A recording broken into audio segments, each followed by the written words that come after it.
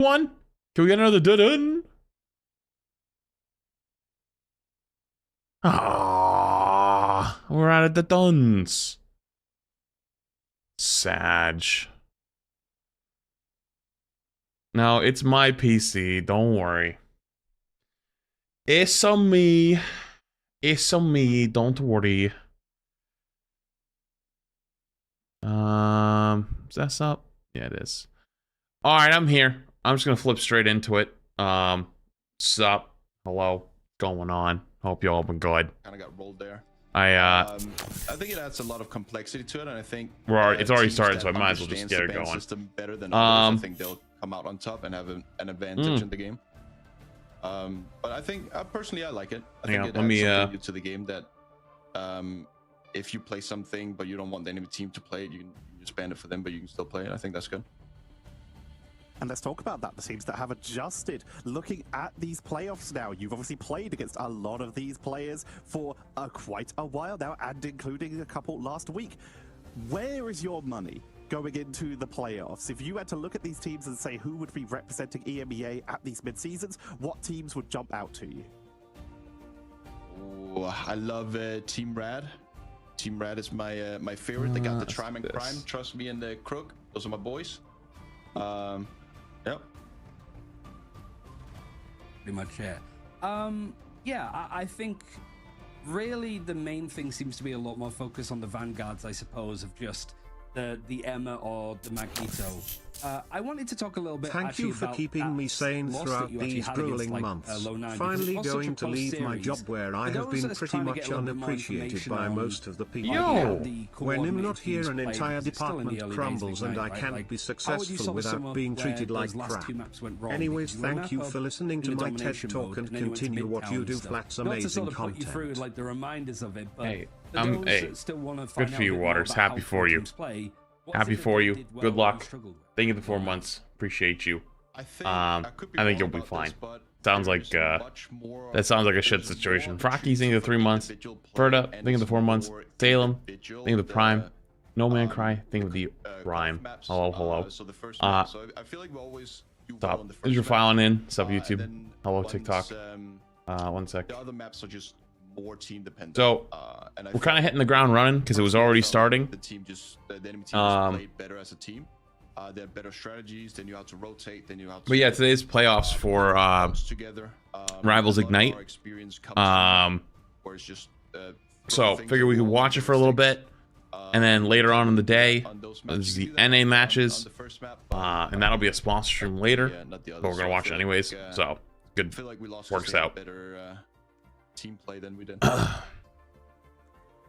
All right, well, Craggy, thank you. I'll say have Craggy on to get interviewed. That's funny. Before we let you go on about your day. How do rewards work? What drops? You just watch streams for hours. I think it's 6 hours for Magic, 4 hours for Emma, and then you're good. Well, thank you very much for joining us. Gene in 3 months. Appreciate it. Hello. What's up? For those games, like Craggy already mentioned, we're going to be seeing Rad Esports later. We're going to get a level 1 Crook in and people like that. But our first series of today is going to be Zero Tenacity versus Team Peps. I actually wasn't paying attention for most of the interview. How was it? Have they got any before this, or did they just start? I don't know if you guys have been watching already. I don't know. I feel like they can go both ways. Australian viewing? I guess the last week I was on Australia's time. You know, you're on my time. Than I expected. Not too bad. That might be the lack of my scrimming experience. Top bracket. But this is the playoffs from the last tournament. Yeah. Yeah, I don't know. I got no clue. I'll be honest. I actually don't know what the brackets look like now. I haven't seen it yet. We won't keep you for too long. Thank you very much for joining in, and it's worth a shout out that all of the co-streams and stuff, Craggy, you'll be watching along, right? So the magic skin that you can get, the drops and stuff like that, available for all of the co-streams as well. So definitely wanted to plug you there. Yep, sounds good. Thank you. All right, Ryan, we are getting set up for, like we said, our first series of Wants to drop form. True. I mean, to be fair, it was scheduled like way in advance, but actually later on today, before NA, we actually we'll have our own interview session. Tournament. It is Team Peps who have shown incredible potential, and let's look at some of the other matches we have coming up as well. We already mentioned it. Rad, they'll be going up against All Business, the team that knocked Vertus Pro down to the lower bracket. Where Rad and All Business put up insane battles against. Wait, some of these teams I saw get knocked out. Into that finals. Yeah, it definitely felt very, for the first game especially. I definitely wait, so how did this work? And I was like very much 50-50 on where that first game would go, because while Tenacity topped the group and looked really good, now you've got everybody. Yeah, it is multi-stage elimination, I think. Lost, but unfortunately, to Insomnia, and Insomnia had a lot of curveballs. I'm kind of a little confused on how that works. But then also running into Vertus Pro in the losers bracket to finish out 4th makes me think that Peps a little confused. Can probably do a lot more than the sort of statistics in the bracket shows that they can. And I definitely am more of a fan of like Insomnia beating Berber Patapim. I really like the Berber Patapim team. I think that they have the ability to do some like pretty shocking damage in the right way. Like they are definitely a team that can push. No, we're not going to be at it back. Our team's done. I'm done playing competitively like that. C10 series, and I think Insomnia. The loss drops the team to the lower bracket, and the winner in the higher and lower bracket play each other in the grand finals. Yeah, but they already did that though. Berber Patapim have a lot of pressure on their shoulders to perform. People are expecting it now. Certainly with Vertus Pro. We already did that last week. So I don't know what the current bracket's gonna end up looking like. We have here Tenacity versus Peps. Tenacity, they have a huge amount of experience. I know there was multiple groups. Swinging. We were looking at All Business as one of the teams. So I'm assuming like it's probably like top 8 or top 4 from each bracket, and they go again. Came on with an incredible performance, then got sent down to the lower bracket in those finals, and then were able to make their way in to once again get that rematch, and took the #1 seed in Group A. Yo, Grimlock, thank you for the fresh 2 months. Appreciate you. And City Gene, thank you for 3 months. If I didn't, I apologize. Thank you for 3 months. This tournament has made no sense. I am a little confused at this point. I'm not gonna lie to you, because I definitely saw. Well, that's the thing. I didn't watch the finals this weekend, the last matches, because I was so cooked from my like 3 or 4 days of super long streams, so I didn't get to see it. Yo, level 6 scooped. Thank you, Prime. Appreciate it. Thank you. Hey, I'm watching your Envy versus 100 Thieves right now. Oh, nice. I think their main character of Rocket Raccoon. Oracina has been one of the people who first brought in that Rocket Raccoon, going with the spawn hold strats that we saw from a couple of the teams, which was, ironically, first really popularized by Peps in the MRI, using just those quick revives and then quickly portaling back after the first fight to try and drag these games out. They are also flexible. Leaf has one of the widest hero pools in the game so far. Mantis, Wolverine, Storm, Torch, Psylocke, Winter Soldier, Emma Frost. They had a role swap at one point. They are incredibly difficult to ban against, but they've also been known to give up. Well, it was already regional. Like, this is EU. Is the EU matches. Yeah, this seems to be how. And then at tonight, it's drafts go. Getting one of the Vanguard North America, you know. Or the other. But we're also starting to see a lot more where the Magneto was protected, Loki coming in instead. So that's why there's a lot more focus, I suppose, from Team Peps to take it out early, to just make sure that the likes of Winnie. Yeah, I don't know. After the set of matches, they'll probably show the bracket, I'm assuming. Looking fairly standard for now. I don't know. We'll see how it goes. But I think probably matches will end up looking the same, like bands wise. Oh, early Cloak and Dagger ban. Never mind. Rising star of EMEA, Cloak and Dagger. Moxie will be pleased, and Loki also getting hovered, but this does. No Overwatch today. No Overwatch today. Invisible Woman is still here. Mantis and Star-Lord and Adam Warlock are still available. There are plenty of options still available.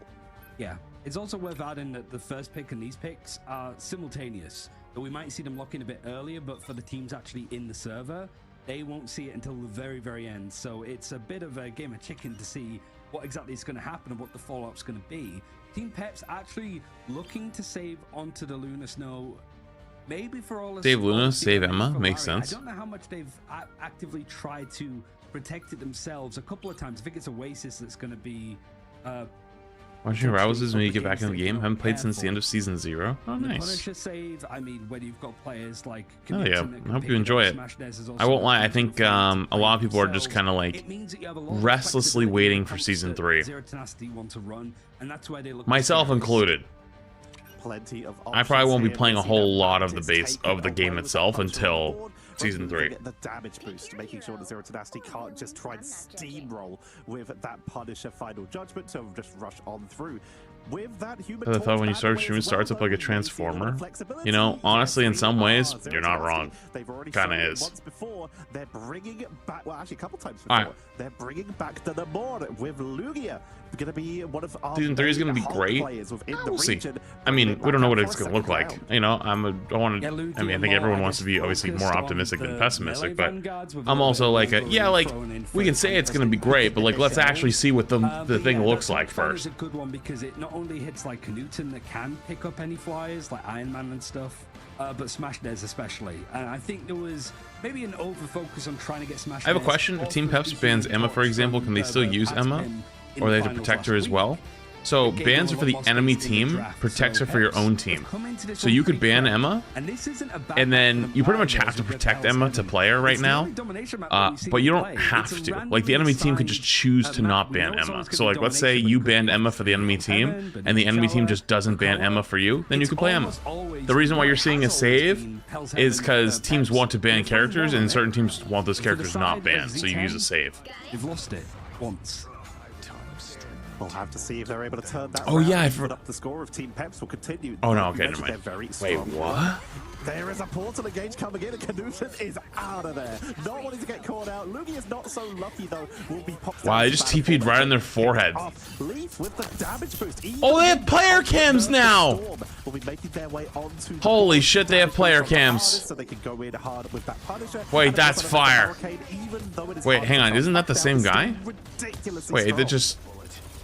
Got the Storm wait a minute. Recently nerfed, but the damage boost is still going to be effective. Wait, what? Didn't they just show 2 different players and they said the same different? That's the same guy in the photo, is it not? Jacob thing in 6 months, all good Prime thing in the Prime. Really not too much of an engage happening so far. Like Lugia was the one that dove in and got instantly. Did you see the PC versus console match? No, but I saw a bunch of TikToks about it. It looked interesting. Fight here, but it's them mostly going down to low HP. They are able to take out Leaf, who's over on that Storm. Smash is able to catch him on the Namor. But Peps holding on, Beetle taking a lot of damage, but it's really just stocking up these strategies. I mean, I think content like that is super cool. Honestly, like, I respect people hosting that and doing it. I just am super personally over the whole console versus PC debates at this point. I've seen it for years. From an off angle, in this case, playing from the low ground to make sure that they can get those shots onto Harness, forcing Leaf off of that Storm. They're bringing out the Winter Soldier to try and isolate that Hulk if they can. So if I checked on Wikipedia, it was top 4 teams of each group that went to playoffs. So it is top 8. So it's top 4 from each team for top 8. Okay. Makes sense. Oh. On one side, Hardest being able to so someone told me there was like a clip, or someone told me that Shroud was somewhat like it, not like because some people were mad he wasn't watching his team play, and he was like, oh, it doesn't matter, they've already qualified. Now makes sense. Oh, yeah, my bad, I didn't realize my camera was in this spot. Also, I just realized you called me Mr. Stripper. I know you didn't mean it that way, but that's kind of fucking hilarious. Stop giggles. Psionic seduction coming through now. His rival's gonna be on the Switch too? I highly doubt it. Zero Tenacity still having a hold. Every ultimate from Peps is being thrown in here, Tetcher, and Zero Tenacity with Lugia still holding on. Lugia just absolutely monster moded that, realizing that their team still had control of the point. They were willing to sacrifice. I wonder why they're running the Hulk here, or the Hulk Namor. They ended up buying enough time for their team to reinforce and nearly taking a 2v1 of their own. They have 3 final hits on this Hulk and held the point for Zero Tenacity. Morning. Hello. Good morning. 79 I may have woke up not too long ago. And they are holding control and have the defensive position with Punisher and Namor. That's going to be so hard to push into. I think for Peps, it's a lot harder. Like, having invisible boundary is one of your strategist ultimates. Good when you have the objective, you could just sit on top of it, but taking that space is really difficult, especially when you got a final judgment thrown down. There is no strategists available for Team Peps to really sort of sustain this. Ooh, didn't get any kills off that though. That's really bad. And actually, there was almost too much respect given. Knuten diving in, Leaf is able to get the catch, but overtime has hit 99%, and Team Peps, even if they're gonna flip that now. Not getting any kills on a Punisher roll is pretty much like Chad. You want to be a predictor? You want to be a predictor like me in these games? You ever wonder, wow, I wonder how Flats looks at that and goes, wow, they're gonna lose this fight, and then they lose? There's small signs you look for. There's one. Team uses Punisher ult, gets 0 kills. They lose that fight every time. It's like a 95% loss rate. Unless they over ult it. If they over ult with it, that's one thing. But if they pop Punisher ult to win a fight and they don't get any kills, it's GR. Epic thing in 5 months. Appreciated. That can make this fight an uncomfortable one if Zero Tenacity don't have things lined up well. Like, sure, strategist ultimate's all available, but if Lugia gets picked off and taken out like that, it might not matter. You have the advantages there, and now Smash there is trying to loom and flank a little bit more. It's going to focus that Doctor Strange. There's got to be a big whale right here, right on this corner, right where they're all in that window. Maybe. They just claimed some of that space. Now no, actually, it didn't go for it. Oh, they're gonna ult the ults, maybe. Yeah, I think that's what he went for. Yeah, he did. So they're using the Namor ult actually as a counter to Punisher ult. That's so fucking cool. I was wondering why they were running Namor, but because Punisher's so slow, they can just fucking bop his ass. With everything going on, Tetcher, everything that is available for both sides going to be used on this first. Yo, Rattling, by the way, thank you 2 months. Appreciate it. There is Portal available for Beetle to bring the team back. Smashness has swapped to Strange for the reinforced Monster Hulk for delay. Because like you typically support ult with them, so there's a support ult that's supporting the Punisher, so you can't really kill him that easily with the burst damage. That's smart. So by on name of 3 months. Appreciate you. That is actually really smart. Very back and forwards. We saw them knew that both these teams were going to have a closer series than it might look on paper. And like Craggy said in the interview, this first game can be a lot of focus on individual performance. And I have to be looking, I think, at like Larry and Aura Stealer. Certainly Larry, the amount of healing that he's been able to do. Also, I'm still hawking Overwatch drops to Ramos. I don't know if it's supposed to be like that. Yeah, we just haven't updated it yet.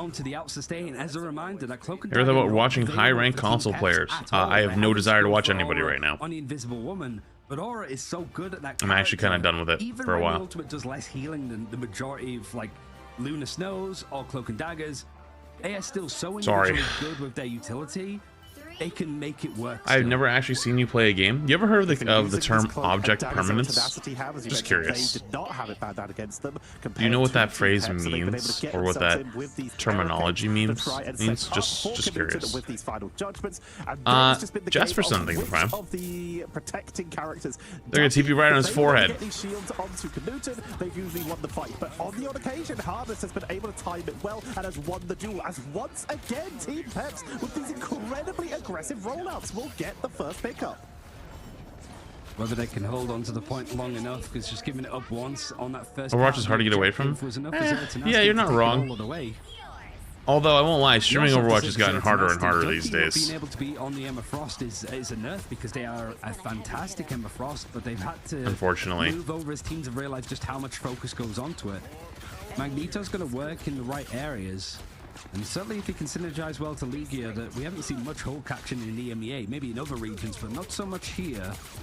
You don't want to be too much of a sponge to let Hardest just farm. Well, Storm is really good here, not just because like the poke, but also just giving everyone a little damage boost. It's actually gross. Peps have the defensive position, utilizing this goddess boost for a little bit of speed currently for Hardest to make sure that they can stay mobile. And of course, that Doctor Strange. Are you trying to set the Namor up top? Out when needed without dropping it too low. I just got here.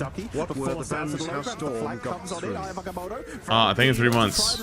Bans were like Cloak and Dagger, Mag on one team, M on the other. Loki. And it was a double Punisher save. They group together in the shields, in the heals, and what was the other bans?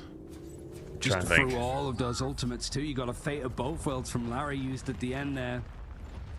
That's all I remember off the top of my head. Storm did not get banned, though. At least for one team. Oh, there it is. Psylocke. Psylocke and Torch were the 2 DPS bans. And I don't think there was any real other damage boost there. It was just combined with that Horn of Proteus. Everybody grouped up together. I'm a little mad because I subbed the last 2 thinking it was live.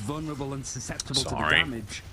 I mean, I have a big ol' in the title saying, like, reruns, you know, and then also the name of it being flats, too. But you are not alone. A lot of people make that mistake.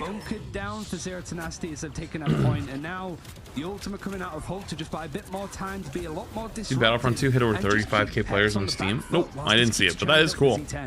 I just wish I could play that game on stream. I just can't. So, it's a bit unfortunate, but the game's fun. Little Duck thing, 7 months. Has that a radioactive lockdown, or that snowball from Lunar Snow could be a fantastic interrupt here. Also, the mag cannon from Magneto could be a whole good fade. On in, nearly getting dropped down. Here comes the Agamotto onto Canuta, but the Fate of Both Worlds is keeping them up. Not so lucky for Winnie though. Played Peak. Oh, the Peak game? No, I haven't. Even though they're down a member, go for the counter, picking up hardest. Yeah, it was. Sorry, I remember. I think it was the end of the stream. And they're just dropping all that damage, but they can't see their targets.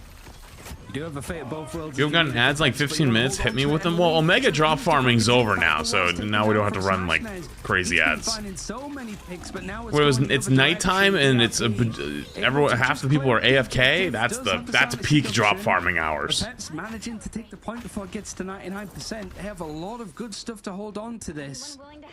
Really, it comes down to a case of like how impactful Winnie can be with this Eternal Bond. How aggressive do you want to be? Because outside of the Meteor M, you don't have much ultimate-wise to work with in comparison. Culling turret goes down. They will utilize the Guardian Barrier and that Sephirim shield from the Doctor Strange. They will back up a little bit here to make to give Zero Tenacity a little bit of space so they can re-engage. Slams him in. Smart. Protection. Mag barrier. Here comes the Eternal Bomb. Forces both mag utilities. Wait, they actually hard focused him knowing that he had ult. Wait, did you see what they just did there? Wait, that was so smart. The Emma forced bubble, forced shield, popped ult. The mag was like, oh shit. Cloak tried to ult to save him. They all end him 6v1 with Punisher ult, killed him before the mag could ult. So it means that Leaf has got a few more targets to try and clear this. Is there going to be it actually forces him to swap off of mag with ult to Strange to TP back. But he's all on his lonesome. Look at him. Some healing and more support coming in to just keep him alive. And then dead. A bit more time in the chamber for Z10 here, but Leaf isn't allowing stuff. Canuta bringing out the final judgment. Why do you think Peps doesn't want a mag or Namor? Well, mag got banned for them. Bogo thing 3 months. The Namor is actually used as a Punisher counter. Punisher ult moves slow, and so they Namor ult the Punisher while he's ulting, because they typically support ult with a Punisher ult so he can be supported and stay alive, but the Namor ult cuts through it because it's a burst. Ducky having to swap over to that Strange, but by that point, Lugi is down, and everyone is just coming back one by one. Team Peps at that point, it was just playing until that portal expired, and they did so beautifully. It's just, again, the damage that Canuton is able to throw out. How much is it able to sort of go to, like, getting the final judgment into confirms, really? That's the key thing. We've seen a couple more of those. Like, so much focus goes onto it. I feel like I'm just yabbering on, but that seems to be just the main play. Get your Punisher. Yeah, bans are for the actually enemy team debuff the in this format. That's pretty much the what I have for breakfast? I don't typically eat breakfast. It's down to a fine margin when you're playing in these domination maps. I kind of just wake up, water and caffeine, and I'm stream. They're missing the likes of a final judgment for Canuton. They do have a Fate of Both Worlds ready to go. And hardest, the portal play means that this could be a rude awakening for Zero Tenacity if they're not careful. Hulk Smash is at the ready as well, so they could try and just go for a big aggressive dive, like you mentioned, Kraken Impact, Invisible Boundary, plenty of... Yeah, I like the tournament ban system. I don't... Hello? I don't know how it would do in ranked, just because it would take a very long time to get into a game. And one of the most important like metrics to remember as a game company is how fast can you get people to actually get into play your game, because if they feel like they have to wait too long, they don't play as many matches.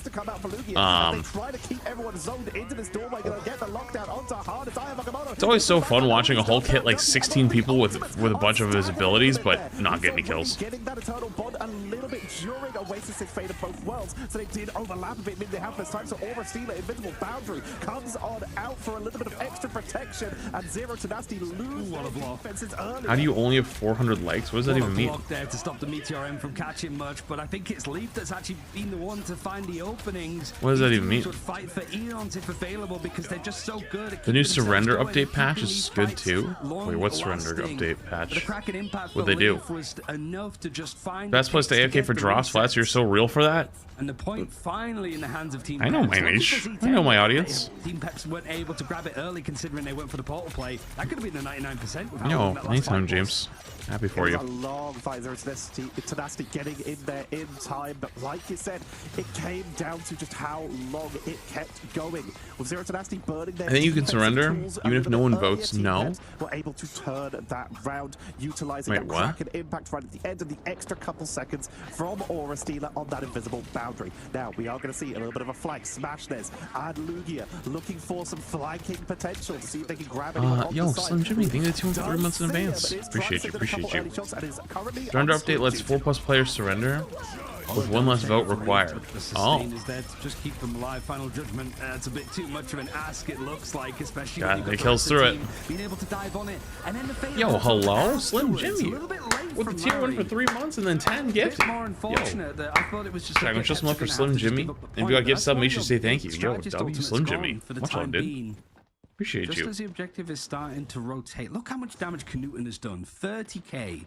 And it's requiring 50k's worth of healing from Larry to keep people going on the side of Peps. So that these characters need a total rework like Jeff. The saving grace and without a big ultimate for these next few fights could be scary for Peps. Even Jeff, I don't know if really needed a full rework. He just like his playstyle was really horrendous for high ranked players and low ranked players. So like I understand why they did it, although I don't know if it was a good one. They are locked in, but it's the commitment from Team Peps as they push in so aggressively. DRP is deep in that backline and is trying to create an opening, but they're starting to get confident. Yo, thanks, Jimmy. Appreciate it. First time chatter, tier 1 for 3 months in advance, 10 gifted. Love to see it. Muldain being the prime. Getting absolutely mowed down. His shields are just dropping like flies as Knuten having enough about him. Even the bulwark to just. This whole meta is just literally whose Punisher gets more kills every fight. A lot of space here and 70% on Yo, the and Cam, think of the prime. Team Peps the prime. Using a lot. Need to build up some of these more like duelist-centric ultimates. You should play whatever you want, to be honest with you. I mean this with all due respect. You're probably not a pro player. You're probably not going to be a pro player, if not for a very long time. And if you were, you wouldn't have to ask me that question. You should just play what you want until you... Like, you just have fun with it. Because you'll learn more and you'll be better over time just having fun. It is the best way to do it. Because if the fun ain't there, then nothing else will come with you. Oh my goodness! That was kind of gross. They actually just kidnapped him.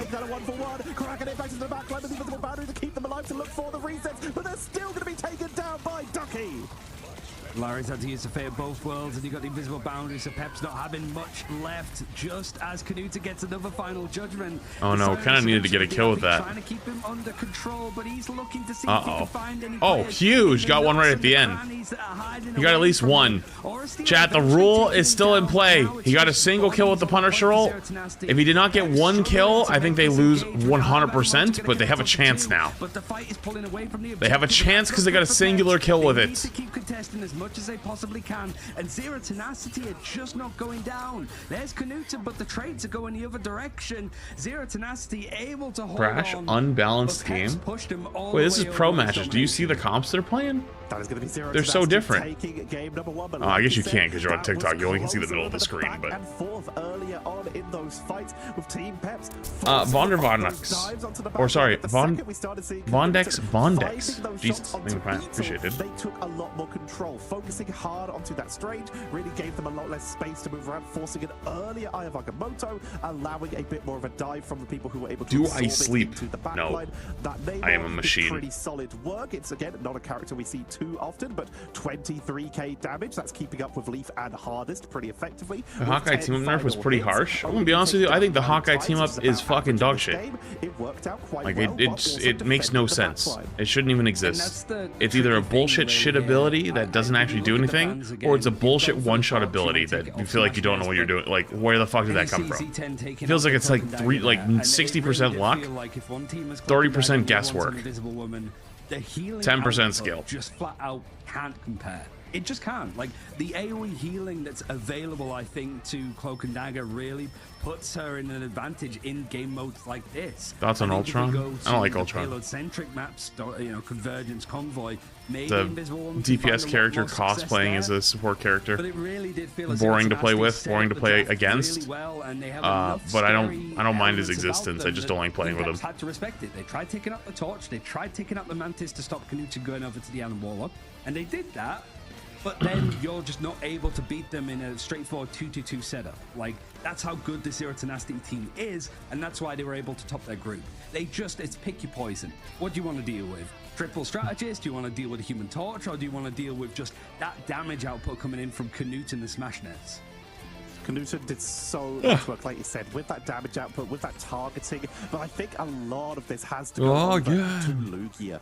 They played this whole, a character who we do not see very often, as you called earlier, but they played this so aggressively. Monster Hulk as almost as an engage tool. You see your opponents grouped up in one doorway, about to try and move in to step on the point, just leaping in there and using the fact that those main attacks are knockback in that Monster Hulk form, allowing you to control those entranceways and just make it so that no one can get to your backline. In the meantime, Canute's just sitting there, unleashing all kinds of pain upon your front line while they're just getting joggled in the sky. And maybe if you get lucky, you get some situation like you saw in the long day map with Beetle, just getting absolutely sent from where their team is to the other side of the point, just being juggled by the Hulk Autos. Lugia had so much control over entrances, they absolutely deserve a shout out. For sure, and I think it's nice to see the Z10, even though we saw a lot of games from them last week, that they're still able to show a couple of new tricks, even in the first round. They're not holding on to anything for those, 2 months. Like, all important games towards the end of playoffs. You're gonna AFK anyways. When do you care about getting farmed? But it's nice to see good ideas from that and Lugia. You know, other video regions reviews. What do you mean? Wanting to see a bit more in EMEA. So excited where this series is spectating stuff. I really don't want to do spectating anymore for a while. First day of playoffs. Started to get really kind of ass. A very quick break, so don't go. Wasn't fun. I think Adam would work in this tournament. I mean, Adam's gotten some playtime. Wait, so there's gonna be 4 matches today in best of 3s? Oh, we're going. Oh my god, we're gonna be. This is gonna be a great day. Oh, TikToks? I don't really have a set day for it. It just kind of happens. Judge, jury, executioner. I don't have really a set day for anything.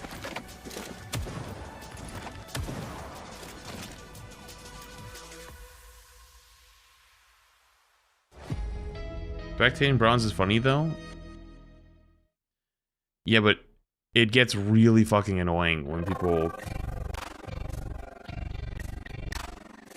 Hello?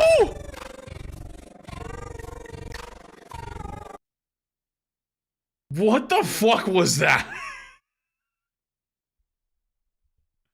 Thank you, Rivals. Thank you for that. I'm wide awake now. Holy shit. Hang on, it's not just me, right? My ears, audio, my ears. Venom is singing. Jesus Christ. Fuck, what was I saying? I don't remember now.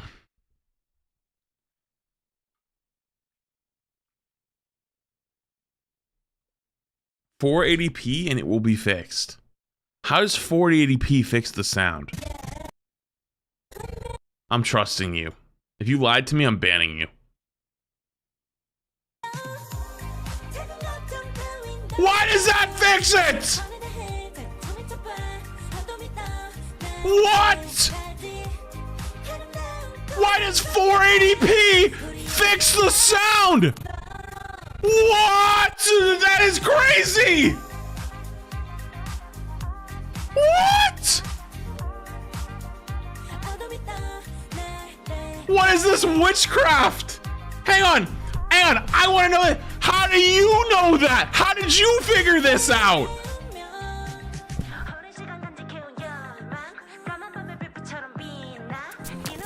Yo, gifted that guy. Yo, thank you for gifting that guy a sub. Appreciate it. Thanks, Chugrind. How is that possible?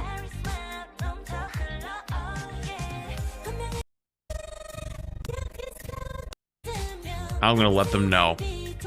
480p. Thank me later.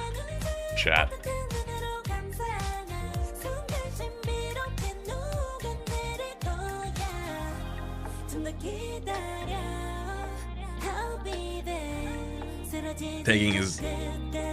Taking the credit. Yoink.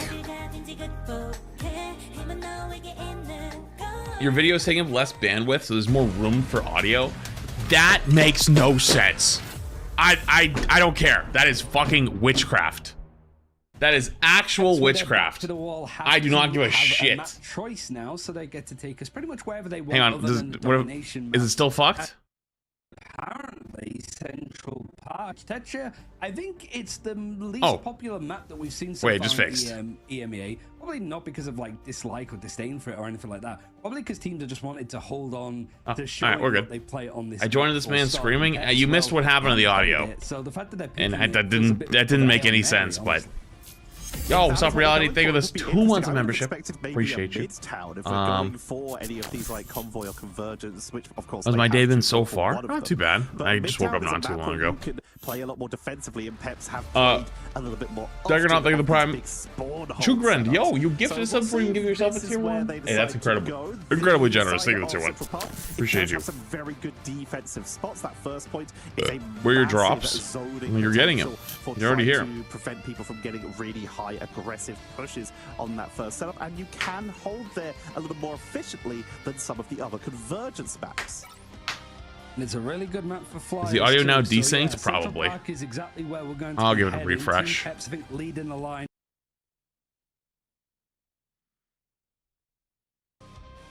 They are going to be revealed to both teams at the same time, kind of like they were there, right? So both locked in. Been deep in the YouTube. Yo, appreciate you. Yo, Reality, thank you for the gifted membership on the YouTube side as well. Appreciate you. Thank you. Beetle, DRP as well.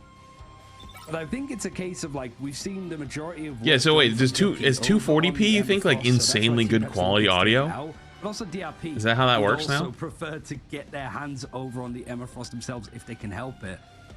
But I do think that this first part of the draft, looking pretty much typical of what we expect, only leans in the direction of zero tenacity. I think both teams are pretty flexible, Tetcher. You haven't used Twitch in like 3 years? Oh, so let me give you a little heads up on how Twitch works now. If you only used Twitch like 3 years ago, you're probably not used to it, but you might have noticed when you clicked on the stream, you didn't get ads. You must have been like, oh, that's kind of nice, because that's not how it used to be. There's a trade-off. It's a big trade-off.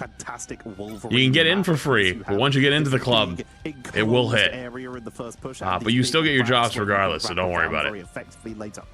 So there is a chance that we will see that. And we have actually seen Peps, though. They are not a huge fan of the Wolverine. They have, in some cases, Punisher ban before characters like Loki and Luna Snow in the past, in these earlier rounds, before we started seeing these bans onto the Cloak and Dagger, for example. The Punisher will get banned out as a Psylocke protects? As of course, no, Luna's protects. Yeah, it's the play. Smashness can also play it. You could see them sort of hover over protecting Psylocke for themselves to just give something for Leaf to play. If the Human Torch is banned out, this is a really good torch map. Just flyers on the second point if you can get there. What do they ban here? Suppressive fire. With both teams banning out Loki, it's not going to find Psylocke and then save Cloak. So far, 010's or they'll save exactly the same as it did over on Hell's Psylocke Heaven. or Torch. Here, they did protect the Punisher, but now obviously they're not able to. Are they going to protect the Torch? You could also get the Mantis or the Atom. The Torch is going to be protected. So again, pick your poison. What are you going to have to deal with if you're Team Peps? Right now, they banned out the Mantis last time. Do you risk it? Do you go for something that might be a little bans bit for the more enemy hitting, team, saves for your own team. But if you run over Luna Snow, then you get Knutson going over towards the Adam Warlock, and then you run triple strategists. And we are immediately seeing a little bit of a move over Aura Stealer onto that Mantis. Let's see which way they go on the side of Zero Tenacity. Like you said, onto the Adam Warlock, they have the Mantis, and they are just running a sort of double version of the triple res with just the Adam Mantis damage boost, and of course that hit scan that Adam Warlock is to just try and snipe. Yo, downtown super going on a human torch, something they are very comfortable with, and both teams have. Is it kind of? Is it like cooled off a little bit? I feel like I'm kind of a little cold this morning. Oh wow, it's 69 degrees outside. Wait, I gotta go turn my AC down. I was wondering why I'm getting a little chilly. Now I realize it's actually. Punisher, if they are trying to get, if people try and focus in on them, it is a good setup to try and run here. Both these compositions look quite strong, but I am a big fan of Adam Warlock in the current meta, so I am leaning a little bit in favor of Zero Tenacity just due to how sticky they have set themselves up to be, how hard they're going to be to take off of the point. Yeah, I mean, they are an irritating team, and they've put together some fantastic attacking sides. That's where they're going to be beginning on this one. Team Peps choosing to be on the defense to begin with, too. Has to be a strong hold here. You have to be looking at Leaf. He's typically the flexible one, but a Torch versus Torch is looking to be the case. Smashde's up against Leaf up in the sky, and it's the job of Hardest and Knutson to shut them down. Creeping on in, looking for an early bit of zoning. Smashde's playing very aggressive. There's that damage boost from the Mantis for Knutson. Cosmic Clusters just trying to unleash a big chunk of damage into the front line. Already we're seeing a big aggressive push up from Zero Tenacity, who sent Lugia up to the high ground using Ducky and a little bit of a jetpack from the rocket that they had in spawn. Sorry about that. I decided to take a quick stop. When he has to back away, at the bathroom, take a piss too. Currently uncontested, is after turning what's it called? Turning the AC down. What I missed? How did they already lose first point? The fuck? Buff Satan. That's a hell of a name. Think of the prime. You've just sort of allowed Ducky to really get involved and get stuck in, quite literally. Playing on the Groot, dug his heels in, that the roots are spawning underneath to really put him in a great spot to just fight in a corridor like that. I think the draft as well has sort of put Beetle in a position where if he's just stuck on Doctor Strange, he's also a fantastic Vanguard that can play a lot more of those like brawlier, disruptive. Tenacity did an incredible aggressive rush with Lugia jumping to height with jump pack. Oh. A bit of a shield, but Bio-bossing the prime. Frustrating the prime. This is a hard area to fight. If Zero Tenacity can keep that momentum, this could be a very, very quick that's ass. They're already pushing forward. If my AC went out yesterday, I would have literally died, I think. Looking for a bionic hook, unable to find some. Ducky does get locked down, but again is tanking through. Don't they have didn't they save Punisher? Very difficult to really get through the initial burst setup here at Zero Tenacity. I'm surprised they're not running it right now. It's because they have a Groot? Damage output from this torch is so high, forcing them all to stay Groot. They did not? Which means there's a good setup for the second that Fate of Both Worlds ends for a great Groot wall to try and punish. There is going to be the karmic revival from Knutson, as Smashde's was taken out quite early in this fight, and they're forced to bring it back as Media Air will snipe out Larry. Oh, this is great from Mag, Luna, and Torch are saved. Did they ban? I saw one team ban Punisher. Did the other team ban Punisher though? I thought Peps. All lining up, but still on the I thought Peps didn't have Punisher banned for them. Filling up the board. Knutson still able to keep. Maybe just don't think he's as good here. Very quickly, you can just see he's on the edge of being on like 1 HP, and Larry eventually knocks him over the side. Hit him with a right-click mid-air. That's gross. Going to be going down, and Peps take a sigh of relief up until now because they're able to use the portal to try and contest this. It is just smart TP back because even though they were down, but like there was only like 2 or 3 of them, they have to like wait. That was really smart TP. Res comp is owning. It's not really the res comp though. I mean, I guess it kind of is, right? It's the Mantis and the. It's really the Mantis and the Torch. It's crazy. Like even after all the Torch nerfs, people are still cooking on Torch. Careful as they've already used that cocoon. They can't afford to get blown up again yet. How did Knutson survive that? Strangler Prison again thrown in, and just there's too much focus up on the high ground. The Smashde's just mows down Leaf. Yeah, the Adam pick too. The Adam pick. I think they're actually damage boosting him. The portal when they did over from Beetle. meant that they don't have it for like an engage after this. So just hang on, do you think Knutsen's gonna come in between rounds and tell us their bans again? Having a supernova, but the other side of it is when you have this like Guardians. I saw him in here earlier. This is damage boost in Smashnez when he ults. So that's sort of like just splash damage. It can be really irritating. Becomes a big problem for the supports of Team Peps. The strategist ults are on. They don't want to use it yet. They just want to keep these fights and only good if you have support who aren't blind. On the board for what, for Torch? Supernova going to be burned, even though I mean, I guess you could say that with a lot of characters, but yeah. To get on a danger, visible boundary to try and keep Smashnez up in this fight. Media M to look for the turnaround. Oh, completely blocked as Larry is sniped in the first fight. Beetle and Hard to take it down. Psionic Seduction to try and buy time for Team Peps, but Zero Tenacity are in full control right now. They still have Karmic Revival. Even if they lose someone in this fight, they are. I do not like the sounds that this mag skin makes. They freak me out. To try and buy some time, but this is Zero Tenacity cruising forward right now. Team Peps, they're swapping desperately. Here comes the Star-Lord to try and buy the right-click noise. Like, oh boy, it sounds like someone like ripping a Ziploc bag really quickly. Himself up with a wall to just see over the top, and it's just pushing all the way to the spawn doors for Team Peps.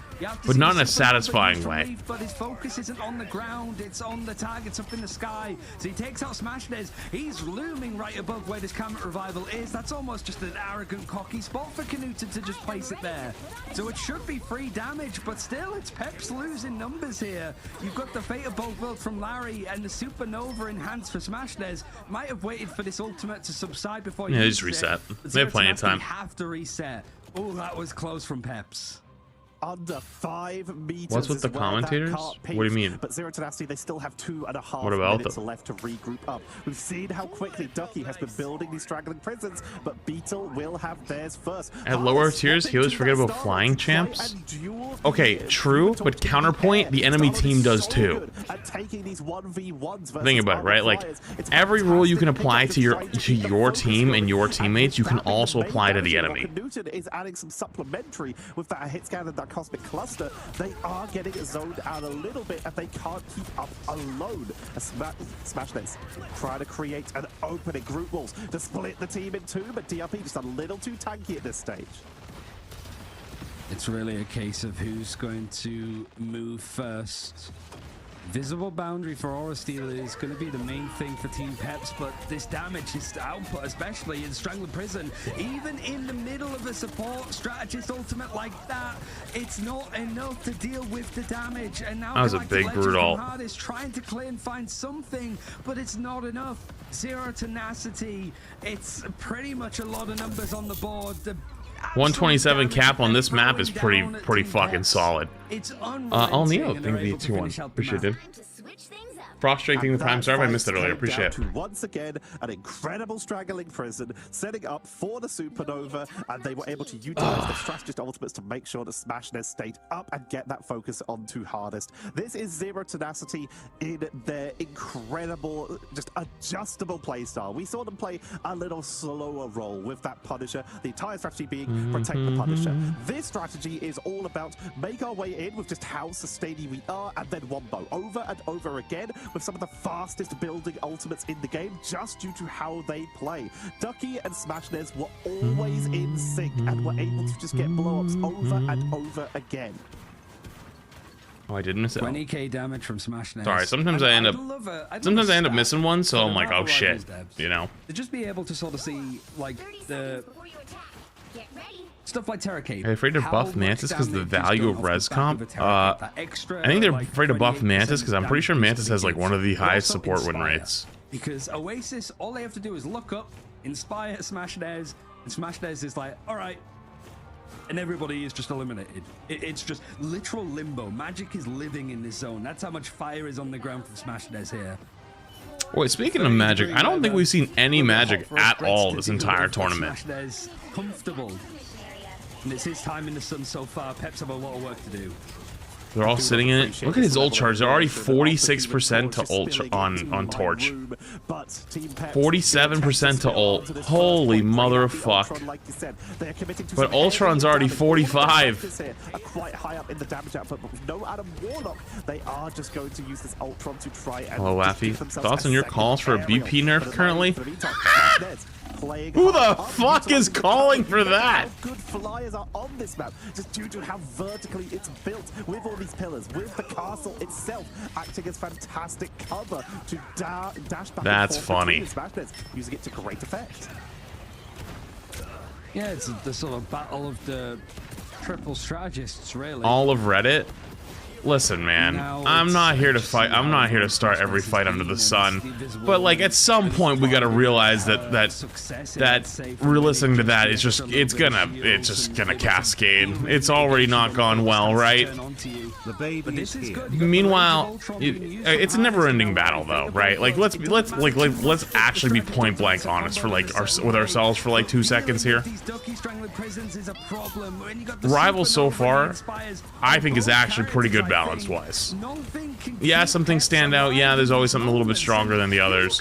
But if this tournament is any indication, is like, depending on bands, a lot of different shit gets played. But even like, take it one step further, none of us know what the fuck we're talking about. Because like, we think certain things are dead or broken or not, or sorry, or ass, or they got nerfed too hard. I remember Torch at the beginning of the season when the beginning of mid-season when he got nerfed. I was like, yeah, that's a pretty substantial nerf. And then all the Torch mains were in my replies like, oh my god, they massacred my boy. And meanwhile, now now he's getting played consistently in the tournaments, and people are like, yeah, he's probably still, honestly, might be the best DPS in the game, or top 3 behind like Punisher, Psylocke. BP, horrible at the start of this. Why? Because with Flyers being really, really strong, you have a dive melee DPS character, he's gonna be fucking ass, right? So like, they've done a pretty good job of like listening, quote unquote, to the community and listening to quote unquote casual balance. And where has that gotten us? And people just hop on TikTok and they fucking complain and say that it's hot garbage, and they say the engagement matchmaking is ruining the game. They say the balance is ruining the game, and then they blame streamers for it. And I'm like, my brother in Christ, who the fuck was calling for some of these changes? I don't know anyone. What is that fucking screenshot or that zoom in? What is this? What the fuck is so effective for Zero Tenacity? What is this shot? The game is still going. Time for them to walk back to this fight. What was I saying? Yeah, it's just like, at some point, you know, nah, it'll never happen. I'm speaking into the void. Yo, Marukio, thank you for the prime, and Polywoggers, thank you for 5 gifted. Hey, appreciate you. Thank you. Javi, get a sub. Make sure you say thank you. Much love.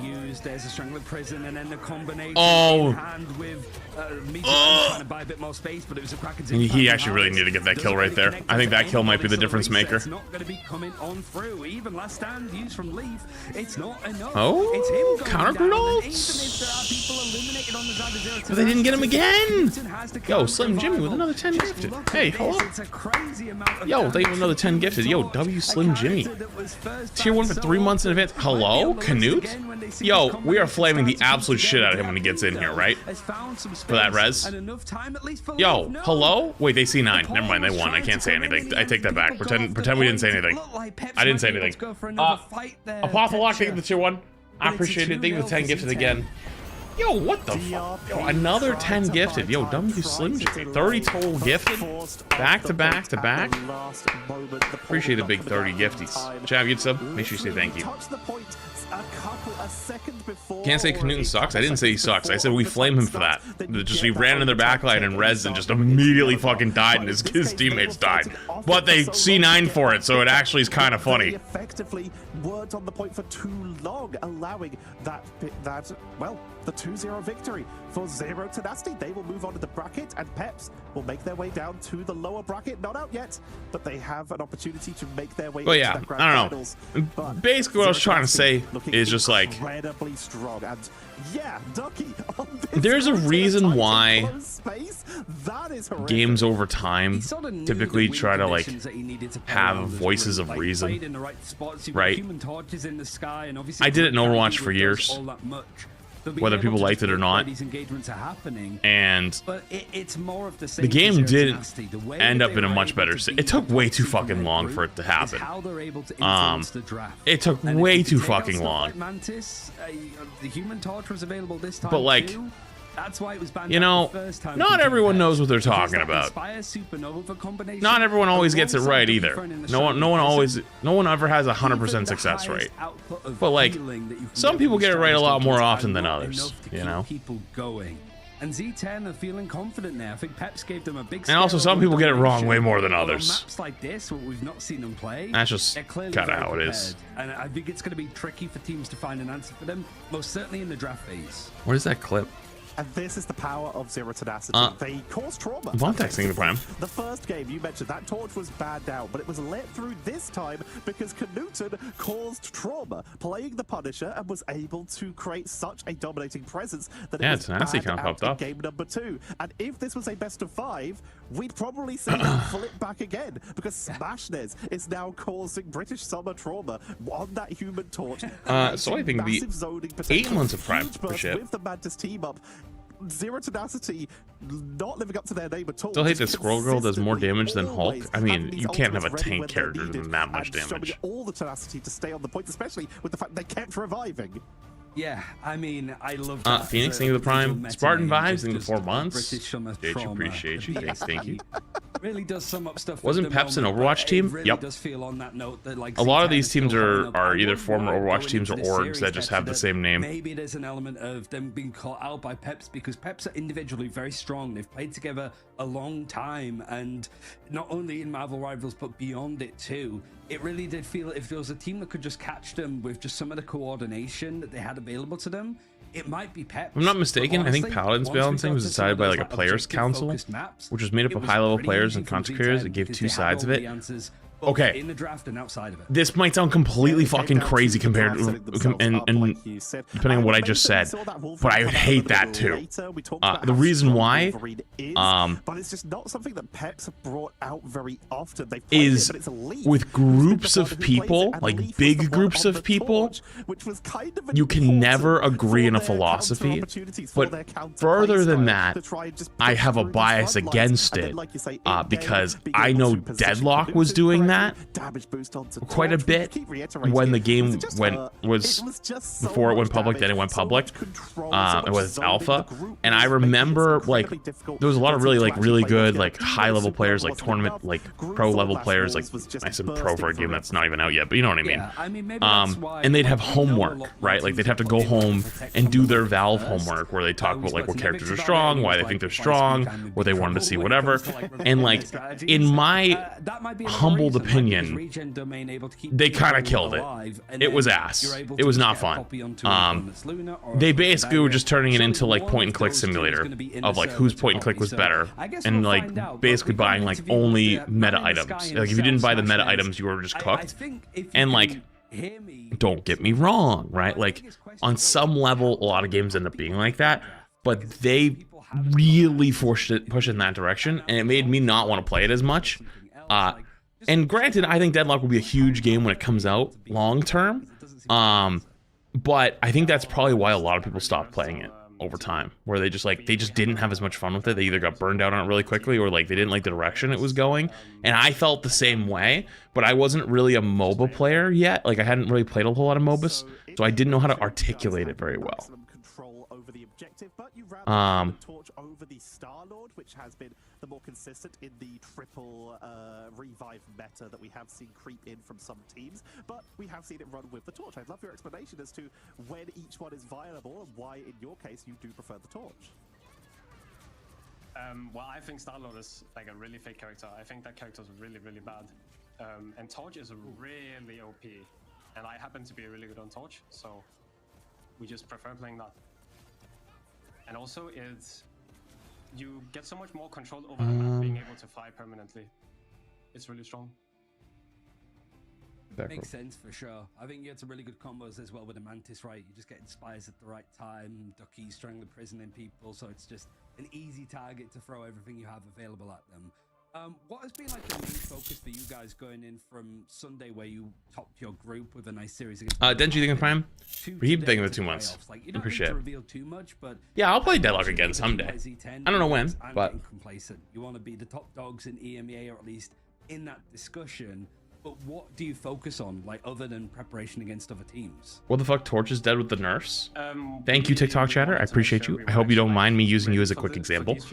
That's kind of what I mean by what I was talking about, where like everyone kind of looks at something and they're like, oh yeah, this is fucking cooked. And now here we're looking at pro play 2, 3, 4 weeks later, and it's like, it's arguably one of the best characters still in the game. But everyone immediately wrote it off as like, this is way too harsh, you know, way too harsh. Do you have a preference, and would you like to explain why if you do? Well, we you know, we don't know shit. We don't know what we're talking about. None of us do, I guess. That we can win against them pretty clearly. Oh, here we go. Finally a fucking bracket. All right, so this is the EA or EMEA bracket. So Peps played just now. Next up, these. Okay. Okay, it makes sense actually. This actually makes a lot of sense. Was like a really good showing from you James, the prime 5 months. What do you think the prime? Because he's like, you know, the personality of the team. He seems to be the face of it. Add stuff like the Iron Man, like 4K, 5K that he got the other day too. But I think who's EMEA Europe? You were forced off the Torch a lot. Like we saw Berber Padsman first ban in Torch to get you away from it. Yet you showed up on Punisher. You showed up on Namor. I guess realistically, I don't use Thor until this season. I've been having some good success. Definitely don't trust the online discourse. Like? Because it felt like you had a lot of comfort on. I'm gonna be honest with you. I think in ranked, I think he's actually pretty low key good. Like, was it a bit stressful? I don't. He's not gonna get really pro play because he just doesn't have utility. And he probably still could use a little bit of a survivability buff. But I think he's set up for a Captain America situation where like he was always low key pretty good, but nobody knew. And then once like they break him at some point by over buffing him, he's just everyone's gonna be playing him, and then whenever they scale it back, they'll still keep playing him. I don't know. That's my hunch right now, but I got nothing to back it up, so I just keep it to myself. Statement, but if you have any last statements to say before we let you go and celebrate with your team, what do you have to say to everyone watching? You should look out for us. We're gonna do really good. Thank you very much, Smash, for jumping in with us today. Once again, congratulations. We'll let you go back to celebrate with your team. Thank you. Well, Ryan, an intense first series. Team Peps, like you said, showing some brilliance on that domination. But Zero Tenacity saying that you should keep an eye on them. They are going to be keeping an eye on this next match. Well, I don't think Deadlock was meant to be a casual friendly game. It was just like a, like even if you played the game consistently, it still like wasn't that friendly to you. You had to be like on top of that shit all the time. I mean, I think all business have a lot to show. You know, but I think just final point on Z10, it shows a lot of like the irony of being a team called Zero Tenacity, how tenacious they are to just. Apparently in the main chat, GM isn't high elo. You have to be top 500. Z10 deserve to be in okay, all right. Depends on what you're talking about. If you're talking about higher than the average player, they're stupid. If you're talking about really fucking good players, they're correct. And I don't mean that as like an elitist thing. Like that's just, I'm sorry. Like there is like, okay, the best way I can describe this to you is like, what's wrong with you? There's been so you are like the best player in your Babe Ruth baseball league when you're like a teenager. If you're playing in GM. The likes of like Americas. And then Celestial is like high school, like late high school. But just make sure that you've got all Eternity so you can get those goodies is college. All I would say. Top 500 is Division 1 college. And then once you get into tournament play, scrim play, joining teams, that's when you're talking about potentially getting drafted and going to the majors or double A, triple A. To basically describe it in baseball terms. Tell you what more you could ask. Another game, and we will be coming back with Rad Esports versus All Business after this short break. Oh, Celestial. I mean, Celestial's not that hard to get through. I mean, I got through Celestial, got to Eternity, and I just said I'm done with the season because I wasn't having that much fun. To be honest with you. Was this new Moon Knight skin? I just wasn't having that much fun this season for many reasons. But I think I have a new strat going forward for next season that'll probably help me out quite a bit. That being said, though, I'm just gonna keep doing like what I was doing beforehand, which is like a bunch of whatever. But yeah, like in terms of just like overall player, yeah, it's not like you're not like of course you're way above average being in GM, but in terms of like top tier, you know, it's a little bit of a different one. But like, you know, the 16-year-old who's the best player in the Babe Ruth League is probably 10 times better than someone who's never played baseball, you know? Or someone who's like barely can throw a ball. You know, the average human who like has never even picked up a baseball bat, you know? Like, you're gonna be fucking a million times better than them. And that's you in GM, right? Like, that's basically the best way I could put it.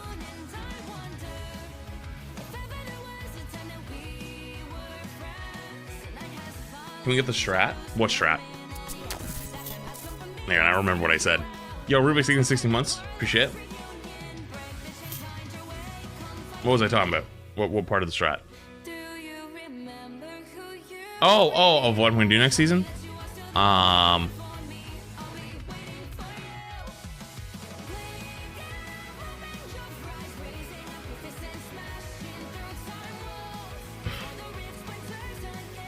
No, I shouldn't say it out loud.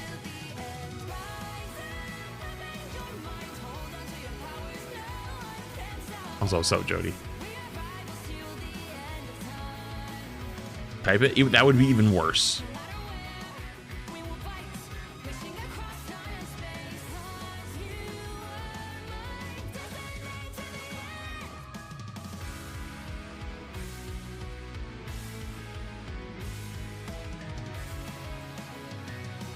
Dark Super. Thing on Prime. Appreciated.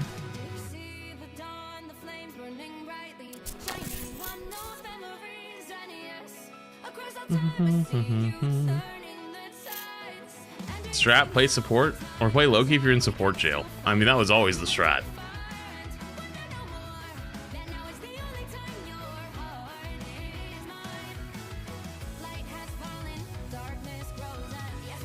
Stop, Tiffany.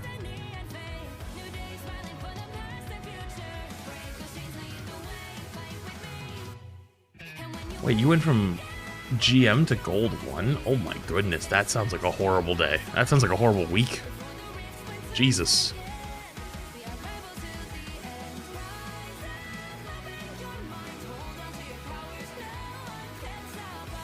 No, it's not 40p right now. This is in 1080. It did not break, luckily. My worst losing streak ever was in Overwatch 1. I went from 3,500. I was like still fresh to PC at the time. I was like 3,600 masters, and I went from that to 2,500 plat. Now a lot of you probably don't know what those numbers mean because you are unfamiliar either with Overwatch or you're unfamiliar with old Overwatch. But that would be the equivalent in Rivals of going from well, actually, it would be even more than that. I was going to say it'd be the equivalent of going from, like, top of Diamond to bottom of Gold, but it's actually much further than that, because the old Overwatch ranks used to be 500 ELO between the ranks. So, it would actually be closer probably to...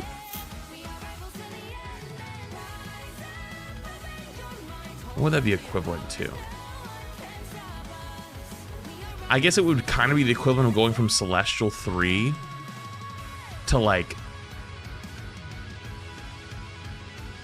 mid-plat.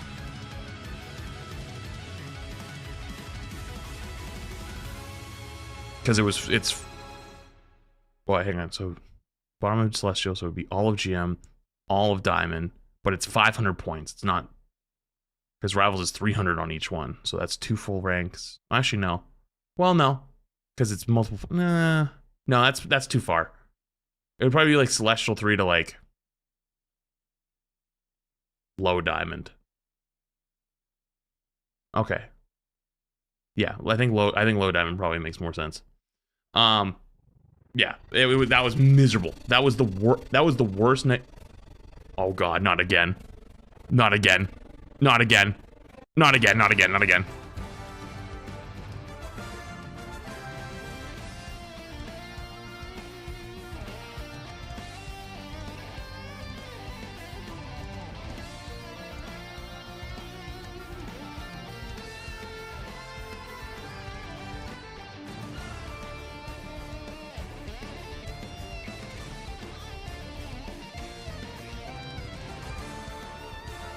Now everyone's saying go to 480p. 1080p break the audio? Yep. I don't know why.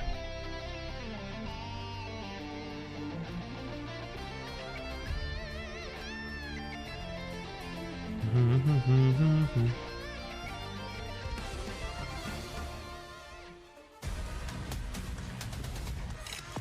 new to Twitch. I'm trying to get the Emma scheme. I start off with Magic. Do I get it afterwards or no? Yeah, you have to finish the Magic one first. I don't know why that works that way, but it does. From the group stages into playoffs, and as we see Group A and B each other for the first time. It's still broken on the main. Oh God. Chat, I might have to go to the YouTube version. It died. The whole stream died. What? Wait, thank you.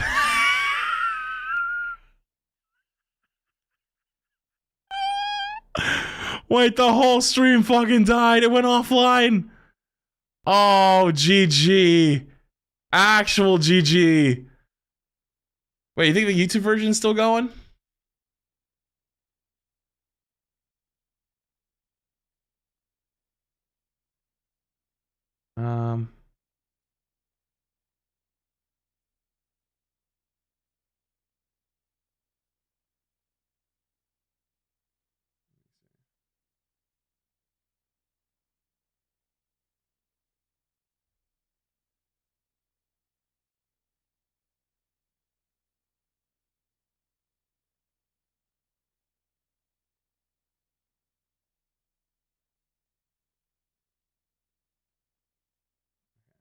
Sorry. Hold on. Let me go find the YouTube version.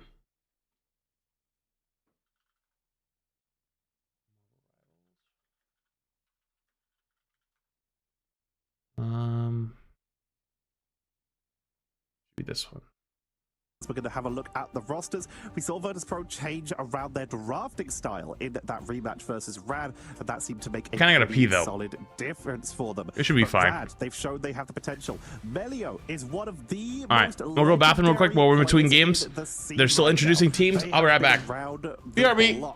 And they are leading this team to come on into this, but we also have some of the most flexibility and some of the most deadly play from the likes of Naga and Rajaro, swapping onto different roles in some cases and having massive hero pools between them.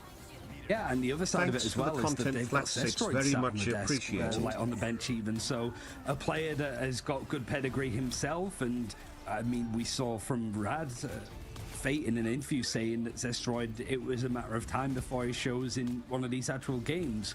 So that feels like it could be a big element of what might define their drafts for them, might give them some key strategies into these bigger games. But when you do have that like duelist lineup, I suppose, of Melio and Naga, it is hard to sort of slot somebody like Zestroid in because you're removing two very flexible players that, as we just saw there, brought out a little bit of Hawkeye previous.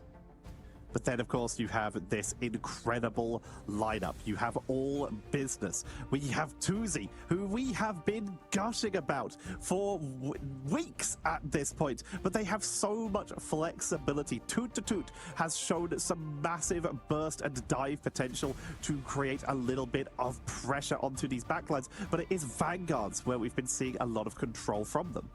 Yeah, very flexible Vanguards, but I do think the one thing to highlight with all business so far is just their focus on one in particular. And of course, it's Mother that we're going to be focusing on. It's basically how often we've seen these teams protecting Emma Frost in a region that is putting a lot more focus on banning out Magneto. It does mean that you have a bit more freedom on that Vanguard, and all business top in the charts, just a couple ahead of Vertus Pro. Granted, it's done based on like how many times we've seen these teams like play realistically, but it's just a difference between all business and Rad here, like how much goes on to getting Welshmania over on the Emma Frost to be able to do the damage there.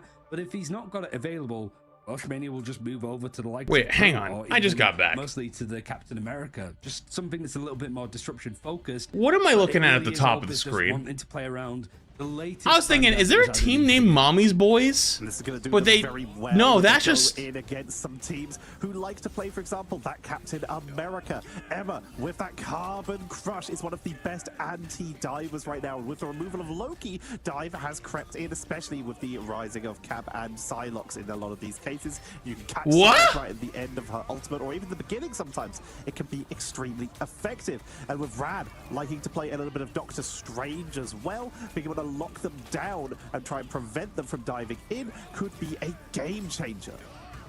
For sure. I think it is just how much this All Business team can be very flexible. This is also a squad that's been putting a little bit more stock as well over on to trying to get the Loki for Zenost up and available as much as possible. We saw them flirting with that a little bit more towards the end of playoffs as other teams were really dedicating into that quite hard. So here, I think for Rad, they had this very set standard way of formulaic almost of how they wanted to approach the draft with just banning out 3 strategists in a row a little bit later on. But seeing as that didn't work against Vertus Pro all that much, I am curious to see if that's going to change any more realistically, or whether Rad are comfortable enough to stick to their guns. Speaking of guns in this case, though, there is something that we need Rad to not do, as it has been proved to not work, and that is target ban Tuzi. We saw it happen last week, where someone was like, okay, we've only seen them play Punisher, Psylocke, Torch, Punisher. What if we just banned everything and just see what happens? The answer is you lose to Hela and you lose to Iron Man. Those are the solutions when that happens. Yeah. So focusing onto Vanguard or Strategist bans in this advanced draft phase will probably be where we see the return to for Rad. Yeah, I mean, 12 bans for Psylocke is what I just checked against Tuzi is quite a lot. I actually just want to see the list real quick to see if there's any others. Not really, surprisingly. I guess Torch 4 times, but other stuff is just the typical like Magneto, Luna, Loki.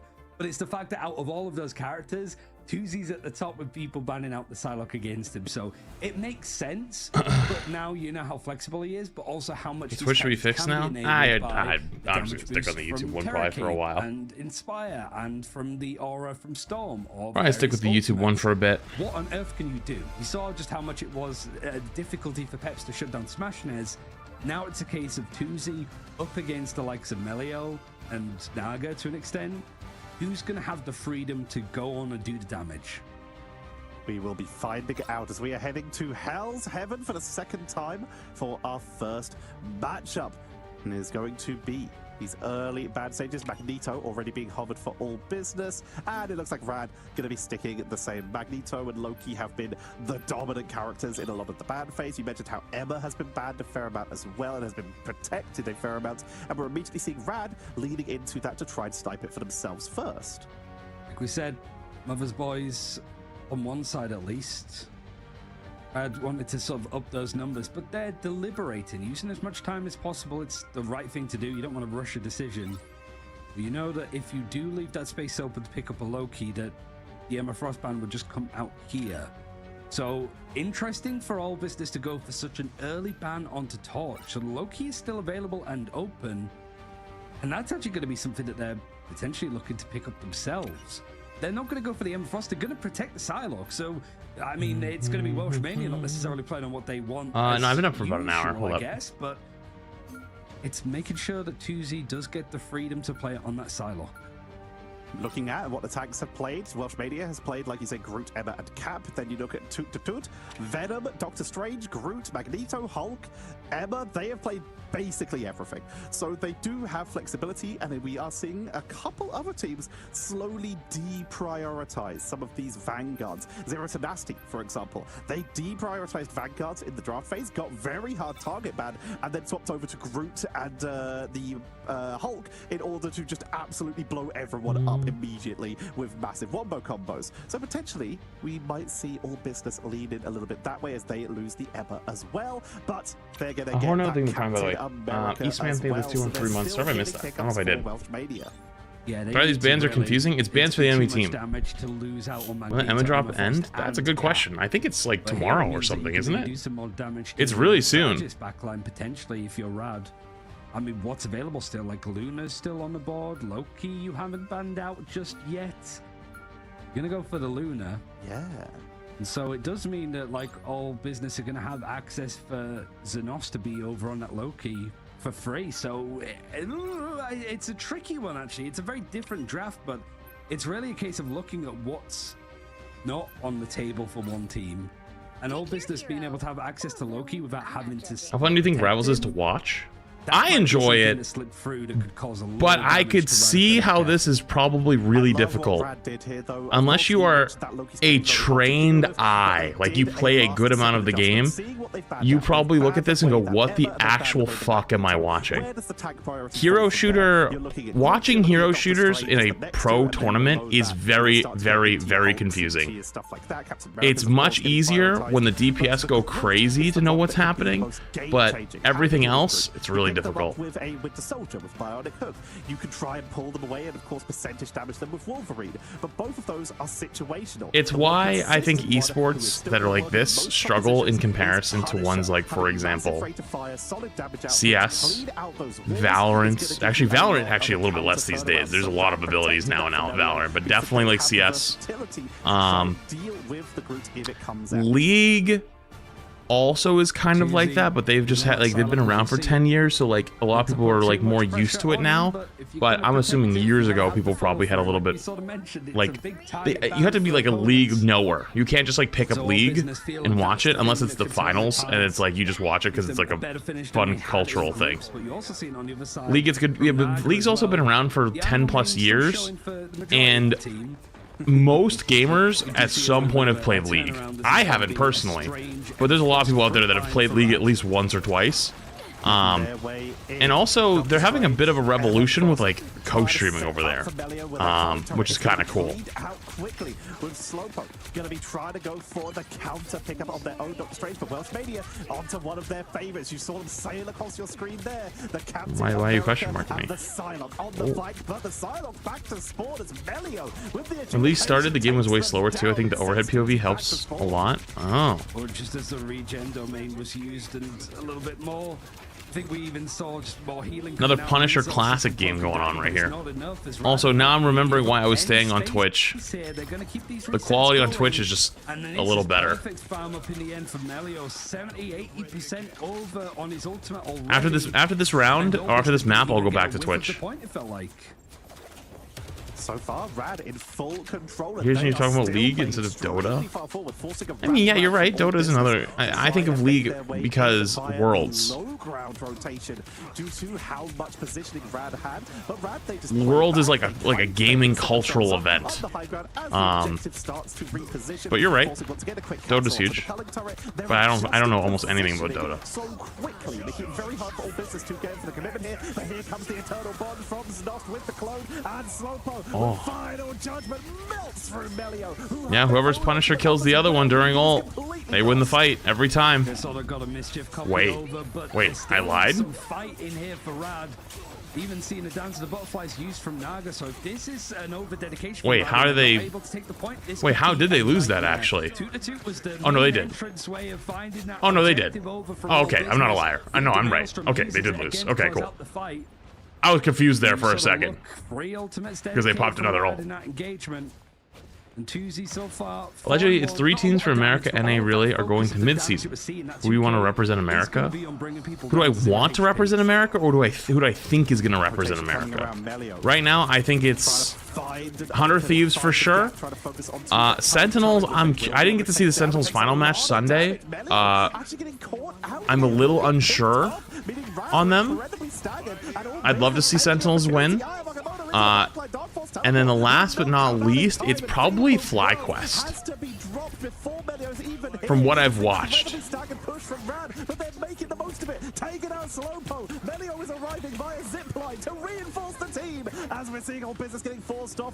Who do I want? I would have loved to see Jobless Bombs, but they're gone. This is where it went wrong for all business last time. Disengaging isn't too easy when you've got the chase happening here.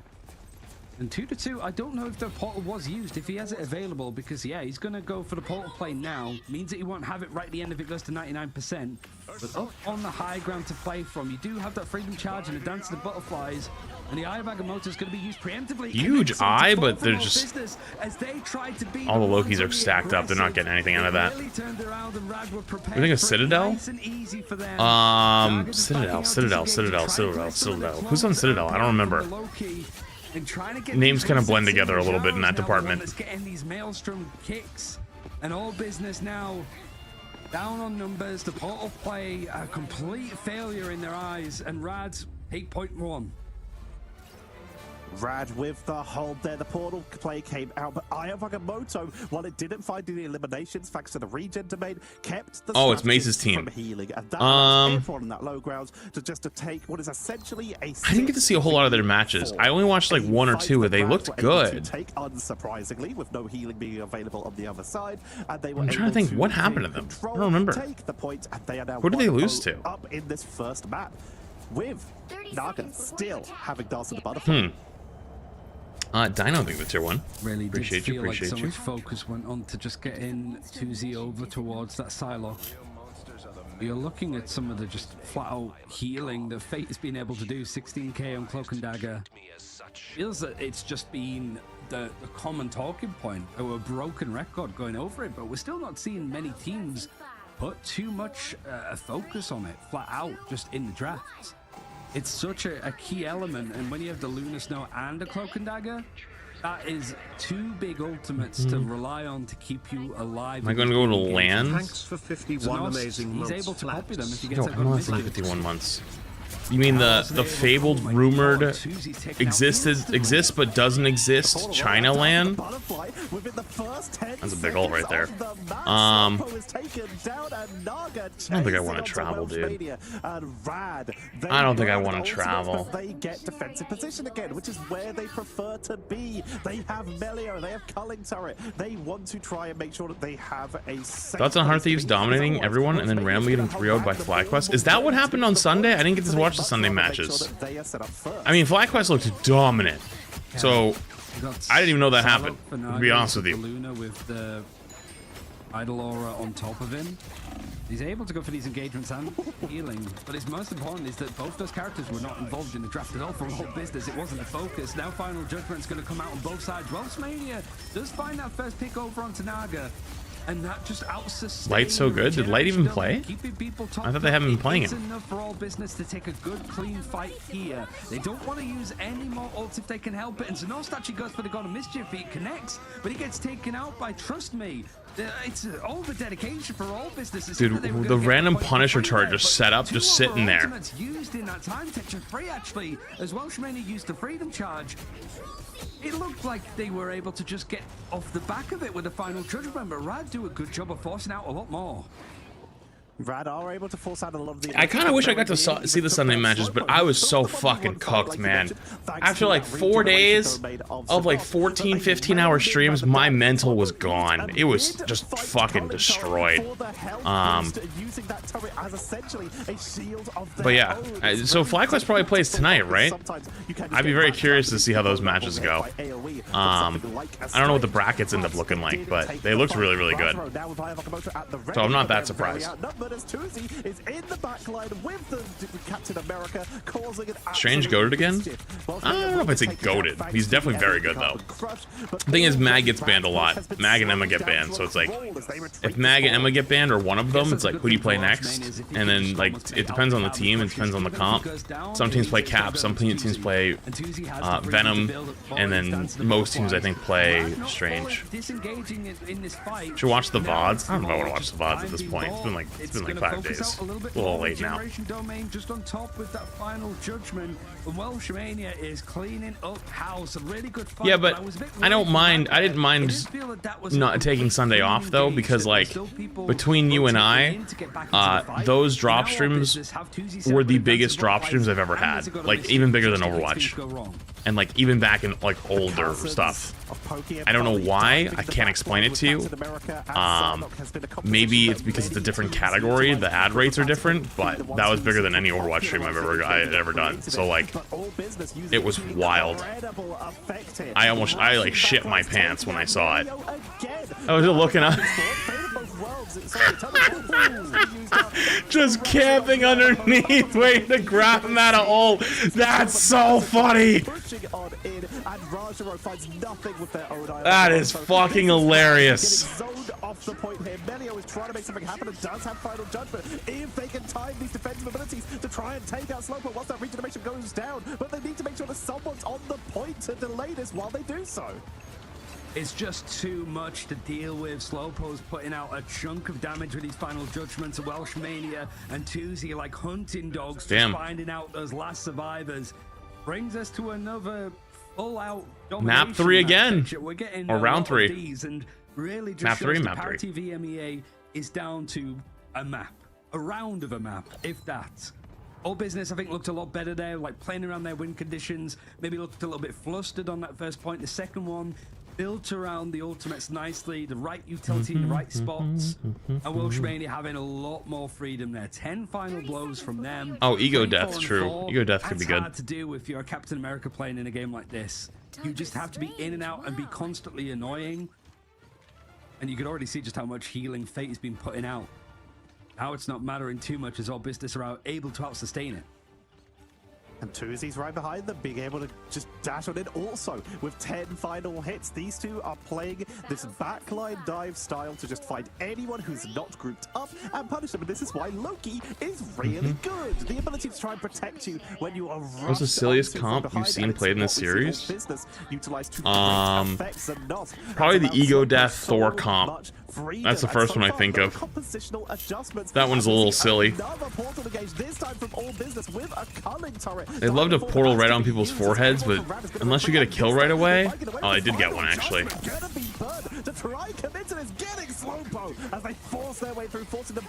Oh, no, actually, they lost one.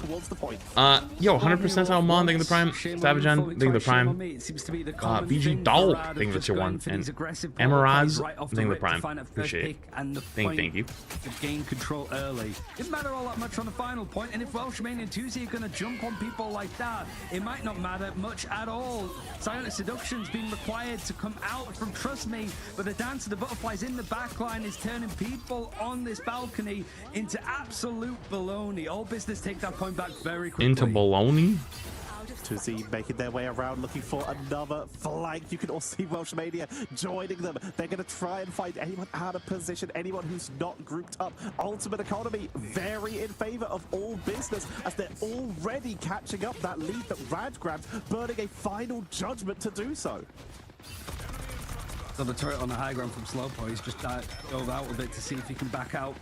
See the respect that's almost given for All Business here. They do have an Eye of Agamotto, and now that aggression's going to come out as well. Tremaine goes in with a freedom charge. A knock around with the Eye of Agamotto means it catches on to nothing, but it doesn't matter too much as the first pick. Is that the second eye that didn't really go too well for them?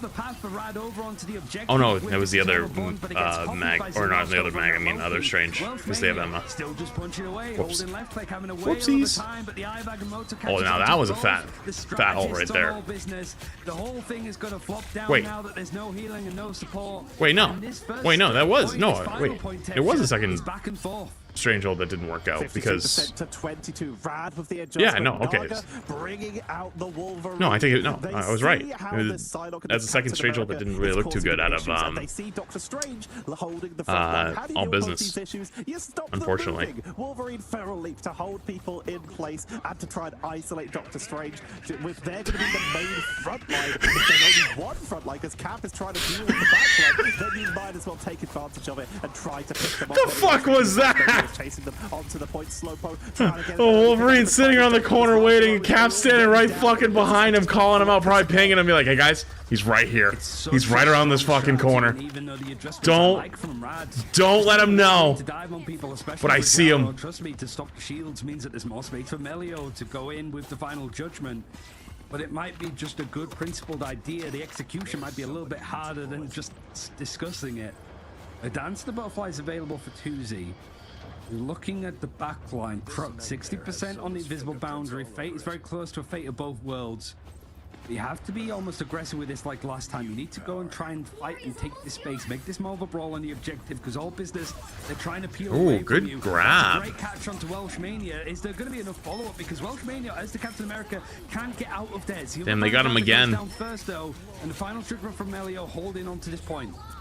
And that was they're doing a really good job of shutting down All Business is Strange. To go for the wraparound, but Naga, he like can't play the fucking game. The initial engage was just completely disjointed from All Business, and with Melio immediately saying, "Yep, that's the perfect opportunity." Pulling the he does have ult coming up now, though. Again, it's a big cooldown to burn, but they know that they are able to take advantage. Now they still have that last stab. They still have silent seduction, but All Business rushing on in. Here comes that freedom charge. What an extra bonus help for the rest of the team. Down to the butterfly onto the point front. Here it comes. Cleans out Melio once again. It's the backline getting absolutely massive. Actually, no. He saves it because they all die. Reclaim the point of Rad. They've got a portal now. Holy shit.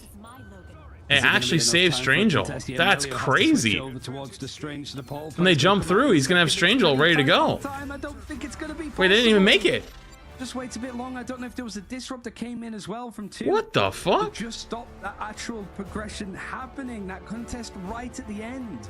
And wait, Strange fell? He fell off the map? How the fuck did he fall off the map? Against Rad. It's been complete free fall since that finals for Rad. What? And they've lost their 4th I missed it.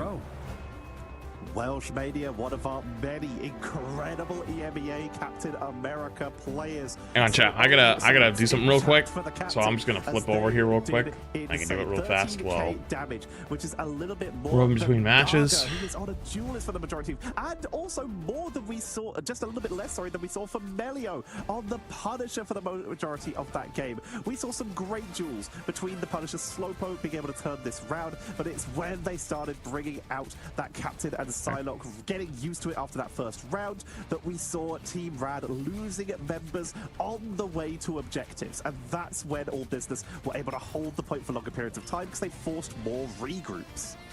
That's pretty much it, down to a T. It was that first fight that we just saw then that really enabled Rad to snowball the first point over on Hell's Heaven.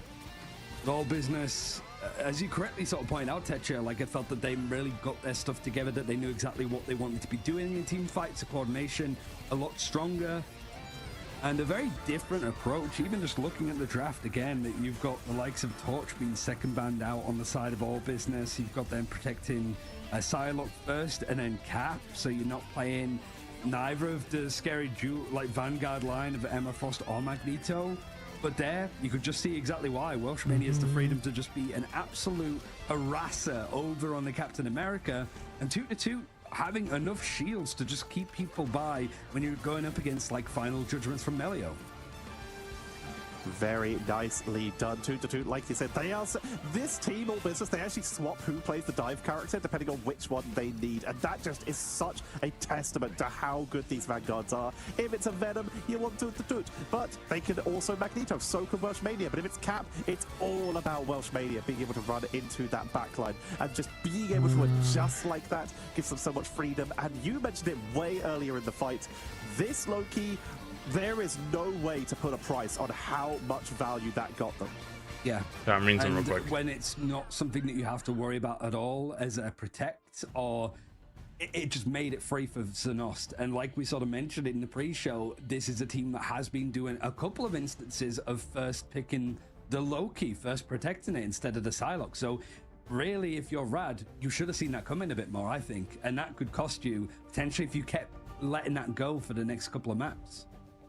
They attempted to just play a style that can just try and focus down the lanterns, but with the protection. All right, I gotta go bathroom real quick. I'll be back in 2 seconds, all right? Chat, 1 second between rounds. BRB. All that pressure was on their back to just try and stand in front of Slowpoke in particular, and in front of Zenos to keep that Sephiroth barrier up, to try and protect the lanterns so that they could get their own final judgments off. Will lessons be learned, or are they just going to commit and adjust the play style? We're going to be heading into map number 2 in just a moment. Don't go anywhere. We'll be right back.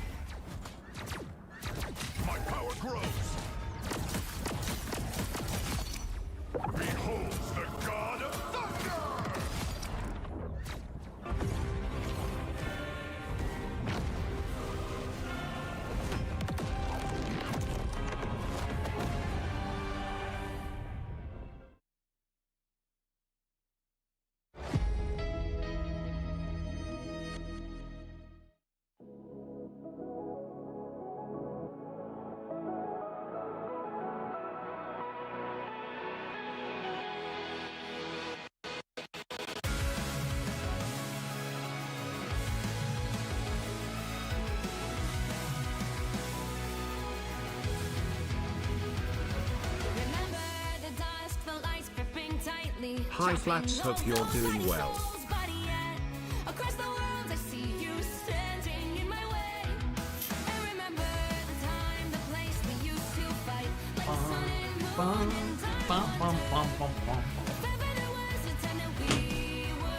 Oh. I made it back. What's up, Scotty, by the way? I think it's 6 months.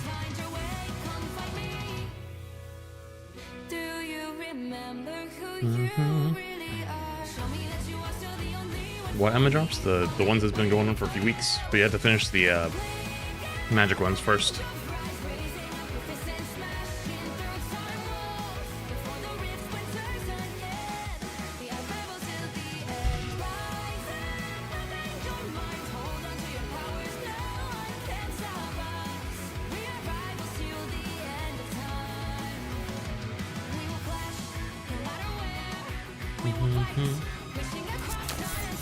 Crash Landing Prime.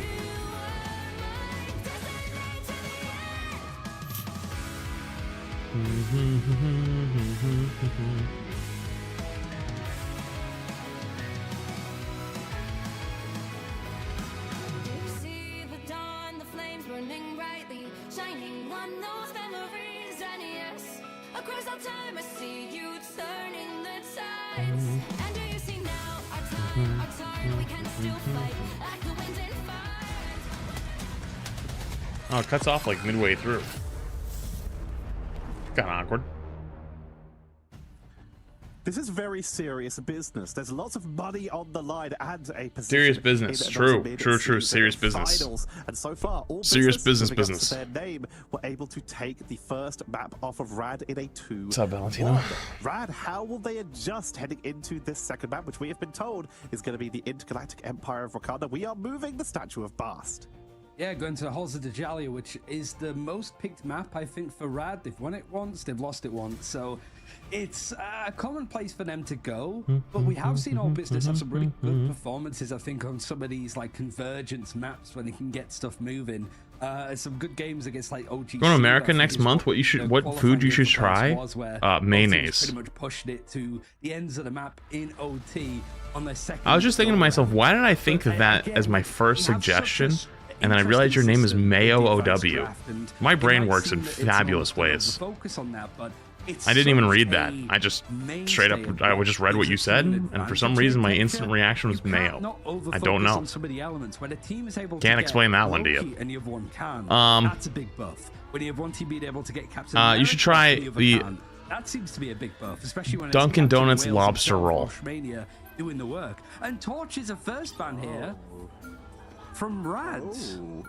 Okay, gonna see the double up on the Torch, but that gives both Loki and Magneto. But All Business will have to pick one, as of course Rad are gonna have two. Torch ban, Torch save. Out of this.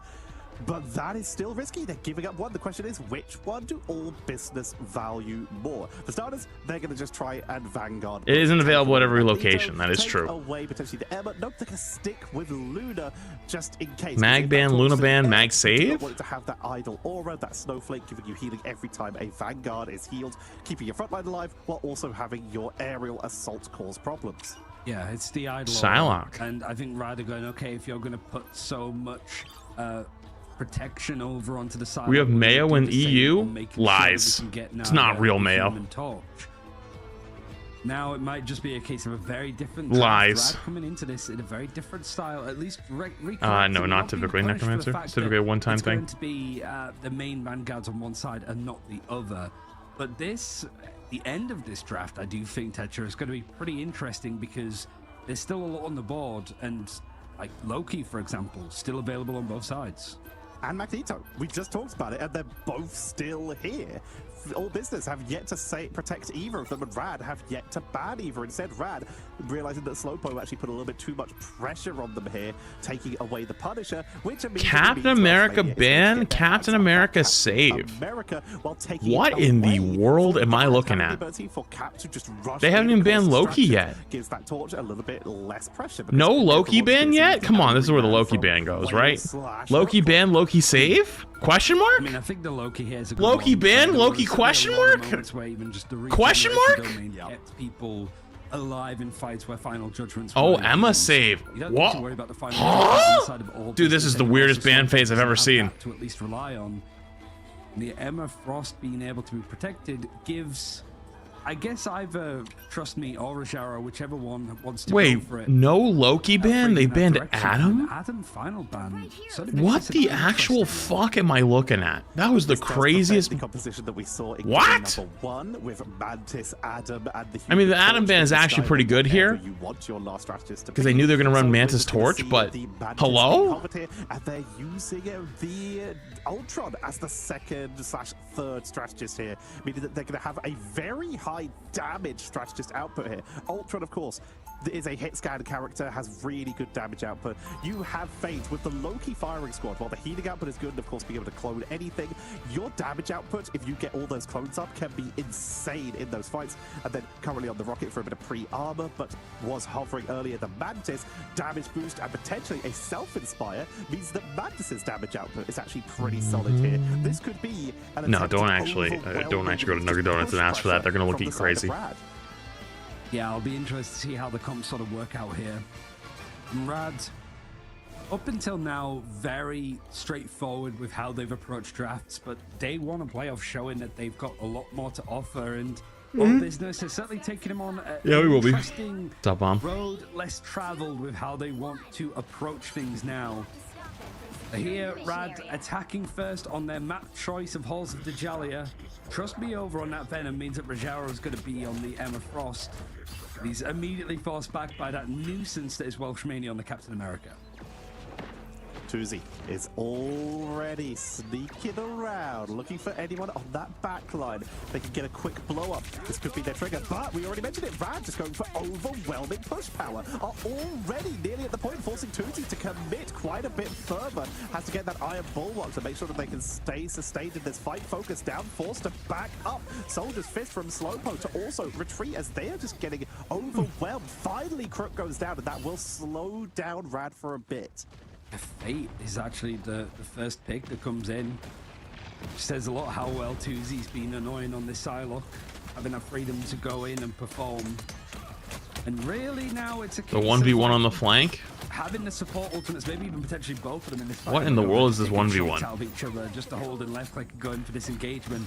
But you have to worry about that supernova that's going to come in from Naga with damage boost from. I don't even know who wins that 1v1. Is it Venom? Or not? Zanosti's got the Cloak and Dagger ultimate, Eternal Bond to keep people alive and fighting. And look how aggressive it is to just allow all business to keep up that pressure. You could see Rad scrambling to get back in the Rage of Ultron. He's actually going to send them forward. There with the supernova. There's the overwhelm. There's the overflow. And Trust Me, dashing in forces out the other strategist ultimate with a Fate of Both Worlds.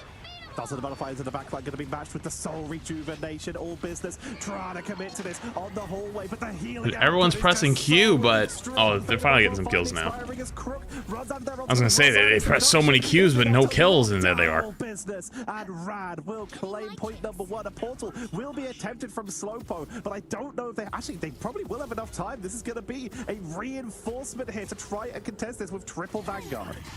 Oh, they just got it. I thought that was too Nice TP late. back. Oh, they already lose Tuzi. Might not matter. So basically, much, with the freedom charge, it's they use Capel kind of like a pseudo support ult, but they actually use it there to engage, kill their backline. Might not even be really needed because the picks are still going, which I'm not sure was the right play, to be honest with you.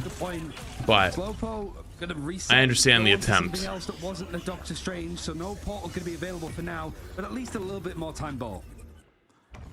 Rad now making their way up. Loki clones starting to be set up on top of that card just to make sure that they have the firing squad. Get the maximum healing output, maximum damage.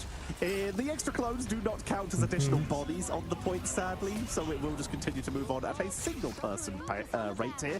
But that extra sustain is going to be huge, as already zoning potential coming down as Trust Me is on the backline. Rage of Ultron being burnt quite early from Melio, as the team is very split here. Welshmania trying to harass the backline as they're trying to create zoning, and lovely use of the verticality from Melio going into that center building over the top to make sure that they can chase them down.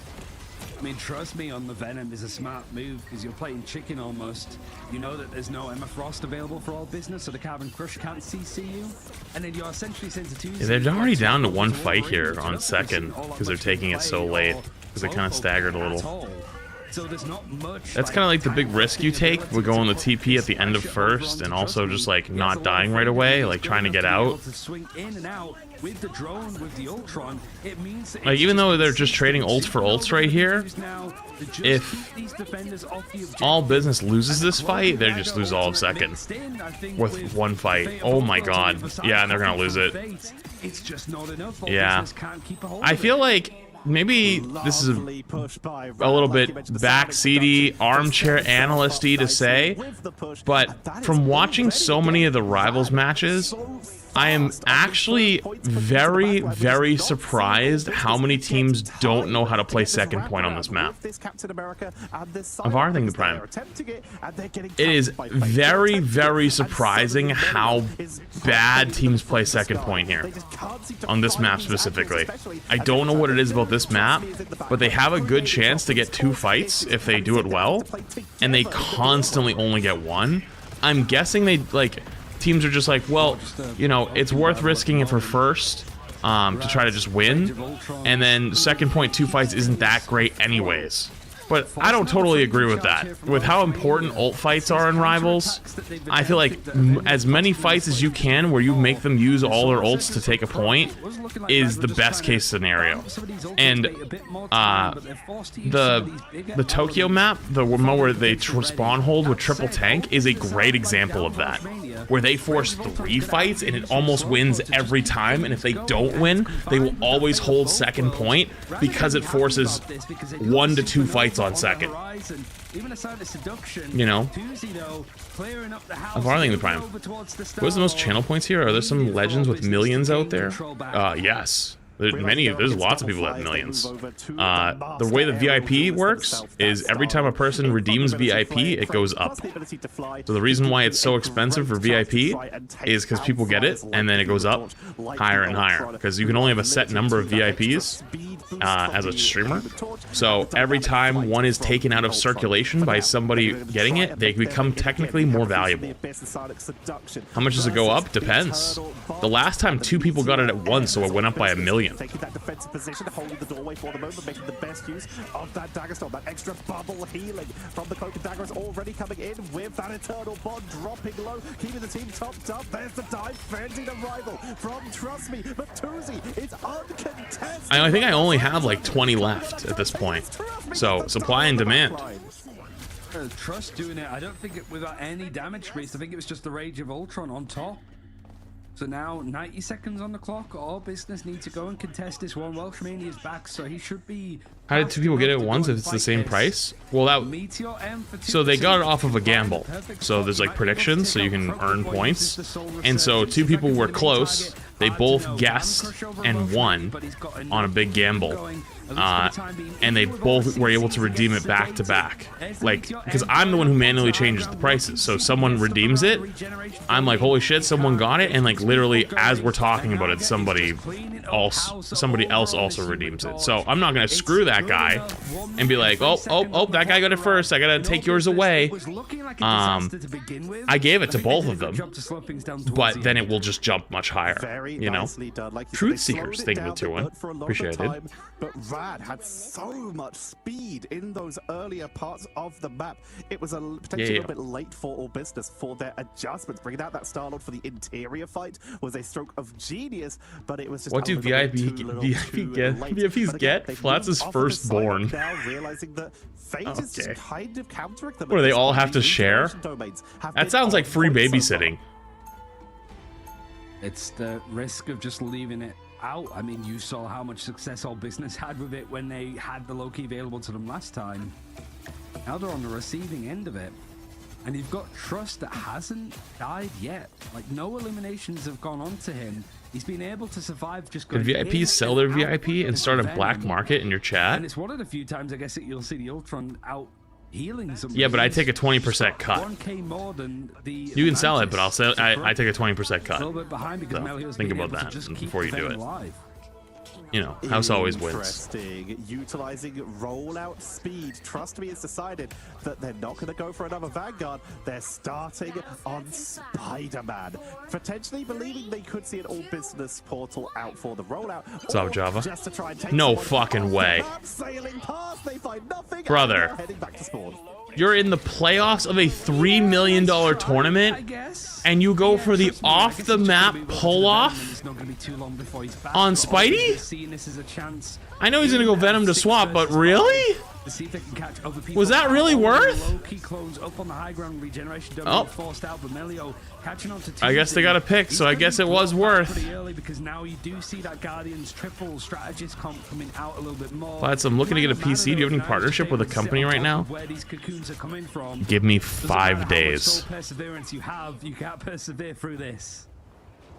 Pushing through, they force them right back to spawn. Like you mentioned, trust me, trying for an ambitious rollout. They did just swap Didn't hear that from me, though. back to the Venom to make sure they could rejoin their team on the Vanguard. I'm wondering if that, like, dropping off the edge was intentional, just so they could get back to the fight quicker instead of having to roll in on a third. I actually can't believe I just witnessed that, though. That was crazy. But for now, Slowpo has moved over to a Wolverine to, we already mentioned it, try and deal It is with not that Starforge. Venom. Are you going to have any combos to fastball, though? Because it feels like that's the thing that really is hard for teams to deal with at the moment. But now you've got both of these, like, duelists forced onto picks that they probably don't want to be on. Tuzi on the Star-Lord is having a little bit more of a struggle so far here, but combos nicely with Slowpo. He's able to get the catch. Rage of Ultron's going to be used. Trust me, slow down. That rival's been out for a while. Would you say his chance of actually killing Overwatch off? 0. Overwatch right now is arguably the best it's ever been. In terms of content, in terms of support, in terms of devs being locked the fuck in. I'm just tired at this point. I think it'll be fine. I think it's actually... I will also the culture of Overwatch has changed quite a bit, which is very interesting. It's both hyper competitive and hyper, like, people don't care about balance or don't care about, like, patches anymore. They care about what skins are coming out. It's very interesting. Which is kind of, I think, always was their goal. I think their goal was to always shift their player base from, like, an older millennial player base to, like, a more Gen Z, and I think that's actually happened now. I think, honestly, Overwatch is much more of a younger audience today than it was 2 years ago. Completely theirs.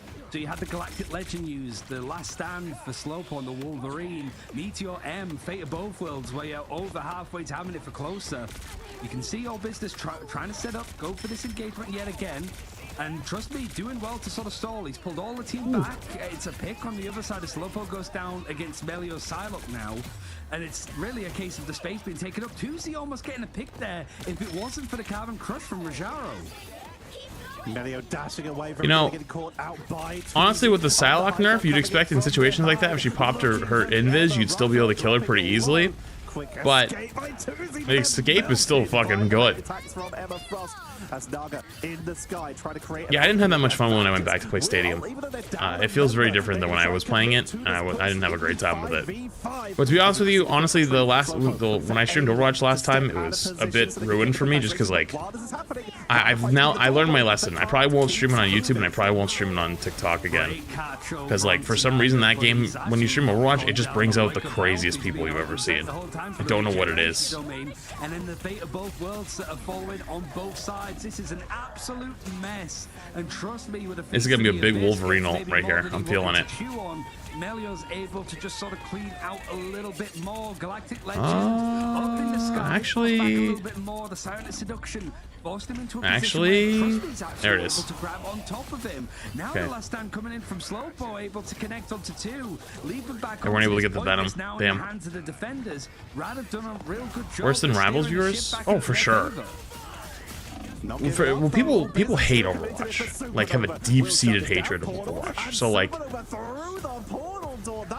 I'm not talking like the average Rivals like person coming in or whatever, being like, oh, play Rivals, whatever. I'm talking like people will be like, why are you playing this fucking dog shit game? Like, you're dog shit for playing this game. How much money are you getting paid? And it's like, what the fuck is, like, what, hello? Like, what are you guys doing? It's hard when you're up against, and it's just genuinely miserable. You can just sit on top of the high ground on the rooftops like you see, and at least Tuesday's able to sort of be the anti-air machinery to take down Naga, to bring him back on to even footings. You can see just how much focus I think I've just hit so much more of a broader audience these days that it's hard. What about Terraria community? Like stream, oh, Terraria TikTok streaming has been fire. Honestly, fire. I've never seen so many people that are like, this is peak. This is peak. You're playing peak. You are playing peak. Holy shit, nature is healing. You're healing. A good portion, and the invisible boundary means that Rad are able to recontest this. They just refuse to give up, just rolling in one at a time. Fate is now going to be taken down, though. Melio does it, the butterflies in the background. They've still got Venom back on the point with the... I'm one of the Overwatch people, I don't know if you could tell. No, could not. I couldn't pick up on that one. But they are being focused down here. So much damage output. Chatters aren't allowed to have opinions, only questions. Well, there's nothing wrong with an opinion, right? Like, everyone's allowed to have one, but like, you know, whenever everyone also has like an asshole. It doesn't mean you have to show it to everybody, you know what I mean? And it's like, it's like, if someone's just like vibing, you know, and you start like flipping out and going, fuck you, why are you playing this dog shit game? You're a piece of shit for playing this dog shit game. It's like, well, I didn't fucking ask to see your asshole, you know what I mean? It's like, why are you showing me your asshole? You know? So it's like, and it doesn't make you a bad person to have your opinion. It's just like, why are you shoving it in my face, you know? God, they even give it to one. It's not even about being a stupid opinion. It's not even that. It's like, it's just like, it's in the nicest way possible saying, didn't ask, you know? A couple of players now managing to group up as well. Shemane and the Magneto just having to also hold W and go there the old-fashioned way, but it's bought some time for the Wolverine. Bruce Banner for 2-2 goes Jesus. Down, and Rad now this is hold has been like 4 minutes on second, and they just cannot break through. In order to get there, and the barrage in the middle of it is not going to be enough damage at all to take anybody down from Rad. Supernova from Naga is going to make this point unbearable. Oh, this may be a big Psylocke ult, actually. Oh, never mind. C9. Any longer. Rad are gonna bring us to a map 3. Damn, Rad held pretty good. Those people probably don't even play Overwatch, to be honest. No, I agree with you, they don't. But like, that doesn't change the point. I'll give you, okay, let me give you a further example. So if I ever do React content, for example, like let's say I watch a video on, I don't know, some other game, right? Like, what's a good equivalence?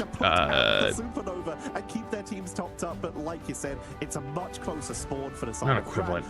Fuck it, let's say Fragpunk, right? Like Fragpunk was kind of new, right? Like we'll just talk about it, right? Like Fragpunk has some similar qualities in some ways to other shooters, in this case Overwatch, right? They have some similar-ish qualities. They're not the same game at all, but like they have similar qualities.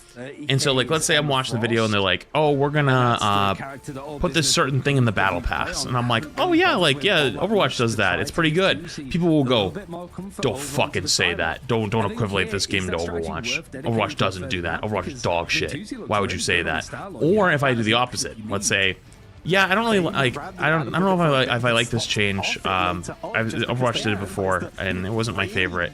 People will be like, yeah, even if they did that change though, they wouldn't do anything like Overwatch. Overwatch's changes are fucking terrible. And I'm like, wait, hang on, wait a minute. Well, it wasn't even about Overwatch. I was just saying like, oh, I've had experience seeing this before. Here, that's all. You know, it lights them on fire. All too much. I don't think it's the only. So I've actually come up with an idea. Fuck it. You want to know the sauce? Yeah, it's not something that's if I can equate it from now on to Rivals instead of Overwatch, I'm going to try to do that. And I'm going to see over time if it still innates the same reaction. I'm going to test it for like the next few months. If I ever do like React, or if I ever talk about certain things, I'm going to try to, if it's similar enough, I'm going to just replace the word Overwatch with Rivals and see what happens. It's like a social experiment I want to try. Why so many of these comps are like very much stuck onto, you know, and they're not swapped over win or loss. because of the team ups. Do you do a charity stream? I mean, I've done charity streams before, but charity streams are very spooky. Because I want to be very hands off. Like, I don't want to deal with the tax side. I don't want to deal with like the government side. I don't want to handle the money. I don't want to deal with it. But also, like, that's also a big responsibility. Is like making sure that it's being run well, and like the person who actually holds the money. Like there's certain charities that do good jobs, and they do stuff with Twitch streams which are good. But like, if I ever did, I want to be like very like, I just want to be the delivery. I don't want to be the collector. I don't want to be on the other. I just want to be the middle. You know, chief thing in prime. Like, for example, whenever I've done charity streams in the past, like, it's always other streamers that are hosting it, and then I get involved with it. Like, I don't want to be the host. I don't want to deal with it. You know, I'll have their link. I'll play in their games, but in the middle, I'm like, twists and turns to keep an eye out for. You know? But before we potentially go to Yggdrasil, quick break, so don't go anywhere. That's basically where I'm at. Also, I gotta get up and stretch. I'm gonna get up and stretch. I'm gonna go pee. Everybody get up, stretch, take 2 minutes. We got a couple minutes between games. Be right back.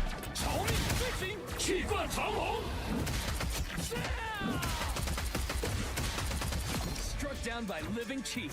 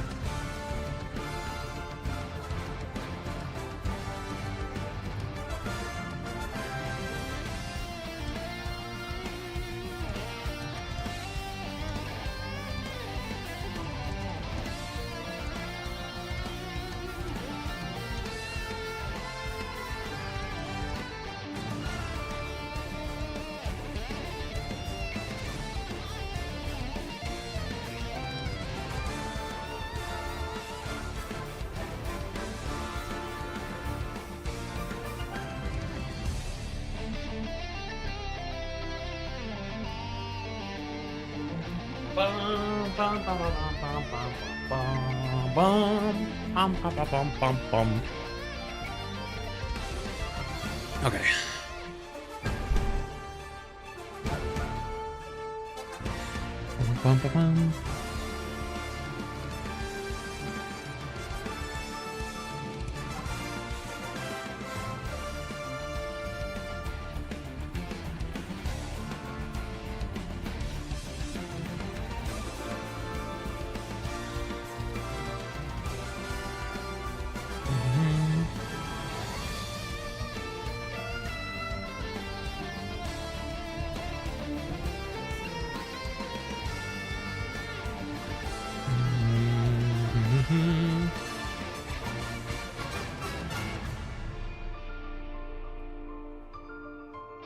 Hold on, I gotta flip over for half a second.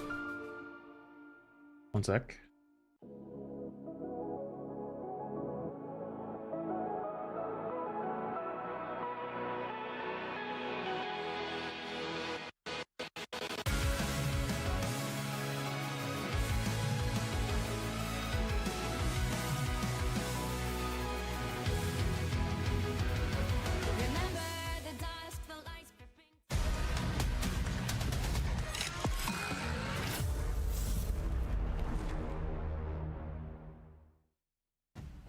We were guessing that Yggdrasil Path was going to be the area that all business want to finish this series on, but like I said, plenty of twists and turns, and Spider Islands is actually going to be the map of choice for this final one, which, if it wasn't Central Park that was the least played so far, it probably was Spider Islands, which I think has just come out once so far, Tetcher.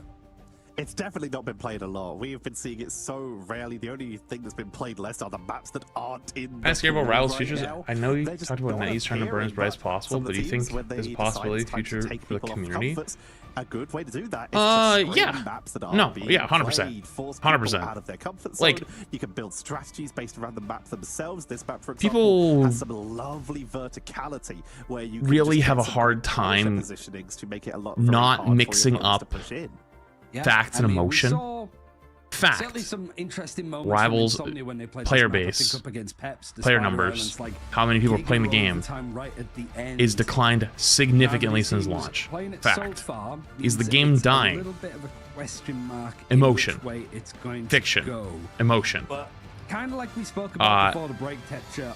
Is it the draft? I want to be a little less silly from both sides. Going to probably stabilize at some point, and there'll become a new normal.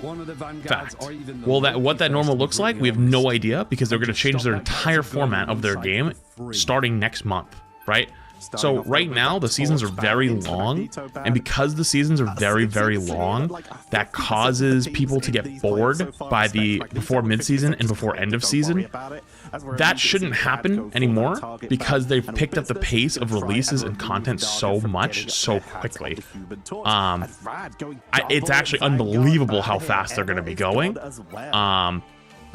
So we sort of said that I'm curious what the new normal will be, but I don't think. I think where we're at this point, or sorry, what you'll probably see in the next like week or two will probably be the bottom for a very long time. People's attention span is too short nowadays. That kind of has like the same.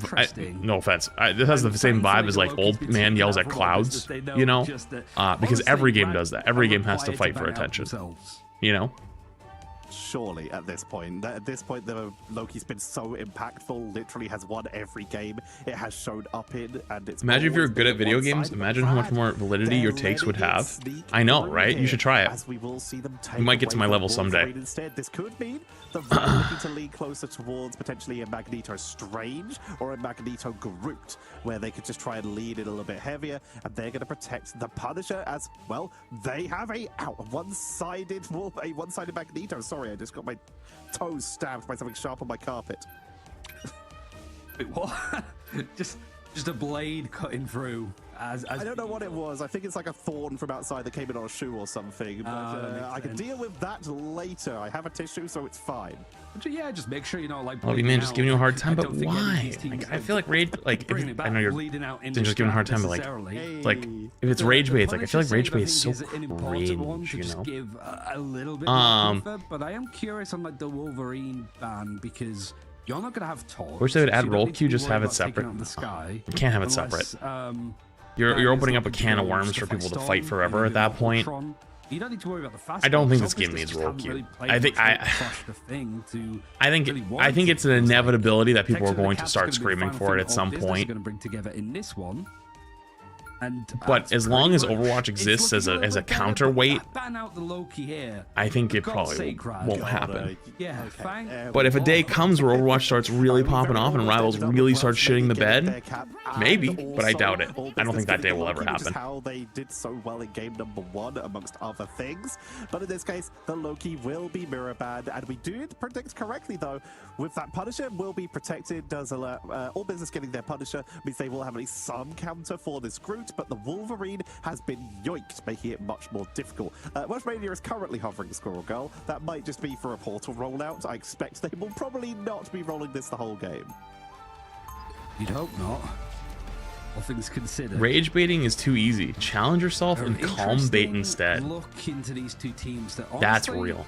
What's up, Violet? Showing all business a little bit maybe forgotten about, because they were a team that finished top 3 in the Marvel Rivals Championship in season 1.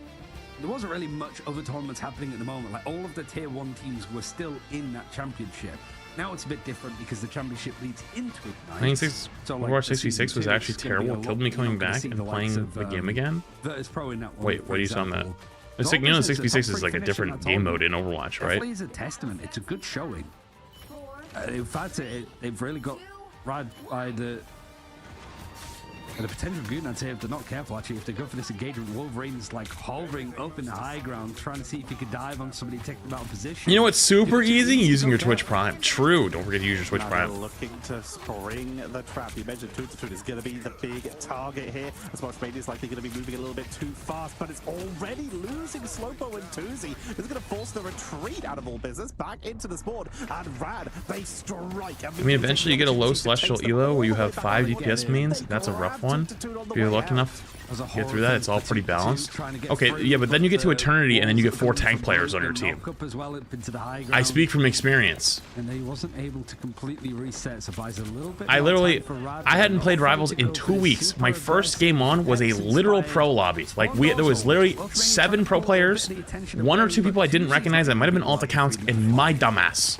And we had 4 tank players on our team. 4! We held on second, but we couldn't break through first because, like, we literally didn't have any kill power. And that's okay. That's just how it is. Sometimes it'll be like that. That's just how it be sometimes. Sometimes you get unlucky. You know? All bottoms, no damage is insane. But finally, Tuzi has some room. They've escaped spawn and are starting to rain down fire, but already losing Slowpo. Rad are just not going down. Overall business up until then, strangling prison, forcing out the invisible boundary for Zenost. Welshmania just can't keep up with it at all. You've got Naga on one side that's going to stop just any like brawly disruptive Vanguard's been used on the other side, and Welshmania switching over to the Squirrel Girl to just buy himself some space. He's almost no. This is just the. So remember earlier I was talking about how on the last map, like people don't know how to play second point. I feel like on that map. You know, and maybe a bit of an armchair analyst. This is what I meant. This map plays like an Overwatch map, and people play it like Overwatch. Old Overwatch comp used to get played on maps where it was a really close spawn hold. And because of the way they play it, it gives them 3 fights, and it's brilliant. It's like this map's already been almost solved, at least in the current meta. And then second point on the other one, I just don't know why people struggle on it really, really hard. How did that miss? Finishes off Welshmania, and all business are once again getting who I think the 2-1. Just refused to go down. Tuzi is flanking now. Has used the flaming media to get out of danger. Overwatch skull emoji, let it die. Now, we're talking about how a strategy is played, because the game mode, like you, okay, so like back in the day you would say the same thing about like TF2 in certain aspects. Regretting the choice of coming here to Spider Islands and how this is going. That's not like an emotion thing. That's just history. That's just fact. Why is history and facts make you so upset? You know what? Actually, that's getting a little too real. I ain't ready for that today. And the payload has moved 20 meters. The fact is, we could probably just see a portal re-engage here to try and defend a second time, and immediately that's what we do see. Trust me, moves over to the Dr. All right, now they TP back right on their forehead for fight 2, and there's only 30 seconds left. Just hard holding on the first setup, and then portal in for yet another fight with 20 seconds remaining. It's just going to take one. No, I never played TF2, which is why I was always a little confused when people made references to it. But they were still right. Oh, that was a big strange ult.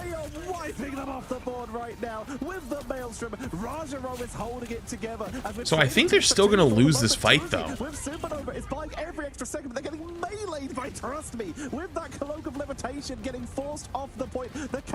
he's trying to buy as much time as he can to get his team to be able to walk back. So he dies really late, but he could probably swap Cap if he wanted, but he has ult, so there's no point.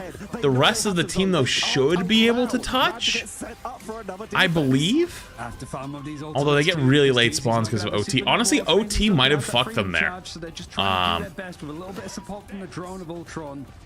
See if they can create a bit more. Yeah, OT might have actually screwed them. Oh, they're still going for it, though. Smart. So both support ults come out. Big strange ults only gets... Oh, he actually gets 2. Is the main thing that's going to stall out all business for the time being. the closer having to respect this, give up a lot of space. In fact, everybody's got off of the objective now. This is really just a case of touching. They see 9. Is the one that goes down. Wait, they see 9. And Rad eventually stopped things pretty much right by the end of this first checkpoint. Is this, considering how bad it looked a minute in, I think they're going to be pretty happy that they got it that far in the end. Legitimately, considering how they were down to 40 seconds before the second portal fight came in, they were able to turn that round. But this is now the opportunity for Rad to just pull the trigger and play aggressive. They have to make angles. At this point in business, I wouldn't be surprised if we saw them try something a little bit riskier. Technical league with 42 months. Competition, even though it did get nerfed at this point, you got to throw stuff at the wall. If at one point you get broken siege-wise, you're in serious trouble. For now, Rajaro is going to be the penny, but that is just for a pre-siege up. And Melio, while we saw business start with the Squirrel Girl, they are looking to start with the Black Widow. Who are we rooting for? I'm rooting for I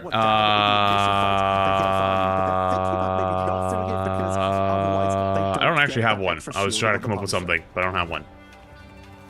Still seems that team up between Penny Parker and Rocket is still good enough to be using. 50 armor is pretty good. Yeah, not too much of a change there. The whole business, they sort of know the stakes. It's going to be required of them here. Rad's, ever since they had that series win up against Vertus Pro, it hasn't quite been the same level of glory that they might have been expecting afterwards. In fact, everybody's gunning for them, including all business here. You've got the triple strategist comp running in. Slowpo again, dedicating over to the Ultron. It didn't work that well on Halls of Djali. He was forced to switch. He has to do a little bit better here. Welshmania, Captain Wales needs to shine again.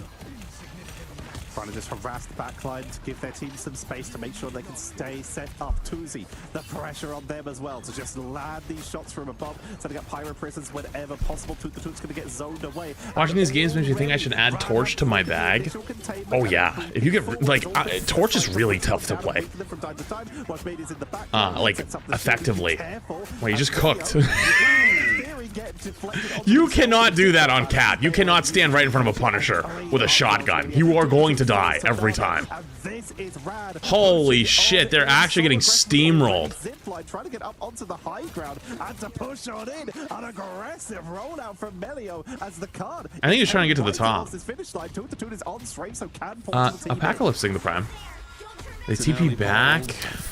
They only got 2 fights out of this too. Unlucky. Until there's maybe a potential long overtime. There's the Eternal Bond, allowing a battle stance for Rad in the Strangling Prison. Has to follow Apache. Tuzi goes down, pulled to the ground. They use a lot of ults. They use their portal back. They used Cloak ult. They used Punisher ult. Did they see 9? Slowpo left alive, and yeah, all business fans feeling a little wait, like I'm because they flipped camera POV. I actually thought we were looking at the offensive side again. Oh, never mind. Wait, they had ults though. Wait, they had multiple ults still. How the fuck did they? Wait, what? When needed, and then tried to create openings, and then zoned to make sure that reinforcers didn't come back in for when they were on the defense. All right, well, I'm just fucking blind, I guess. Really solid setup. Rad. Nicely done. Melio with I guess I just died with ult. Unlucky. Weird last game. Honestly, to be honest with you, I just didn't hold spawn as well. Rad played spawn really well, and all business could not match it. All business is trying to take us to a map that's been in the game for this long. That Rad have been a team that have, as a call, played together for a long time, and it just took what 3 minutes before we sort of started to see the string of eliminations go the way of hello random. And honestly, even with 2 I don't believe so. With the protects on the characters that are super strong at the moment, it wasn't enough because Team Rad had the preparation for it, they had the coordination. And just some I'm not gonna lie, that's the second half of the game was literally just one long fight, pretty much. Very clean. You worry about Cap on the backline. Cap can be so good. How long are respawns in OT? The Punisher has more than one weapon. That shotgun being I don't remember how it works in Rivals. Insane against the Venom. You can burst through the cap shield. Of course, they can. It used to scale. Back, but if you can position yourself, no, the regular spawn is 10 seconds. It used to scale depending on how long the overtime had been ticking. But that was in Overwatch, so I don't know how Rivals is. Part of me wants to say 1.5. Part of me wants to say 2 times as long. Yo, Apple Tree's in the prime. In the Vertus Pro, like it might be 15. For example, and really sort of see 15 sounds right. Looking a little bit uncomfortable from all business at the beginning there, but a grueling match. Right, it's good to at least see that it isn't a case of just us upper seeds, the ones that were in the finals, just beating down on the ones that went out in like the losers round 3 or the losers bracket finals. And so it does mean as well that we're going to have Team Peps going up against all business, I think, in the losers bracket, which again, like that's a slog. 2 really good teams forced into an elimination. We didn't start with Penny on offense. That's just to get armor. It's sad, I suppose, but that's the reality of a tournament like this when there's so many great teams. I don't know if they're against each other or if they are split, but either way, both of these teams are going to be rough to go against just due to how effective they are in these drafting phases. But speaking of effective in drafting phases, we have our interview with Trust Me from Rad, who just put on a massive containment with that group, preventing anyone from getting out of sport. For starters, congratulations, but we have to start off with something maybe a little bit uncomfortable. What went wrong in Game 1? Well, for starters, in Game 1, something actually happened. I was not even here, so I couldn't join for the ban phase. I couldn't even influence the bans. We did a Luna ban, and it kind of like allowed them to play the Cloak Punisher, and it made it very, very hard time for us, because the Punisher is very strong with Cloak combination. I also want to talk a little bit about last week as well, because obviously you guys beat Vertus Pro, but in that rematch in the grand finals, it was a struggle, right? It was a 0-3. Overall in that series, what was the issue, and is that something that you've managed to fix going into playoffs?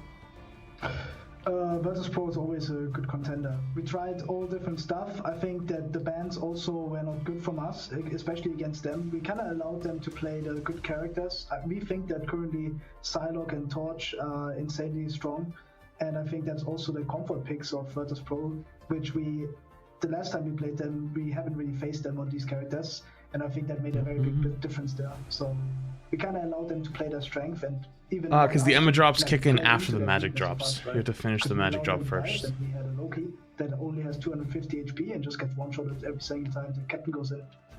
It's kind of hard. So you guys had the Loki against you in game number 1, and then you picked it in game number 2 and did quite well with it, and then in game number 3 it was banned out. We have been seeing Loki fluctuate in terms of ban priorities throughout a lot of the games. Where do you feel like he fits at the moment? I mean, I think that Loki might be the strongest hero in the game. It is definitely the best support in the game. It's very versatile. The theory behind my idea on how to beat Loki is very hard to go around, because in my idea, Loki strives best in a brawl environment. I'm not really looking for any custom rugs right now. Benefit from the thank you though. Usage. And the issue with that is basically... No, that was the end of this map, or the end of this game. There's 2 more games after this for EU. There's double Luna ult on point. Luna ult is by far the strongest ult in my opinion, because it's just so versatile. You can stall the point forever, you get the damage boost benefit, so you get more opportunities to kill through other support ults, and that is very, very strong and like very lethal to play against. So the Loki is definitely a very good anchor in any composition. I think one thing that I've learned about you as a Vanguard, you say custom rugs, is how flexible you are, said that in my TikTok chat. Experimental, I suppose, your approach is, right? Like we saw a little bit of Venom today, where you're known as like a strong Penny Parker player in a lot of different instances, but also a little bit of Spider-Man today as well, with that of Holzajalia. Spider picking the prime. We were trying to guess if the fact of like you trying to almost go for the Jeff strategy of like zip somebody up, pull them off the map, you go with them so you can reset to Venom. Was that the general rugs are expensive? I try to buy one for my apartment. Oh yeah, they are expensive. That is basically packs around like the prime. So I can reveal a little bit. Yesterday we scrimmed like 6 hours and 3 times that exact map, right? This is the only map where you make it back. No, actually it's like 70 degrees today, Joel. Cooled off. I also messed up the Venom rollout So I came back a little bit later than I would originally. But it's still enough time to get back, so that's the strategy, right? Are you planning on playing Mecha Break? I am playing Mecha Break. I actually got a sponsor to play Mecha Break, so double whammy. I was already thinking about it, and got a sponsor to do it. Fuck it. You still have that TP to come back if you lose the fight. So it's like the same idea of TPing the spawn door to get an entry pick, but you keep the TP well, so too, but you Prime. back to the point after, and there's no drawback since you're back fast. Really a drawback to you telling us this, because now everyone is going to be worried coming out of spawn, which can slow rollouts. This is really clever. I love the idea. Like you mentioned, John the Strange or the Venom for the return.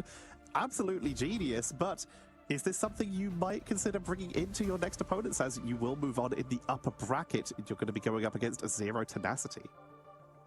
Potentially, right? If we play the same map again, they might have to look out for a Spider-Man that is practiced 2 hours in custom game yesterday to pull off the combo just to not hit it, right? I guess then that's sort of a good point. If you're putting so much time into like little rollout plays like that, so much focus. A long thought battle you made to GM. Nice. Right, Magneto. Thought you didn't like mech games though. I typically don't. Boundaries of what but this one looked interesting. Meta. Do you? And I'm just kind of looking for new things to just play anyways right now.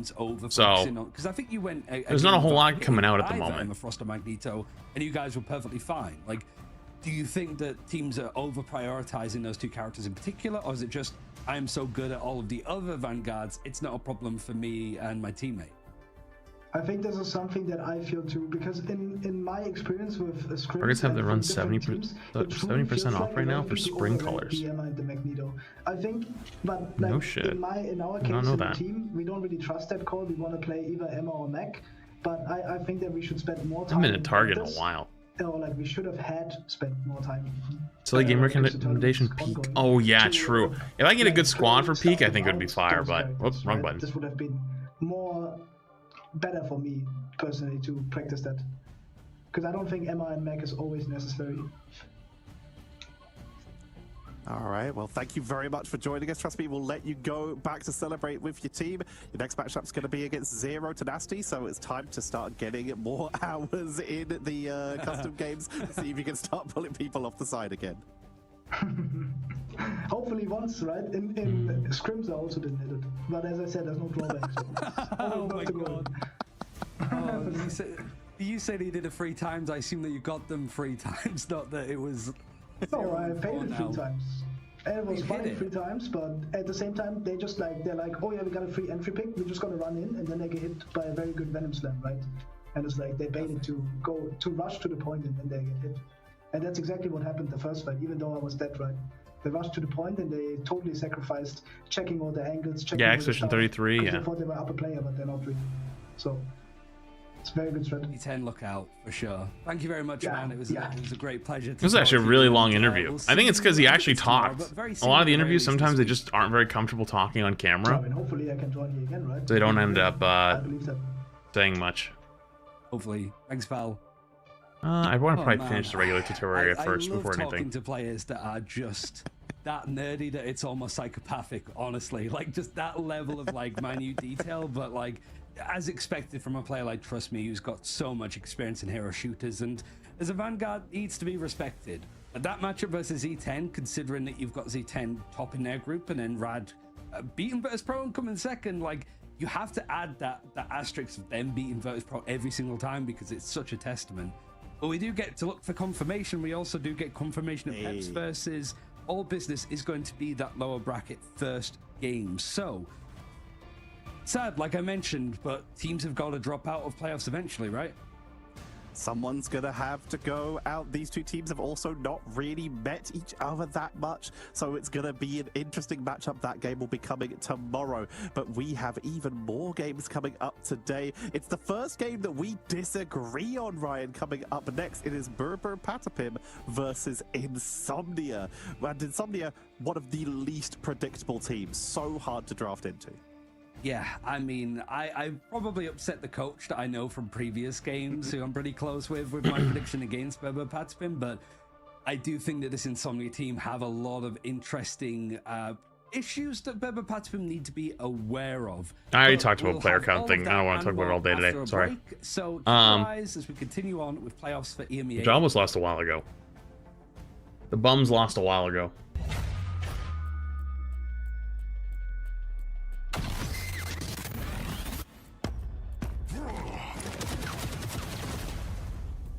The Bums lost a while ago.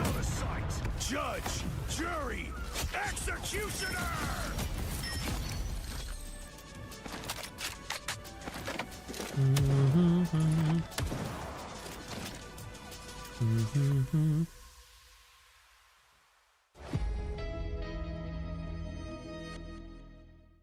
Boy, I think I did that thing again, chat, where I take on too many responsibilities in a week, and I'm gonna fucking lose it.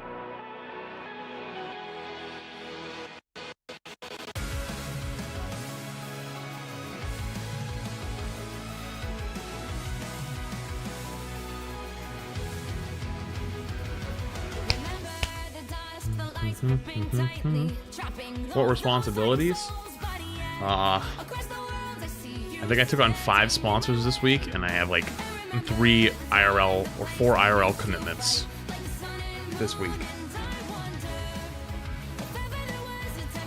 Yeah. Might have fucked up a little bit.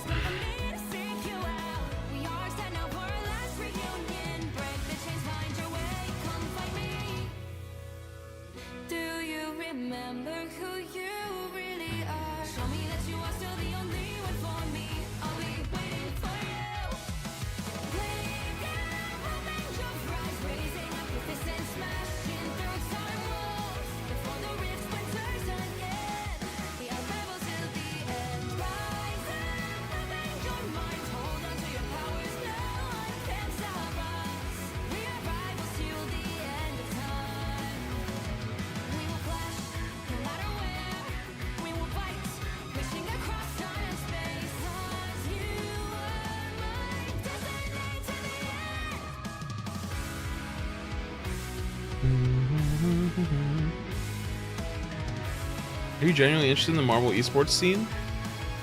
Yeah, I mean, I'm interested in, like, I'm interested as like I'm not gonna like I'm not like hardcore like, yeah, esports type of person. I'm a little bit more realistic, and I'm more curious to see how it goes, because I think inherently hero shooters are very difficult for the average audience to watch. And I'm also more curious to see how they decide to do marketing in the future. I'm curious to see if the magical pretend, real but not real Magic China LAN is real. What does the attendance look like? What does the show look like? What is the investment going to look like? Are they going to go all out? Is it going to look insane? Is it going to make people want to attend them in the future? What does org support look like? All of that stuff, right? So there's a lot to consider.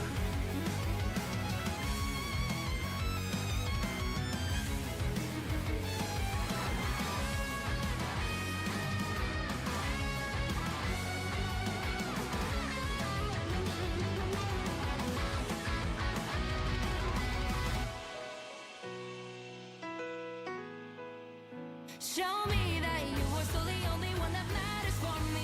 I'll be waiting for you. Wait up, open your hands, holding on to your. Jaw was lost a while ago, guys. Can you feel it? The sparks in you. Yeah, you can get the Emma and the Magic skins, but Magic goes first. You have to finish the Magic, then Emma starts. You can't get them at the same time. IP, name of the fresh tier 1. Appreciate it, dude. Thank you.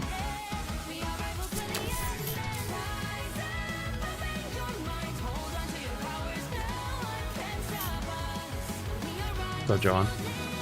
What does EA stand for? What does it technically stand for? I don't remember, but it's EU. I think it's technically EU and Saudi. I think it's the Middle East and EU all together. Europe, Middle East, Africa. There we go.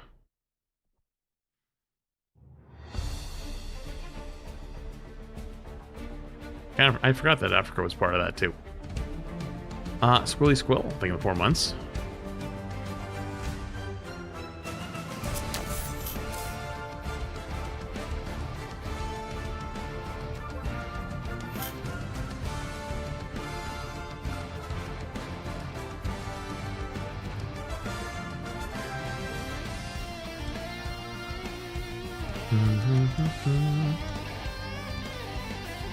Aren't we still mad at Saudi Arabia over their interference in esports? That's a really deep rabbit hole to go down, especially right now. But you know what's funny?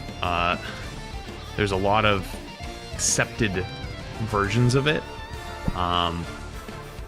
Give you a good example. Face it. Nobody says a word because they don't have their name on it. But it's all the same thing. So,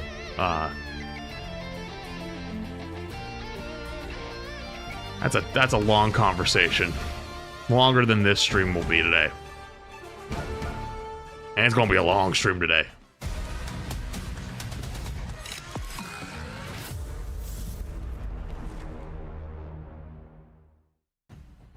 Welcome back to playoffs, and we are heading in to a highly anticipated matchup. We have Berber Patapim, a team that everyone expected to be maybe the first team to really take it to Vertus Pro, but being in separate groups, they've yet to have the chance. But now we've already had one team that has already knocked Vertus Pro into the lower bracket in the group stage. And I unbinded the link website, but app settings says I'm still connected. I unlinked after 2 for Magic to see if Emma was working. Oh, you're cooked then. You're starting all over. Good luck. Yeah, you do not want to unlink. Unlinking is the worst thing you could do. Part in the tournament, there seems to be this sort of like line drawn in the sand of Vertus Pro on one side, Rad, Berber, Patapim, and then sort of everybody else, right? Zero Tenacity's done well to sort of be amongst that conversation, and Insomnia could be that themselves, right? I think a lot of people had less stock on them because it was just a team that had a lot of changes and didn't really know what it was doing at a certain point, I believe. But it really is just a case of strong fundamentals, a lot of changes when it comes to some of the ideas that they've had, but that have gone a long way on how this team looks. This is also a situation where we have quite a few in terms of how things looked. We had some insane cap play in the last game, and these are 2 teams with some pretty solid cap merchants. It does beg the question as to whether Sentinel or we see Pasuo playing today. I believe it's Pasuo, as I saw a message earlier that they have had a bit of a family emergency, but are still going to try and bring it today. Just going to try and take out their frustration against Berber Patapim. Yeah, I mean, that's going to impact the stocks a little bit. I think Pasuo's been a fantastic, like, Captain America to be watching. But I do think in the case of, it would be, I'm trying to remember the name of them. Sentinel? Yeah, Sentinoblen. Like, them being able to switch in and be able to do a lot of the fastball specials has been what's really enabled this team to keep on going forward anyway. But for Berber Patapim, this is a squad that we've seen quite a lot of, that have really pushed the likes of Vertus Pro in close best-of-5 finals previously, and honestly looked to be the top of their group if it wasn't for that shock loss against Zero Tenacity, where from speaking to the likes of Enzo and stuff, like, he admitted that they overcooked the draft a little bit with the Touch first bands to try to tick Smash Days off of it.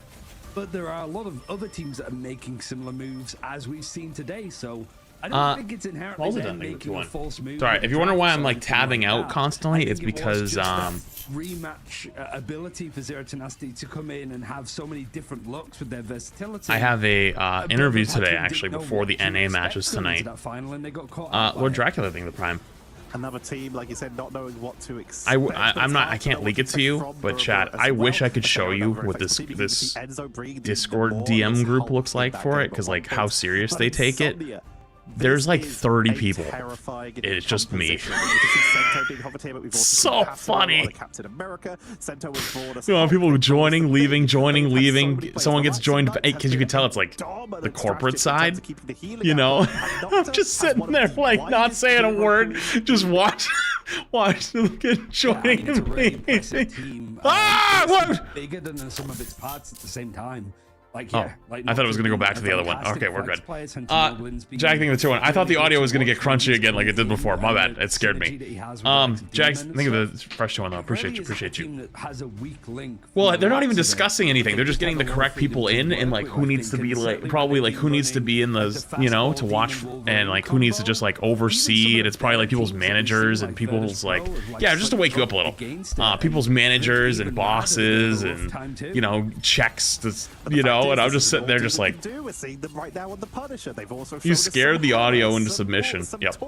And even some Star-Lord. They have a lot of flexibility. Forever has just been a stalwart force, giving us sometimes I look over at TikTok and I see the most unhinged thing. Like, I would send you a rose, but I'm using it right now. What a horrible day to have eyes. Whereas Lurkin has actually played some of the least amount of characters full stop in this tournament. Only Cloak, Rocket, and Mantis so far. Yeah, and I mean, it's predominantly over towards the Cloak, and potentially if you're doing your deep diving, like I guess we have when we're looking at the players and stuff, they seem like pretty easy targets for stuff like the draft system. And honestly, I think for both sides, Patapim went a bit more experimental with their approach again. All right, well, I have 2 seconds. I'm gonna go and it ends up costing walk around and go pee. Chat, everyone take 2 minutes. We got some time for the match to start. I think they're gonna try to narrow it down and at least give them something consistently planned for that they can practice in scrims and then follow through in official. Both of these teams have shown flexibility with actually some very similar compositions. Like you said, in the first game against two teams that are very different in terms of how they play. In a lot of the cases, it might be best to start off very standard, especially for Berber, who have this classic Captain America and Psylocke composition, for example. They've shown how good they are on the torch. They have so many options to just play a safe setup to begin with. Both these teams playing 11 maps each so far this tournament. Krakoa is going to be the random domination map of choice. Pretty good news for Patapim, you're 2-1, and it's actually Insomnia we've not seen them play at all so far. And you're right, Pasivo is going to be in over from Sentinel, so that I think does change what my prediction would have been if I knew that Sentinel wasn't playing today. I probably would have gone for Patapim because that's the problematic area, I suppose, that's been coming in.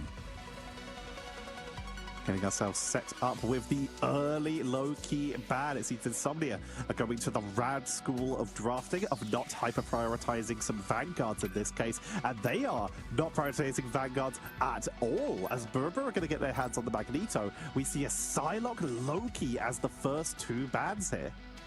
And the Loki one makes sense. The Psylocke one is just a little bit too off the goop, I think, from Insomnia, but that's the kind of curveballs that you want to be throwing in the direction of Patapim to send them potentially off in a different direction. But no, they're sort of sticking to their grounds, right? This is kind of what I want to see from all business last game, of just kind of commit. You want to play the Magneto, you want to practice the Magneto over the Emma Frost, then go for that. Then you can ban out the Loki. If there's potential of trying to play a bit of Brute as well, because Polly and Enzo are able to pick it up. And out the wall. Yo, Muska, thank you for the Prime, by the way. Appreciate you. Made it back in time. From both these teams, they are actually targeting each other. I made it back in time. With Berber, it's a standard ban, the Magneto, but also Forever is insane at it. The Wolverine has been Demon's bread and butter for turning games that they were struggling with earlier. So taking that focus. And Insomnia, they are putting all of their eggs into the Pokey basket, taking out Psylocke and Storm already. Pokey has also played Storm and Ultrons. They do have some other options. And we see Luna Snow sneak through the draft phase for Insomnia here. It's an interesting one. I don't know if they've actually picked Luna at all so far of Insomnia. So it's a little bit of a change up. But yeah, like they've gone for the likes of Loki and even Invisible Woman in one case for Relaxing Nights. So interesting that they've actually gone aggressive in something that Patapim haven't seen before. But they're going to take out the Atom. They're going to protect themselves to Captain America over for most likely Polly. And then you've got the Wolverine being banned out. So yeah, Enzo being over on the Magneto makes sense. You've got the Captain America, but you have some freedom to play some Groot if either one of them want to decide to go for a good shot at it. See the What the fuck did I just look at? He shoots ads at poor people. He ain't humble. My brother in Christ. Ads are for the poor and for the rich. Actually, ads. I feel like ads, they want the rich. They don't want the poor. What the fuck are you talking about? It ain't got nothing to do with your financial status, dude. People get ads because that's just the way the world works, man. I'm not even blasted. I blast during drop days because a lot of people sit there AFK. You tell me what you would do in my situation, right? Let's say you averaged every day, not playing your main game, 1,000 viewers, playing your main game, 3,000, 4,000 viewers, and then a day comes along where it shoots up to 20,000, and half those people are not even there. More than half. What would you do? So I don't think that it's really something that teams are terrified of. But if what would you do? Sort of show a new look and start off, you tell me what you'd do. And if you didn't do the same thing I'm doing, I'm sorry, you're probably not thinking ahead. You never know how long it'll last. You know what I mean? Especially because the Mantis is still that's how you never know. Those inspires that could damage boost and potentially set the likes of Demon or Pokey up with a bit more damage. Not going to be seeing a Mantis from the side of Berber Patapim, as it looks like they are going with Cloak and Dagger Luna Snow to just go for the your thoughts on Halo? I used to love Halo. They can. Hard to get into these days. Also going for the Luna Snow and Invisible Woman. Not going to be bringing. What would you do if your son was at home crying all alone on the bedroom floor because he's hungry? I'd give him ads. Tell him to eat up. Instead, not going to get their own Psylocke. They are forced onto the Star-Lord and the Punisher. Yeah, just popping it down. Also makes sense why they want to get the Luna, just to get the Idolor over on Tanuki, and also the Magneto as well, to put those bulwarks on top of him. Farm this up for free, and it is just more chip damage when you look at the fact that what is it with this point in this map? If a team doesn't take that back corner, they lose every fucking time. And every fucking time one team plays for the back, the other doesn't, and they lose. Why does that always happen? How have they not figured it out? Did I miss something? So let me anything in the prime. Why are teams playing for main? Play for the back corner of point. Get complacent, because we've already seen how deadly Captain America and Psylocke can be as a I don't get it. Composition. We saw the turnaround of it with Pokey using the culling turret for extra sustain to allow them to get the pickup. But the back corner? Oh, so you see on point, there's that giant wall on the far side? That corner. Next time there's a fight over there, I'll show you where it is. When you band up the Wolverines, you're not going to get pulled out of these positions. But I bet the Punisher's going to rotate that way. Holy shit! Oh, that was disgusting. Forever to clean up nicely onto Tanuki in a position where the rest of Berber Patapim can't help. That was fucking gross. See, wait, now they're playing main. Now they flip main. Why are they playing main now? Stop playing main. Wait, you guys are gonna get pushed out. Oh, never mind. Just bonk him on the top of the head. That actually, yeah, okay, never mind. Cloak ult, Mag ult, and Punisher ult? Okay, yeah, they'll probably still win that regardless. But if they didn't have the Mag to bonk the Punisher on the head, I think they lose that. Not gonna lie. Big play from Mag. This combo to set up architecturally sound. He's not gonna set up there. Wait. All right, you see the wall behind where we're teleporting right now? That's the back corner. So they're probably gonna jump through this portal. Wait. No. Oh, oh god. They're gonna TP on their head, but they're just gonna rotate. Oh goodness. Go in first. But it is just forever contesting as of right now. Fate of both worlds from Alex is going to allow Berber Patapim to go in. Oh, Punisher died on point in that corner. They weren't backed up yet. You got the invisible boundary happening off of sight, and a bit more of a battering ram coming in as Pasiwo's found another pick to go in, and Paulie now is using that freedom charge. A bit of an over dedication because it doesn't. I don't know if I. Yeah, I don't know if I would have went for that. That was a bit. That front line is a bit much. Unless they're swapping. They could be swapping now. 99% though is still very solid, and they're still going to have their not own you too, galactical BP. Legend. Insomnia, they burned basically Not you everything. too. They have freedom charge. They're 69% of the way towards What an the Iron heck? They're currently running this triple Vanguard I composition. thought you loved me. Demon having to set up the portal for them in order to get this re. All right, you see, this is the corner right here. This is the back corner setup where they all just TP'd. Every time a team takes this side and sets up, they win, and the team that doesn't set up over here in the first fight loses. That's specifically for the first fight, but at least for this one, it's still good pressure. I don't know about, like, first fight, it's literally 100% win rate / lose rate.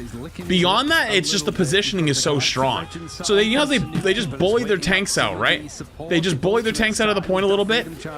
I don't know what's going on with this freedom charge though. It's a very interesting cap-all. The Meteor M misses its target. The Galactic Legend has ultimate stacked on top of each other as the Eye Bagamoto from Demon as he's trying to contest. Yeah, not actually going to be there. It continues. Setting up in that back corner just means win. You just win. You just win every time. Why does everyone not do it?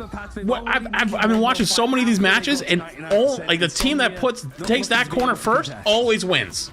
Every time. Every time. Utilizing those aerial jewels from the Star-Lord for they never lose. And making the most of the fact that their ultimates had enough damage to melt through some. That is a top-tier webcam right there. Oh my goodness. That looked like it might have been from 2008.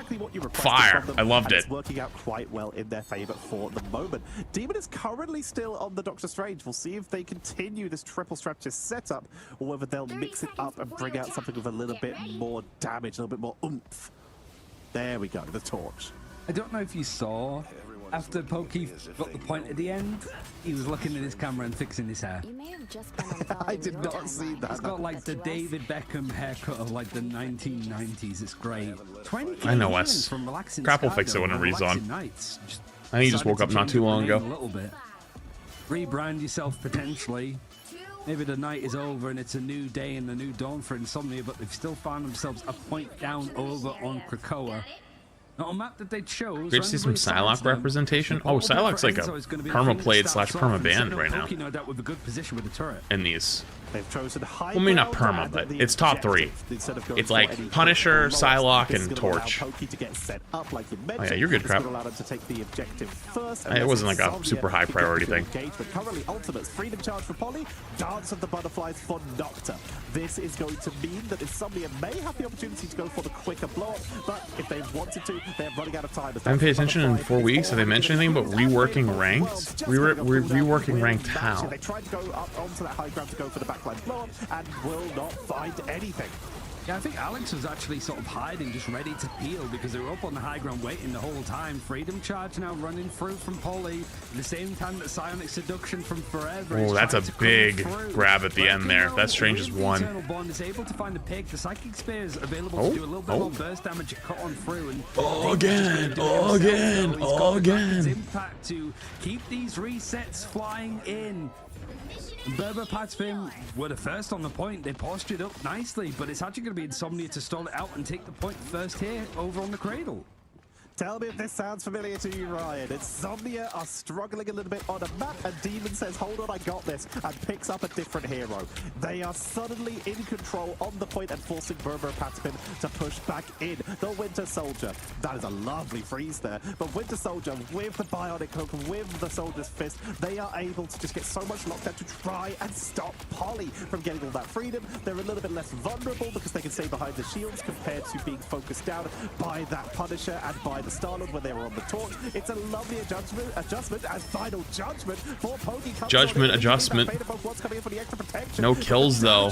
Getting no kills with Punisher, oh, that's a big uh-oh. They probably lose this now.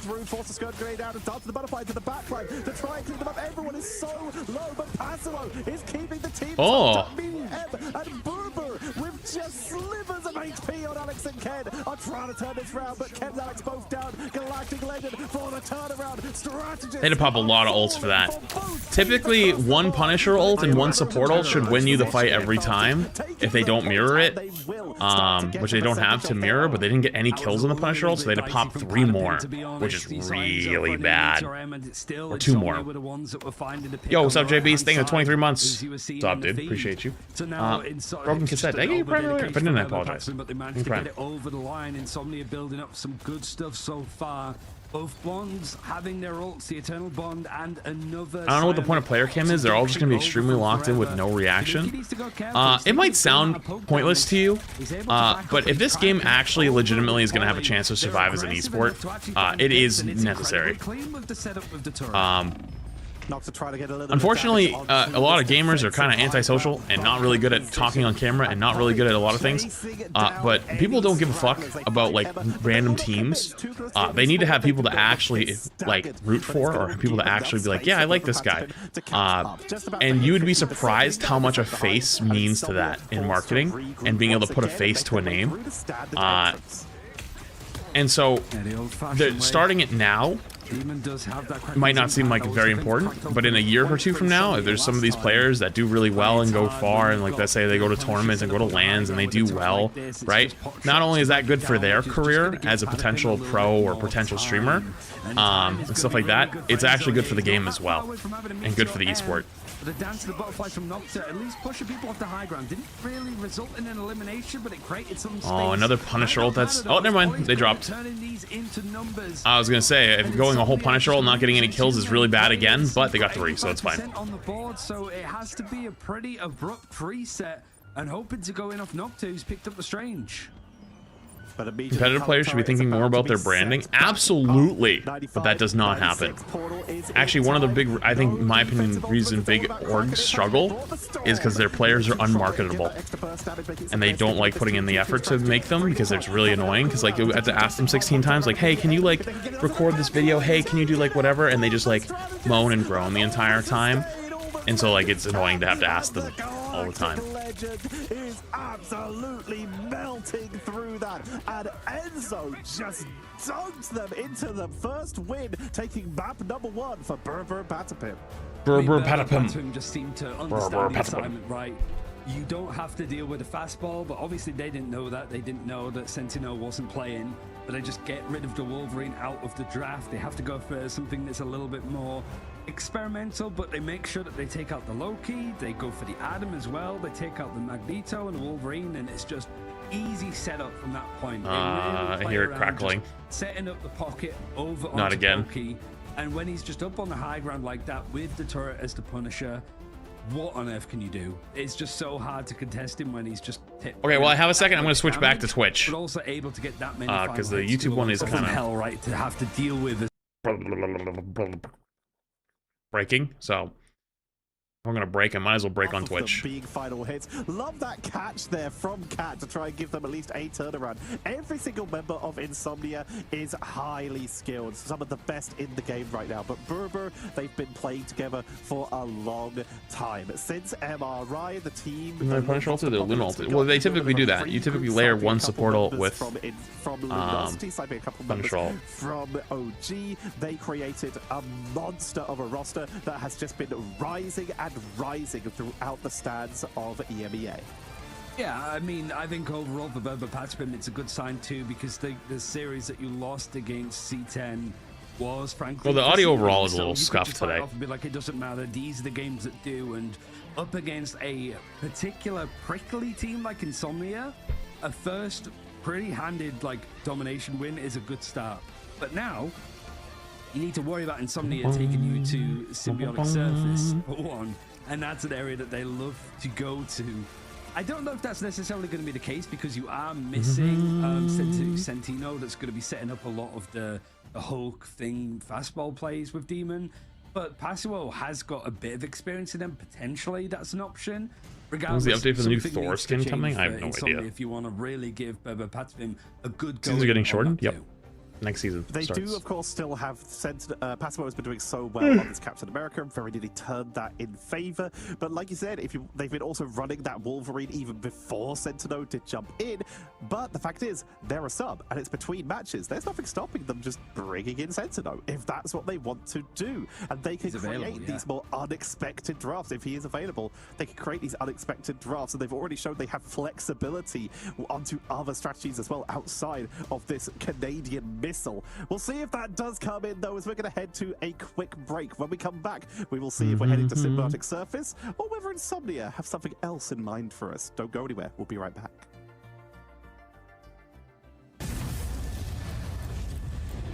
No, you didn't miss any floor meta. Although, honestly, a nice nap on the floor would be pretty nice.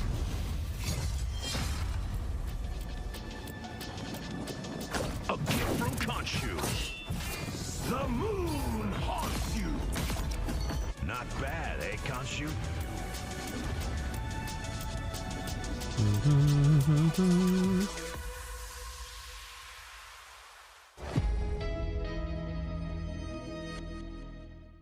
Which is effects? Did you change the effects of these skins? Wait, what?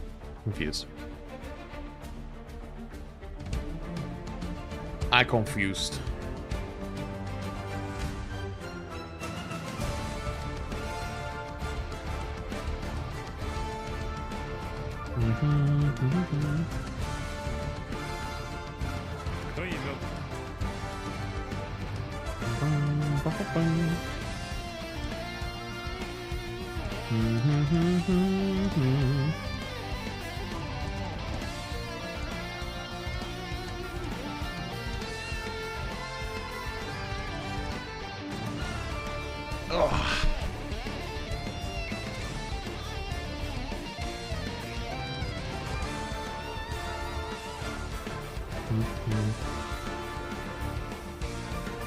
God, these next 2 weeks, chat, I'm not gonna lie to you, I might start looking like a literal Walking Dead zombie. But when it's all said and done, it'll be fine. It'll be worth. But don't be surprised if you see that more. What's up, Mikasa?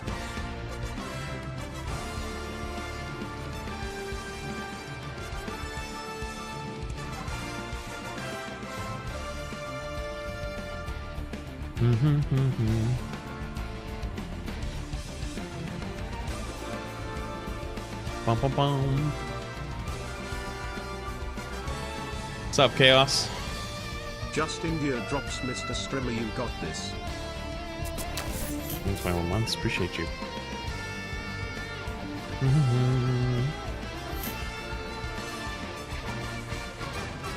Would I like your Prime? It's up to you.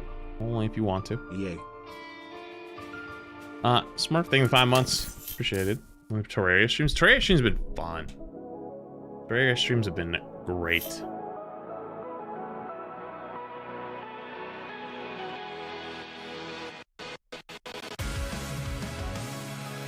All yours, man. Appreciate you, Chilled. Thank you for 2 months. I also got to make a tweet, I think, at some point, because I got to look for an editor again. And you know, it always scares me a little bit, because it's just like you see a random, like, looking for editor tweet, right? And then a month later, I'm looking for one again. It's like, oh, what happened to them? It's like, well, nothing happened. I swear, like, it just they just couldn't do it anymore. They had something come up, and for them it was health issues. It's like I didn't do anything wrong, but I always wonder if people think that. Iris, thank you for 2 months. Nevior or Navi Oracle, sorry, I think of the Prime. Appreciate it. Helium, thank you for the Prime. Almost every single time. Let's give them health issues, yeah. Demon has been dominant. I think health issues is a very valid reason. No, I agree. Oh, I agree. I'm just saying, like, they have seen, you know, what Demon can do. From a I'm not gonna Wolverine, just to turn say that, you know. Bring it in Sentinel to just launch Demon at the enemy team. Oh yeah, did you end up getting to sign into that crap and look last night? Because I looked at the, I mean, you could probably just take my word for it, but first class all the way back to their team, and that's not even the only thing they've done. They've brought out. But there was only couple still left in there from before, and I don't think any of them were like really anything special. They've done portal engages. Insomnia, this is their home. They are infused with the essence of Null, and they're going to try and use it to start the comeback. They have such a way with words for that one too. They're 2-1 in it so far, but one of those victories was up against Vertus Pro.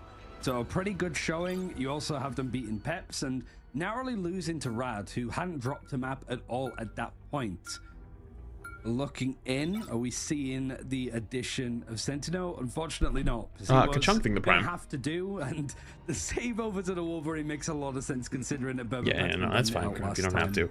Pretty much instantly. Did you see what I just put in mod chat, by the way, Crap? The key in quite a few of these games, so open it up. But this does mean that Berber can now get some priorities. They can now grab themselves a Loki and Emma. Anything of that line, Emma might be pretty solid here, as Diamond Form means you won't get picked up by Wolverine, but they choose Loki. If the objective is to try and stop people from getting dove on, then you can protect them on the backline that way.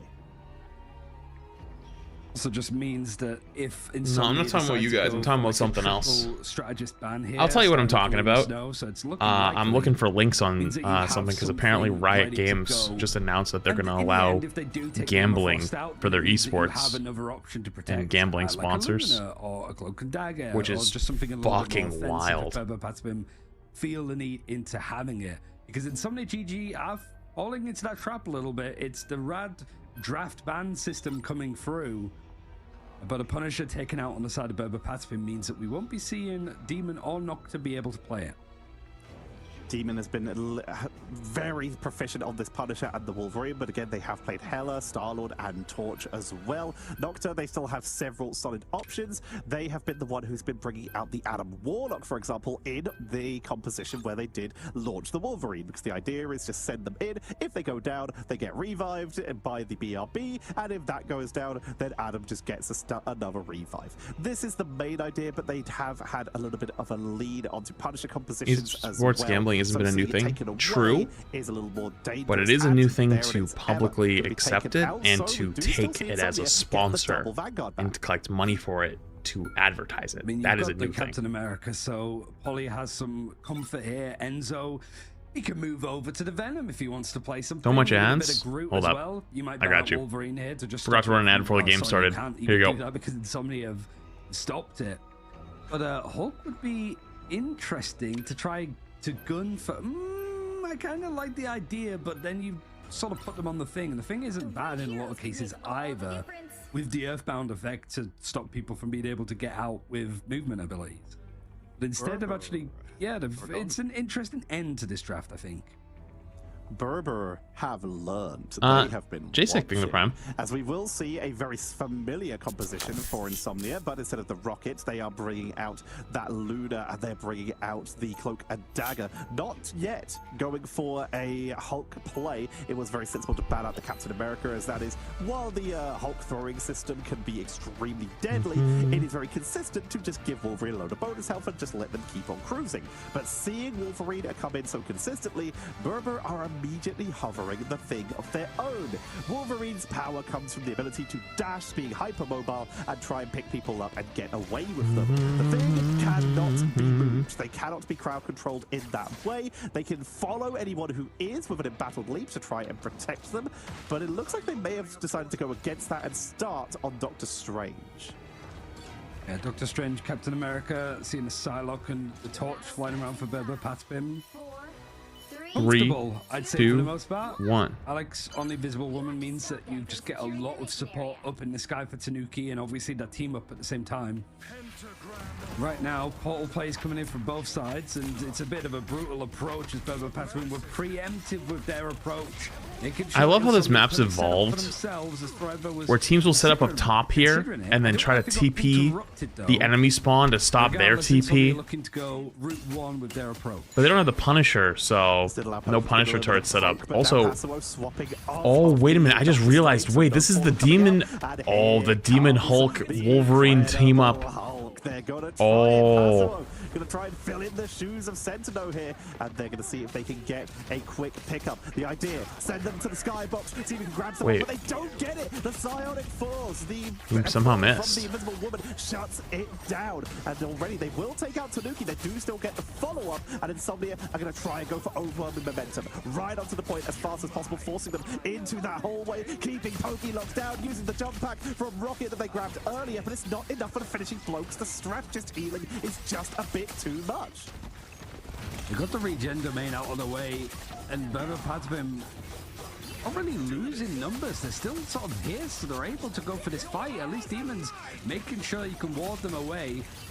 Trying to get up onto the Captain America that's up and down in the sky, but Ollie is not quite there with the Freedom Charge, and so far Vertus have done a good job to try and keep contesting this. Invincible boundary, I mean, that's the problem, right? Demon could just grab people in and out of it. They're forced to back up, and now that this is on 99%, blonde with Prime. With the Eye of Agamotto to catch on to 2, but yeah, Invis is pretty much used to stop the Wolverine here. You have got the Camera Revival now for Noctis. And if the Invis is really on her game, then can really limit him from doing a lot, but Demon's Wolverine has been insane this entire tournament. Drops the freedom charge, but that bonus health for your allies outside of the initial burst only continues to tick. I don't think they all have face cams. I think only some of them do.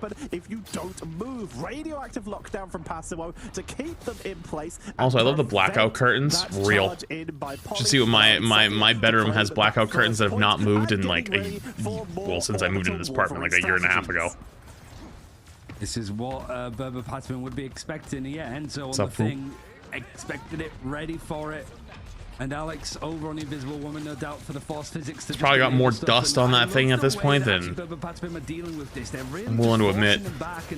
Catching onto Polly isn't too much of a big deal, but if it keeps stringing together, he might have more than he bargained for. Luckily, Polly's a well-veteran Captain America, so he's able to just dash out of dodge, get to safety. But the last stand is actually going to take out Tanuki. He's stuck right in the corner and just on the cusp of getting that final judgment. That's a great potential pick. And Passivo's filling in that role. My apartment complex have a pool? By the wayside. We do have the Dance of the Butterflies being used. Yeah, but I would never swim in it. It's kind of gross. The Soul Bond keeping them sustained. Here comes the Eternal Bond, countered by the Invisible Boundary, but they get Ken, meaning they will not get the cloak for the second Invisible Boundary. Psionic Seduction. This is a full commit out of Insomnia with Monster Hulk to cut off any reinforcements. Tanuki is giving everything they can. The shotgun Wolverine up close. Like, get away, get away, get away. But they are outnumbered. They're getting pushed off. Polly will go for a delay, but gets sniped out the air by Nocta. And this is vintage Insomnia. This is why people ban the Wolverine against them. This is why people the Demon Wolverine is actually ridiculous. That guy might be one of the best Wolverines I've ever seen. Another situation that they're in. They're setting up nicely with the ultimates on their own, but it's whether they're going to get a moment of respite to try to set up for an engagement here. Or pools are so gross, but pools are so expensive. Do you mean like to install or to like maintain? Chat, does anyone in chat have a pool? If you have a pool, how much does it cost you to maintain that thing? I've always wondered. This engagement might slow things down for Insomnia, and losing the Wolverine certainly is going to allow Vertus a bit of space to allow this reset. They've got ultimates too to work easily 1K. 1K what? A summer? A month? Passivo gets staggered. That buys a lot of time, and they needed that because Insomnia had over 3.5 minutes remaining.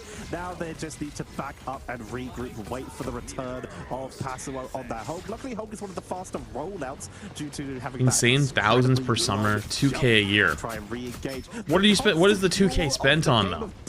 Like between Pokey and Demon. If like what? Pokey dashes first, they avoid Demon. If Demon dashes first, Pokey like someone to come clean it and like come take care of it. Or like, are you just doing like chemicals and you take care of it yourself? Like what? Like, if it's 2K a summer, are you doing everything yourself, or is it other people are doing it? Nocta's gonna go for the resurrect just off of the passive soul prayer. Doing 3K a year for a guy to come clean my pool and chemical work. If I did it myself, it'd probably be half. Well, how often do they do that? Because like, one of my friends growing up had a nice pool, and his dad would literally go out and like clean it every single day. Do you have to clean that thing every single day, or was he just like, nah, nothing better to do. A factory of Nocta, Insomnia have the numbers to still engage onto this, and Invisible Boundary to just buy them a little bit of space to work with. You've got the Wolverine jumping onto the thing, Immovable Object, Unstoppable Force. We don't really know how that one's going to go. If you're a little cleaner robot, that helps too. Wait, what do you mean a little cleaner robot? Like at the bottom or at the top? The payload was moving along, pulling this into unprecedented areas for Insomnia. Yo, cracking with a gun. Appreciate the prime. Thank you, dude. To the pool fund, I guess. Entirely from Demon. Relaxing Sky, getting focused down, trying just not to get staggered. Instead, they will.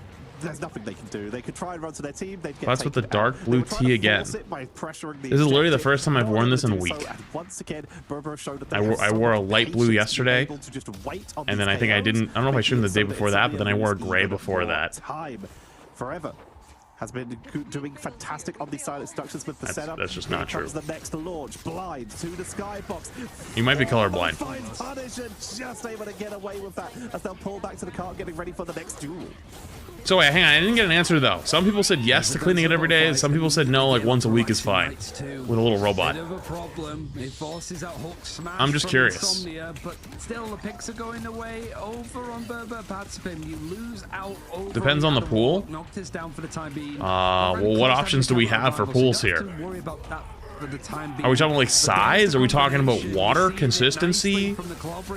I guess like if it's a saltwater pool, right? If it's saltwater, I guess that's different. Yeah, if you have trees around it, yeah, I guess in-ground or above, true. Let's say in-ground. Let's say in-ground. Honestly, hot take, I'm sorry, I hate above ground pools. I think they're ugly, they're gross, they're ugly. I'm sorry. I have a bit of a bias against them because one of my friends growing up had an above ground pool and his family was really fucking terrible at taking care of it, and it gave me the worst ear infection I've ever had in my entire life. So one's so bad that my pediatrician at the time told me that in her 25 years it was the worst ear infection she had ever seen. They gotta make sure that they have the best fights they can do here, so they're going for full burst, revive, psionic seduction, karmic revival is going to be key if Nocta can stay safe, and they just took out Tanuki within seconds of arrival. They just C9. Oh no, they didn't touch. Hello, guys? I mean, C9 don't have a team in this game currently, do they? Did we say that that's on them? No, I didn't have tubes or anything.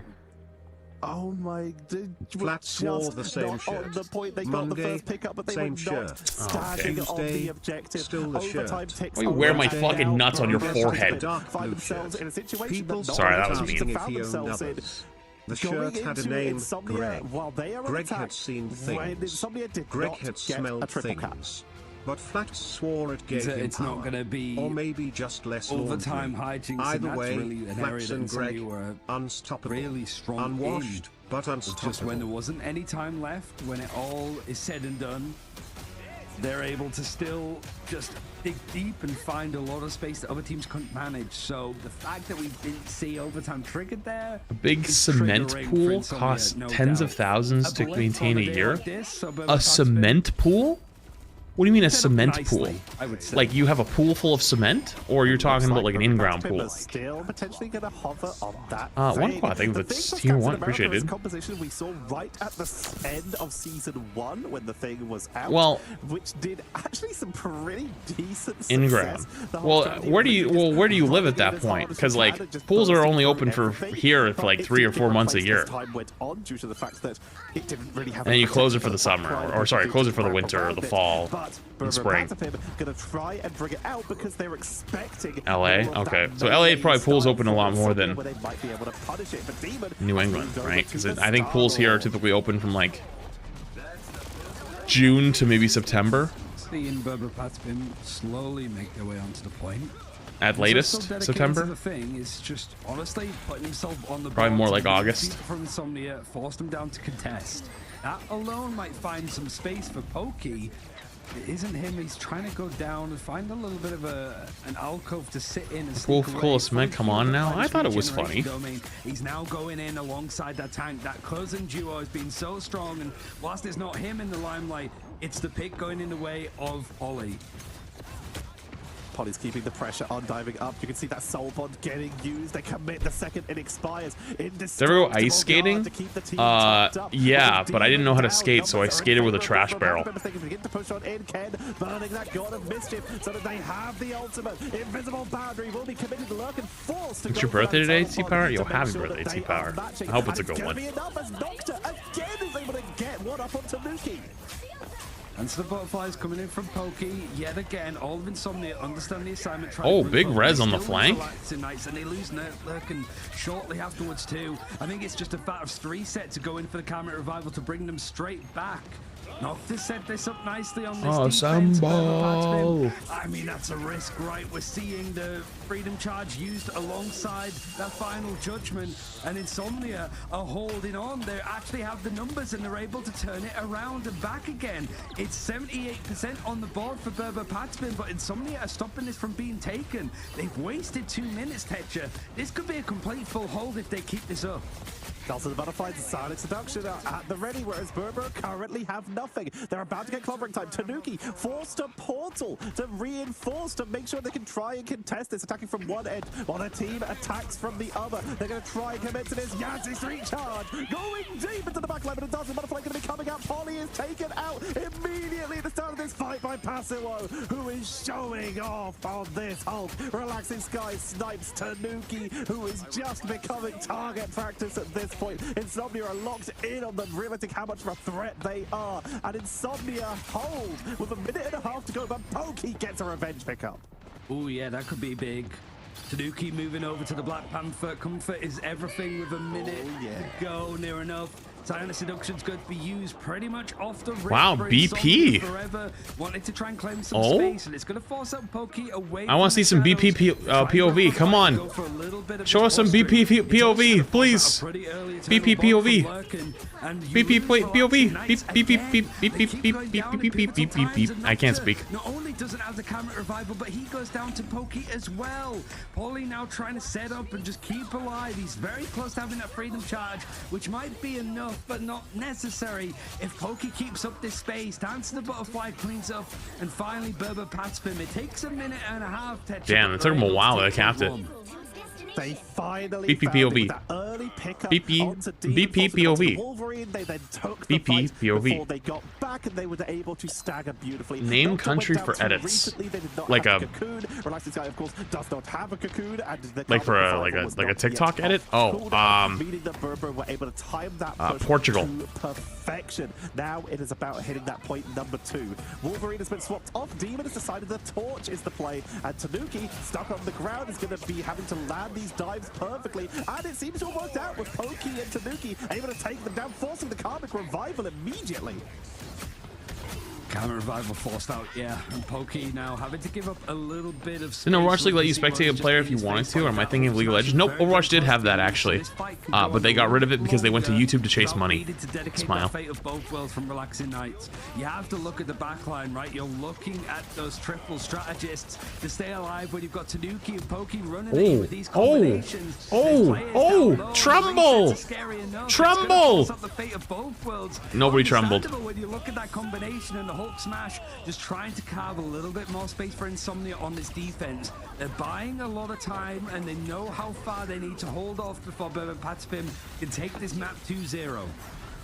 Indestructible Guard is holding out for the moment. Invisible boundary for Alex. Berber Patspin attempting to commit to this Dance of the Butterfly into the backline, and with all the strategist ultimates down, Insomnia are sliced through like a knife through butter. But Tanuki and Pokey are picked up on the other side. That's a huge kill. Honestly, dying there is kind of a big Yeah, they're actually gonna flip that fight now. Nocta is gonna get melted here, trying to stay topped up. But even if they go down here, there's a portal. He doesn't have Zap. They're just so close to the we had a slam right there. That Invis would have been dead. Ooh, kind of needed to live there, but okay. That's okay.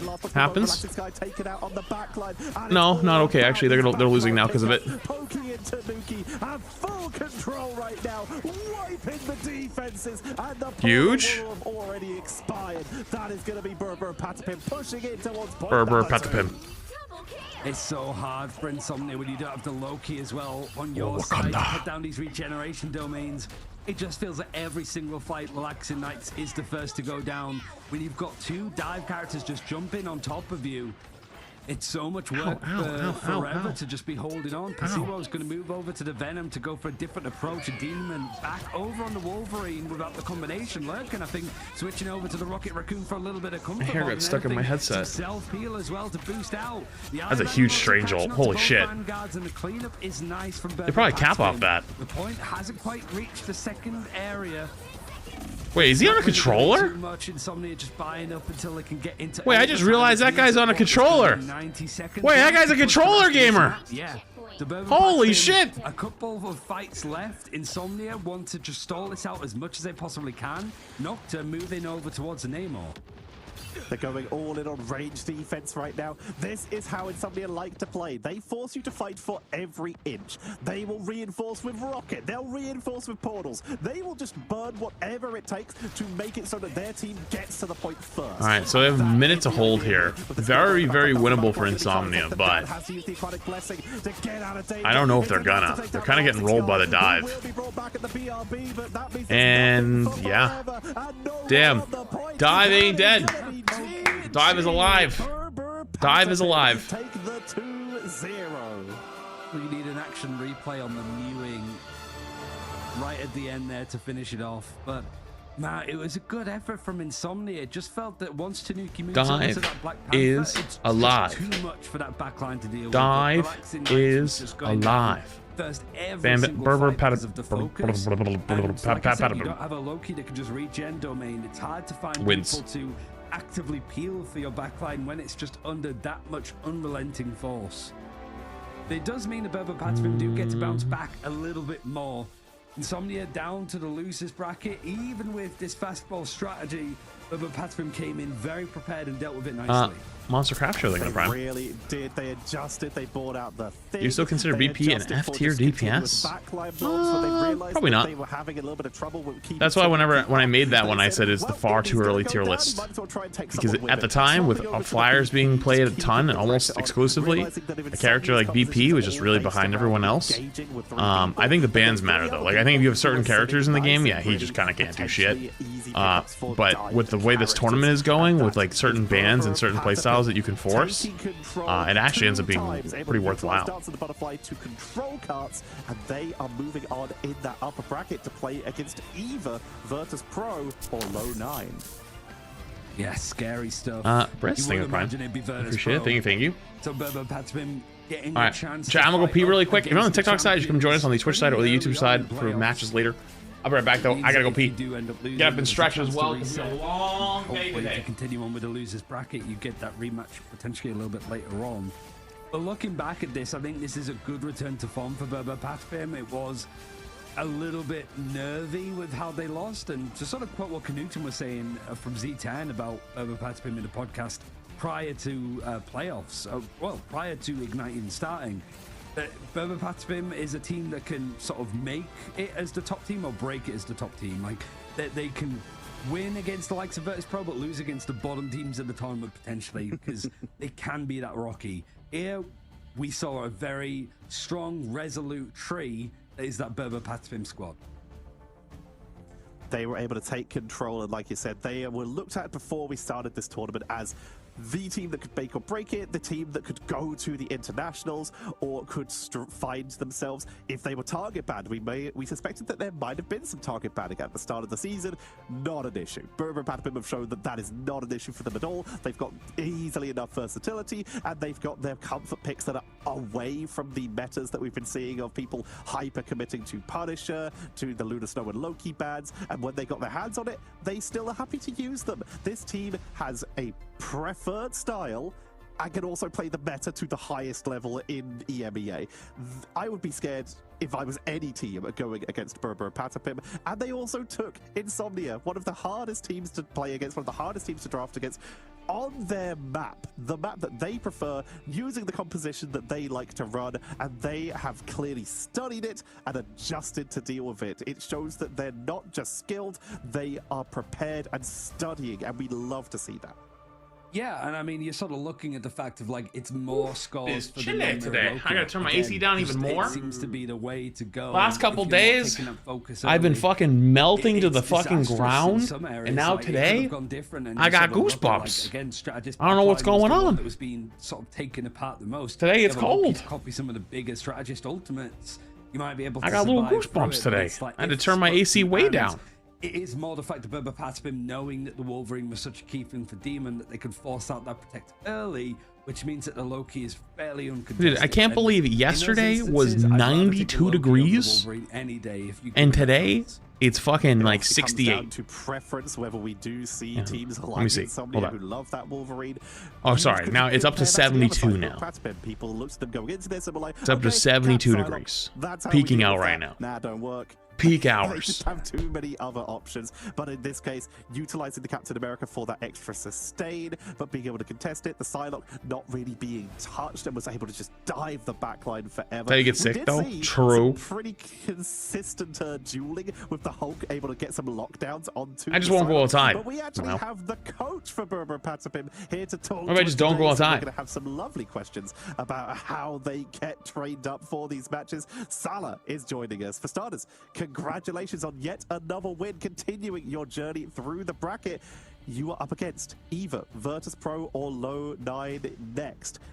Would you prefer to play against Vertus Pro for that consistent rematch throughout the history of Marvel Rivals, or is Low 9 your preference as potentially someone you haven't played against as much? Nah, we prefer VP. I think we were kind of upset when they went and lost the other day to Red. I think that should have been us. I mean, I think it was really hot here all this week. Yeah, we want VP for sure. First of all, it's good to see you, bud. It's been a while. Secondly, what's up, Brian? I think I wanted to get your take on what happened against like Z10, because I spoke to like Enzo a little bit, and like I know you were trying some things with like banning out Torch first and stuff like that. What was it from your perspective as a coach? Because sometimes, you know, players from their perspective could be like, oh, we went wrong because we did this thing, and you're sat there as a coach being like, it was more of like we stopped communicating, or we got too stressed, or we just went for some weird picks in the draft. Like, from your seat, what was the problem in that Z10 like grand final last week? I think it's like a mixture of everything you said almost. I think, first of all, we are the team that kind of experiments the most with drafting and different comps and different ideas. I think we maybe had a few ideas that didn't work that day, but maybe can still work, maybe can't. I think they also drafted quite well in that specific situation, and yeah, I think we just had an off day a little bit. I don't think it was anything specific. We are a team that when we're good, we're maybe the best in the world, but we can dip a little bit. But yeah, I don't think it was anything big. I think it was just they had good drafts against us, maybe won the draft a few times in a few games, and yeah, it was a bit too late. I think we went 0-2 down, and then we kind of were able to recover a little bit, but it was a bit too late at that point. Yeah, they also played very well. I think they're a good team, to be honest. Let's jump a little bit back to the present here, as you just had your matchup versus Insomnia, banning out the Wolverine in game number 1, but letting it Pro Sim in 3 months. Game number 2 on the map they have consistently played it. Deathslayer, probably just wait till season 3. It should be like what, like 2 or 3 weeks or something like that. Like 2 weeks maybe, or 3 weeks. We need to let something else just wait for that. So that we can get That's what I think. I mean, we banned Wolf the first map, and we expected them to save it insta, like on the first save on the second map, because we know it's their pick, basically. That's their win condition. We were prepared against it. I think he's really good, so it made it a little bit hard, but we were prepared. I think it was more so just no reason to ban out the Wolf in that situation. If they want it that bad, we'll let them have it. We'll beat them. Fuck, I can't be yawning this much, and we're only a couple hours in. So the question I want to ask requires a little bit of setup, but we're basically from a game previously, and you had a habit as a coach where you would go up to the teams that you were playing. Yawning this hard and we're only a few hours in is not a good sign. Like, let's do the draft now. Have you managed to sort of pull out those mind games against like some of the teams in Marvel Rivals yet? Because I feel like whilst you don't have like a map pick ban system, the draft system in itself is almost more complicated in a sense, because you have to prepare for different looks. Like, what's that like for you? Do you get to sort of bring out some ideas that can leave teams a little bit confused playing up against you? I think we have I mean, this is the first time in my career kind of that. Oh, I'm sorry. I don't know why. I'm just kind of sleepy. What's the correct word? Bigger monkeys than me? I don't want to take any caffeine right now because I got a long day today. We got to go till like. I don't need to do a lot in this team. I can kind of chill most of the time, and they do most of the work for me. I think if you ask a lot of other people, I think my sponsor technically goes to like 10:30. A grandpa and kind of just chill and relax, and you know, they'll do the job for me. They'll psych other people out, or they'll come up with the crazy ideas themselves. So what is actually the vibe in terms of, like, obviously psyching out? You say that they're happy to do that for you. I mean, I have no plans to play Apex. Drafting and Are you sponsored right now? No. I have the sponsor segments tonight at 8:30. You and them. It's a team effort. Sometimes I'm coming with ideas. Sometimes they're coming. I mean, Barcode's really, really smart. For example, I think he's probably the best in-game leader in the game. I don't know how others are, but I would say he's the best. He comes up with a lot of good ideas. We have like a lot of players who are extremely smart, let's say. Tanuki, Alex, Tenor. And then we have like Poli and Pokey who are just running all the time at them, you know? And I think Poli was insane today, for example. So it's a mix. It's not like, I think Ryan knows in Valorant I was much more of a dominant coach, let's say, but I don't really need to do it here. My players are insane, man. So I can kind of just chill and they do a lot of things themselves. You just keep them on the straight and narrow when it matters, I guess. We'll leave it there. Like, yeah. I guess you guys can sit back and watch this next series, see who you're playing up against in the next round. But absolute pleasure to talk to you again, Salah. No doubt we'll see a little bit more of you guys, certainly as Ignite goes on. Hope so. All right, Ryan. For starters, what a lovely lad. For second, what are these headphones? We have our last series coming up. Vertus Pro found themselves in the lower bracket in the group stage at the hands of Rad, but Low9 also found themselves in the lower bracket quite early and had to fight tooth and nail to get here. They had so much pressure on them to get to this point, and now they're gonna be up against what might be the best team in EMEA, if not the world. There is a lot of pressure on them. If they go down to the lower bracket, they have to go against Insomnia, which again, we've already seen is very hard to draft against. Even a team like Burber Patapim almost stumbled. Yeah, I mean, I hope the players don't take this badly from L9, but I think they're the team that I have the least expectations for naturally going into playoffs, but I'm always happy to be proven wrong. We'll see exactly how much damage, if any, they can do to Vertus Pro after this break, so don't go anywhere. Wouldn't do it again. Definitely wouldn't do it again. Would not do it again.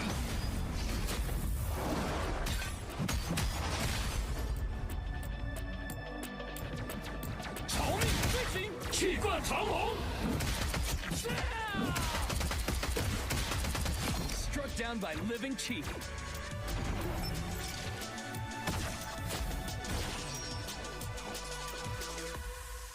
They are open back, yeah. Listen, Java, I was curious, okay? I was curious. It was during a drop stream. What happens after you eat a pepper? It becomes a ghost pepper. Okay, thing of the 10. Appreciate you. No, I did not watch the PC versus console tournament. I heard it was good though. All right, there's only one more match today, so even if this goes all the way, it's probably like another hour. That takes us to what, about 4 o'clock? And I think we have like another 2 hours before the next set of matches start. So, what are we gonna do for time? I don't know. Yeah. See, guys, that's my line of thinking. It was during a drop stream. Right off. It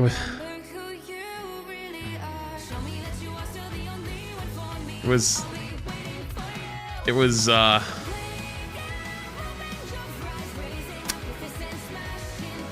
decision, not one I would probably make again. That's all. Yakuza 0 again? I don't know.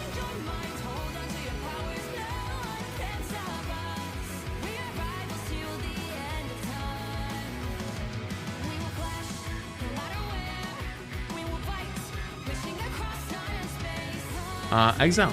I'm gonna Prime. Appreciate it. I don't know. I didn't get to keep the audio on 1%. At least one piece.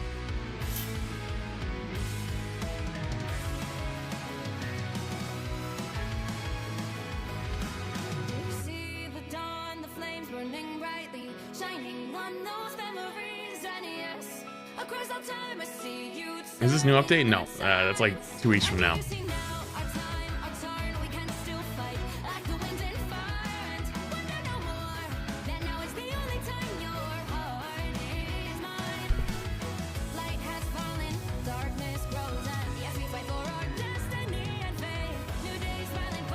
Chat, I'm giving you ads because new headset. All right.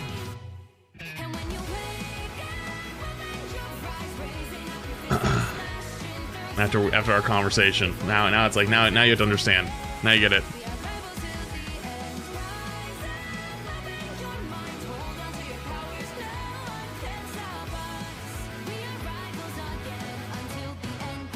Yeah, ZZZ's thing was yesterday was fun. It was a good time.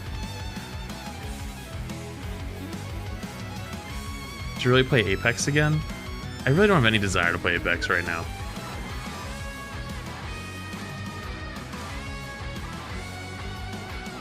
I don't want to start anything new. I'm gonna be honest with you. I have taken on too much this week already. This next week I thought was gonna be a nice chill week, and I fucked it up. I fucked it up so bad. Let's played Apex, made Seagull quit, and ended while he was ahead. Actually, I'm gonna take it one step further. I actually won a Apex tournament and then never played again. I really ended on top.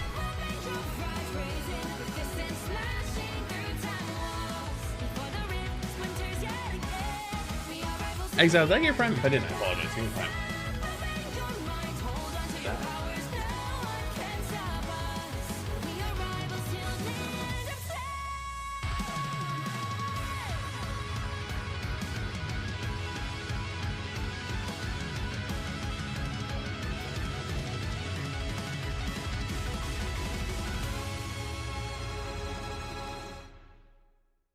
What's tomorrow? Friday? Is something I'm supposed to do tomorrow? What am I supposed to do tomorrow?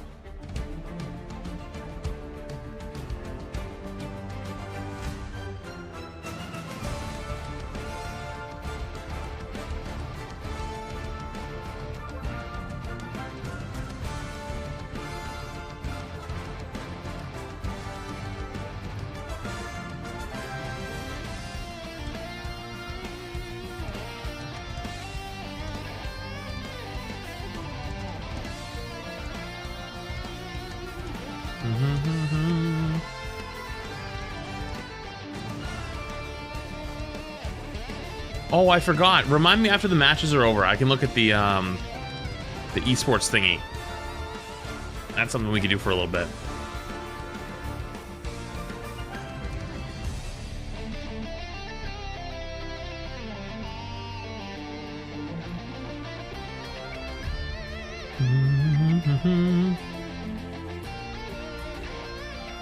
Dude, I keep getting these texts from Verizon where they're like, you don't get a deal like this every day. Add a new line. For what? So I can have 2 phones? Stop texting me. I don't want any 4 phones. Fuck your phones.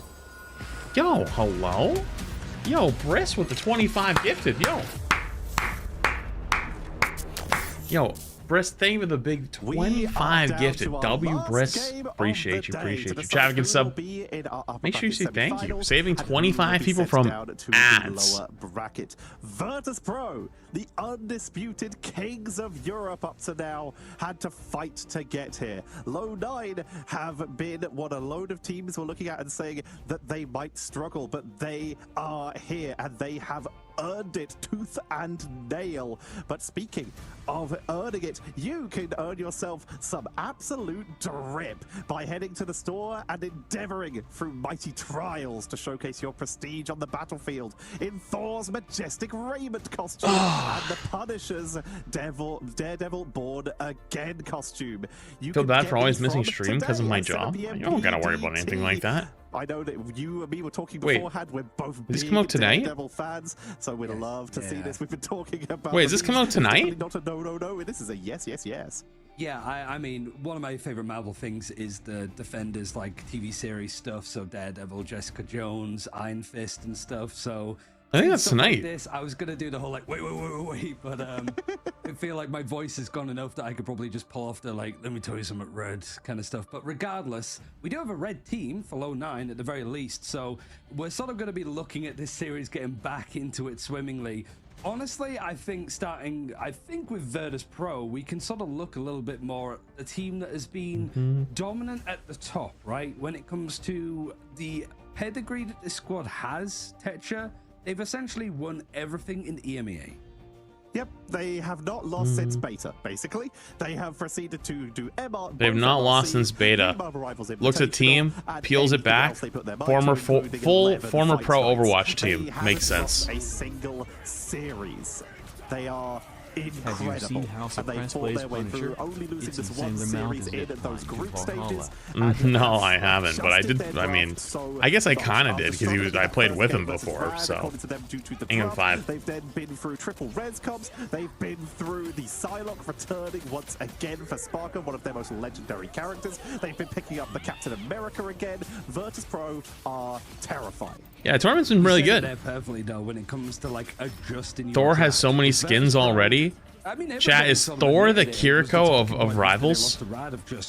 It felt that Vertus Pro weren't necessarily that prepared with the meta, and I think one of the things that they were hit hard with is just how often teams banned out the strategists against them. So you're looking at the Loki and the Luna. No, that's Spider-Man. Who has more skins? Spider-Man or Thor? More as those third, fourth picks, but I specifically wanted to highlight Mantis as the 0 bans against, because definitely we've seen, like I mentioned earlier in the show, we've Mock seen thing 13 months. Teams ban out the Mantis from Asia, from China, from Spider-Man has 7. Does he really have 7? That triple strategist 8 on PS5. One Epic was a free skin.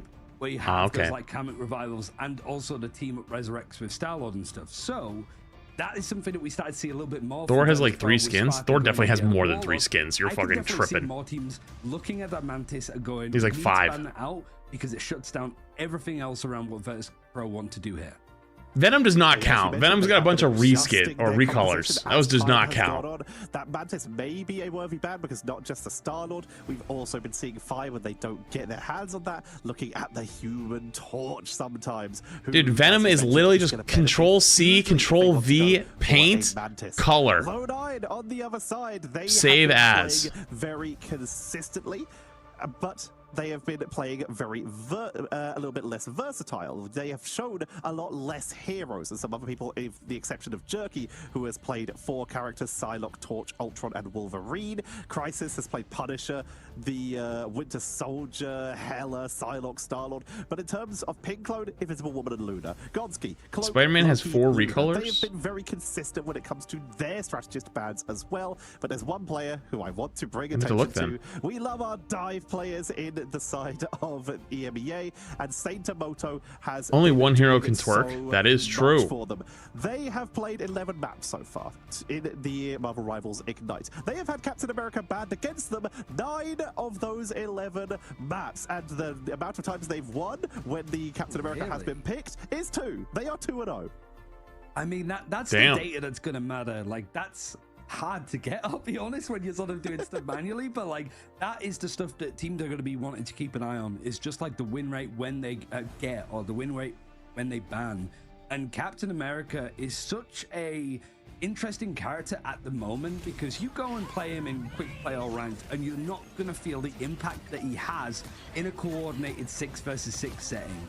And you're right, it just really enables the rest of the team with just how disruptive you could be, what you can force out, and just how unrelenting you are. It's just, you know, the literal "I could do this all day" quote is pretty apt with how this guy is able to sort of take these fights and engagements. But for low 9, it's been tricky. They've had some really hard series, and pretty much that John was bums. They lost a while ago. Shmungus was the one that sort of really highlighted what this team could do a lot. But, I mean, no disrespect to Shmungus, because I know that some of them are going to be watch partying this.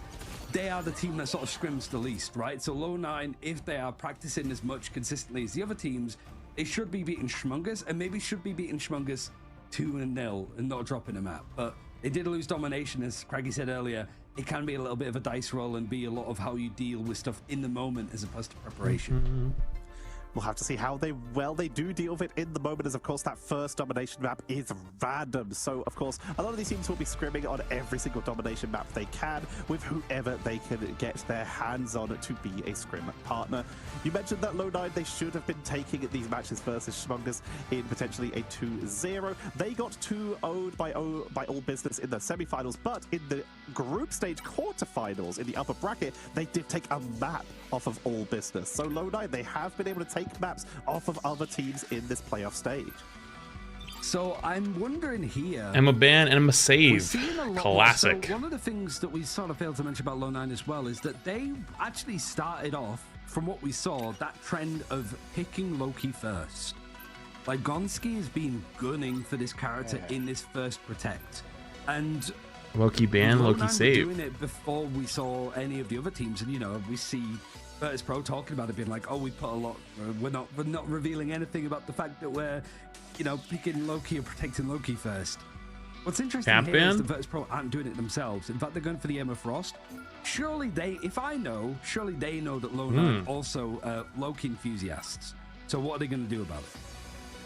They've decided it isn't their biggest priority, but what is going to make their way in is, well, 07s for the captain. Captain America will be banned out by Vertus Pro, and they're also going to try and target Jerky a bit here, taking away that human torch. Took away torch, took away cap. They now get to go for their protection. They have the Loki, and they're going to get Mag potentially. This force most teams might look like a dream draft. Steam summer sale started today? It's really? To set up with.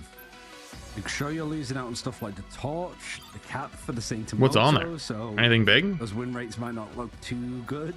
Again, Vertus Pro doing their due diligence with these teams here. Well, Torch, Punisher banned out, so Vertus Pro really trying to take out some of the offensive options, especially for the likes of Crisis, who is typically... Why does your stream freeze every 2 seconds? I don't think that's a me issue, though. Both of them, if you give them space, they will win you games. There goes the Lunar Snow as the protection for Vertus Pro. So they're going to get that big burst protection with the fate of both worlds, making sure that they have that extra sustain. They have not had a lot of chance to play the Lunar, as it has been banned against them almost every time, as you showed earlier. And there's that final protection onto the Emma here. I mean, Loki's been banned out the most against Vertus Pro. That's continuing on. The Luna getting free. I mean, what? It's 12 games out of 15 that Luna's been banned out, right? So yeah, we do get to see. But the good thing about Luna as well is that both Saipe and Dritro can play them, and I think like that is also the good side of like Magneto, Emma, Frost is there isn't really a team that only one of the Vanguards can play them. Like both are very strong, but also both characters are not super hard to pick up if you put the time in. Especially if you're good at other Vanguards. Well, I don't know if they do buffs and nerfs based on pro play in this game. I don't think they do. So I don't think what's being played in the tournament really matters. So both these teams are well versed. Maybe Punisher, but like I think he was already. Have the Captain America to sit back on. Breaking news: Season 3 of Marvel Rivals has been announced. So many other options: Venom, Magneto. Didn't we already kind of know like when that was supposed to be coming out anyways? What do you mean been announced? Options here. Vertus Pro, we actually saw a little bit of a hover onto the Namor in that little pregame. I'm curious to see if that will make it out the door, as this is a solid map for it due to almost all the points having incredible flanking potential. As we do see them roll out, Jerky is starting on the sideline, and Crisis is going to be mirroring Sparker. Both teams running Hulk Namor. Ooh, so you're going for the Gamma play, the teamer. Again, we've sort of said it all day that Hulk has not been super popular. Seen a little bit of it Where did you see this? Americas, or even certainly further east as well into the other regions. You have to be looking at Spark, who's almost exclusively been playing on Psylocke recently, so him moving over to the Namor is like a newer look. We know that he can play a lot of different stuff. It's just he's not been forced away from it in many of the drafts that we've seen so far. There's nothing there. Traded out dual fire on the Starlord that they've been picking up so often. Jerky bait. I missed the first fight. Potential. It is going to be Sparker taking down Jerky for the first pickup. 3 cups sugar thing with 7 months. Chasing aggressively into the hallway. The Mind's Aegis from the Emma to try and Battlefront 2 is like $2 or $4. Oh shit. It's going to be Vertus Pro claiming the first point and try to chase them all the way back to spawn, but will back up the second they start to hit that second round. Oblivion remake is 20% off. Any changes for low 9? Not realistically. Sentamoto wants to get back into Hulk form after dropping down to Bruce Banner. You do have a Fate of Both Worlds available for Pin Clone, but is that what you want to go in with? Monsky has plenty of options to go for copies here, as the God of Mischief is available fairly soon. Jarecki trying to go in for the flanks. You see just how much peeling there is for Vertus Pro. 3 people turn around to go and help him, and Crisis actually finding the pig enables this next battle. The Horn of Proteus comes through. It's not enough damage to break those breakpoints and take anybody from Vertus Pro down. The Meteor M in the sky looking for the Emma Frost with the Silent Seduction in hand, and it's the Dance of the Butterflies that cuts through. Virtus Pro holding on to this point nicely, and low 9 having to use every little resource that they have available to try and connect. Or a guy getting CC'd to fucking death. Smash to just burn things down time-wise a little bit longer. Oh, good TP play. But now they have to worry about time. Wait, he went under. Wait, nobody chased. Not wanting to give up a single second. It's going to portal reinforce here. Jerky was able to get the double pickup in the early stages of that fight. Upper bomb. Wait, what in the fuck? He's still alive. Brother, how the fuck did Nevix live? And this is Virtus Pro extending the fight massively. What the shit? But they're already back, already contesting. Monster Hulk has to be forced down, but Wolver is down. This is just an incredibly outnumbered fight as Virtus Brother, he got out, are able to take control. Drew attention, survived, healed up, came back. Team got a pick off of it? What the fuck? Dude, that was gross. Instantly engage on them. Like, because low 9 are not going to expect it. They're going to be a little bit rustled, and we know that they've used some of those bigger strategist ultimates that we could just go in and take this fight, even if we don't have much ourselves. So now 85% on the board, near enough. You don't have any strategist ultimates to maintain stuff for low 9 if they're not careful. You got the Horn of Proteus for Crisis, but that's about it, Tetcher. Fate of Both Worlds just coming off cooldown, meaning that both teams have the exact same ultimates available. But Dridro getting that Eternal Bond off cooldown is going to be the first to set up, meaning that Cypher can hold onto theirs, but needs a little bit longer. Keeping Sparker topped up. Horn of Proteus into the backline. Regeneration don't make the try and hold it. But it's going to be focused on down to the butterfly. Damn, saved him. Jerky with a counter Horn of Proteus, and they take down the Cloak and Dagger. Spark is able to escape. I love how they had to use the full name every single time. Horn of Proteus. Into the hallway, but it's gonna be the stealthy hidden Cypher to make sure that they don't get picked off. Galactic Legend, but this is low 9 with the numbers advantage, holding the point. Jerky goes down. Damn, they held it. No one touched the point. Holy. That's gonna be Virtus Pro taking the first round. I think they all got slapped back by Nevix's Hulk. Holy shit, that was actually crazy. Just enough bodies. Virtus Pro is actually gross. They are so fucking good at the game. Wondering what exactly happened there. They have to quickly reset. Inclone switching over towards the Rocket Raccoon. I think he was very close to having the ultimate as the Lunar Snow, so I don't know how much that's going to really impact him. So far, majority of the damage done by Sparker naturally, but Finzi is just behind him, able to output so much as that Emma Frost. And when you don't have it on the other side, yeah, it can hurt. You got to think about prioritize getting a Magneto instead. Tired. Big tired. It's gonna be a long day today though, so aggressive line or just keep breaking their shields. Kind of have to just suck it up. Not got the cooldowns to work with that. He's gonna take a lot. Wolver on the Groot though, Damn. I do like, because you do have some of those walls that can come in. Street Fighter stuff. Wolver is a pretty nasty Groot as well. Nevix staying on the Hulk. Wolver's been a fantastic group. They've also been a fantastic Doctor Strange throughout these matchups. Good luck. One of the best Eye of Agamotto players. Almost yeah, I think up to the side of I think the stream stuff isn't going to be done till like 11 tonight. Diving in. They're just going to try and keep it locked down. Nice radioactive lockdown to try and pressure the backline as Wolver will take the aggressive position, but it's eating a lot of shots from Sparker so far. Wolver's trying to isolate a Jewel here. Need to be careful though, Thighs. Really just trying to find a flank. Any crossfire that he can maintain for Virtus Pro is going to put low 9 in a bit of an awkward spot. But the fact that they're taking the point first means that they can get more than 33% is what I think they managed on the last point. Able to get the prime means that they can stall out things a little bit more.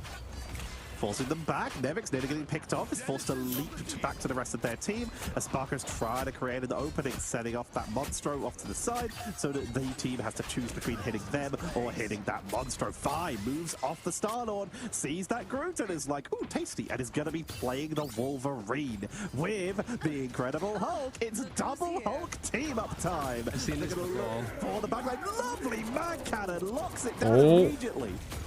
Nice escape. Slam down onto the ground, isn't able to get the picks for Saitimoto.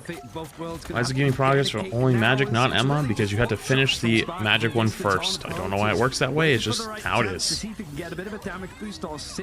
Big ult, but it's only one. I mean, that's what he's looking for, but it's the Groot on the other side. You're gonna wish to have that one back. Able to connect onto too much, but it's Low9 buying more time. On the Proteus, I think, was used on all the sides as Hela is going to come out with a Goddess of Death. Spamming from distance, clearing up some of the points as you see from the low ground. The answer is Fincy trying to contest the clown thing of 3 months. Yep. 75% it was the Horn of Proteus. Things are looking pretty good. They win, but it takes forever. Dude, Sparker was out there for like no joke 2 minutes. For the first time, and now it's a just standing on that corner doing damage. And take this part, like whole part of the map. No, it's the same Emma drop. Delayed that so hard with the Loki. Unless it ended today. I don't think it ended. I think it ends today or tomorrow. It ends really soon. Regeneration domain. Vertus Pro, they now move into the defensive position. Namor up on this high ground, can siege in from a distance. It ends at 5 a.m. tonight, tomorrow morning? No shit. Or going for the flag portal, engage up to the high ground, trying to take the fight. Lockdown comes in and Sparker gets obliterated. Regen domain to make sure that they secure the high ground as Jerky moves on down. That was a huge pickup from Low9. Jarecki is very close to having his Dance of the Butterflies, and that wall is an appetizer for Finzi. He is still just stuck fighting on here as much as he possibly can, but now he's going back into the fight to try and avoid the Dance of the Butterflies behind him. It's not going to matter too much, and a very clean fight in the end allows Low9 to take the point back yet again. Great ult from Jarecki. 82%, 83%. Today's a big day. Today's a long day. I cannot leave. I cannot bench. Will swap to the Strange to make sure that they can try and contest this in time. Take the safe. Bedge is not on the menu right now. Portal comes out. They can touch this 96. Touch, and that's easily enough time. But now they're attacking from both angles with the Eternal Bond coming out from Dridro to give them that little bit of extra sustain onto the point so that they can try and contest. But with Nevix already down, Gonski with the Ooh, big. Both worlds is keeping the team sustained on through. Fi that was a big. Name more ults. Oh, big grab. Dude, Vertus Pro is so good at recontesting. Holy fucking shit. They're so patient. Almost out that Eye of Agamotto with Wolver taken out. Vertus Pro are gonna get the flip. Yeah, reset, a quick one. Low9 knowing that they can't hang around too much. I mean, one of the reasons why they won that fight is that it was looking close for Low9 to take it because they managed to stall out Nevix for so long. Quick look at the damage before there's that final engagement about to come in. It's really a case about shutting down Sparker. Horn of Proteus is very close. Even an Eye of Agamotto from Finzi could be scary. A Wolver, it's a Strangler Prison. We haven't really seen them connect all too much. There's been a lot of good responses from Vertus Pro. Now's a potential clean sweep because there's not going to be a strategist ultimate available for Vertus Pro. Wasn't Nevix the number one thing? And Groot? Yep. That guy's crazy. Yep. That guy is crazy. They may have to swap over to that Doctor Strange here to try and turn us. There is that straggling prison, but the damage isn't there for the follow-up. You can see Crisis on the flank, dropped almost to 0 here. Dance of the Butterfly, barely keeping Jerky up on 8 hit points as we are going to see anyone trying to touch this point. Damn, they actually came all the way back. It was like 7-0 to start, and they somehow won. But that is Vertus crazy. Pro taking control. Low9 almost able to scrape it. Crazy. Vertus Pro, they took those last fights beautifully. Yeah, those dives that went on to Gonski on those last 2 engagements were really key for Vertus Pro there. Like, they know that there's going to be so much focus going on to getting him in the draft, and Gonski's a very good low-key, and if it's not available on their side, well, it means that even more focus has to go in to try and take him out. But just really good stuff. The fights that were taken, the engages, Low9, honestly, a good showing. But I do think that they should have taken that second point if it wasn't for Vertus Pro having some, honestly, top-tier moments.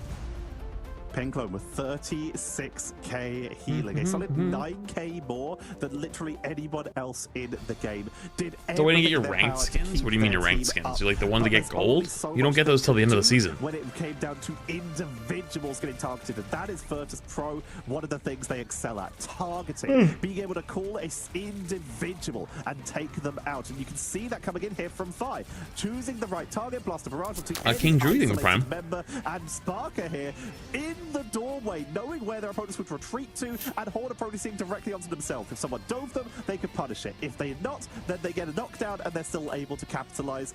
They did get punished in that last engage though, regeneration domain through the portal, but there's very little you can do about that. Yeah, he can't really stop too much. And it really felt like, yeah, you've got this kind of like last one final hit is crazy. Yeah, sometimes that's just how it be. You've got Wolver that had the Strangling Prison. That's sometimes just how it be. Dealing with it very nicely. But also Vertus Pro is just insane. And just, yeah, it was like this. They're actually crazy. He goes down, you see the Strangling Prison follow shortly afterwards, and honestly, it's pretty comfortable. You have the Dance of the Butterfly shot for Jarecki, but he's like 8 HP, like you mentioned. There's not much that Low 9 could do in those situations, and Vertus Pro showing exactly why they're just such a consistently top team when they're able to adjust with what is exactly on the board at any given time. And finally, the Loki has lost. We have broken the streak for the day. It's finally happened, and it came at the hands of Vertus Pro. But there were some times where it looked a little bit dicey. The question is, will Vertus Pro continue to just believe that they can overcome this, or will they maybe adjust their bad strategy to get rid of the God of Mischief, who has been causing quite a lot of mischief? We'll be finding out after this short break. Don't go anywhere unless it's in-game to buy those skins. But for now, we'll be right back with game number 2.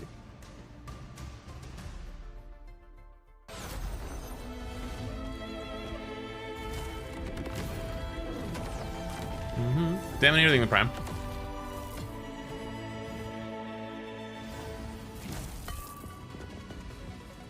Wait, that new Thor skin is wild. You got the dogs out.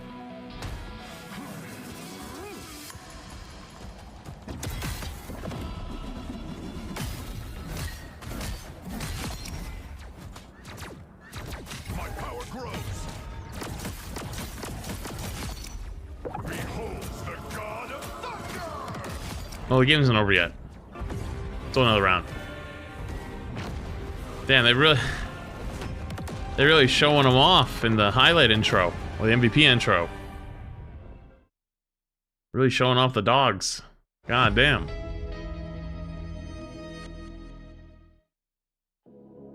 Zesty. Yo, Fluffy, you got 18 months.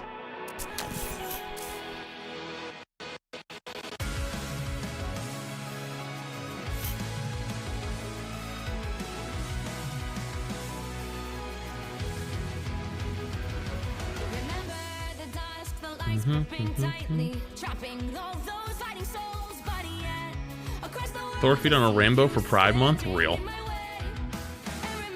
Real.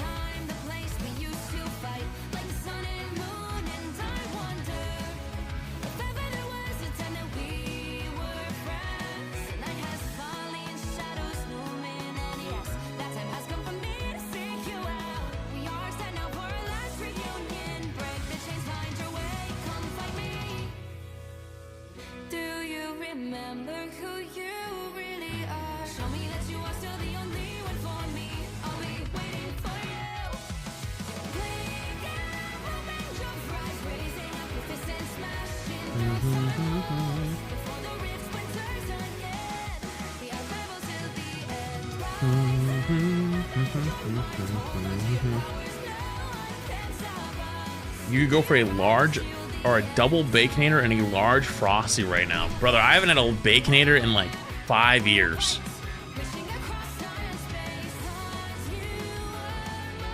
Didn't they fuck it up? Because like they made it so it's like not actually a Baconator anymore. It's now you gotta get like the single, the double, and the triple. I remember back in my day, the Baconator was just one thing. You stopped eating fast food? Real fast food sucks now. It's actually garbage. And I don't mean just like, you know, it's unhealthy. I mean, it just straight up fucking blows. There is no redeeming quality anymore. Tastes like shit. It costs shit. It's shit for you. What's the point, you know? What happened to the love of the game, you know? It's all gone. Online, a map down might want to take us to New York to see some of the map options that they've had previously. There are a squad that have liked to have gone to Central Park, for example, or even Midtown. The problem is, where on earth do you take the potential best team in the world with Vertus? Taco Bell, the only fast food you eat? I got Taco Bell the other night and I wasn't paying attention, and I got a taco and I got cinnamon twists, and I got home and the cinnamon twists weren't in the bag. I was fucking I was devastated. I was so sad. I just wanted a taco and a couple cinnamon twists, man, and I got home and there was nothing in it. I was, oh man, that ruined my whole night.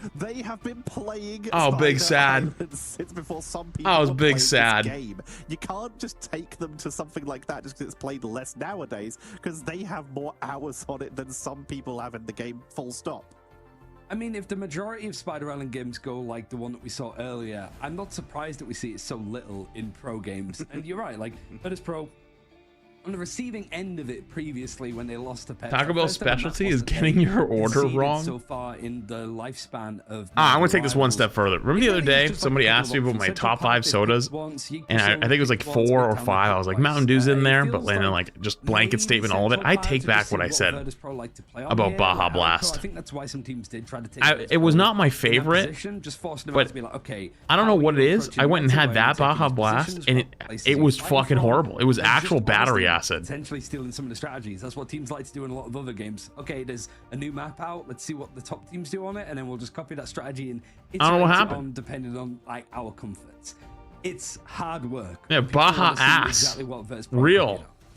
But the fact is, Vertus Pro, they've already shown they are quite comfortable here. They've got players who can play flyers like that Human Torch. This is a map where flankers can really just have such the red 40 don't taste the same. And teleporters. I'm gonna go pee while we're in between matches. Shall be right back. Get up, go stretch, go to the bathroom, do what you gotta do. I'll be right back. Have so many times where they can just flank and get into backlines.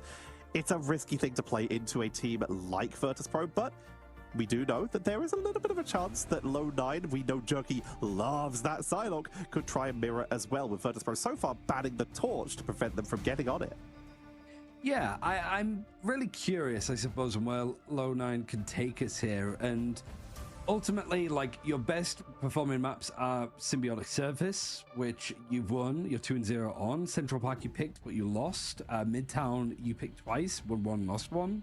And the win was against Shmongus as well, so that makes it sound like it doesn't count. I didn't mean it to sound like that. I just mean like that's the one that I do remember. But yeah, it's Low 9 really just suffering from the fact that Vertus Pro found this like run of form. But whilst we're waiting to get into game, I guess what can you tell us about like the stakes of the history of the team? Like Vertus Pro, we've known a little bit more about because they've been around for so long, and ultimately, even if you're like in Americas or Asia, you're gonna know the prevalence of Vertus Pro. What have you picked up from Low 9 from your like watching? Because obviously you've done a lot of the watching the qualifiers and as well, so you've got to see Low 9 get to this point in the first place, you know? Low 9, they came together as a team quite late. They were less late than Blood Cariudo, for example, that came together hours before the tournament started. But Low 9, they came together a couple weeks before the qualifiers, coming together just out of a load of players who were either just incredibly good ranked players or were looking for teams. They have just picked out some of the best people who were available and believed that they could make it work together, and have successfully proved that yes, they can. They have already turned into an incredibly versatile unit, just relying on individual skill, and have been picking up great teamwork consistently, because a lot of these players have skill in other games. We've got people who have played a lot of other hero shooters or just other shooters in general, so it's an experienced team without as much experience playing together. Jerky has been a big streamer for a while, creating a lot of content around playing some unusual picks like the Jeff, for example, back in the day. Saintamoto has been an absolute ranked beast and is well known for their cap, even on the leaderboard before joining this team. This team has pedigree and are coming in now against what might be their toughest challenge. A ragtag group against the odds? That does sound very Marvel, to be fair. It is Central Park that Low 9 are going to take us on, choosing to attack first. So, we did see last time more of a focus coming in from Low 9 to try and get the Loki first. The Vertus Pro, Banning out the Emma, picking the Emma seems to be their go-to strategy, and so far it's looking the same. The Captain America's a first protect instead of the Loki, however. I kind of like from Low9. Very interesting. Getting a little bit of an adjustment, getting Saint-Moto on their main pick. Again, they're either about to continue a 100% win rate, being 3-0, or they're about to ruin a streak here as they have that left available. But Vertus Pro, they do take the opportunity to take out that Loki. It is a bit strong. Even though they won the map, the Loki was still very rough to deal with. Still able to get a character that I think now they're matched up to all business of how many times they picked Emma Frost. So now they're the mummy's boys, I suppose, with how much that they've wanted to try to get them. Low9 wanted to try and take out Magneto, making sure that you don't actually get both of them together, which would be a little bit of a disaster. But so far, no strategists outside of the Loki being banned out for Low9. Both torches banned out in the mirror ban as well. This likely means we're going to be seeing Psylocke creep on in Vertus Pro. I think there's a solid chance, unless they're even going to protect a strategist here, potentially something like the Cloak and Dagger or the Psylocke, to make sure that we do have Sparker having some backline potential here. Low9, they have the chance to do the same though, so they don't need to worry about losing yet another one of Jerky's heroes, because they get a protection before Vertus Pro get their last ban. If that's the path they want to take, Crisis currently hovering the Hawkeye, and Luna has not yet been banned by Vertus Pro. Low9 have the opportunity to try something out here with this slightly nerfed, but still quite scary to look at, Ice Arrow for the Hawkeye. Yeah, potentially. I mean, the focus of banning out Torch makes sense because, well, we saw it earlier, right, with Smashness from Z10, just how amazingly annoying Torch is. And even like Tanuki, I've seen in the past, just absolutely obliterate maps when he's giving that freedom up in the sky. So Psylocke is going to be protected over on both sides. It's the last thing that Low9 are going to do to just give Jarecki a little bit of space to work with. Vertus Pro topping us off potentially for the series, potentially for the day, considering taking out Luna. Instead, going to ban out the Magneto. So that double Vanguard, main Vanguard combination not available for Low9 at all. So now we need to decide what goes with this Punisher. They have put Wolver on the Groot. They've been leading so heavily on Strange up to now, but the Groot did quite well for them last game, so it is an opportunity. Psylocke is going to be picked up for Jerky, and they are, of course, going to have that Snowflake, that passive aura from Penclone. Saint-Moto is with them. This is the classic dive backline, but Vertus Pro are going to mirror the exact same thing, just without the Luna. So Emma's available on one side, Loki banned out completely, Magneto banned out completely, yeah, double checking, and then Torch. So it is mostly just teams countering each other to try and take stuff off the board. But there is a Luna available on the side of Low9, I think. So at least their strategist backline isn't going to take too much of a hit so far. It is just more pressure that goes over on Saint-Moto, who he's got cap, he's fine. And then Wolver, who Groot, it's not a bad map for him. Again, we saw that earlier from Z10. The distance of what we've been seeing in Midtown, we head to not the most recent map that was added into the game, but the one that sort of closed off season 1. Oh, we're straight into the action. We're straight in as Low9. Pretty much probably weren't expecting the same thing with Vertus Pro having such a deep hold. Yeah, pulling back extremely far for the moment, trying to get onto that Psylocke. They can catch Sparker early as they do push out. They're going to get themselves a good pickup. That's a portal opening coming in from Low9 as Jerky started on the Doctor Strange in order to get them a little bit of an opening push. But it is going to trade out a 1-for-1. Wolver did grab Sparker. Gonski is taking Alright, that was a little series. That took a little longer than I expected. Down, but Nevix is still so far mostly uncontested, keeping pressure onto the backline. And 5 okay. in the air. Crisis. When did you get there, buddy? Going through the went to go to the bathroom. And then I was like, I went to check and see what I had for food. And so I was checking to see what I had for food. I didn't have much, but I had one slice of pepperoni that I had apparently put away. And I was like, you know what? I'm gonna have this slice of pepperoni with a little half slice of cheese. And so I made it, put a little mustard on it, dropped it on the floor, and I was like, ah, fuck. And so when I was cleaning it up, a fly flew past my head, and so I started chasing and trying to kill this fly, and it took me a little bit, but I got him. So that's why I was gone for a while. My bad. Eternal Bond is going to become a crazy story to make up instead of saying pooped. Brother, I wish I had just went and took to take a shit. I really do wish I had. I took a shit last night, and I'm probably going to have to take another one in a little while. And Jarecki decides that he wants to have a slice of the action too. Vi's Galactic Legend is going to be the thing. I have no fear telling you if I gotta poop. Low9 either have to give this up and lose out on numbers, or Vertus Pro are going to lose this point. It's fairly quick time. They're forced back in the freedom charge, Tetcher. It's just keeping things going and going. It's such a long, drawn-out fight here. Low9, they blew a lot of their big cooldowns quite early, but holding on to Saintamoto. Essentially a third strategist ultimate with all the bonus health that it does give. Did you eat the pepperoni? No, the mustard fell mustard side down. That was very interesting to watch. Utilizing a little bit of a back cap to what? Make it so that they have what's the confusing? Not on pizza, it was a slice of pepperoni. For as long, knowing that Vertus Pro will also be one of those teams that likes to portal back in. You never had mustard on a slice of pepperoni? The rush with 3 members, Star-Lord, the Psylocke, and bringing Fi on that extra, and bringing Sparker, sorry, on that Psylocke. Yeah. They are cleaning. Why are you guys all going question mark mustard? I adore that from Vertus it's not like little. It's a fucking deli meat size. It's a big one. It's not like a little mini pepperoni. On all of these convoy maps, we're back with a like it would go on a sandwich. He's getting to watch some good action at the very least. But it's the fact that Vertus Pro are able to just keep stalling the point, and even if they end up losing that fight eventually for Low9, it's a salty meat. You're at salty meat. From the objective, one at a time. They just draw out so much, and honestly, Vertus Pro forcing a fight pretty much at the spot where the payload starts is only setting the defense up for success here. This is Vertus Pro trying to force Low9 to take. What is this fight that's happening right now?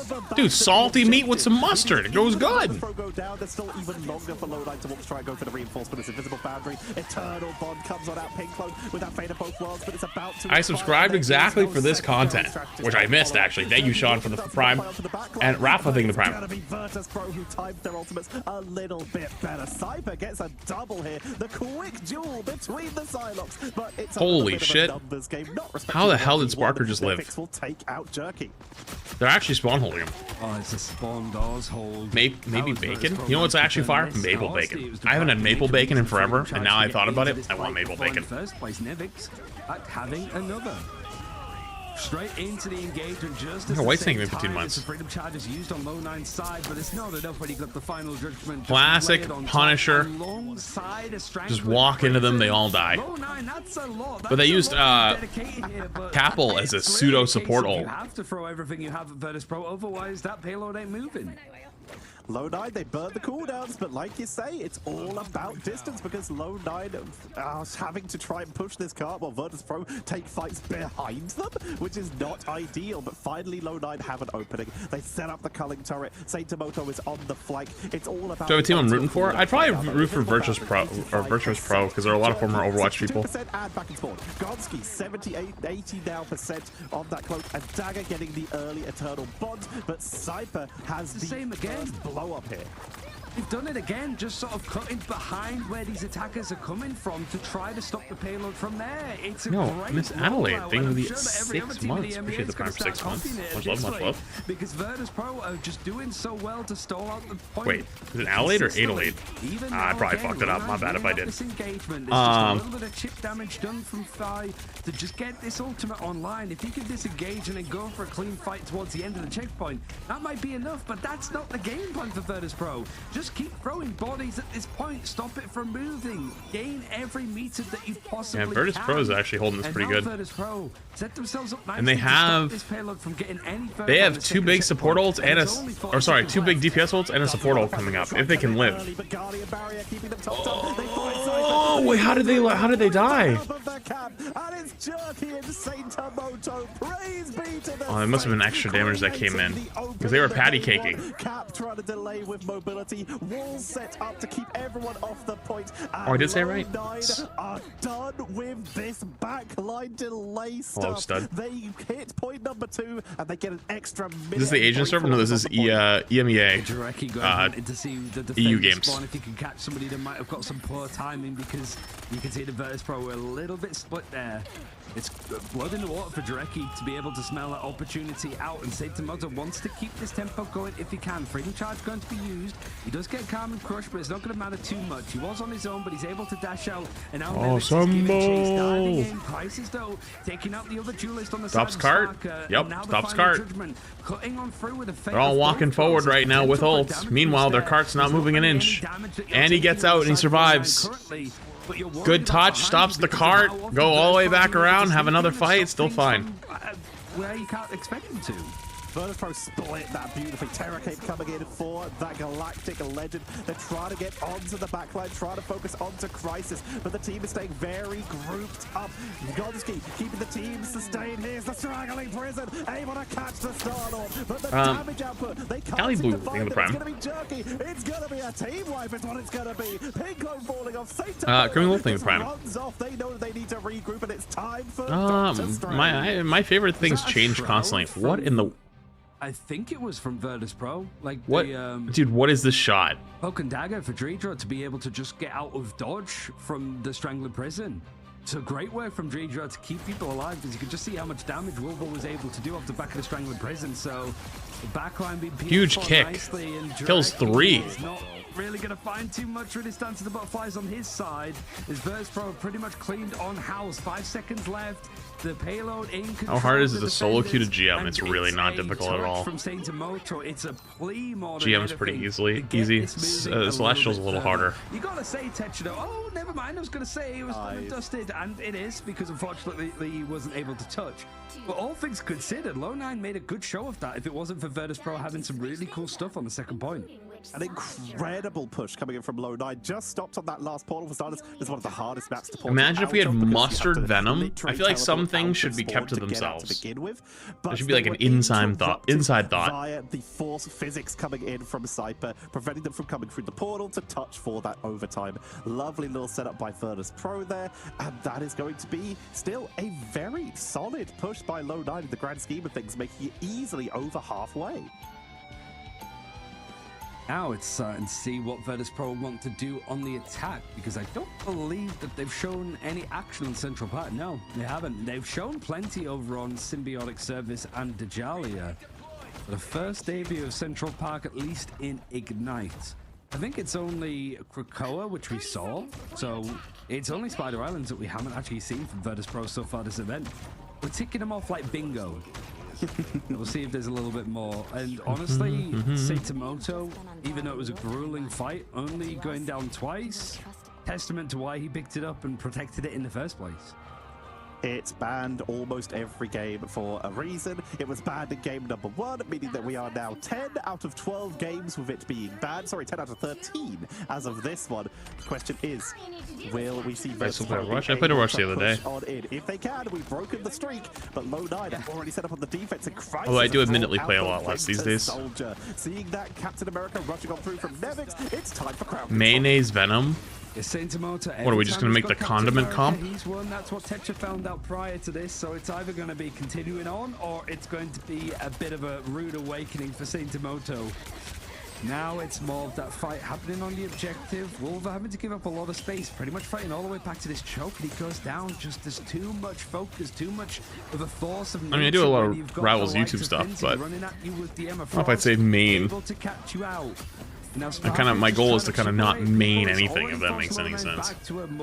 Did you eat your sandwich? I didn't have a sandwich. Losing a chance to contest, but are they going to give this up? They have to. I didn't have a sandwich. I had piece of pepperoni, but it fell on the floor, so I didn't have the pepperoni. It's a split. You see how comfortable Vertus Pro are peeling for each other, and Low9, you're just turning your head from side to side to work out where everybody is.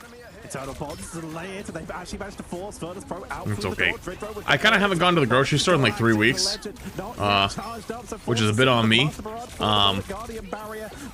Yeah. Oh, big ol'. And this is Vertus Pro with what is essentially 2 team wipes in a row, and they claim point 1 with so much time left. 5 minutes at the activation of the squirrel. Seeing the second point for both teams because they banned out Torch, as you've seen at the top of your screen, means it's a lot more grounded in its approach. There's no Storm, there's no Ultron, there's no Iron Man to sort of replace the threat in the sky. I do wonder if Low9 are going to try something similar. It seems that they're going for a fairly similar rollout to what Vertus Pro were doing. And the dance of the butterflies diving all the way back. It forces out the invisible boundary, and I don't know if somebody's disconnected. This is what happened last time. So, gives us a little bit of a moment in a stay tuned for next time as Low9 have dove in with the dance of the butterflies. Thoughts on barbecue, ranch, hot sauce, and caramel sauce all mixed together and uses a dip for wings. I think you should be thrown in prison. This initial spawn point to the actual objective of point number 2. So being able to just commit to these fights very early, you're able to reinforce on your own point at the top of the hill on the bridge. I mean, that sounds diabolical. Get there usually. Caramel? Take these fights so prison. Close to the attacking spawn. If it was everything else, not with the caramel, maybe typically maybe some community service. So we're just waiting for them to get back into game. Wolf thing with Prime. Give us a chance to look at the scenic sort of view of Central Park. Castle just been dropped down in the middle of New York in Manhattan. You got Dracula just chilling as well. Good luck of like he's on sense, seeing if he's hitting the feng shui, which it's definitely not like honey. He certainly has a taste for style. I will say the giant coffin, definitely not like honey. Your dining hall is a little gauche, but overall, it's still a wonderful historic building stuck in the middle of a wonderful historic park. We're off. Back into the action. This is what you missed last time, and it was just direct. Chat, I feel like we're a few minutes away from the TikTok calling me at some point. I feel like it's starting to suspect that I'm AFK. I always notice that the TikTok algorithm gets a little funky around the 4 to 5 hour mark. It's coming. This is just going to keep on. I feel it in my soul. And then I'm going to have to solve a puzzle. Things are hunky-dory, and things are going to continue moving for Vertus Pro with plenty of time on the board. This is Low9 though. They can need to get out of this doorway. This is where you can easily set up for this defense on the high ground, but Vertus Pro play very mobile characters. Blue cheese is disgusting. Wrong. Very loud, incorrect. Wrong. The Breton team comes from the other side. Lovely distraction here. Slimming the Prime. Really getting caught out from Jerky, who had the high ground positioning. Cart is on the way. Blaster Barrage for the point, but Dart on the butterfly, and Sparker is once again. Dude, Sparker is so good. That guy's crazy. Together, and without a defensive ultimate available, it's going to be Low9 cleaned out. Very loud, incorrect buzzer. It is a game of distance now. 64 Do they get 4 bans per team? Yes, it's banned for the enemy team though. Already moving out for a containment.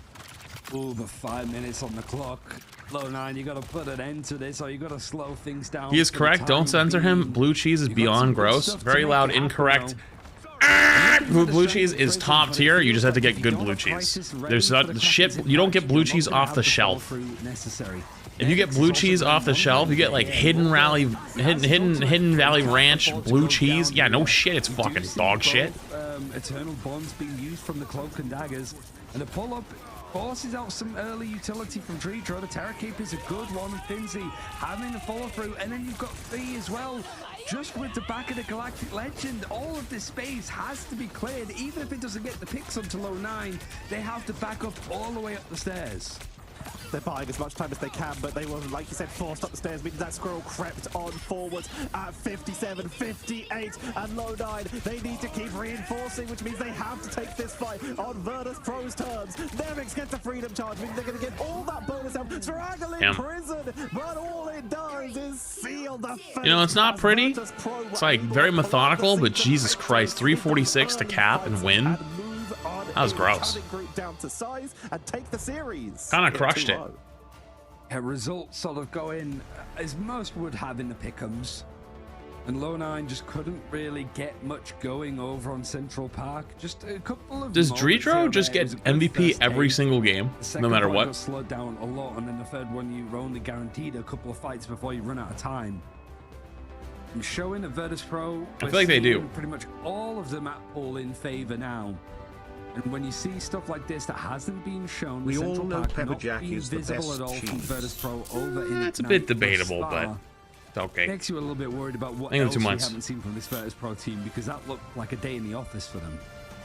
Alt tracking is something they've been doing for over a year at this point, and they've just been able to focus onto everyone who steps out of line, get into the backline. Sparker knows exactly when Pinclone and Gonski had their protective abilities up, which is why you see so many scenes just like that one. Dance of the Butterfly, while Jerky was able to get some turnaround, some counters, it is the positioning of Vertus Pro staying together to keep themselves protected, but Low 9, they were just getting split so effectively because they were constantly being pressured by Fincy with those psionic seductions, with people being split, and of course the Captain Americas on the backline for both sides, making space, but Vertus Pro took the control a little bit better, utilizing the Star-Lord.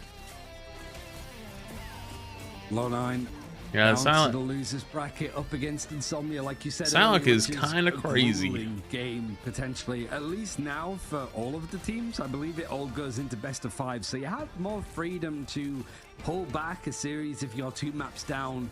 More of a chance to play for survival, and more of an attempt, I suppose, if you want to keep climbing up and pushing for playoffs at this rate. But we've seen this screen plenty of times for Vertus Pro. It's only been once that we haven't and seen Rad instead. But literally since then, it's just been an absolute blip for them, and really looking like the strongest team in this tournament yet again. It feels Tetcher. Vertus Pro back on top. But Vertus Pro, they now head into a fated matchup, one that we have seen more times than I have fingers on one hand, and that is Burr Patapim waiting for them in that upper bracket semi-finals. And if they win that, they have either Zero Tenacity or Rad, also teams who they have played against and know are strong. This is okay. While they're going to interview, I'm gonna go grab some water because my water is almost empty. All right. And then with the lower bracket creeping up behind them, it's going to be so hype over the next couple days to see who is going to represent at the mid-season finals. But a lot of people are going to be looking at this team and this guy right here, Nevix, putting on another fantastic performance. For starters, congratulations on yet another win. You did have in that first game a ban on the Captain America, but led it through in the second round. Is that just because the Loki was a little bit too threatening, or were you already prepared for Saint Amoto? I think we were prepared for anything, but Santamoto is a very good captain, so we target banned him in the first game. I wanted to ask a little bit about your love for Emma Frost as a team, because it feels like there's so many other regions like Americas, Asia, put a little bit more focus on the Magneto. Is it a little bit of preference? Is it a little bit of like the synergy with the Psylocke? What is it about Emma Frost that makes her such a good pickup for you guys, would you say? Honestly, I think people are sleeping a bit on Emma. Like, I don't think Mag is better at all. I think Emma just has too many good matchups in the front line. So, like I said, this the first time I tried Emma, I'm like, okay, this guy doesn't really belong in the game. That's how I felt. Like, she's so strong. Like in a tank matchup with the pylon, like she can kill a tank by himself. And she has a really small hitbox, and the diamond form makes it even harder to kill her. So I think she's just the strongest tank to have. speaking of another matchup, we heard someone earlier today say that they believed that Star-Lord was a bit of a trap hero. Yet it's someone who you guys lead on quite a bit. So we're in a rare situation where we can hear kind of a direct response from a team that likes to bring out the Peter Quill. So what is your opinion on Star-Lord in the current meta? I think Star-Lord has he's a very flexible DPS because he has a lot of mobility, good single target, good AoE, he has strong timing and also constant pressure. So I think he's used a very flexible DPS that you can play in most scenarios. I wanted to sort of talk a little bit about the maps as well. Because Central Park was the second last map that we saw. We got my water. Up until today, we saw Central Park just then. The only map that we've not seen is Spider Islands.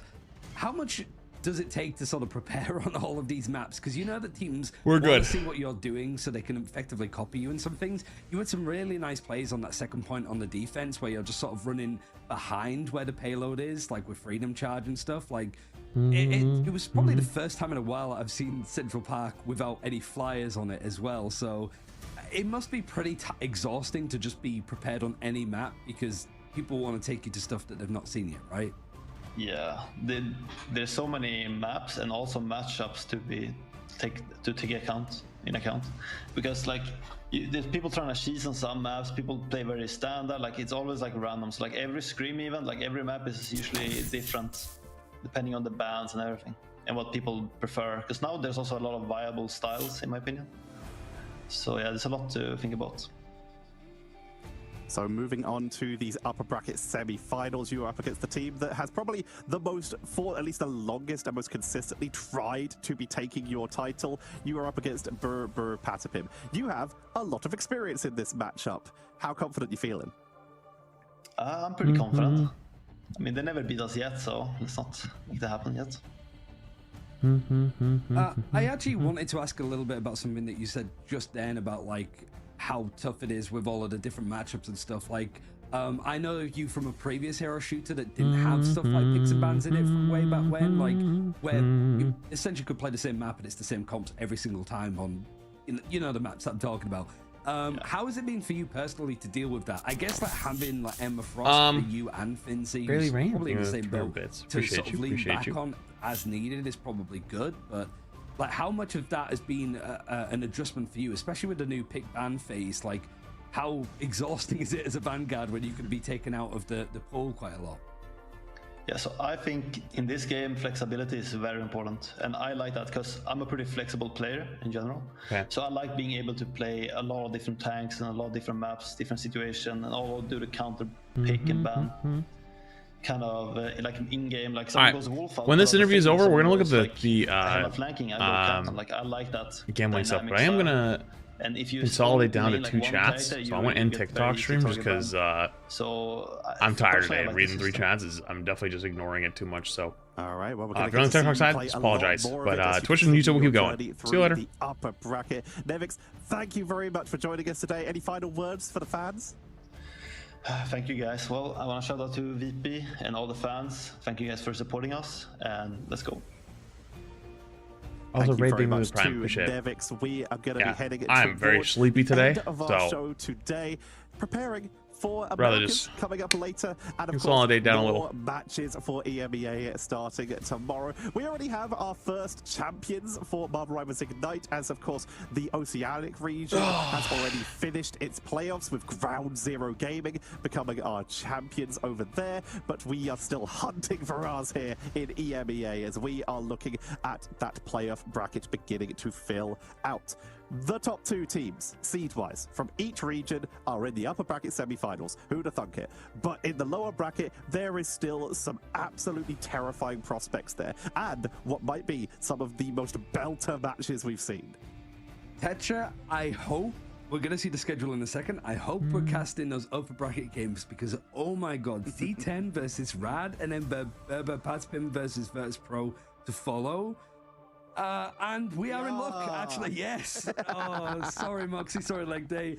But I do think that those losers bracket games are also there's a lot to be said about them. Maybe there's a lean towards Insomnia over Low 9, and honestly, Peps versus All Business could go either way. But good grief, like tomorrow is a full best of 5 day starting at 3 p.m. CST, so an earlier start. But if you haven't got your tomorrow's all best of 5 days or games, tuning in from 3 p.m. tomorrow and you'll be set, because these are games all best of 5. It's gonna be amazing to watch, I think.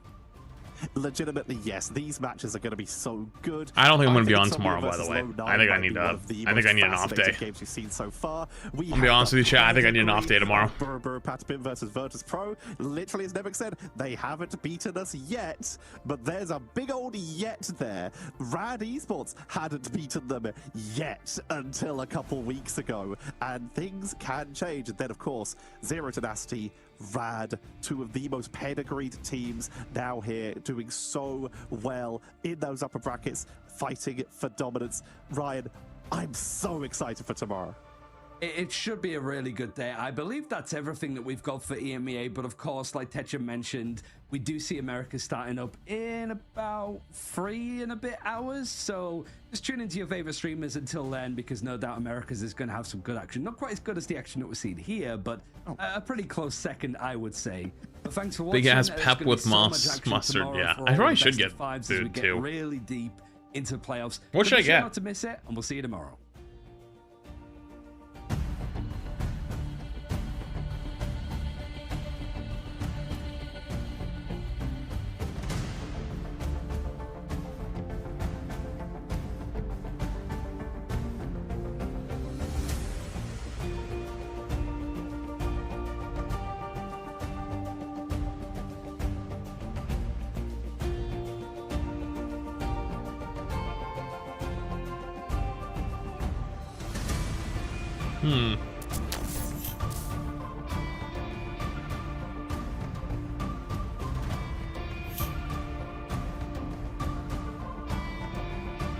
Gotta be something that's not gonna put me to sleep or make me shit myself. Those are my 2 criteria.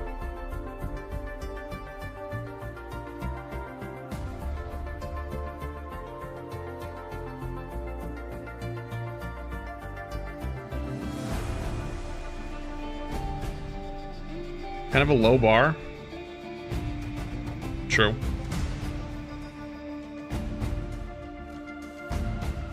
Dub's not a bad idea, actually.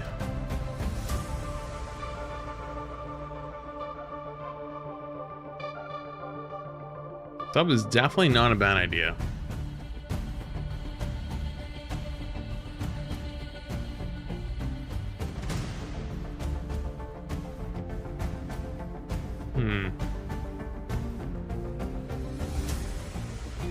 Chipotle? Dude, I haven't gotten Chipotle in a long time.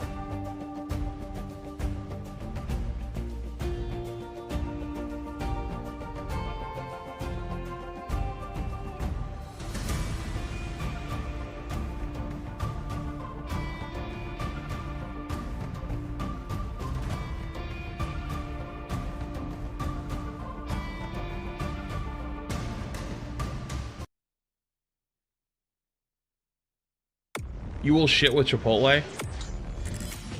Yeah, that's a good point, actually.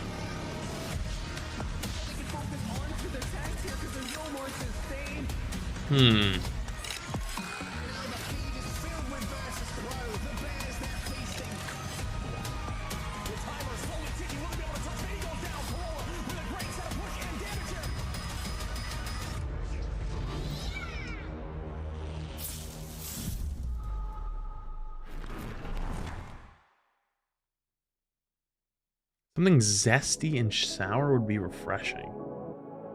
I don't necessarily disagree.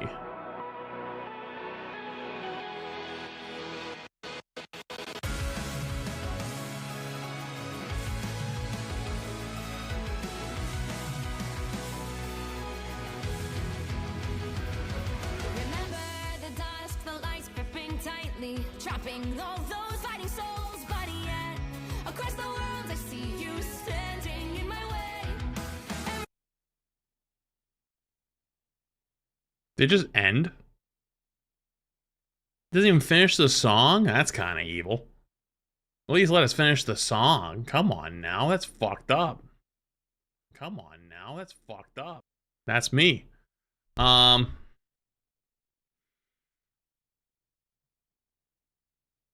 It what, Jaw? It what? Hmm.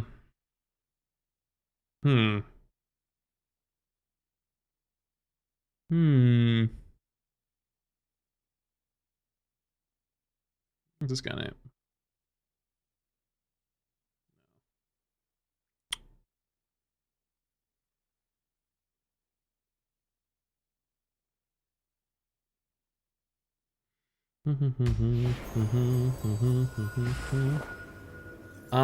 Yo, what's up, Patch? Thank you for 25. Appreciate you, Thank you, dude. For food. Much love, dude.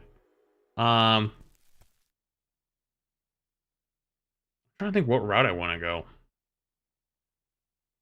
It's a hard decision.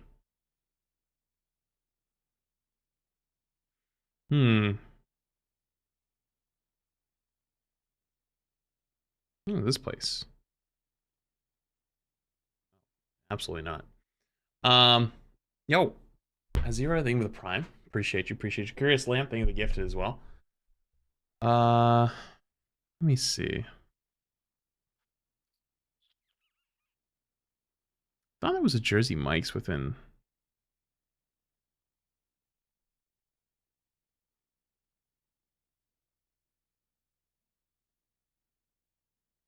Delivery distance. I guess there isn't right now.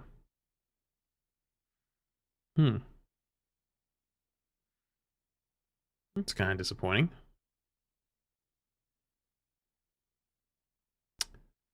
Is there a firehouse near me anymore?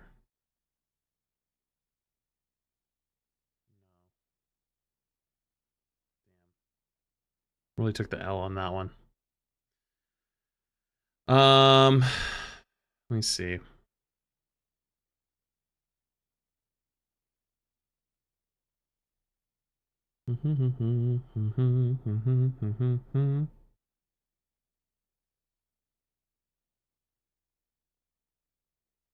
Dude, I'm so bad at deciding.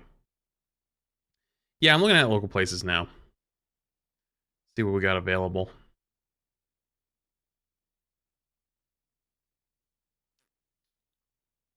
This place open? Oh, it is open.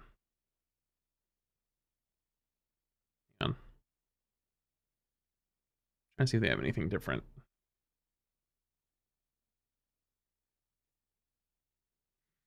Chat, what's the difference between a sub and a club?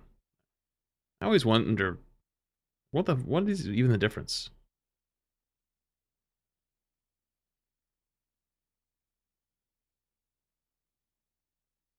The bread?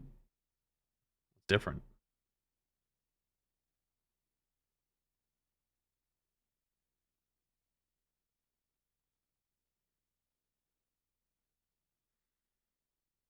Different type? That's helpful. Oh, that makes sense. Alright, I'm just do a small sub from this place.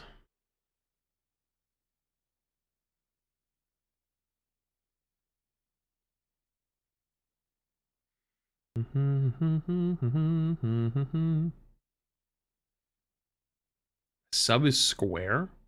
Wait, this place sells alcohol? Yo, we better get fucked up. No, I'm just kidding. We're not doing that. Be funny though.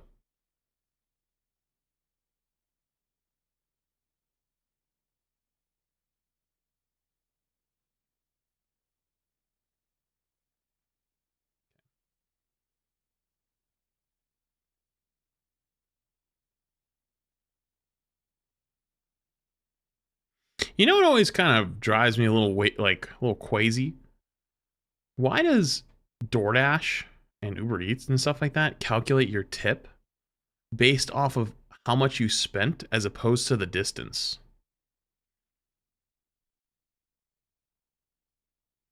Like if I'm making someone drive like 10 miles, wouldn't I want to give them a bigger tip than the guy who drove like down the street? Isn't that kind of weird? You know? I don't know. That's strange. Never knew why they did that. Why do you tip? Because I'm not an asshole. Or at least not an asshole to service workers.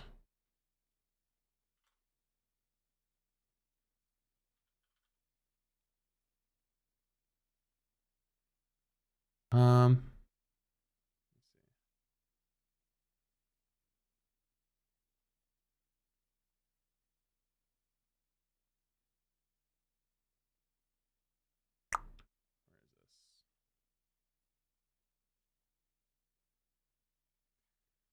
right. Retro, are you here?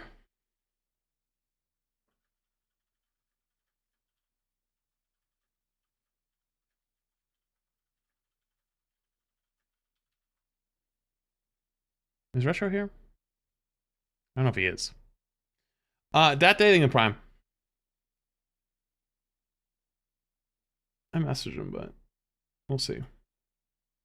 Okay, I'm sure he'll figure it out. Chat, I got something small here. I don't know how much I really want to go into it, but I think it's important enough to at least talk about really quick. For those who didn't see this morning, there was a tweet that was put out by Riot Games, which was this. It said, why we're opening betting sponsorships in esports and how we're doing it responsibly. Which is a bit of like a, huh? Because for those who don't know, gambling, especially esports betting or gambling in esports, is very much taboo for many reasons. It is very easy to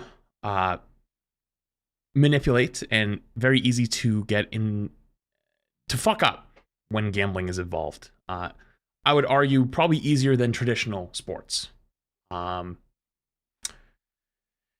many reasons. And also, access to players is much easier online than real life. For example, there are many, I've seen this at least from like the outside. I haven't looked too much into it myself. We're going to read the article here in a second. But I've seen CS, Valorant players in the past talk about how they get messaged or people will send packages to their house or whatever and tell them to like throw a certain game or tell them to fuck up this one game or don't lose this one game because they have a bet on it. That doesn't really happen to professional players in sports, like IRL sports. Yeah, like the people lose their shit a lot, but they don't have this ease of access to those people and those individuals. And I want to read what they say first, but I have a pretty complex, I think, opinion on this, because I personally don't think gambling and esports should mix, but I understand why they'd probably do it, because they're just running out of money and there's no money to be made and to have, and it's probably kind of dying for a lot of companies. And it's like the decision comes down to, do you have it at all, or should you even have it at all? Which to them, they want to have it. And if they have no money to do it, like, what are they supposed to do? And there's a lot of, this kind of came up with a year or two ago with Esports World Cup.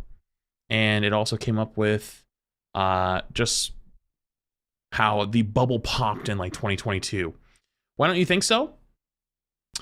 I personally have watched gambling destroy people's lives, and the audience for esports, I would argue, is significantly younger than traditional sports. And I would also argue that in traditional sports, when people are brought up watching sports, they typically watch it with their parents. Esports is not the same. When teenagers and kids are watching esports, they are watching it away from their parents. Their parents are not watching esports with them. Their mom or their dad is going to watch the NFL. They'll watch the NBA. They'll watch NHL, baseball, whatever, with their kids, because they grew up on it too. But at least in my experience, and I think with most people, their parents, especially if they're on the older end or boomers or Gen X or even hell, older millennials, and they're not into esports, they're not interested. They're not going to really watch it. So a lot of kids and teenagers are going to end up watching on their own. And I think it's a little different when you can have when the parents are in the room to explain to them, hey, like, you probably shouldn't gamble. And then they can make that decision when they get older, as opposed to someone in their room by themselves getting it force fed down their throat and people going, oh my God, this is so cool. That being said as well, I have friends that most of my IRL friends that like were from high school or whatever, they all sports gamble like crazy. They love it. They have like, they talk about having like a sports gambling fund. Anytime like this NBA finals is going on, everyone has bets, you know, NHL finals, everyone's got bets, everyone's got all these things. But these are also people that are in their late 20s, early 30s, and they have the right to do it if they want to. But I also am old enough to remember that every 20 years or so, it feels like, people ban gambling because some giant sports gambling epidemic happens and some giant scandal happens. They're like, let's get rid of this shit. And then they get rid of it. And then after like 10, 15 years, they go, well, is it really that bad? And it like slowly works its way back in. And I feel like we're coming around to that cycle again, you know? So, let's read what they have to say. While we're opening betting sponsorships in esports and how we're doing it responsibly. We're opening up betting sponsorships as opportunities for Tier 1 League of Legends and Valorant teams in the Americas and EMEA with safeguards to protect competitive integrity and fan experience. At Riot, we've always believed that building the future of esports means investing in a sustainable ecosystem, not just for today, but for the long run. That's why we're focused on supporting the players, teams, and fans who fuel it all. In 2023, I shared a vision of building a sustainable future for our esports ecosystem and later followed up with specific changes, like our new partnership model and deeper work to unlock more predictable revenue streams and sponsorship opportunities for partner teams. One area that's been on our radar and teams have been asking for us to consider for years is sports betting as a sponsor category. Today, I want to share why we're opening the betting sponsorship category for Tier 1 League of Legends and Valorant teams in the Americas and EMEA, and what we're doing to make sure it's done the right way. Why sports betting and why now? We know sports betting isn't for everyone, and some fans have strong feelings about it, and we respect that. However, the reality is that betting actively already exists in our sports and will continue whether we engage with it or not. That is actually a very true point. That's 100% factual statement. It is hard to argue with that. It is everywhere. And it already does exist, and it's already caused issues for players. And esports, I think, especially is more susceptible than traditional sports, but let's keep reading. Historically, this has been a restricted sponsorship category, and Riot has not engaged with betting companies. Teams have asked us to reconsider our stance, and after years of analysis to ensure we got it right, we agreed it was time to open up this category and create more revenue opportunities for teams. Sports betting, and more specifically, esports betting, is a space that more fans choose to engage with every year. According to Sports Radar, the total betting turnover globally involving just League of Legends esports and VCT reached $10.7 billion in 2024. But here's the problem. 70% of bets across all sports are placed in unregulated markets with bookmakers who aren't licensed. We believe it's better to engage in allowing betting sponsorships thoughtfully, carefully, and with the right protections than to sit on the sidelines and risk to fans and integrity goes unchecked. That's kind of bullshit. Let's translate that. We know what's going to happen whether we like it or not. We can't change the fact that it's going to happen, so we want to cut. That's the truth. And like, if they're really coming to the point where it's like a lot of these esports are not going to be able to probably exist long term without extra funding, right? The big bubble popped in 2021, 2022. Remember, for those who don't remember, the old 2018, 2019 Overwatch League and into whatever started the whole idea that they could, or esports could be huge. It could be a global market. You could have teams traveling home and away. Sponsorships were flooding in from every circle. Investment was coming in, pouring in. Everyone was like, holy shit, this is the next thing. Big finance companies, oh my God, I forget what they're called. When investment firms were coming in, dumping ridiculous amounts of cash, trying to prop up teams, prop up esports, venture capitalists, yes, and it didn't go anywhere because their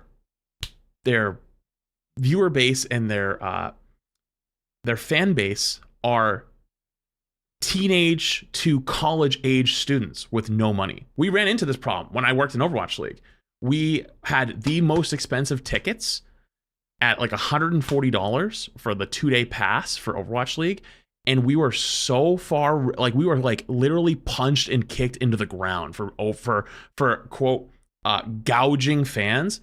And at the time, we were selling them at a significant loss. Like no matter how well the event went, we were going to lose like hundreds of thousands of dollars. Unless we had found like a bunch of angel investors to come out of nowhere or sponsors. And so it was that's just where we were at, right? Like you can't make any money, and like teenagers and college kids don't have much money. So they can't get anywhere. Our approach, guardrails first. As the publisher of the world's 2 biggest esports. And wait a minute, you guys don't have CS. We take seriously our duty to teams, players, and fans to safeguard the ecosystem we built and position it for long-term success. This means fully owning our decision to unlock this category by establishing a well-researched sports betting partnership program that, 1, answers the call from our partner teams to open up sponsorship opportunities with betting brands to generate additional revenue for their financial health. I love that so far they are 100% hard pushing that. It's like, no, it's the teams that want this. It's not us, it's the teams. It's the teams. It's the teams. It's the teams. Almost seems like a set up back door just in case they ever needed to walk it back. Just something I've noticed. Guides and supports the development of regulations, monitoring best practices, and educational programs that protect the integrity of esports teams, pros, fans, and events. And third, strengthens and reinforces the competitive integrity standards of our esports competitions by improving our ability to monitor betting activity for violations of our policies. That last one's pretty important because when this ends up happening, the chances of players and teams trying to take advantage of it for financial gain is going to go up. As if it hadn't already. I mean, I guess it wouldn't go up that much more than it already had, but I predict that there would be more outside pressures, right? So like, for example, because it's not in the middle of their eyes and not in front of their face, yes, there's people that already exist. There's already a problem where like players will have their games thrown, or people will have literally like trying to send them messages like, throw this game, like right, like if you don't throw this game, I'll show up at your house, because like they're trying to bet money on it and try to like, you know what I mean, like try to like get in their head to try to win money, right? Like think about that, right? Like think about if you're a player and you get a fucking random package at your house and it's a fucking letter and someone's like, throw this game or I'm going to show up and like, you know, hurt you and your whole family, right? Is the person actually going to do that? Chances are probably not. But did they get it to your house? Yeah, you're probably a little spooked. And then even if you choose to not do it, right? Like you're still going to try your best to win. Like how hard is it in the moment to not think about that really quick as like a thing that just creeps into the back of your head, right? Does that happen in professional sports? Probably. Does it happen to quite the same standard? I'd argue no. I'd argue no, because your access to them is a lot more gated as opposed to online. If these people are streaming, you know, if they're streaming, you could just pop into their chat, right? It's just, also a lot of these guys don't make the same kind of money as professional players. They're not making tens of millions of dollars a year, you know, unless you're literally in the top of esports and like the top players in those esports. So you won't have exactly the financial protections as well. So, you know what I mean?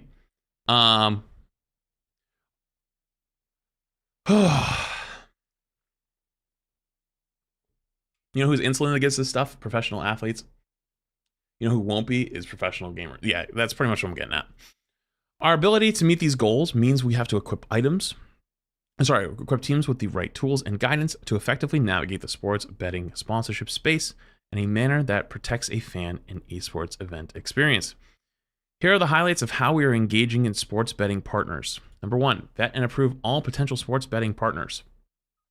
Before any potential sports betting partner can produce a partnership with a partner team, they must be vetted and approved by Riot.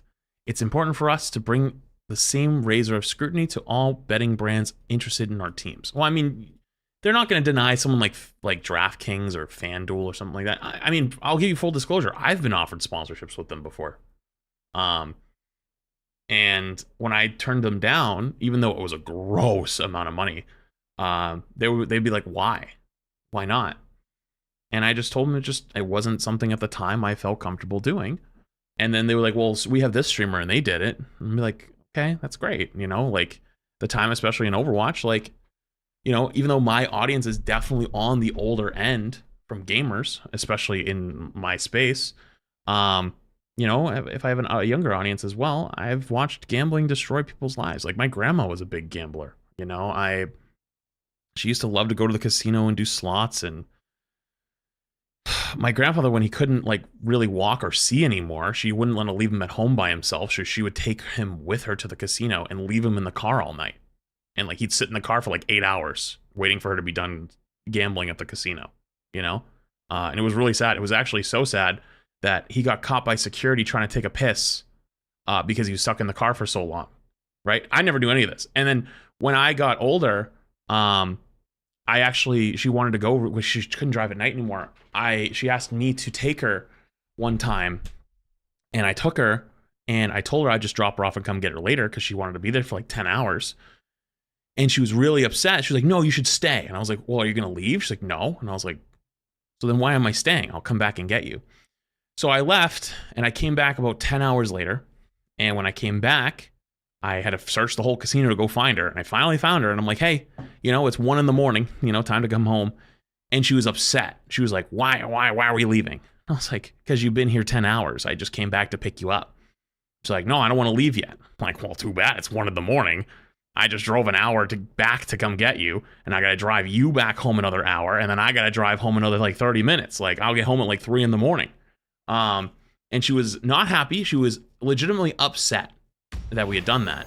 And then the next day she apologized. But in the moment, it is so rooted into her brain that she could not get over it. Yo, Sir Bonding the 5 gifted. Appreciate it. Granted, is everyone like that? No. It's the same thing with like alcohol, right? Like, I drink, right? Not that often, but I do, right? But I can control it. I have pretty good self-control with a lot of things. That's just how it is. Not everyone can do that though. My dad was a bit of an alcoholic, right? Very privated. Like I didn't know about it till like I was like 23 or 24. He was super good at hiding it. But I found out from my mom like years later, like, yeah. So you never know, right? And addictive personalities are scary. It's very scary. So that's why I turned it down. But anyways, let's continue. Build on our established partnership with Grid. For a digital-first sport like esports, using clean official data is critical to weakening black markets and stopping shady operators from taking advantage of fans and pros. That's why in 2023, we established a global partnership and investment in Grid to create a single trusted source of esports data for teams and commercial partners, including betting operators. Any potential betting partner must use Grid to power their offerings, ensuring consistency, integrity, and accountability across the board. Another chance to let you know I appreciate the content. Thank you for 22 months, dude. Sorry, I forgot to mute alerts. Appreciate you. Thank you for 22 months, dude. Part of my pessimistic brain jumps to this and goes, wait, they just want to be able to, 1, take a cut of it all, and 2, they also get to control the data, which 3, they could sell the data that they gather from this. This is like another money making opportunity, right? Am I too pessimistic for reading into it that way? I don't know. Number 3, mandate team integrity program checks. As a part of our broader sponsorship guidelines, we've established a requirement for teams to create and assess their own internal integrity program, one that aligns with our expectations to 1, ensure competitive integrity, 2, safeguards players and young audiences, and 3, upholds responsible betting practices. Hold up, hang on, I'm sorry. Did I just read that right? We've established a requirement for teams to create and assess their own integrity program. So the teams are going to assess their own integrity? Just to be clear. Integrity isn't something Riot can uphold alone. It's a shared responsibility across the entire ecosystem. Teams pursuing betting partnerships must have established an integrity program inclusive of policy development, monitoring, and education. They must also assess if this, like all other partnerships, makes sense for their brand and their fans. Okay, I mean, I guess they're right. They make a good point. There's no way they could do it all themselves, but like, that is kind of hilarious where like they're all going to have to abide by Scouts honor. But I guess it's better to have the system than to not have the system. And at least my hopes is that part of it would be like, hey, you know, while you're playing as a pro player, you're going to probably have people that try to influence you to win a game or lose a game for their betting purposes. Here's how you can deal with it, right? That's probably something that should already kind of exist. So I get it, but yeah. And number 4, support and foster our Tier 2 esports ecosystem. While sponsorships are only open to Tier 1 League of Legends esports and VCT teams in America and EMEA, the overall program will support the growth and advancement of our Tier 2 esports teams. Oh, come on now. A portion of Riot's revenues earned from the sports betting program will be invested into Tier 2 across a number of areas, including increasing prize pools and creating new tournaments to support aspiring pros, additional integrity systems and development, and number 3, expanded training and education programs for our partnered tournament operators and aspiring pros. So here's how they're going to sell it. Where they currently don't have the money to run Tier 2, but like just like any league or any upcoming thing, right? Like you have to have a way to work people in, right? College has actually stepped up pretty big. A lot of colleges field collegiate teams now. And so like, just like with normal traditional sports, there's an argument to be made that college is the way to go, right? They already have the infrastructure, they have housing, they have food, they can provide PCs, they can provide like stipends, right? Like they have the tools, but there's no reason for them to do that because they don't bring in the money, right? Like it makes sense to pay an entire football team scholarships and all that stuff. One, because it attracts people to come to your school. Number 2, if it's a big school, you got TV partnerships, you have fan tickets, merch. Sometimes it's just like a culture thing, right? Like a lot of colleges love having a good college football team because students want to go and not just watch the team, but they want to get fucked up in the parking lot on that Saturday morning and then have a great Saturday. And then they're like, this was awesome. And then they just love their experience at school. And if your team sucks balls, right? You have some Division 3, 2-14 college program. Nobody goes to that. Nobody cares, right?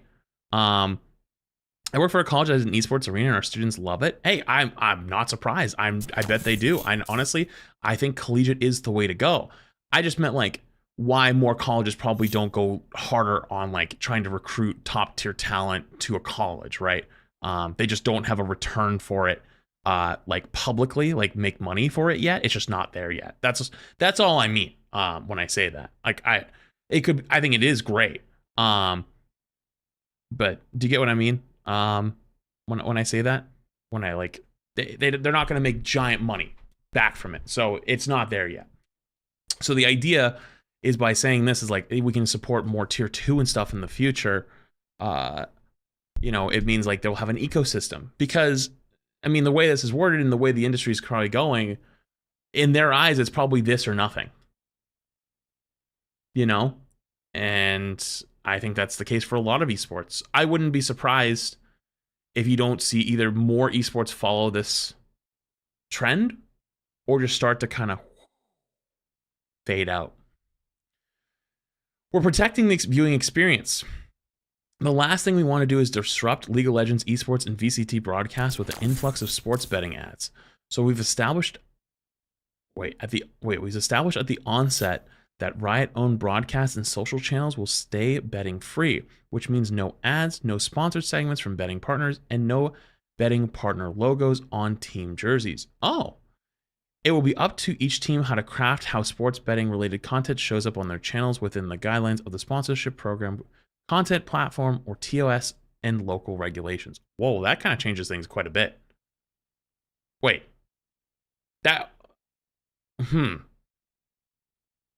Whoa. So this automatically makes me think if like you have players on your team that have a stream, they're worth 10 times more than they just were worth 10 hours ago. 2, isn't that like kind of like the big ask? You know, my knee-jerk reaction is like, do this first, see how it lands, give people some time to get over being mad about it, and then open this up in like a year or 2.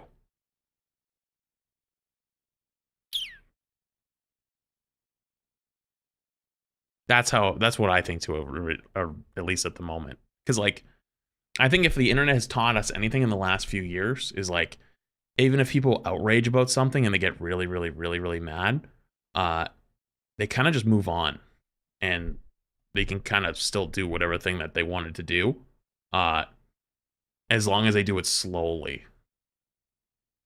Anyways, looking ahead, we believe that showing up in this space responsibly is better than letting others define it for us. We've said before that Riot is all in for the long term of our esports. Oh, I just had another thought on this.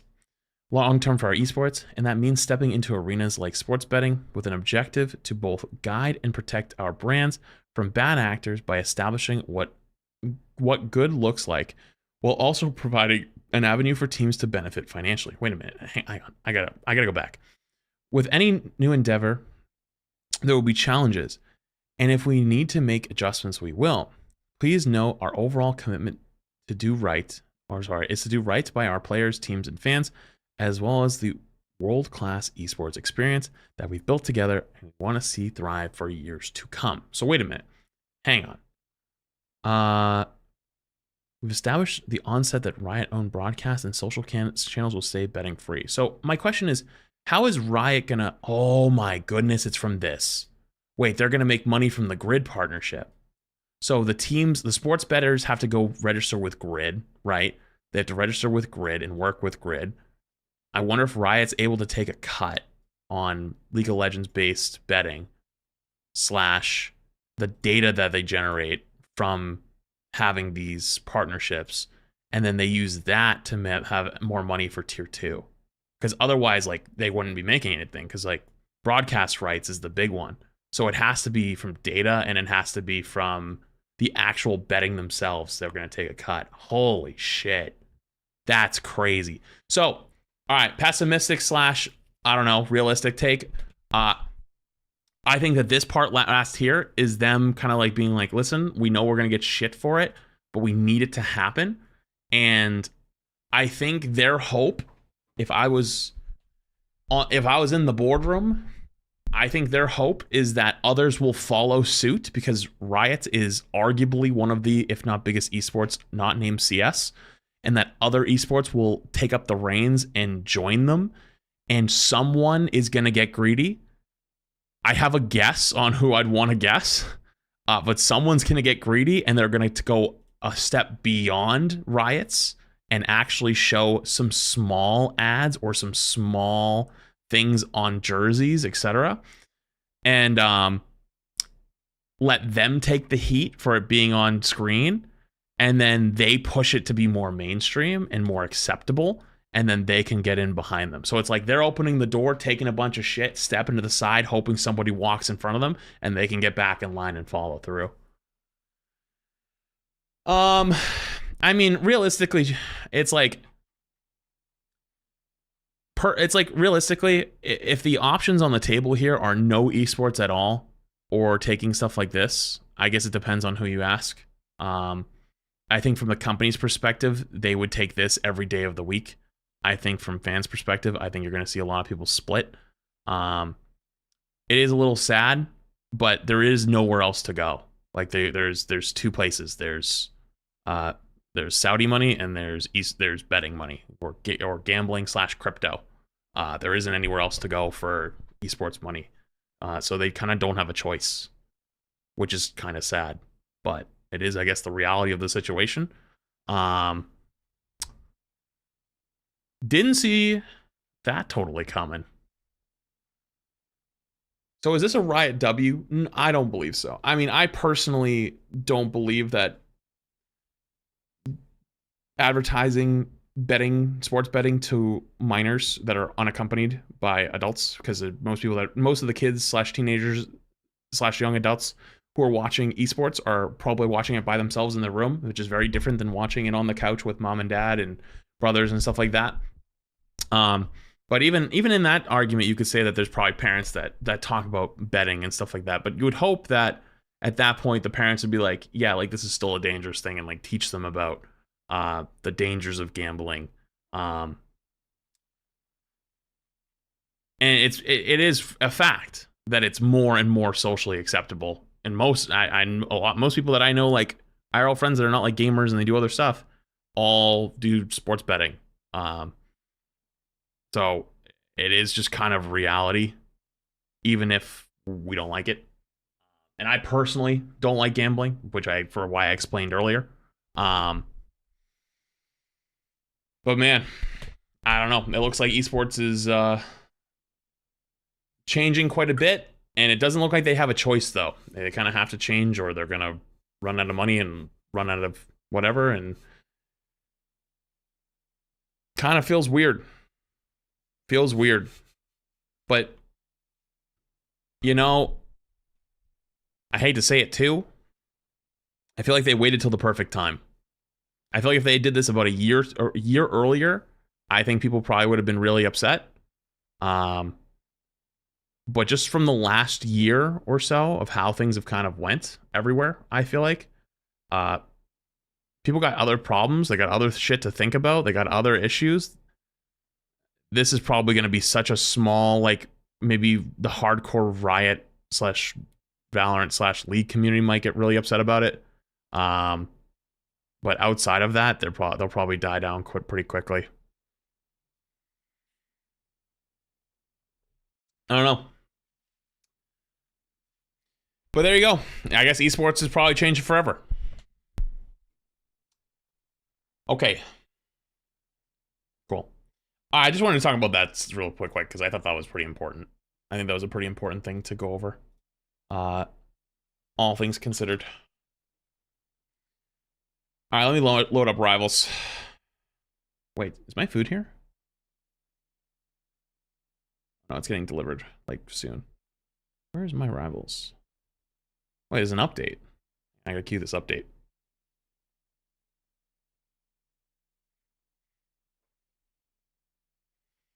Well, I'm probably gonna eat my dinner / lunch real quick. So I'll probably just hop in the training range.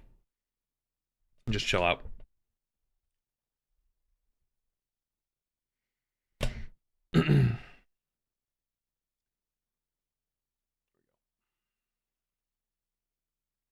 Boom, boom, boom, boom. What again? I got a sub. I think it's technically chicken.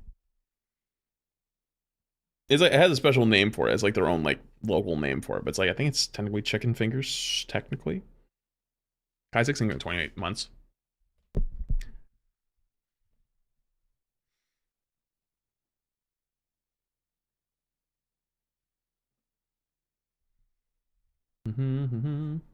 Well, reason why Emma only progress going up for Magic, not Emma. Magic has to finish first.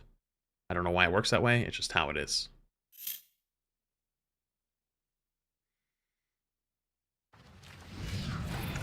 That's just how it is.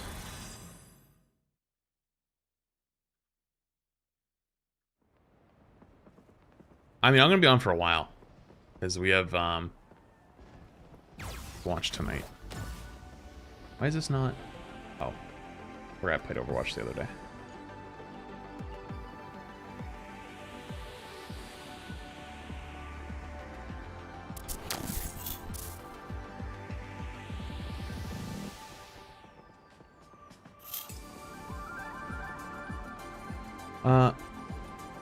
I can read anything. It'll be right, appreciate it. Hold on, I gotta check something really quick.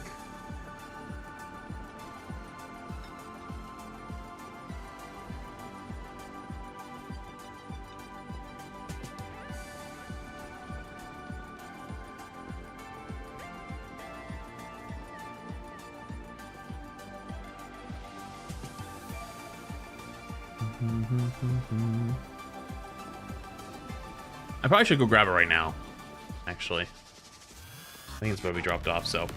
Okay, chat, I'm gonna run the bathroom. I'm gonna go grab my food, and then I'm probably gonna hang out in the practice range for a little bit while I eat dinner / lunch, and we'll go from there. All right? I'll be back in 2 minutes. All right, everybody get up, stretch, take a walk, do whatever you gotta do.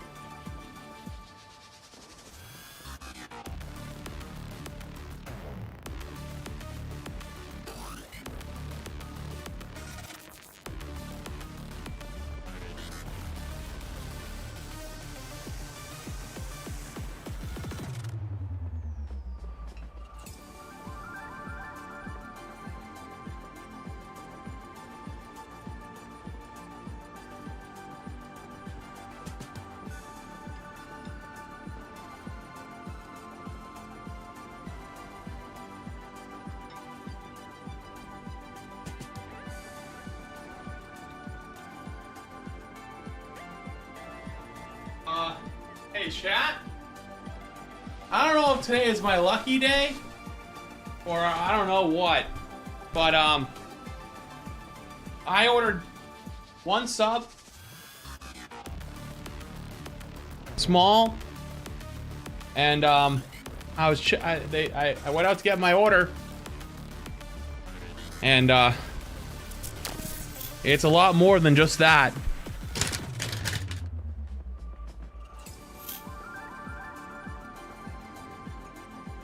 I got my sub, and then they said, "You want some fries with that?" And then if I went to say, "Well, how many fries do you want to get?" They just said, "Yes." And there's multiple orders in here.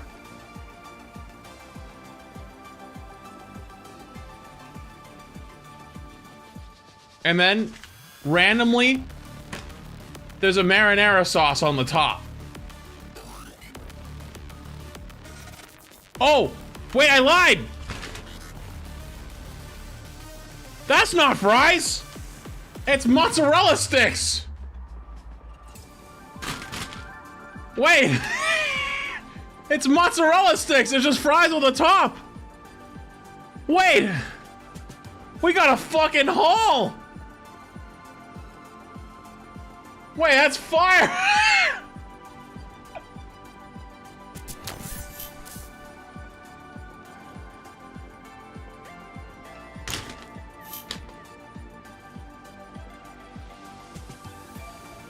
Yo, I love free food. Free food is fire.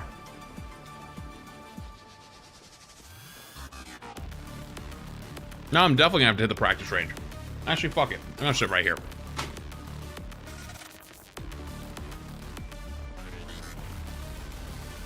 Actually, what do I even start with? I want to dump the fries out.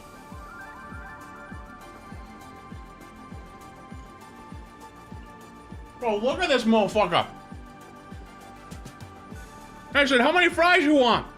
I don't want fries. Too bad, bitch.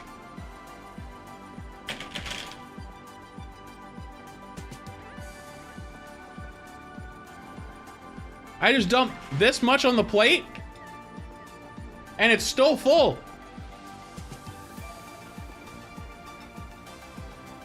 Bro, I think I need to go buy a lottery ticket. Thoughts? Oh, bag is packed.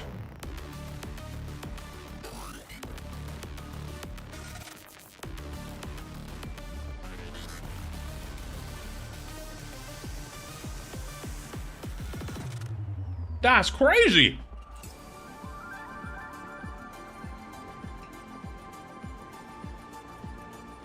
The gods heard me and said I was having a busy week. Here, have some mozzarella sticks.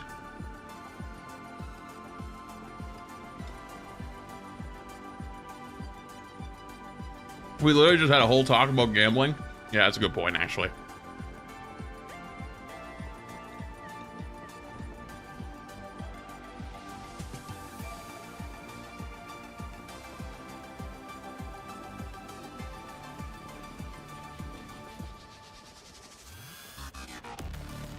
You know what I learned?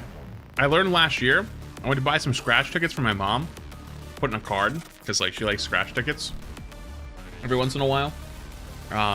And so I got her a card for her birthday last year and a gift. And I was like, well, I want to throw something in this card. So fuck it, I would just throw like 2 scratch tickets in. And I learned that you can't buy scratch tickets with a card. You have to pay cash.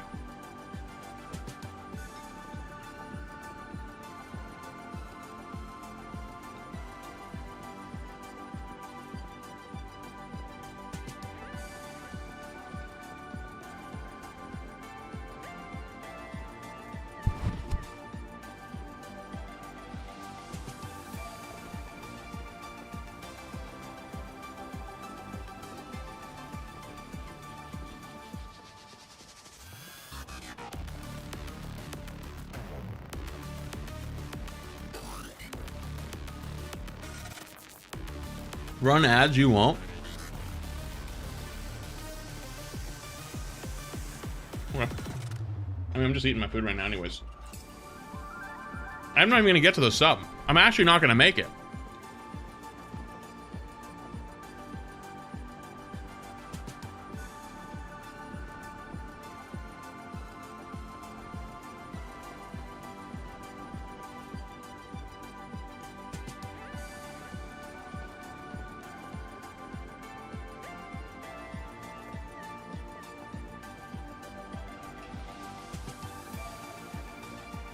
Do I order? I only ordered a small sub. They sent me a large order of curly fries and a large order of mozzarella sticks. When I was like 4 years old, my mom was buying scratch tickets from a machine. And my naughty ass went up and pressed a random ticket. And we ended up winning $1,000. That's fire. Aw. And it makes you feel better. When I was a kid, I won $5 grand apparently on a scratch ticket, and my dad told me it was $5.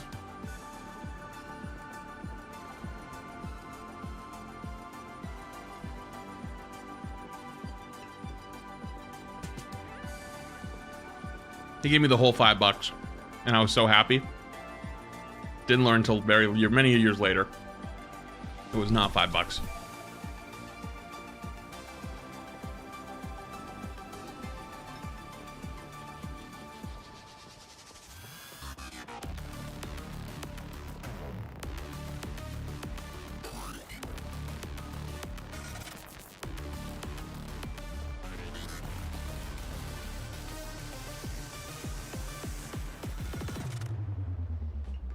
Bro, he still owes you 49, 950. He owes me a lot more than that. He owes me a lot more than that.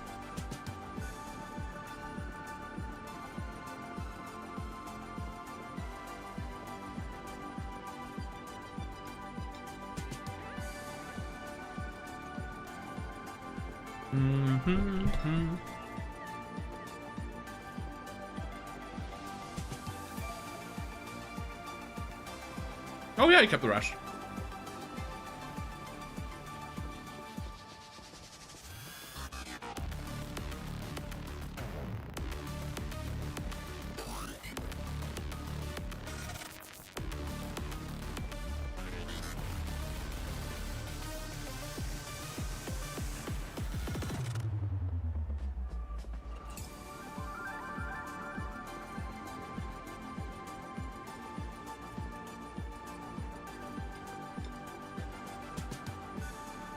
I don't know, Jekyll. That's weird. What you do if the delivery guy comes back to retrieve the wrong order? Not the wrong order. I checked the ticket. The ticket is my name, my sandwich, and then it's the extra large fry and the mozzarella sticks on it. But I did not order those, and I even checked my DoorDash, and I did not pay for them.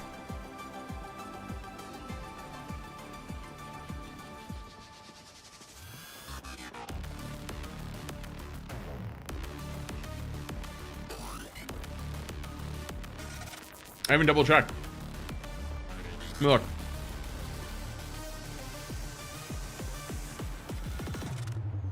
Nope, not on here. Yoink.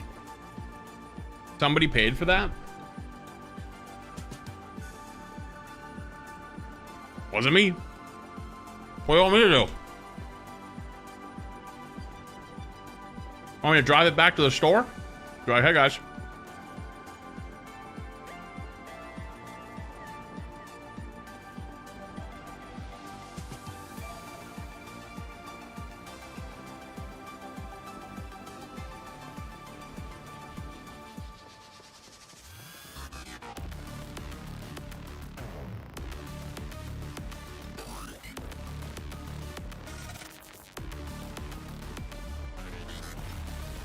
Oh yeah, right. On the bottom left of your second monitor. Nice. I'm already full. I didn't even get to have them in my sub.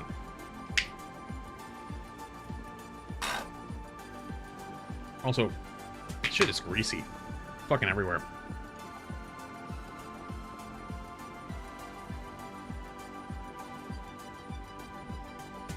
I just wanted a sub, man.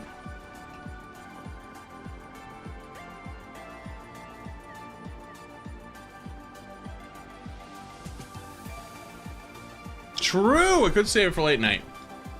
It's actually a pretty fire idea.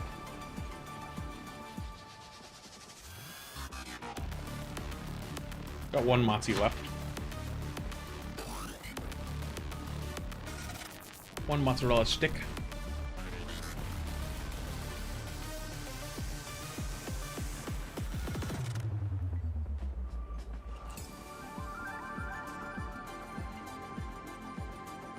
How dirty is your keyboard?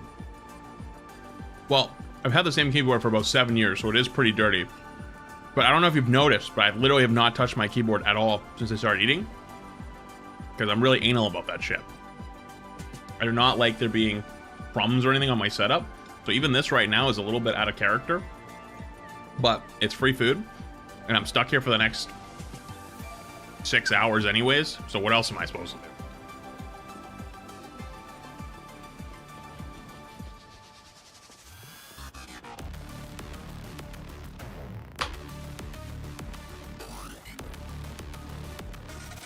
Dude, really, what about it? You heard me. You heard me.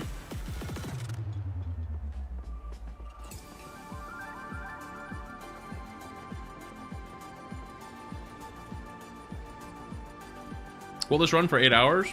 Probably not. Probably more closer to 6. Do you have any other choice, though, for the best place to farm drops? Nope. So, leave your computer there. Hope for the best.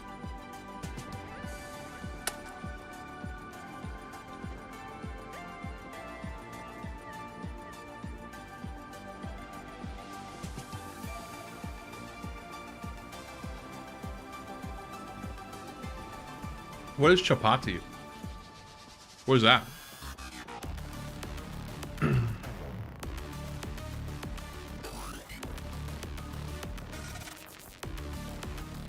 I won't lie. This might be some propaganda. I've never gotten curly fries from this place. I might be getting curly fries in the future. They're fire.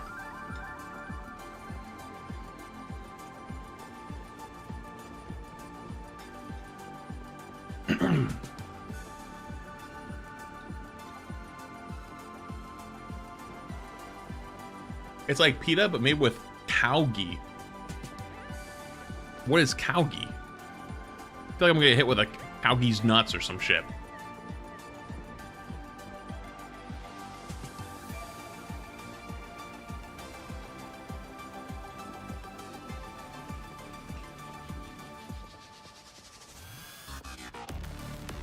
Ghee is clarified butter. Wait, so it's bread with butter?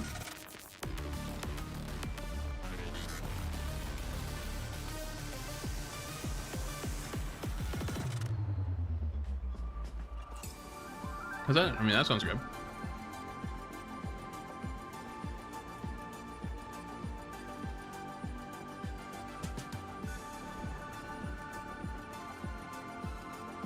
I'm losing. I'm losing to these fries real bad. I'm not gonna make it to the sub. I'm not gonna make it. This might be the end for me. Remember me.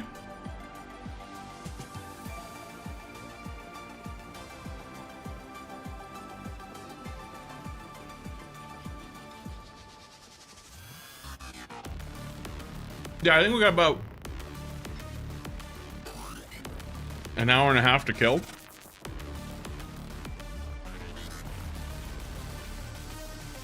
Fog vision. We got about an hour and a half to kill, give or take a little bit. Jesus.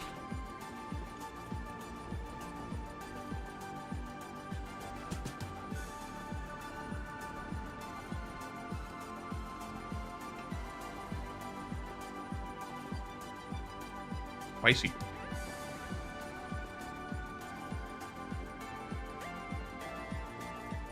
About the Dune game, kind of looks like Rust. I know it's not, but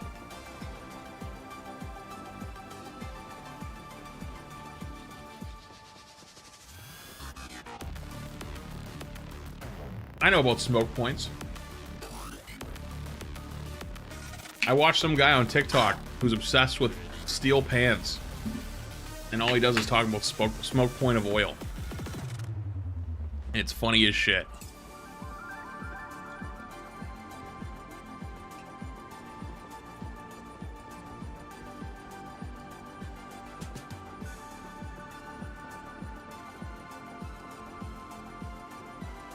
The steel pan guy.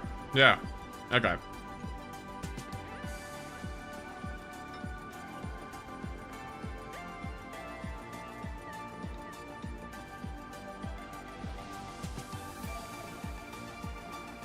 Want a drink? I got water. Okay. Chat, I'm done. The last bite, I'm done. I didn't even make it a sandwich. Oh well. Alright, I'm gonna go throw this out real quick. I gotta go put the sandwich in the fridge. At least I'll have something to snack on tonight, watching matches. Dude, there's a million curly fries still left. What is a man supposed to do with this many fucking curly fries? There's a billion! A billion!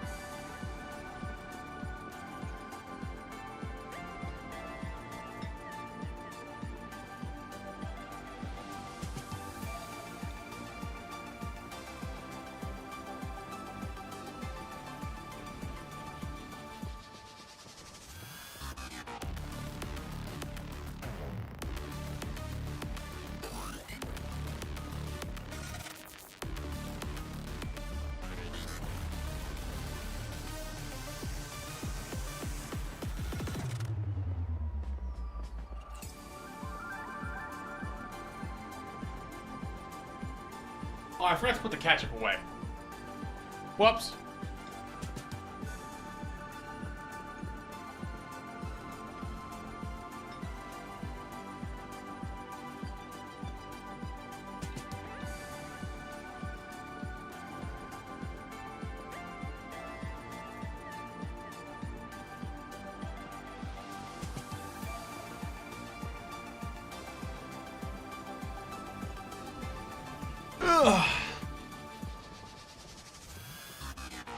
Okay.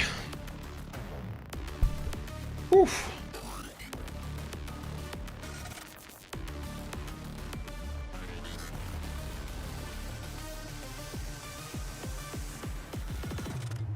Okay.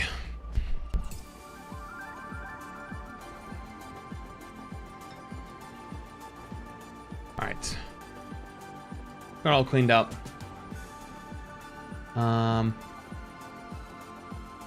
Let me see.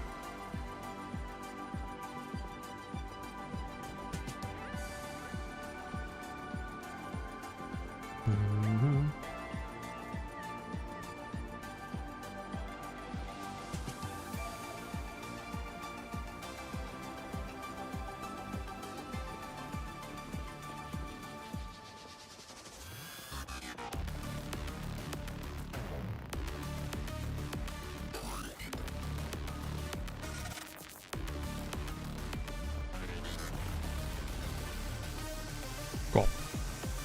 All right, got a couple hours to kill.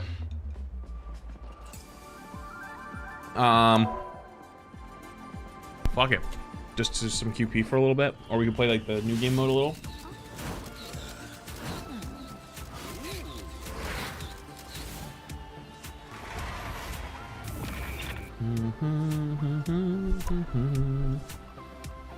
Who's this?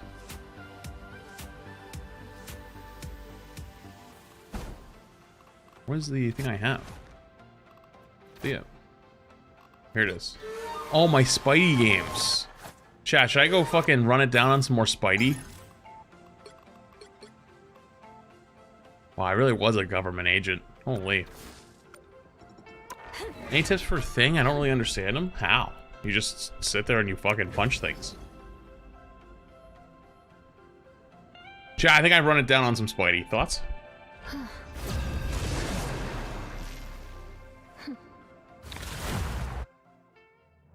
Could be funny. You'll need a top-notch team to win this one. I'm your friendly neighborhood Spider-Man.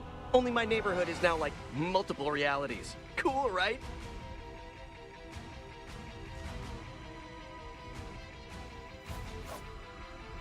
Oh, punk purple.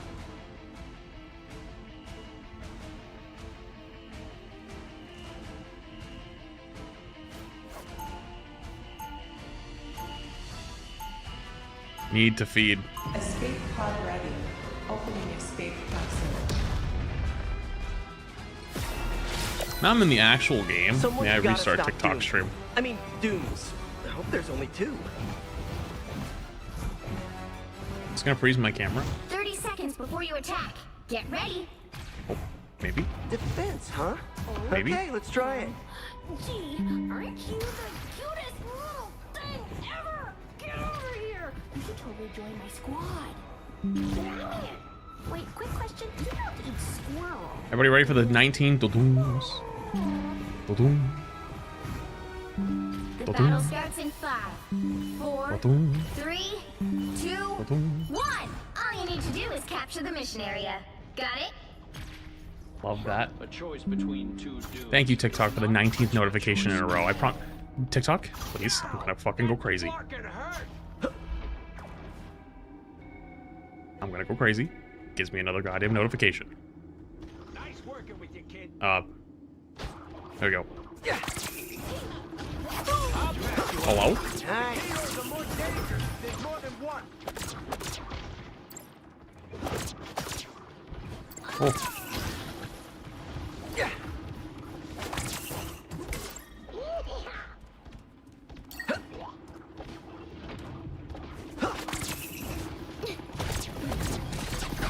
Oh.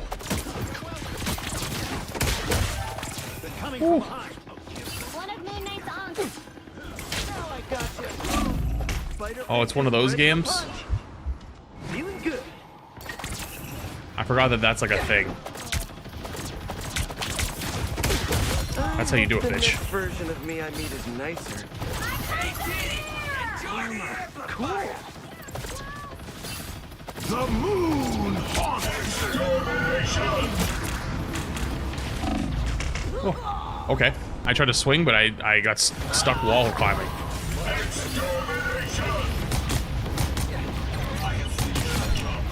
Why do you only go for me? Go for someone else. Anyone willing to help?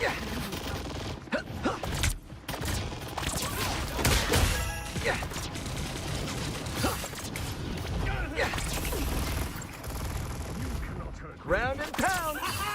Problem solved. Sort of advantage.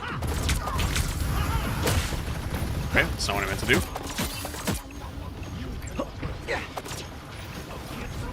Ground and pound. Oh, oh.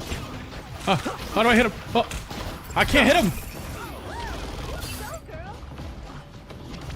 Nice. Spider Fist is ready to punch. Let's be sure those are bad guys.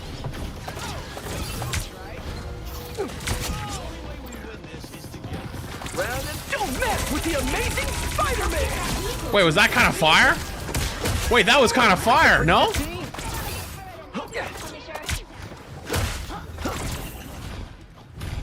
Round and pound.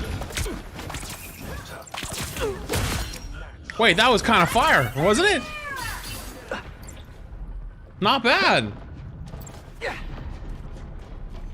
Spider Fist is Considering what it was last time?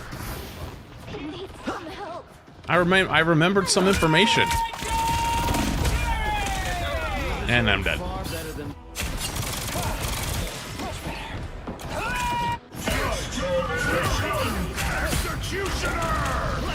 I'm not a vengeful person, but today I'll make an exception.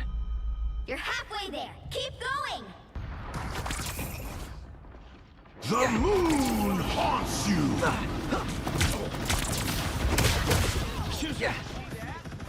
It's the grand finale. Oh.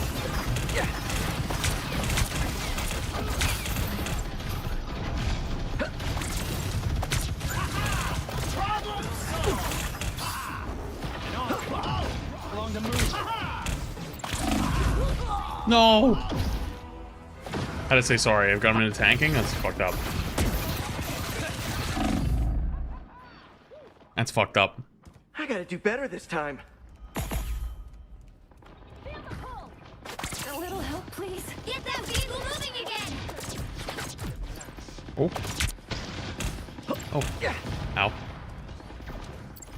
Nice. Is tanking so bad, though? Yeah, it's awful.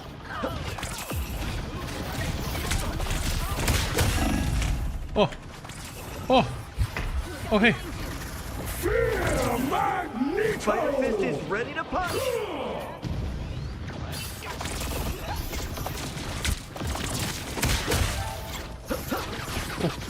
Oh. Oh. Break this off. Spider Fist is ready to punch.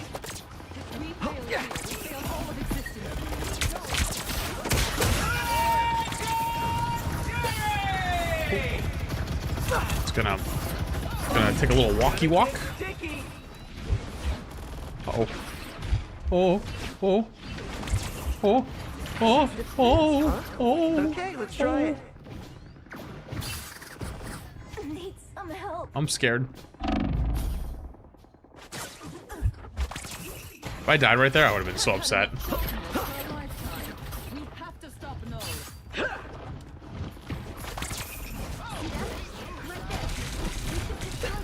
Wait, I only have one swing. Oh.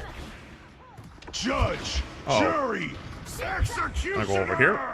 The moon haunts you. Don't mess with the amazing Spider-Man. Ah! We can't kill anything. Don't mess with the amazing Spider-Man. Why can't we kill Back anything? in the swing of things. Wait, this guy TPing? Wait, he is. Wait, the guy can yoink someone through the portal? Hang on.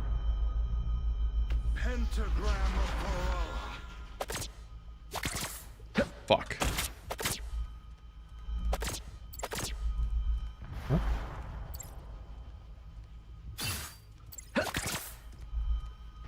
Yeah, well. I got the turret. You sure those are bad guys? Oh, you could have been a hero, friend. The guy's name's Kamala Lover. That's hilarious. Gonna get sticky. Ow. POV, that spider was in Flans's apartment yesterday. I did kill a spider in my apartment yesterday. How did you know that? Beneath the planet of the symbiotes? I didn't talk about that today. I think I saw this sequel. Yo, do you talk to me about tier 3? From what? I think it was 19 months.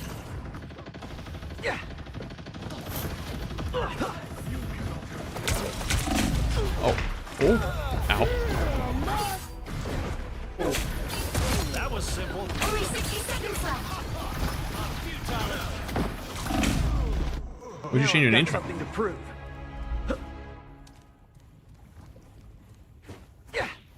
No time to go solo. Whee. Choose avatar. My goodness. There's an eye.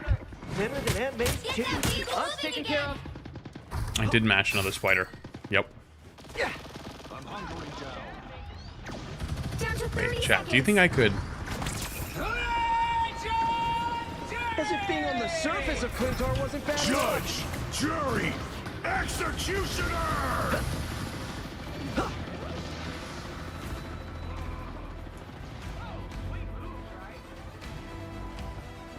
The final 10 seconds. He heard me. Get that vehicle moving again. Oh, I sound like a fucking elephant. I thought I was a little quieter than that.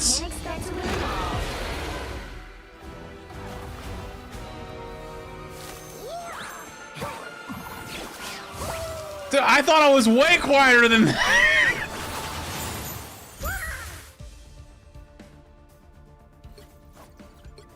That's funny. Our Luna typed GG, no second healer. Oh, it's a GG. Unlucky.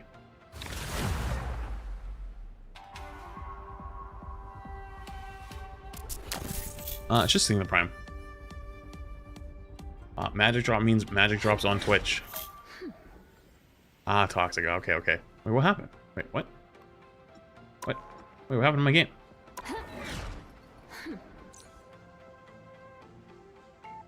Oh, it's literally as the game ended. Oh.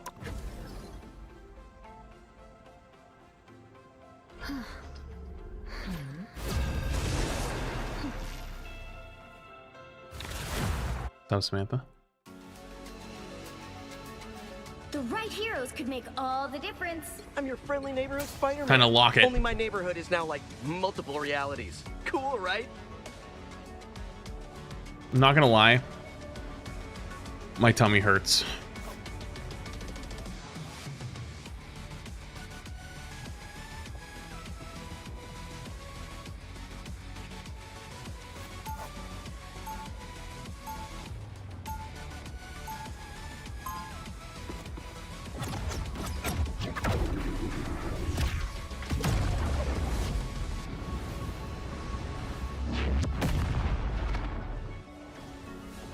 Can we discover Aunt May's cherry pie dimension?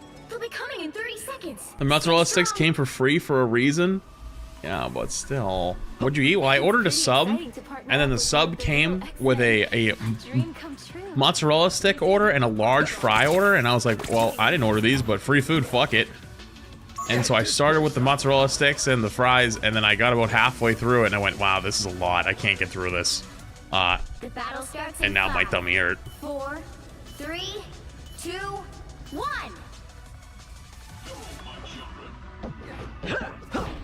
Hostiles coming in fast. This is about it's just mutants. We're fighting to save it.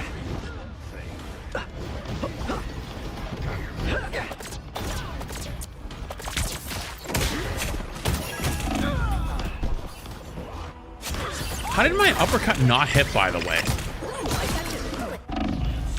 Just curious. I gotta do better this time.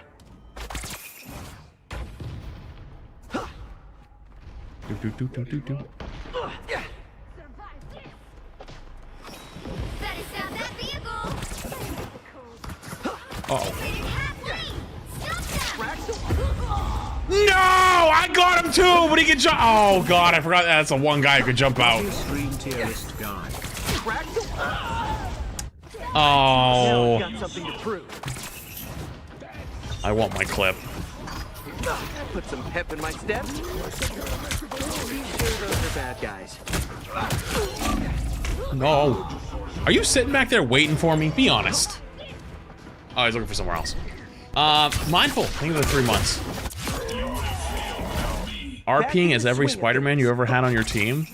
You have the GOAT on Spider-Man every game? Man, that must be nice.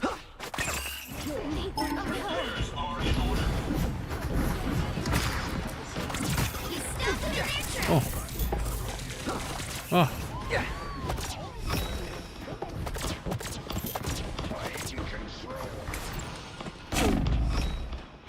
A nice deep freeze. Cool.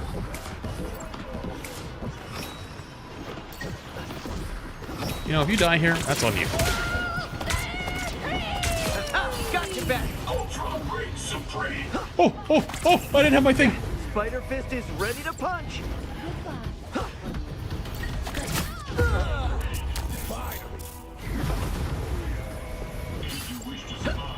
Didn't I hit it though? What happened? Oh, she died. I gotta do better Tyler, this time. He stopped them in their tracks.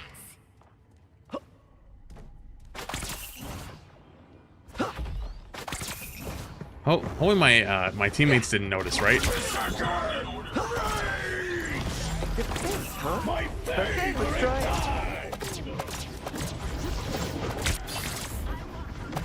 Don't mess with the amazing Spider-Man!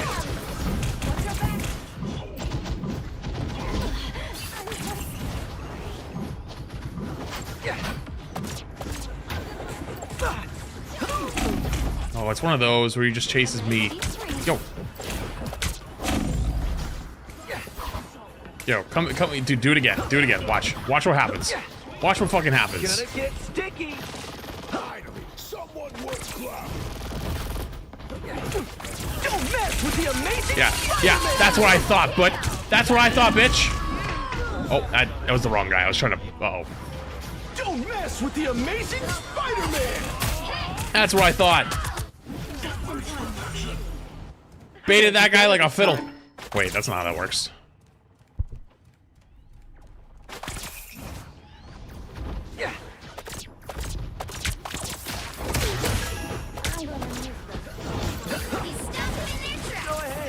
No way that guy took the shot for him. Spider Fist is ready to punch. Nah, I want this kill. You bitch. Uh-oh.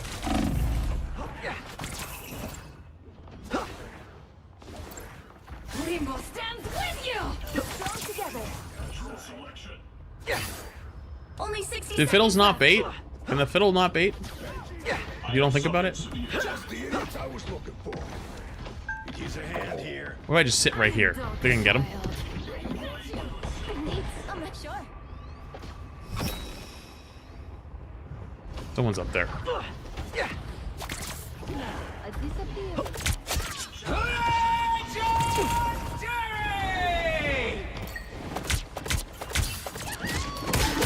Down to 30 seconds.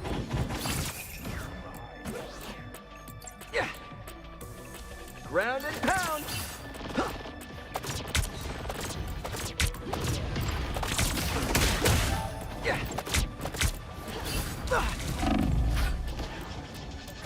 Lights over. 10 seconds.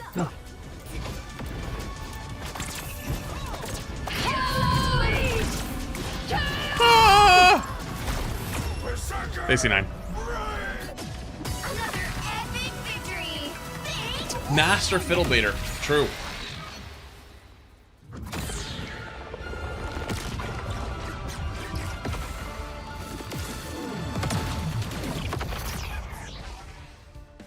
You know, for falling off the map 4 times, wasn't too bad.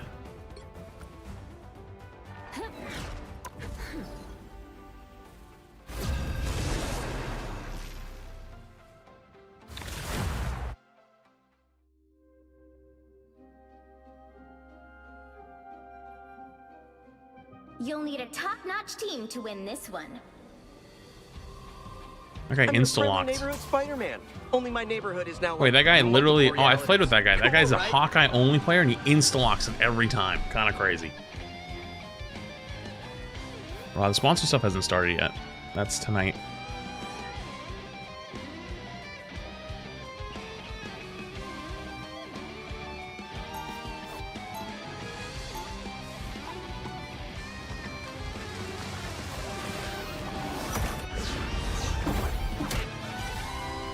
Can we discover Aunt May's cherry pie dimension? 30 seconds before you Yeah, it'll be tonight. Get ready. It's for the matches, so the NA matches. Actually, we have an interview tonight at like right before the matches start. About like 6:40, I gotta turn my camera off and stuff and get stuff over there. 4, 3, 2, I'm thinking 2 months. 1. All you need to do is capture the mission area. Got it?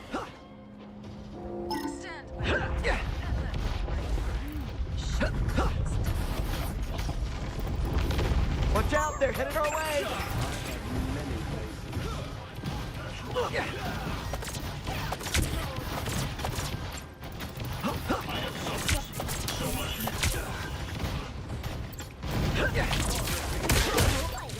Oh, that was a big soul bond. Oh, that guy's getting jumped. Yo, they jumping his ass. Nice. Oh, hey, don't jump mine. I didn't do nothing wrong.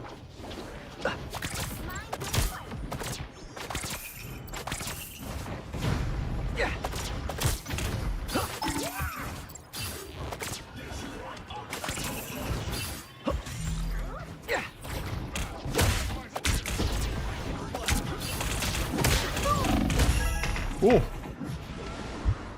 How does your health bar go so fast? Frosty, think of Prime.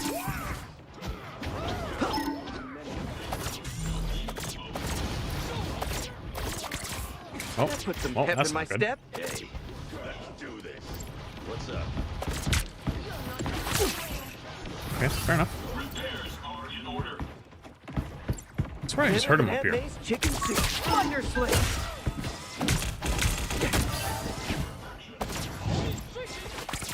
Where are you going? Round and pound. Ultra Ring Supreme. They got behind you. Oh, that worked.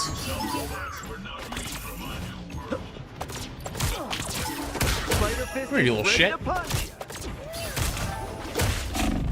Oh, I'm sorry. Born again.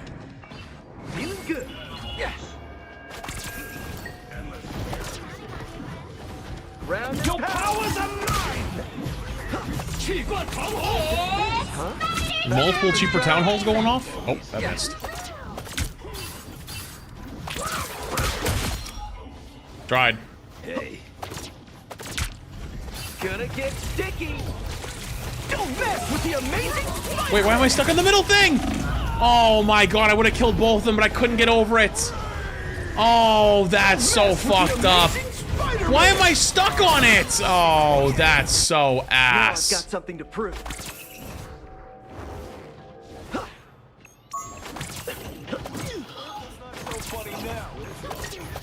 Spider nest, watch out! Spider sling. My favorite time. Nice.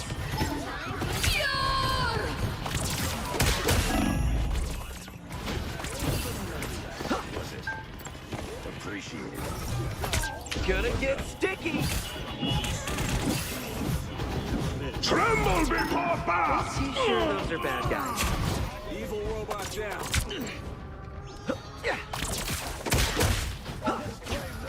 Did I even hurt him? Spider Fist is ready to punch. Oh, he's got a fucking another. Oh, he's got soul bond. Oh, Jesus. Oh, it's just it's cheaper time. I feel better already. back in the swing of things. Wee. You threw. How about you throw my fucking nuts on your forehead? Nice. Guys, I just need someone.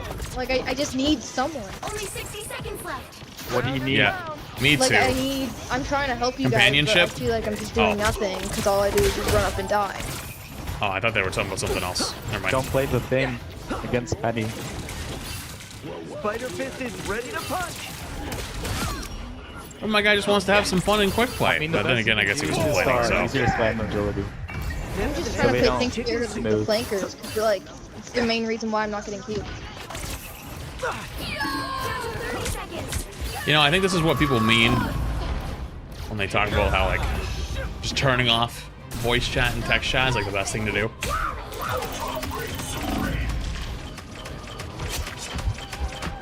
I'm not a vengeful person. Fraud PC players stay on Overwatch. Fraud Marvel fan. Brother, how long did it take you to type out that sentence? Because I feel like you might have used like 60% of your brain power, and I'm concerned for your well-being. Do you need like a hot towel or a cold towel or anything? Gonna get sticky. Don't mess with the amazing Spider-Man. Is everything okay at home? Oh, you gotta be fucking me. Nice.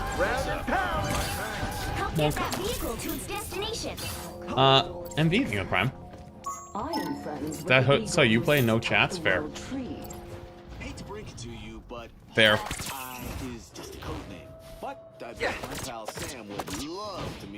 I miss every single one of those. The Sorcerer Supreme sends his greetings. That put some pep in my step. Thank you, little Jeffy.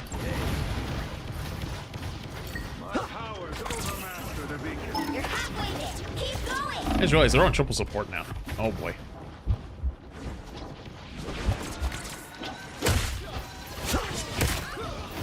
I didn't realize that guy was also running for his life.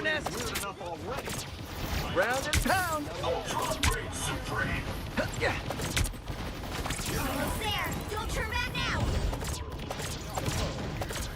Oh.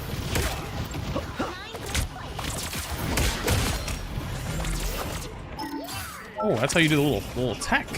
Tremble before blast. Round and pound. Little tech. Nice. A little cancel. I like it. Jeff needs more voice lines. True, like.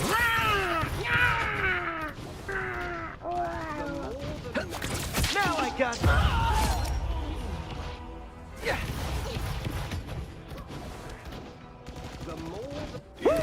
I never miss. Are these rival streamers have 18 million ads? Jesus Christ! Wait, is other people running a bunch of ads? Am I getting outdone on ads? Oh, well, that's not gonna fucking stand. I got up my ads now.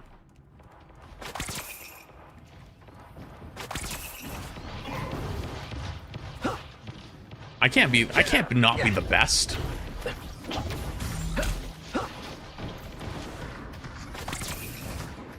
What does this look like? Amateur hour over here? I gotta be setting the standard. That's it! Don't let anything stand in your way. Our enemies are near. Remember that. Ultra Ring Supreme. It's spider time!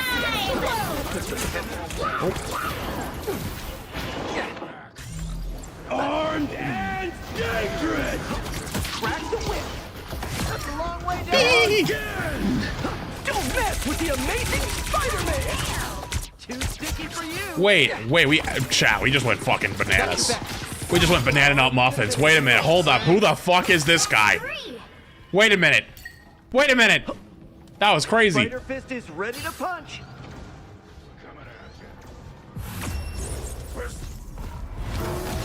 We got cooked.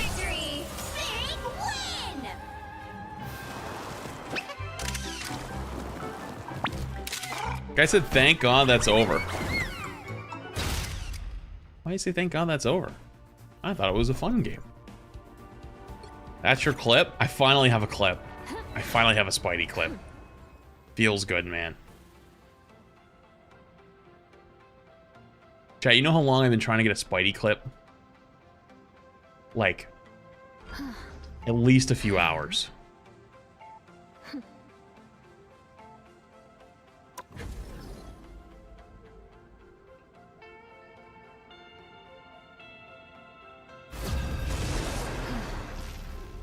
You love Jeff? Me too.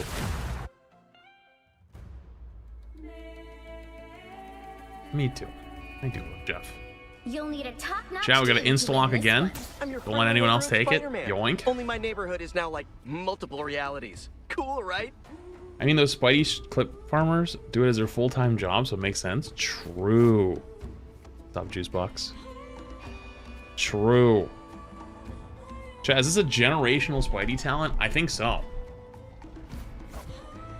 Generational Spidey talent, for sure.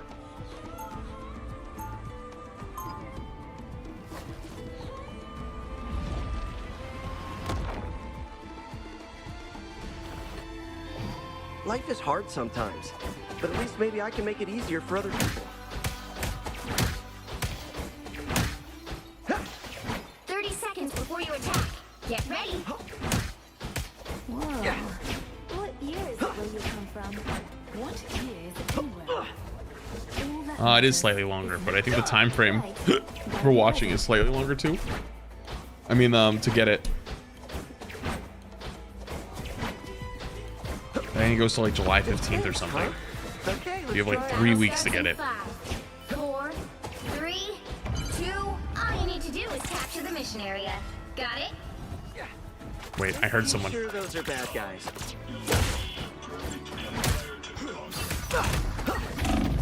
Wait, I was gonna make friends in a sec. I actually decided to not kill him. Damn, I should have just finished him.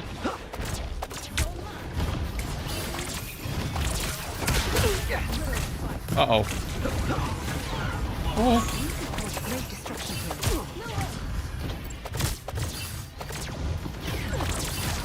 Spider Fist is ready to punch. Nice. A long distance attack? Watch out. Oh. Oh. Oh. Gonna get sticky. What the hell is that noise?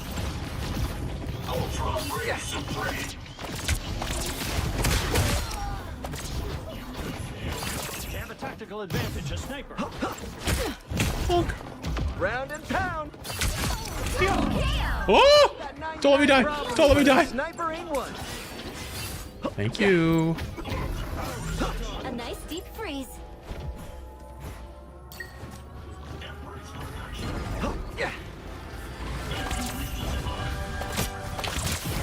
We got a sniper. Ooh. Ooh. Help get that vehicle to its destination. Spider Fist is ready to punch. Uh-oh. That was not what I tried to do. I just started This is gonna be the worst kill cam. Bro, fucking pedestrian man taking a stroll in. Holy fucking shit. Oh, hi. Come here and let me help. Blow up. Somewhere.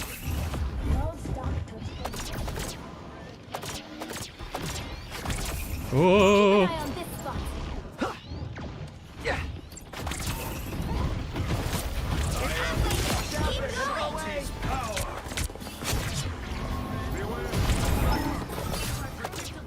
Round and pound. Oh, if I get hit, it's gonna hurt. Oh, oh, oh, oh, oh, oh, oh, oh, oh, oh. If I get hit, it's gonna hurt. Widow's fight. I gotta do better this time.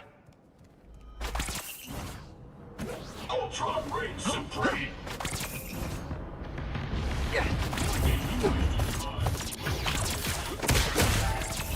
Ooh. Watch me so. Round pound. Better than Aunt May's chicken soup. Maximum pulse.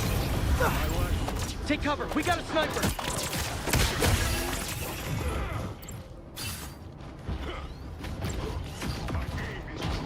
Spider Fist is ready to punch.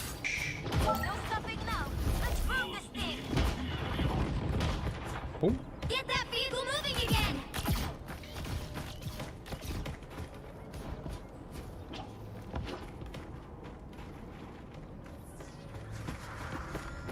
located a sniper.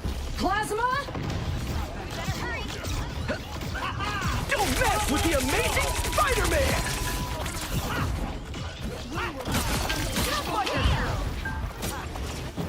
Peps in my step. That worked. That works. Round and pound.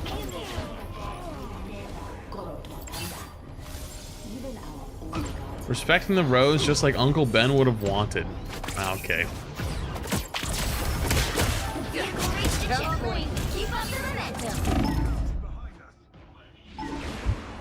It's gonna get sticky. Come here. Tremble before fast. Ultra Ring Supreme.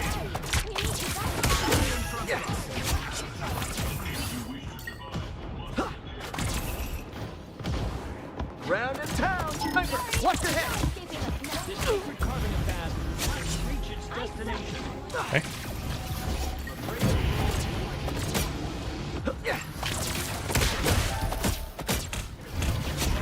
Whoa. Round and pound.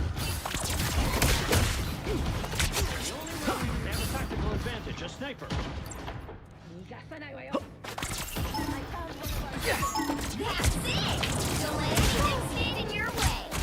Hey. Let go. Let me go. Round and pound.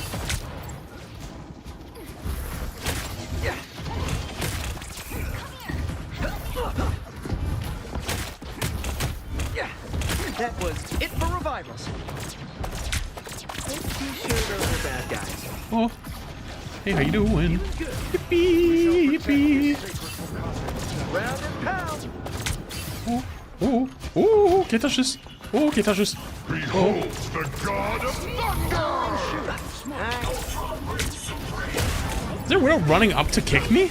That's evil. Did you guys see that? Nah, that's fucking targeted. Spider Fist is ready to punch. Once I am free from this darkness, I shall have my revenge on Now it's showtime. So close! This is your big chance! Don't mess with the amazing Spider-Man!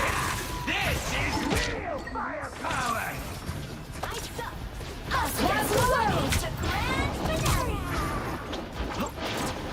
Maximum! Spider Sling! I got him! I canceled it! Some pep in my step.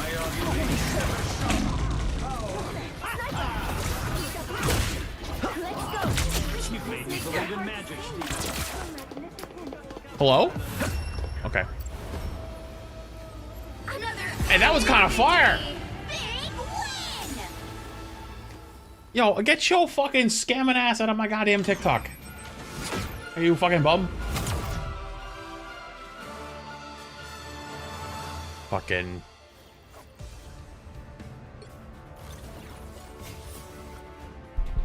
Jesus. Yo, get a fucking job instead of trying to scam people on the internet.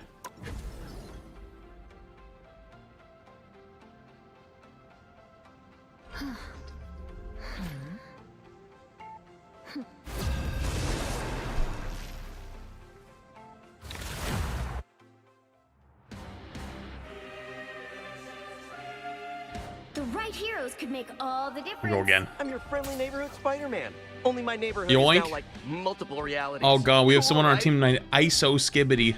Oh shit.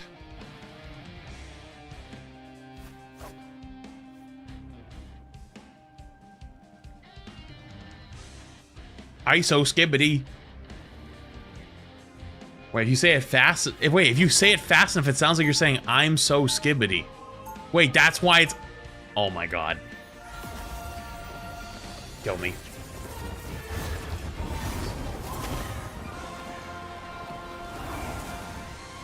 Oh my god, don't say it out loud too fast. I can make it easier for other people. We'll be coming in 30 seconds. Stay strong. When it starts, follow my lead. Any questions? Yeah. Where are we following? Great. Good to know you're still a rebel deep down.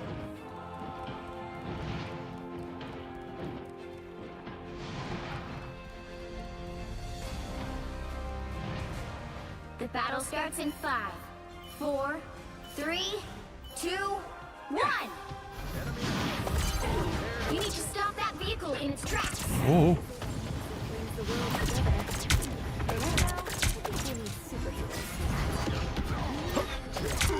I was so sad just watching that guy fall over. That put some pep in my step. Better stop that vehicle. Gonna get sticky. Oh. Oh. Gonna get sticky.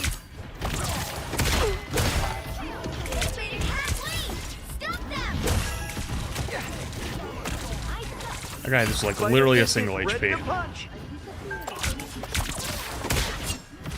No, I tried to peel you. No. Wait, what? Oh, that's not what I wanted. Spider Fist is ready to punch. There's still a chance to stop. Hello? The fuck was that? I just bounced my noggin off a wall. Look at my dumbass. Oh, we don't even get to see it because this. Back in the swing of They hit a checkpoint. Now might be a good time to stop them.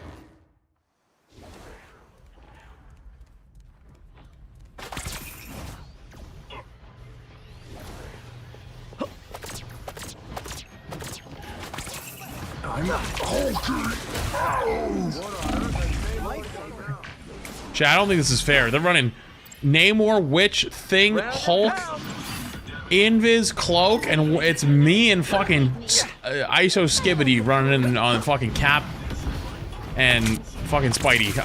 Chat, we might be cooked.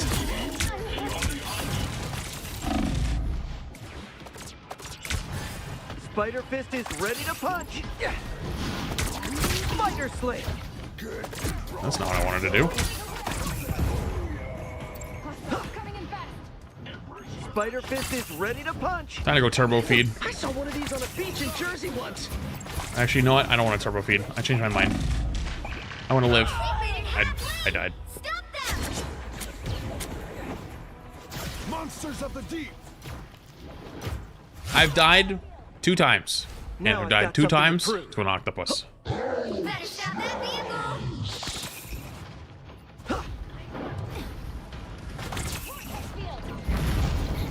There's still a chance to stop them. Don't mess with the amazing Spider-Man. I got your back. Nice. Wait, we canceled it. Us against the world. Wait, chat, we might be goated.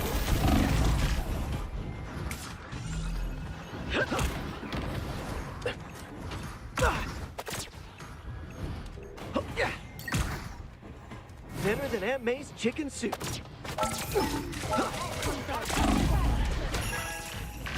No! Did I die to the squid again? Oh, I didn't.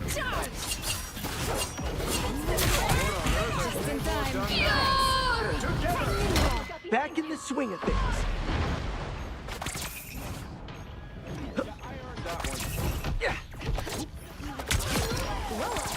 Free kill. Yoink. Stat patter alert.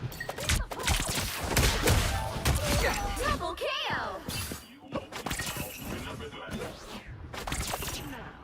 Spider Fist is ready to punch. You stop them in their tracks. Where's the witch?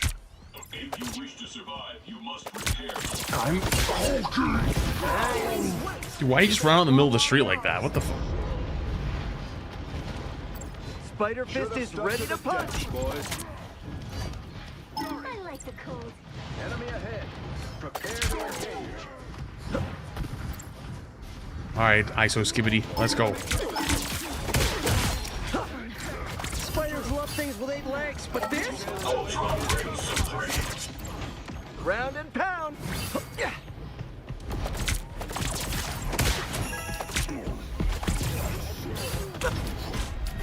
Oh, wait, I can't uppercut! What?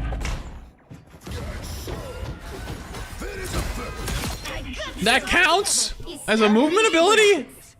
I mean, I guess it kinda is, but not, I guess it kinda is.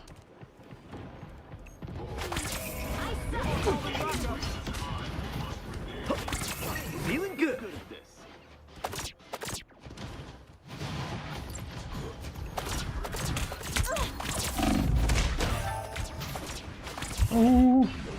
you doing? Good, how are you? Thank you. Thank you for asking. Chicken soup. Us against the world. It's clobbering time! Better than Aunt May's chicken soup. Nice. Don't mess with the amazing. I didn't have a web zip. I was trying to web zip like 4 times. I didn't have one. I just hit Q for fun. Don't mess with the amazing. Oh my goodness. I'm not a vengeful person, but today I'll make an exception.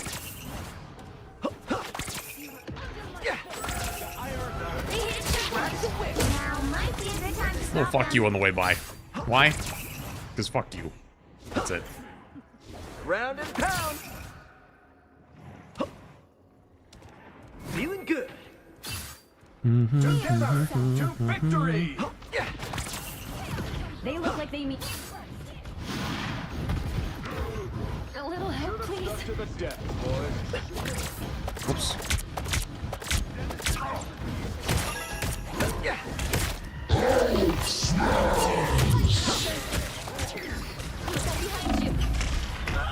Ow. I guess it does count as your uppercut. You can't uppercut if you got things slammed. Better stop that vehicle. Back in the swing of things.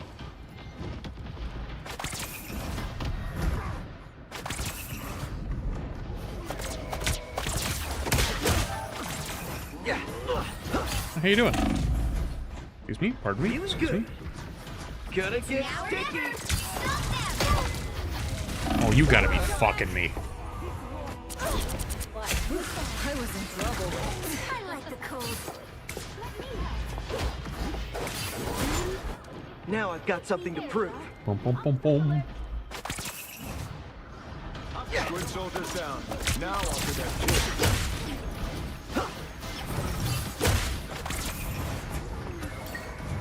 It's clobbering Spider Fist is ready to punch.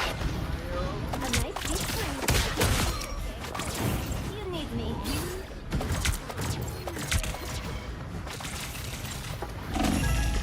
Oh! She hit the freeze. Agent Felix in the prime. Wait, I'm alive, thank you for 28 months. I don't think I would have killed him anyways, though. Swing of things. Whee. Yeah. So much for your squints, Namor. Namor called in backup. I suck. I'm an easy target.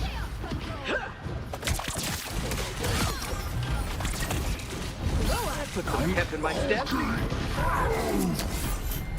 Gonna get sticky. Back up here. Oh, that guy got sniped. Okay.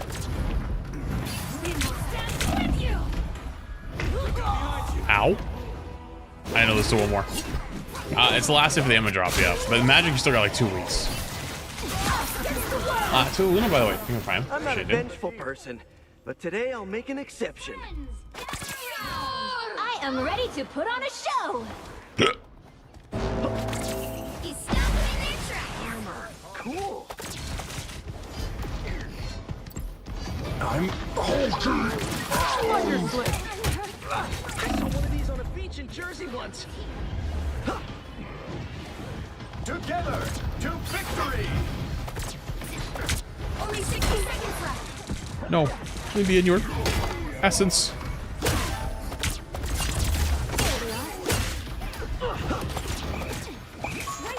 Don't mess with the amazing Spider-Man. That was not what I meant to do.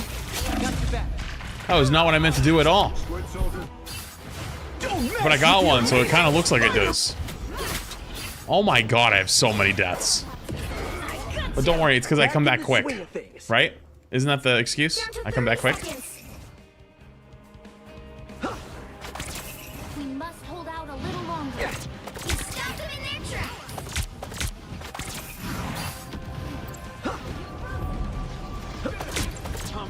Spider Fist is ready to punch.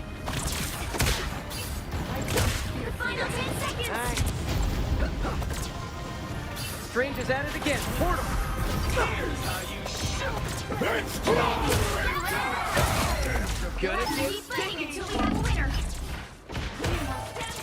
Yo, Cap, help me out here, brother.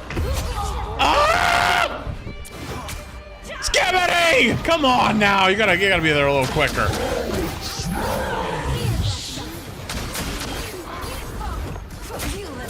Skibidi let me down.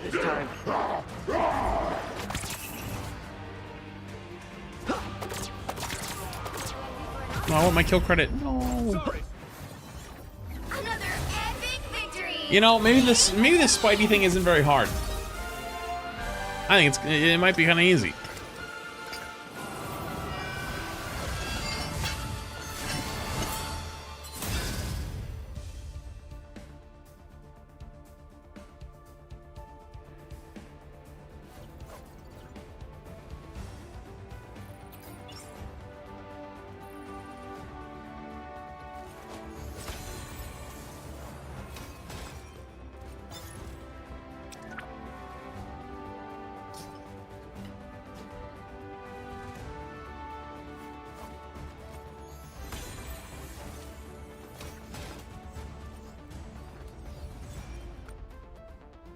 BP when? I mean, let's do one at a time, you know?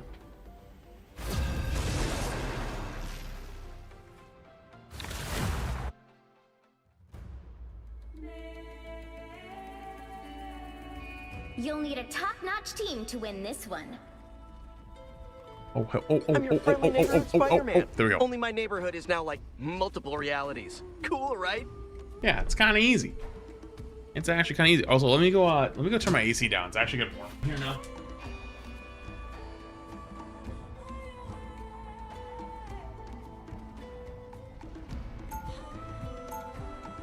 It's actually getting kind of warm. Oh.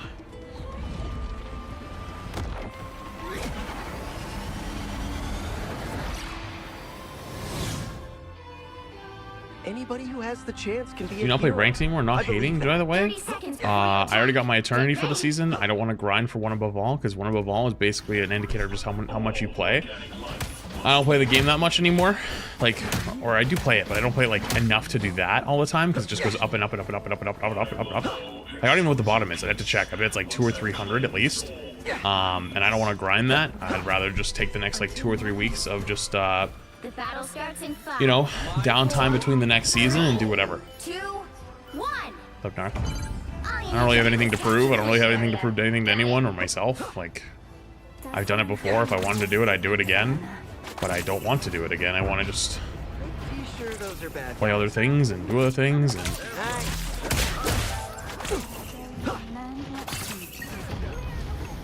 that's what I'm gonna do. Spider Fist is ready to punch.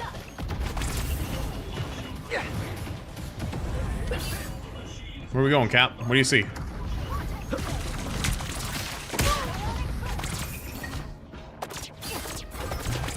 Oh, hey, how you doing? Gonna get sticky. Better than Aunt May's chicken soup.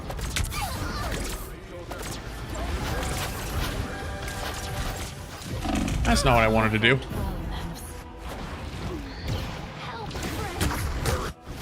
Overwatch is really cooking recently. The new map and the map voting are both awesome. I mean, I haven't played Overwatch the other day. I'm not a vengeful person, but today I'll make I didn't really have a whole lot of fun playing Stadium, to be honest with you. I don't think I really want to play the base game very much right now. That being said, though, streaming Overwatch is just kind of miserable compared to other games right now. Not because it's the game, but just like I've hit like a new audience, more like a broader gaming, and they just get so angry when I play it. Not like on the Twitch side, but like the YouTube side or the TikTok side. And it just kind of makes it not fun.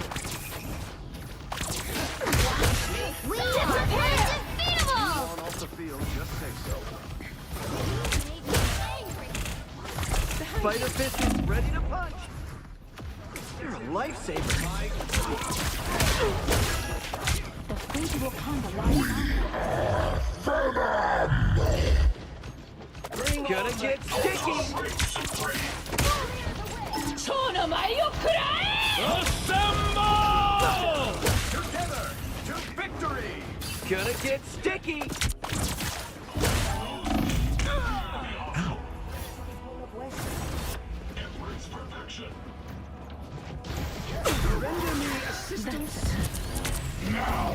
I'm not a vengeful person, but today I'll make an exception. You're halfway there. Keep going. Fantastic!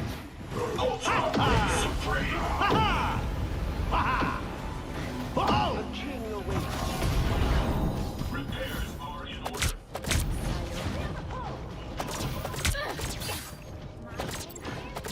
Surely that Psylocke's about all, right?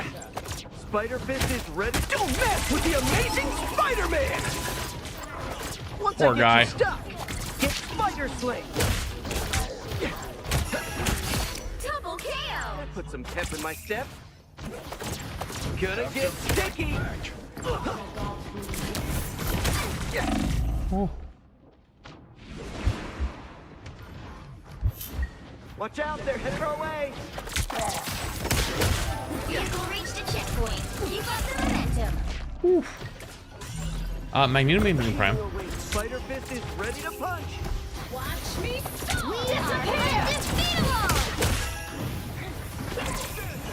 Interesting spot for Spider Fist that. is ready to punch.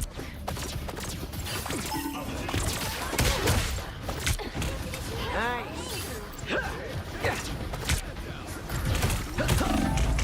Ooh. Feeling good. I have suffered severe damage. Don't let anything stand in your way. Round and pound. Uh-oh. Crack the whip. To victory! Oh, we're never killing this guy. Round and pound. That was a extermination!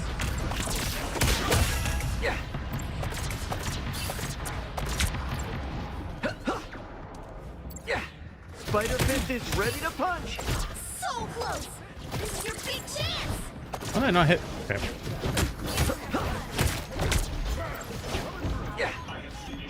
Spider Fist is ready to punch. Don't mess with the amazing Spider-Man. Spider Domain is not for the weak. Double KO. Bonk.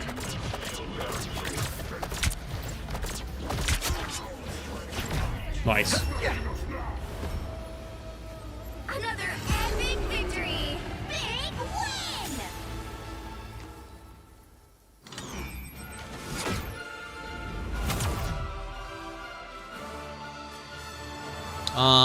I mean, that really wasn't true, Big Ass Goth. More than you probably realize.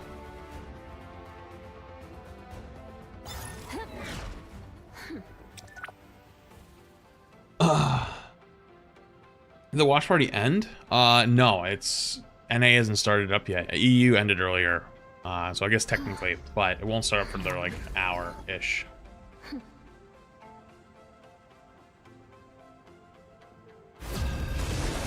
Oh, I know. I'm not trying to disregard your first half. I'm at the second half.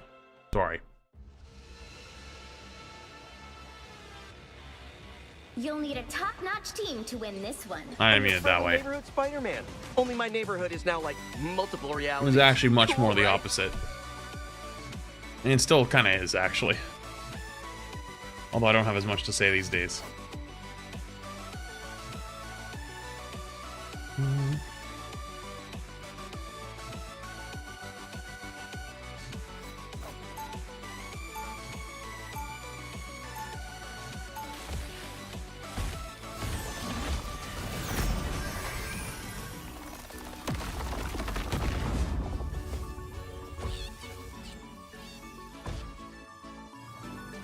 Life is hard sometimes.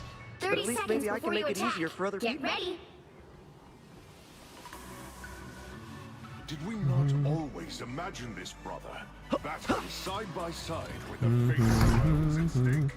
Yeah. What if we did? Now it is happening. Though most unlike how either of us pictured. The battle starts in 5, 4, 3, 2, 2, 1. 1. That was like the slowest web swing I've ever seen. They're headed our way.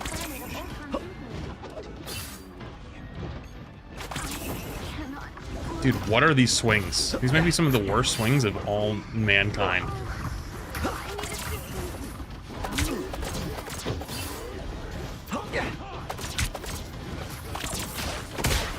Wait, that's not who I was trying to get on. Oh, I guess that works.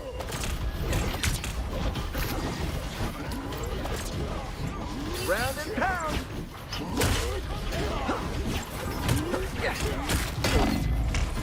Oh, ow.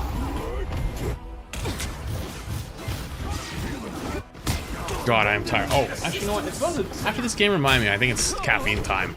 I'm not a We're about halfway point. Whoops. I'll make an exception. You're halfway there. Keep going. Berserker! Rage! Enemies, take it. Watch out, they're headed our way.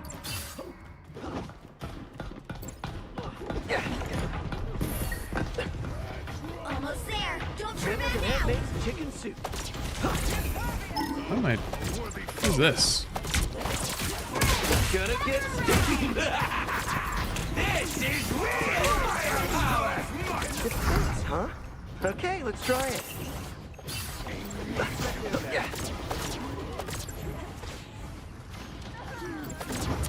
It's clobbering time! Crack the whip. Armed and dead! That's not what I meant to do. Again! Round and pound. Ouch. Again! Take time to regrow. Now I gotcha. That's a long way down. Got my first one, chat. Now I got No!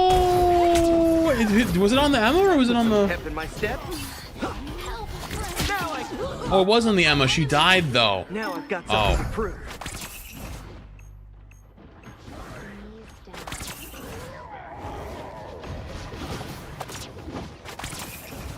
We shall not stand idle. Now's the time to hit. Friends, gather around. Spider Fist. Don't mess with the amazing Spider-Man. Force the Lunal. Dub. This is real firepower! Uh-oh. Look out behind you. Round and pound. It's clobbering time! I ain't gonna lie, chat. I think I'm dead. Yep. We make a good team. Our enemies are here. Bro, what do you mean? So if I like swing away while I'm still pulling them, they won't fall off the map? Or they will fall off the map?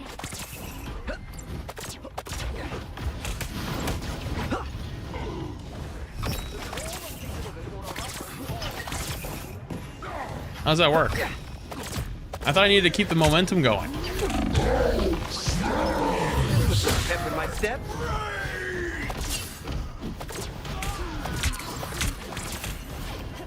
Spider Fist is ready to punch. That's not what I meant. I need assistance. Only 60 seconds left. What a major malfunction.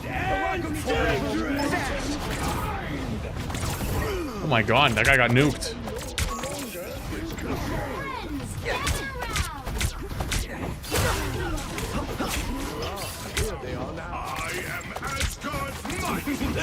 Round and pound. This is real firepower! It will do no more. Down to 30 seconds.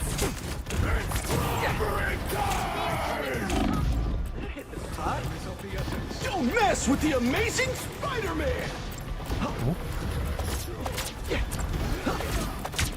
I am ready to put on a show. Meanwhile, she doesn't know I'm only 80 to ult. The final 10 seconds. Oh. Chat, one of these days, when I hit something, it's gonna be crazy.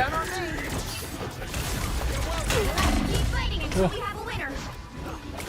Gonna get sticky.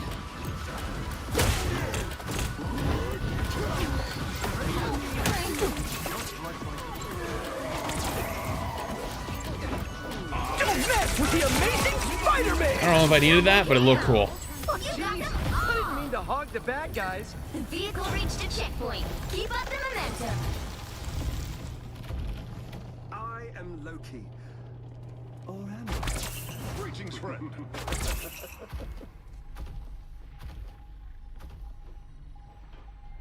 Okay, fair enough.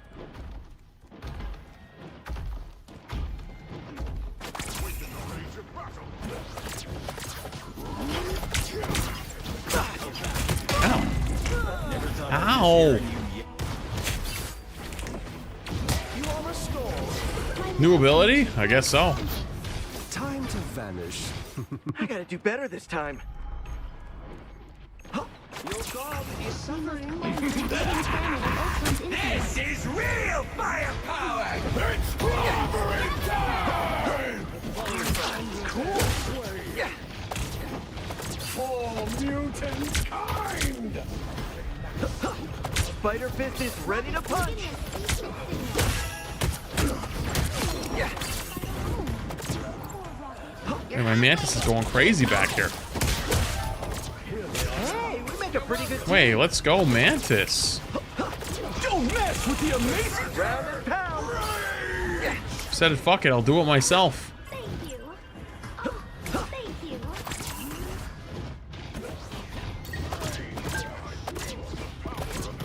Almost there. Don't turn back now. This is a beacon of reason. I am ready to put on a show. No! Pedestrian man. You know, I stopped a res. I think that's value. Thoughts? Back in the swing of things. Oh, come on.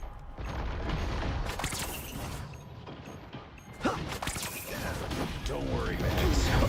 Again! Cringe. Again! Again! Having chat open and listening to me actively while playing, that's pretty cringe. Watch out, they're headed our way. I'll patch you up. That put some pep in my step. SMH. Round and pound. Moving again.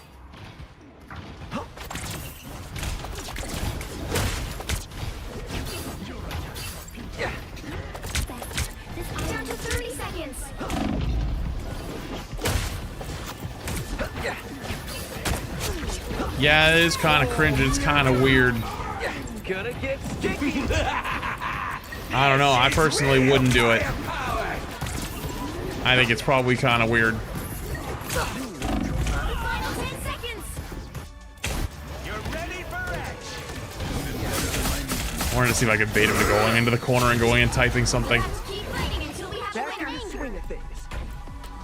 Hey, team, enjoy the amplifier. Asgard's might!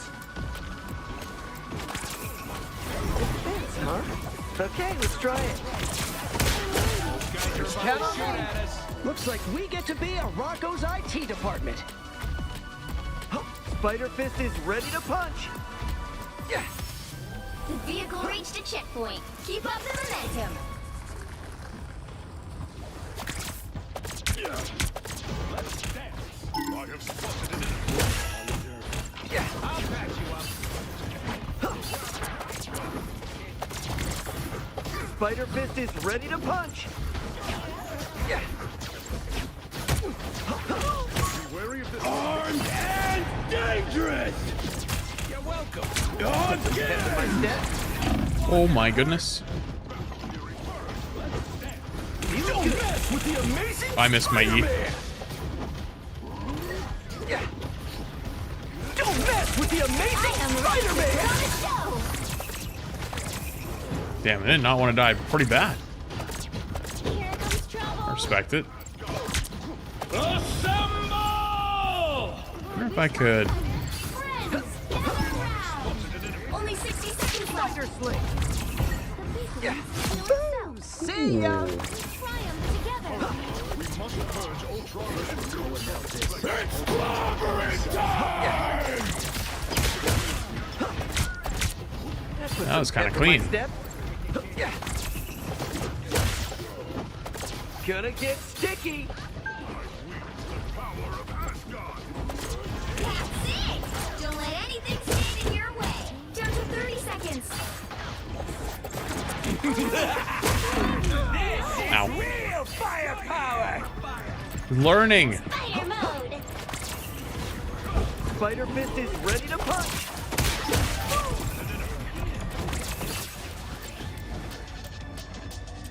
The final Better 10 than seconds. Ant-Man's chicken soup. I am Asgard's might.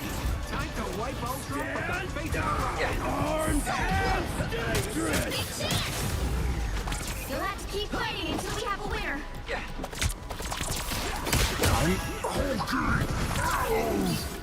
Friends, gather around. Round and pound. That put some pep in my step. I'm gonna try to. I'm ready to put on a show. There it is. Gonna get sticky. Oh. Don't mess with the amazing Spider-Man.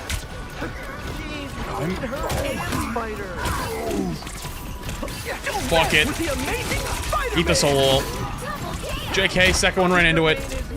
Love to see it. Oh, I'm cooked. Res denial. Worth.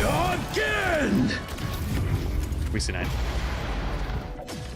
Well, you can't expect to win them all. You know, I got my pull off the map. I'll take that.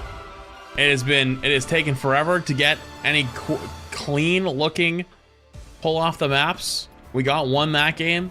I'll take it. That's a dub. All right, I gotta go pee. I'll be back in 2 minutes. All right. BRB.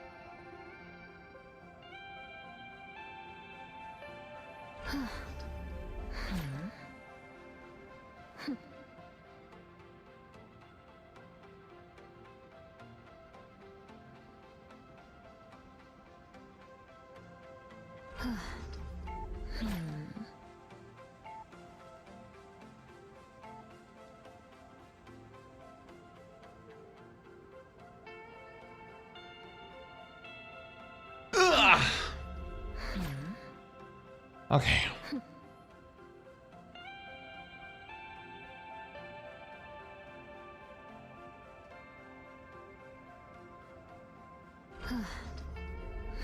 I need to go turn on my AC again. It's actually... One sec. Running rivals. Here.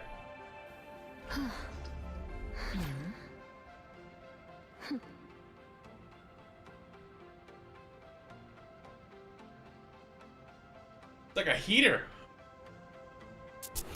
GB fan, thank you for gifted. Appreciate you, thank you. All right, I think I have time for like one more ish game. Because at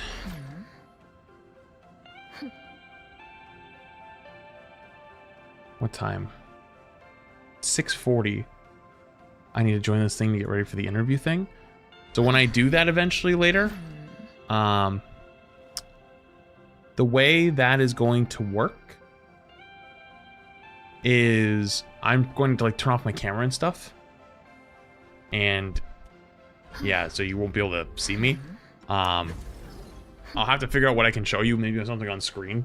Maybe I'll just like load into Rivals, sit there or something. While I do it. And then after I'm done, then the matches will start. So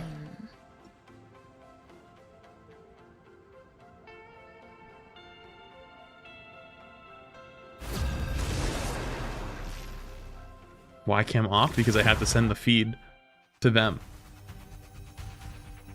My camera can only go to one place at a time.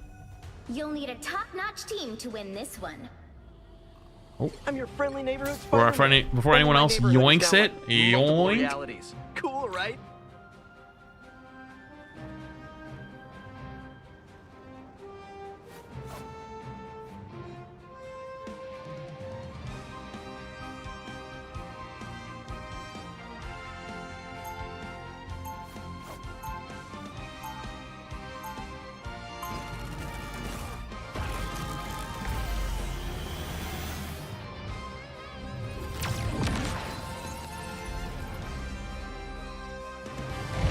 Come to New York sometime. I'll do whatever a spider can. 30 seconds before you attack. Get ready. Ready to rock, sis? You know me, Johnny. When I'm needed, I'm there. Old, reliable. Don't let me hurt you. I'm doing a video interview on the Rivals channel before the tournament starts. I think they just want to ask me about like thoughts on the tournament so far, probably who I'm looking forward to seeing play.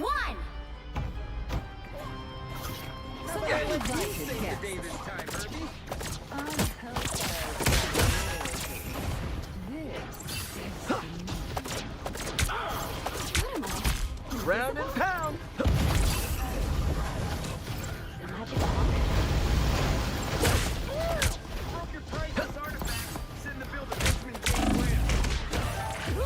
Ooh. I suppose that helps. Let's hope you're having a good Thursday, Lad Emerald 186 Guru Wave. Even 19 months appreciated.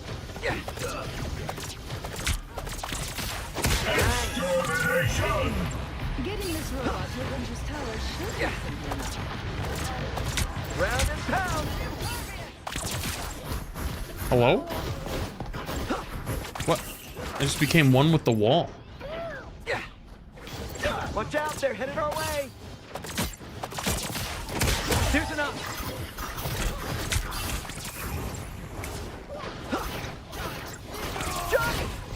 Okay, now I'm mad.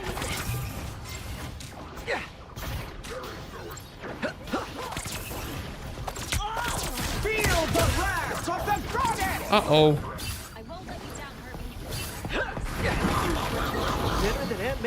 Not my problem. Get that vehicle moving again.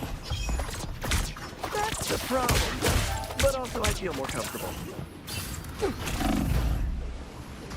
Hit the spot.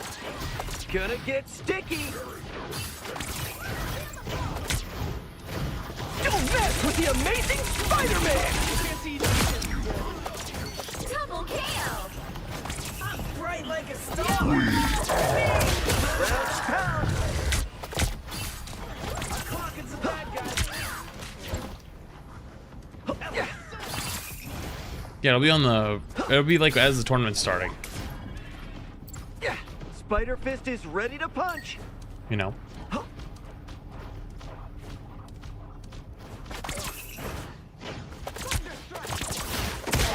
Put some pep in my step. Almost there. Don't turn back now. Extermination! Gonna get sticky. I'm good on that. Ow.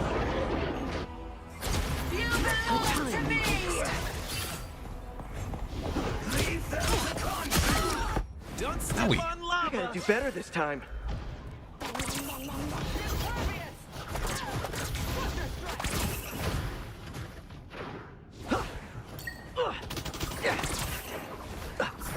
Okay, fair enough. Get that vehicle moving again. Fuck! I'm just jump out and I can't jump out. I missed. I'm not a vengeful person, but today I'll make an exception. Feel the wrath of the goddess!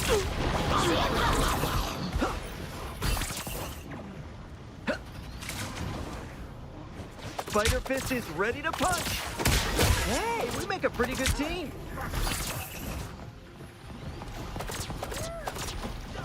Stay away from that Ankh if it starts to hover. Avengers Tower, here we come. Feeling good.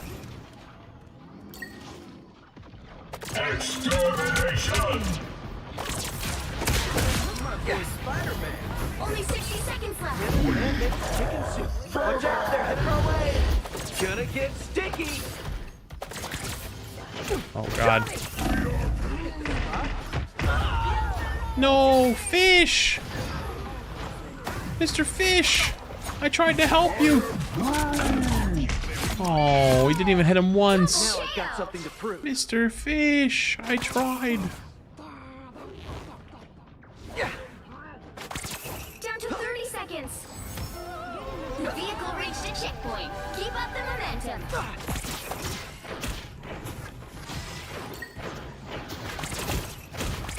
Oh, oh, oh. Oh, oh, oh, nope, oh, nope, nope, nope, nope, nope.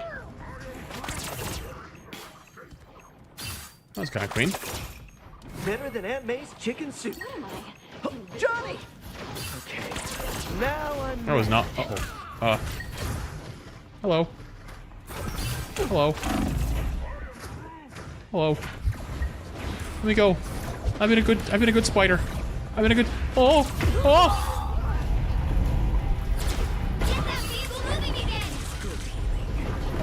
One, two, three, four, and the bill. Dude, I guess I'll just go fuck myself, I guess. You know, I'm just gonna stay right here. I'm not going out there. Fuck that. Just kidding. I saw a freebie. Nice. Gonna get sticky. Ow.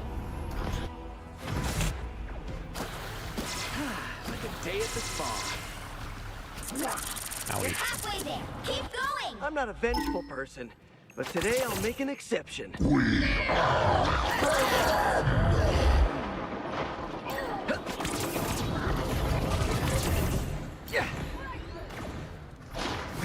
I thought this guy was supposed to be good. Your name is Super Sigma. Shut the fuck up!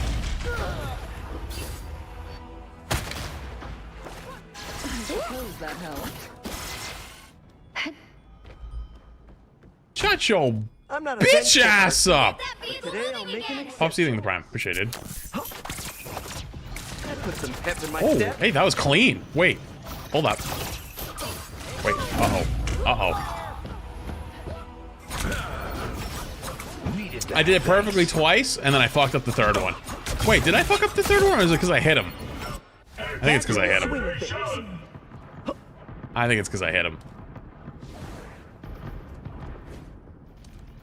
I think I did it. I think I just bumped into the guy. Only 60 seconds left. Get that vehicle moving again. Evar, think of the Hi Flash, how are you today? What's one character you want to see buffed / nerfed next season? Honestly, I couldn't really care less. Don't mess with the amazing Spider-Man! I'm taking those kills. Yoink! Stat pad Andy. Double KO. Here at your service. You got them all. Down to 30 Spider seconds. Fist is ready to punch. Well, what are you waiting for?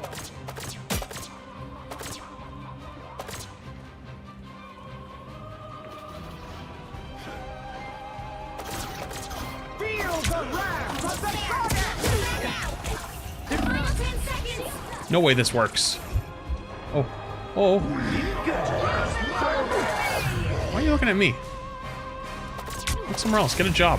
You'll have to keep fighting until the moon haunts you. Count on me. Getting this robot to avenge his talent. Spider Fist is ready to put some pep in my step. Job derogatory. keep up the momentum.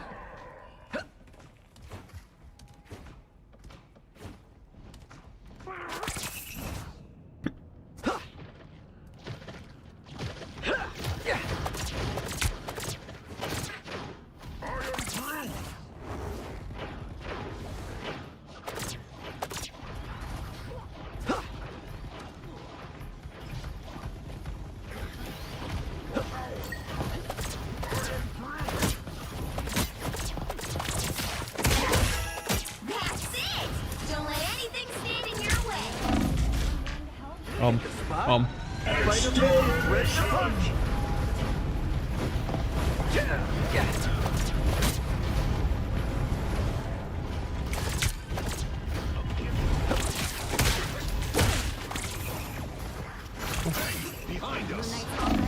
Only 60 seconds left. Wow.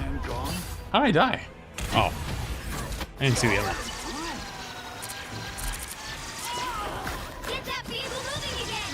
I'm not a vengeful person, but today I'll make an exception. The moon haunts you. I don't think I want to go out there.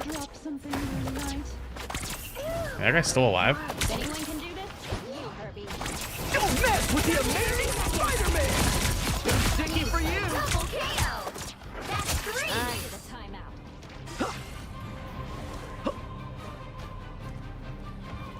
Not too loud, chat. You're gonna scare other chatters by talking about jobs. Come on. Feel the wrath of the Uh-oh. I'm sure those are bad guys.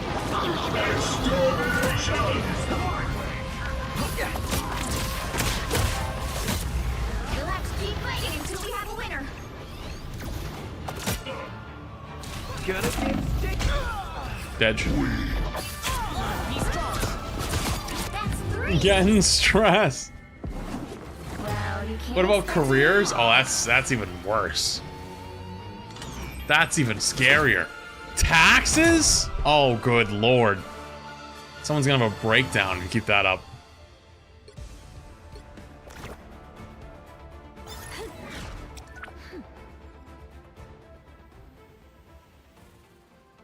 Oh. Going outside? Too far. That's too far. I don't have time for another one. I feel like I shouldn't risk it. How long was that game? That's okay. I should be able to have time for one. If I really need to, I'll just leave the game.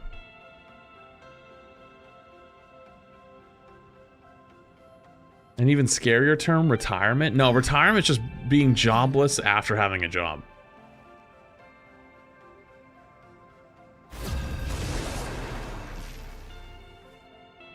I don't have a cameo. No, don't.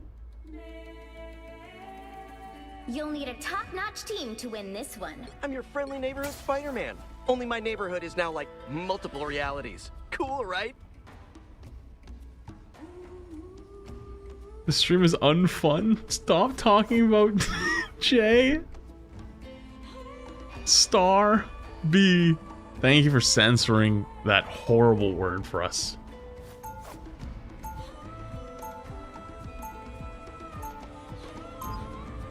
Drew thing to 5 months. Dude, it's warm in here right now. Am I losing it, or is it warm outside? It's actually not warm outside. Why is it so warm in here? Please, can we discover Aunt May's Drew thing 5 months. Mods, let's ban that guy. He's spamming it. Am I ban that guy? Thank you. Just gonna scare away other chatters. Please tell me this isn't the good night you've been planning for us, Reed. Yeah. No. What could be more romantic than braving the universe side by side? Yep, rolled. Shame on you using the J slur in this goddamn stream. Get it together. 3, 2, 1. I you need to do is capture the mission area. Got it?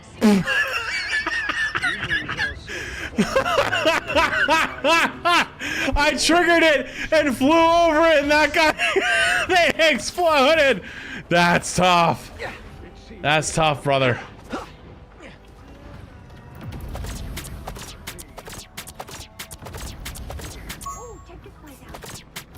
Hello? How many of these does it take? That was it for revivals.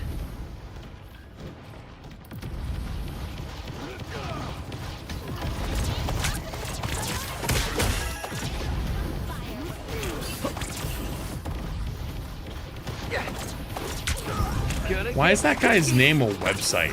What the actual fuck am I looking at? That's gotta be reportable, right? Unless it was Indeed.com. And it's like, call the police worthy.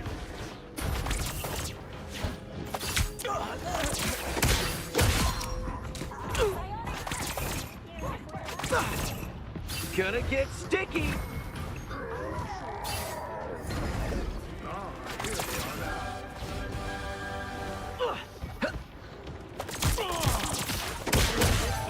Help get that vehicle to its destination.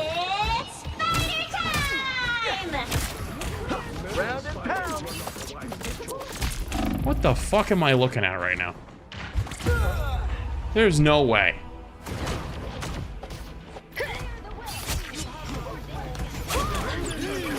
Can you look up the website? I would advise not doing that. That sounds like a horrible idea. Such curious little spiders.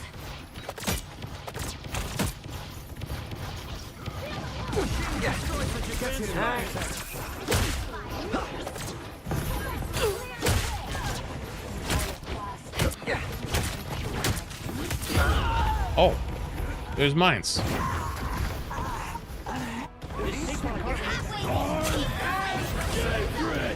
Warm up for ranked? Oh no, I already warmed up with ranked for quick play. You need ranked warm up for these quick play games. Maybe getting serious here. With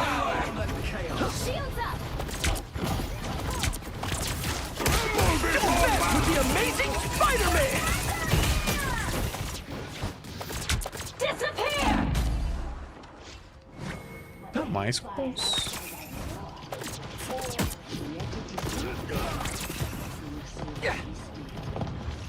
Miniature metal spiders. Interesting.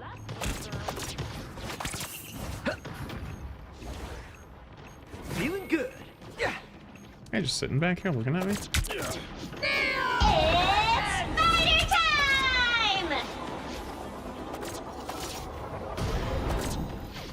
Ha-ha! Problem solved! Ha-ha! Ha-ha! Ha!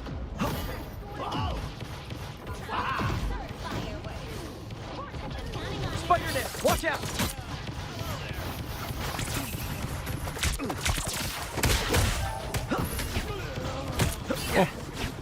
Oh, what? How does that not hit?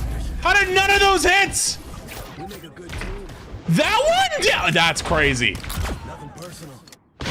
I was on his forehead. The nerf? Well, I know he got nerfed, but even that one. Does the hitbox reach further, like center? I thought it was a circle. This is real! I thought it wouldn't matter which direction I face. Here to AFK for drops. Saluting face emoji. Thanks for the 4 months, appreciate it. Spider Fist is ready to punch. Nice. Yeah. Goodbye.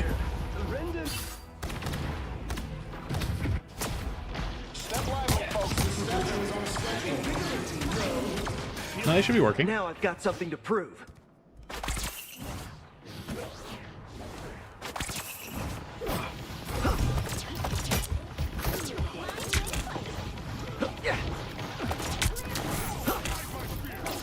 Now I got you. Bring on the chaos.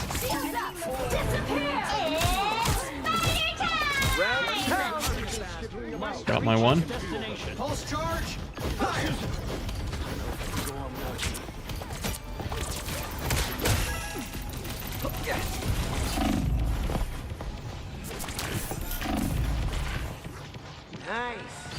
fool.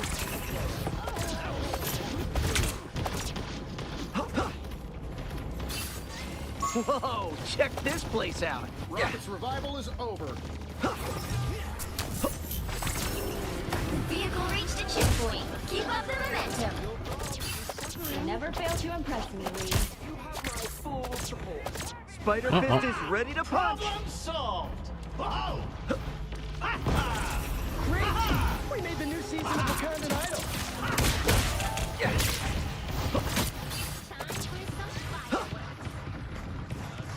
I still got some time. We're good. I'll be able to finish this game in time. Put some pep in my step. I think I could sneak around.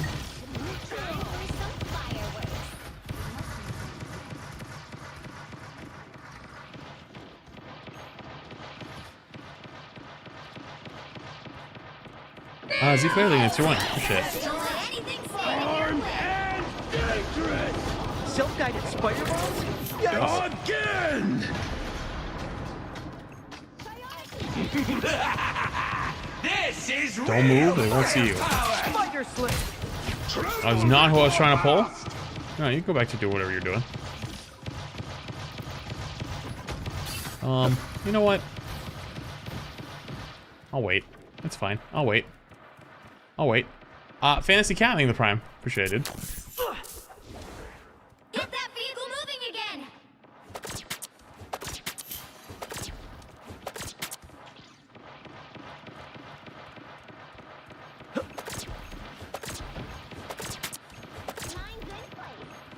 You're resure getting restless, I think. Steer clear of the spider nest. Oh my goodness. There was about 9 million mines set up. I'm actually shocked I didn't die. Don't mess with the amazing Spider-Man! You make a pretty good team. Oh, I'm actually shocked I didn't die. I'm glad the payoff was worth. That would have been really embarrassing if I did that for about 19 seconds and nothing happened. Crack the whip.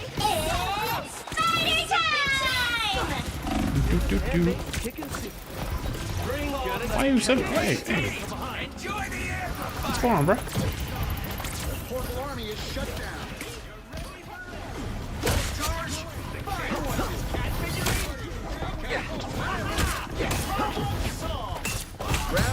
Uh-oh. Mommy!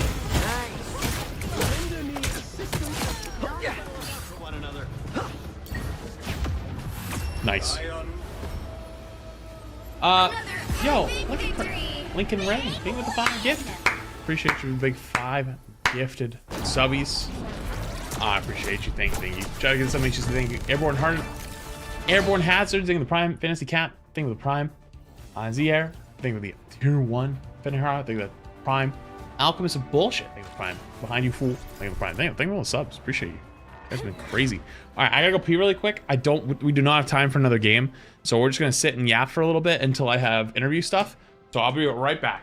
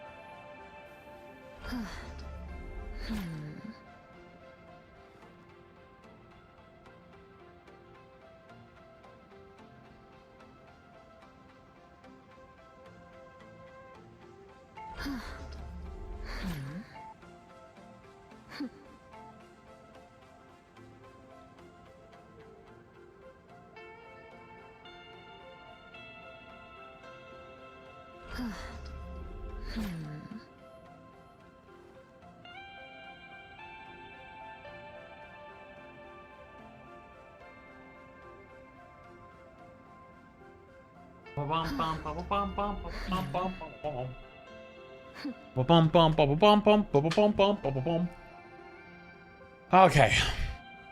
All right, if you're on the TikTok side, for my own sanity, I'm going to end you guys, because I have an interview in the Rivals tournament stuff in like 5 minutes, and I don't want to get asked 10 million times, where is he? Where is he? So Twitch stream and YouTube stream, we're gonna keep going, and then maybe I'll throw it back up for the tournament. Maybe I will, maybe I won't. I'm not really sure. But if you want to keep watching the Twitch streams for your Magic drops and the YouTube stream, because you don't like Twitch, they'll keep going. Otherwise, I will catch you later. Goodbye, TikTok.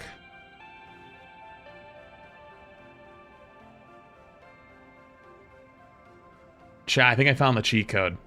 Stream Spidey Man while on TikTok. They love it. They love to argue with each other. They just sit there and then it farms. It's actually wild. Okay.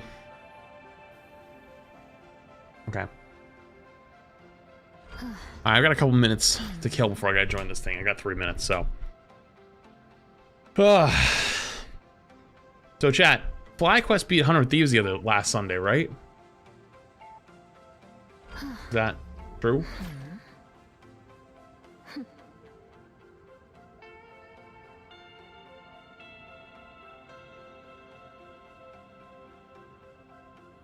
Was it a dominant win?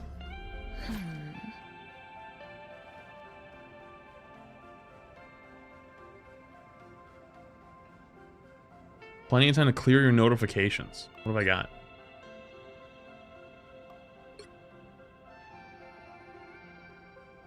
My competitive points will start to vanish.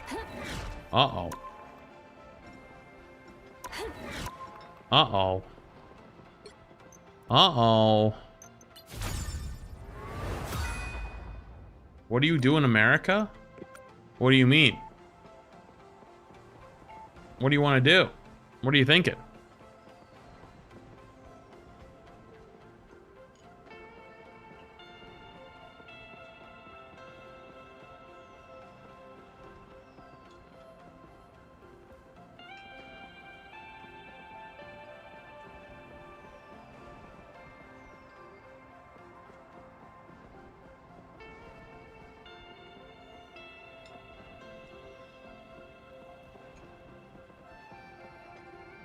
Oh god, don't do that. Don't do that.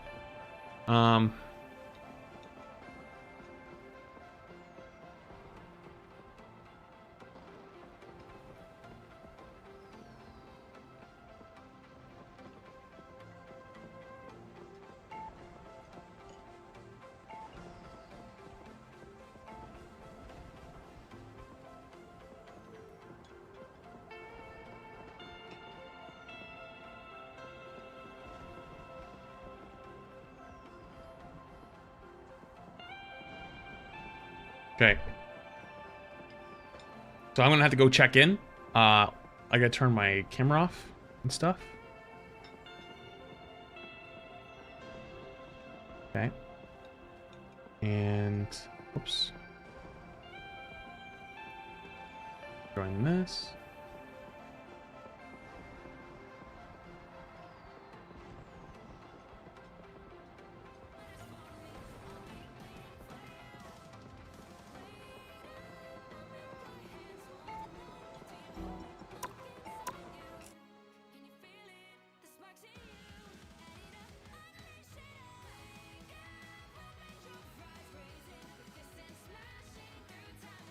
Chat, can you hear it?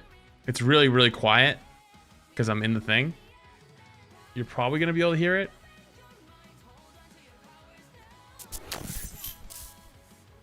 Hey Flats, hope things are going well today.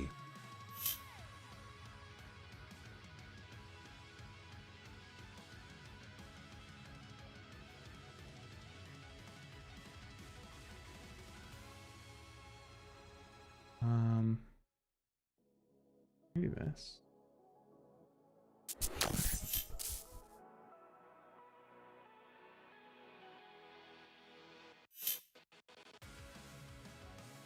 That's way better.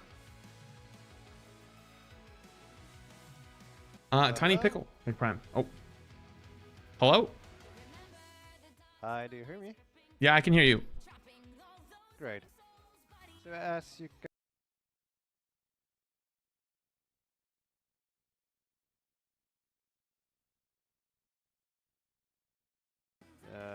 we'll invite you. Okay, sounds good. So I just hang out here? Yep. Alright, sounds good. Alright.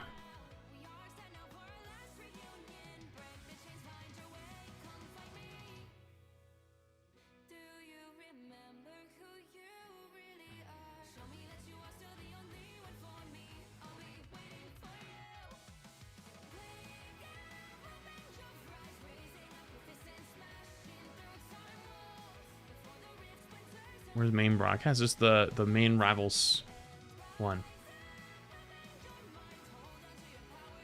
For the tournament.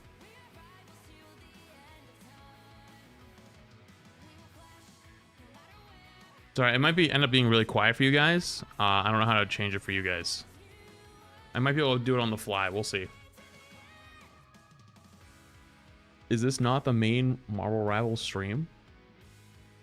I mean, how high are you trying to pump my ego?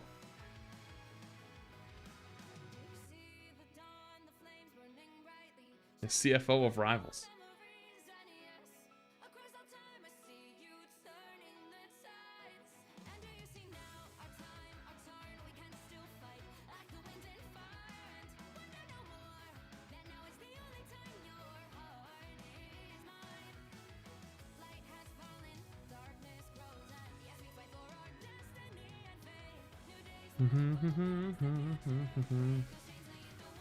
Are you Mara Rivals? No.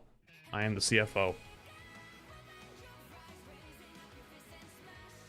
Bum, bum, bum.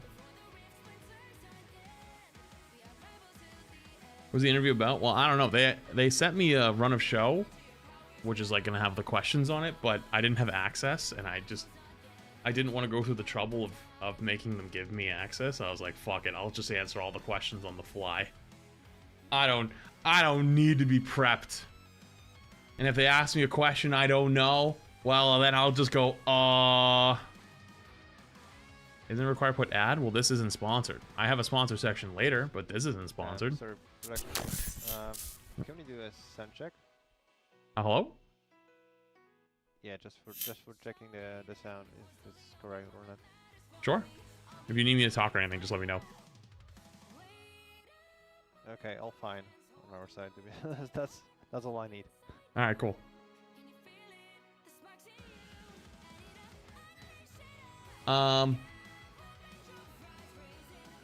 Sin Corpse, thank you the prime. Appreciate it. Thank you. Camera check. You can't see it because my camera's getting used on my thing. Well, probably the first thing is probably not just going to random streamers, following them for the first time, never speaking to them before, and then being like, how do I get followers? It just comes off as very leechy.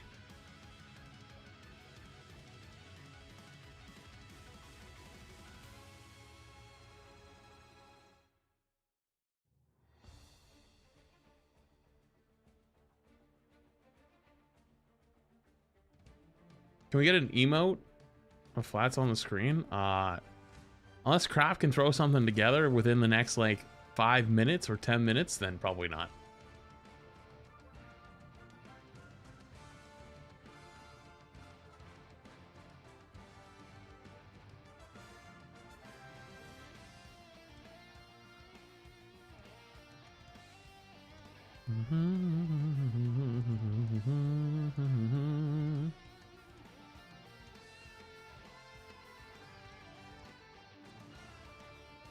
When is main broadcast? I mean, it's happening right now.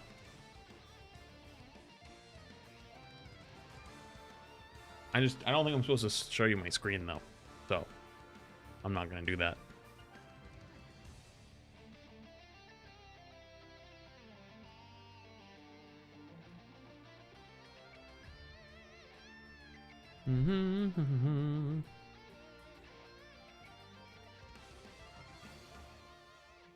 Well, I mean, you're gonna still hear my POV. You'll hear me, but you won't. You will not see.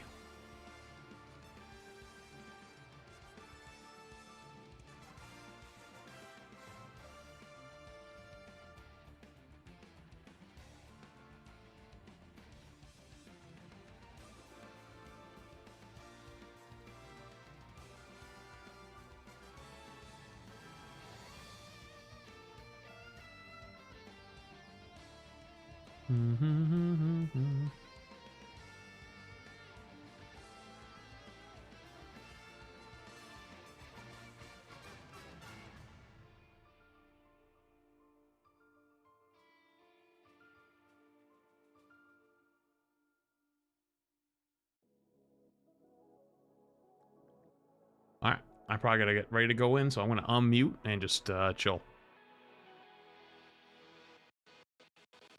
Oh, Emon. Oh yeah, Emon's coming to the stream tonight, isn't he? Oh hell yeah! All right.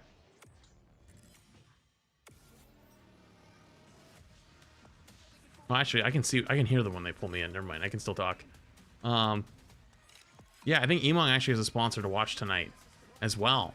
So he's gonna watch with me.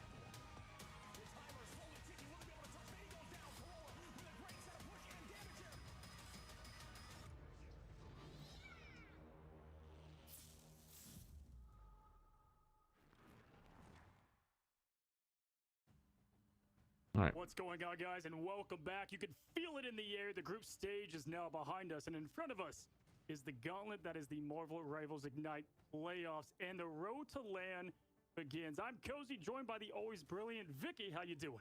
I'm doing great, man. Happy to be back on the mic joining you, Cozy, and it feels like time is flying by as we get ready to kick off the playoffs. Yeah, absolutely, guys. We have some awesome news ahead. We have 10 of the world's best teams across 5 competitive regions earning their place in the global stage. And Vicky and I, we're happy to announce, big announcement, that the first official LAN will be hosted in China, with America getting 3 spots of the 10. The idea of LAN it's official. Rivals, it just has me pumped. Dude, this will be history in the making for Marvel Rivals Esports, and we get to all watch it unfold on the big stage live. Yeah, I mean, absolutely. Listen, the group stage gave us the setup today. We're going to be getting okay, gets ready. The script, every team's not going to get I'm ready. Ending, right? Like, we're going to feel and see what these teams have been able to put together in the last week since the group stage, and this really kicks it all off. Today, we've got a bunch of best of 3s in the upper bracket, and the rest of the tournament, best of 5 until that finale, the big grand finale, the best of 7. Vicky, we've got a lot coming our way. And you only have 3 spots to claim, right? So it's going to be crazy to see which of these teams have made the adjustment necessary within the last week, where they had a little bit of a break going into today's playoffs. Yeah, for sure. I mean, this is where, confidence gets tested. Chemistries, it gets exposed, and you either rise together or you fall as one into that lower bracket. And from this point on, it feels like every team has got to give it their all, the skills, the strategy, everything they've done to get to this point. We've eliminated 50% from the group stage, and we're left with the top 8. Man, I cannot wait. I mean, after the action we already saw unfold, during the group stage, and now playoffs right now coming up soon, there's so much to just dig into this amazing set of matches that we have ready up for us. Well, guys, with the playoffs comes some big-time games and big-time interviews. You guys might know him from his tier list, or the man is just always streaming Rivals and all the time, for that matter. Welcome him in. We've got Flats here. How you doing, man? Good to have you in. Hey, thanks for having me. That's probably one of my favorite introductions I've ever gotten. Hey, listen, I know, and I've been a part of the viewership. You've been Mr. Ignite and Mr. Marvel Rivals. You've got the drops going on over there, and it's been a big watch party of Ignite. You've watched a lot of matches, a lot of regions.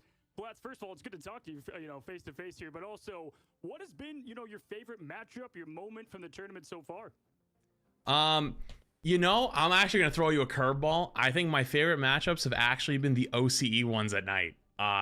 They are so fun to watch, and like they have their own meme going of like there's one player named Donald and they call him LeBronald because he always is hitting the mag ults. And then there's a few of them, they just all cycle through their mag ults and it's like they all carry with it and it's so funny to watch. That's been a huge treat because I know like NA and EMEA get a lot of like the main like focus from people, so being able to show those matches at night have been awesome.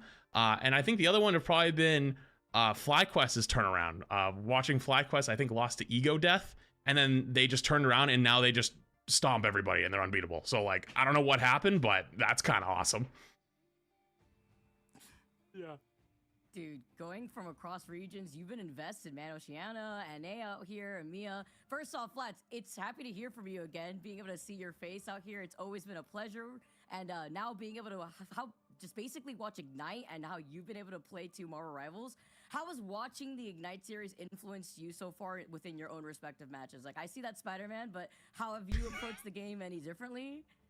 I kind of wish you hadn't seen the Spider-Man, actually, if I'm honest. But it's been fun because, you know, early in season 2.5, I felt like Cloak and Dagger was actually really good. And I remember there was a lot of people that were like, no, they're really bad. Like, you don't know what you're talking about. Now, like, every game has been Cloak and Dagger either played or banned. And I'm like, wait a minute. Actually pretty good. And, you know, some other heroes like Captain America, a lot, like after the nerfs, were like, oh, that character's gone. He's unplayable now. He's getting played a ton. The only thing I would probably say that is like the most like concrete out of anything is just like, oh yeah, Emma or Mag every game has to be banned, one of the two, and then you just save the other. But how open the meta is, how flexible it is, how every map is like, even if the comps are like similar mirror wise, you're playing something different from game to game has been really, really cool to see.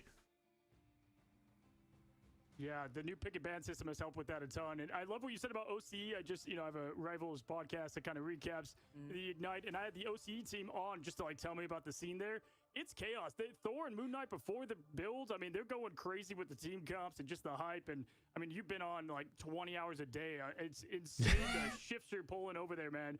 But I've got to ask you, we just announced first ever LAN for Rivals happening in China. I mean, what do you think about a Rivals LAN, and what are your thoughts around just the whole esports and the birth of it for Rivals here?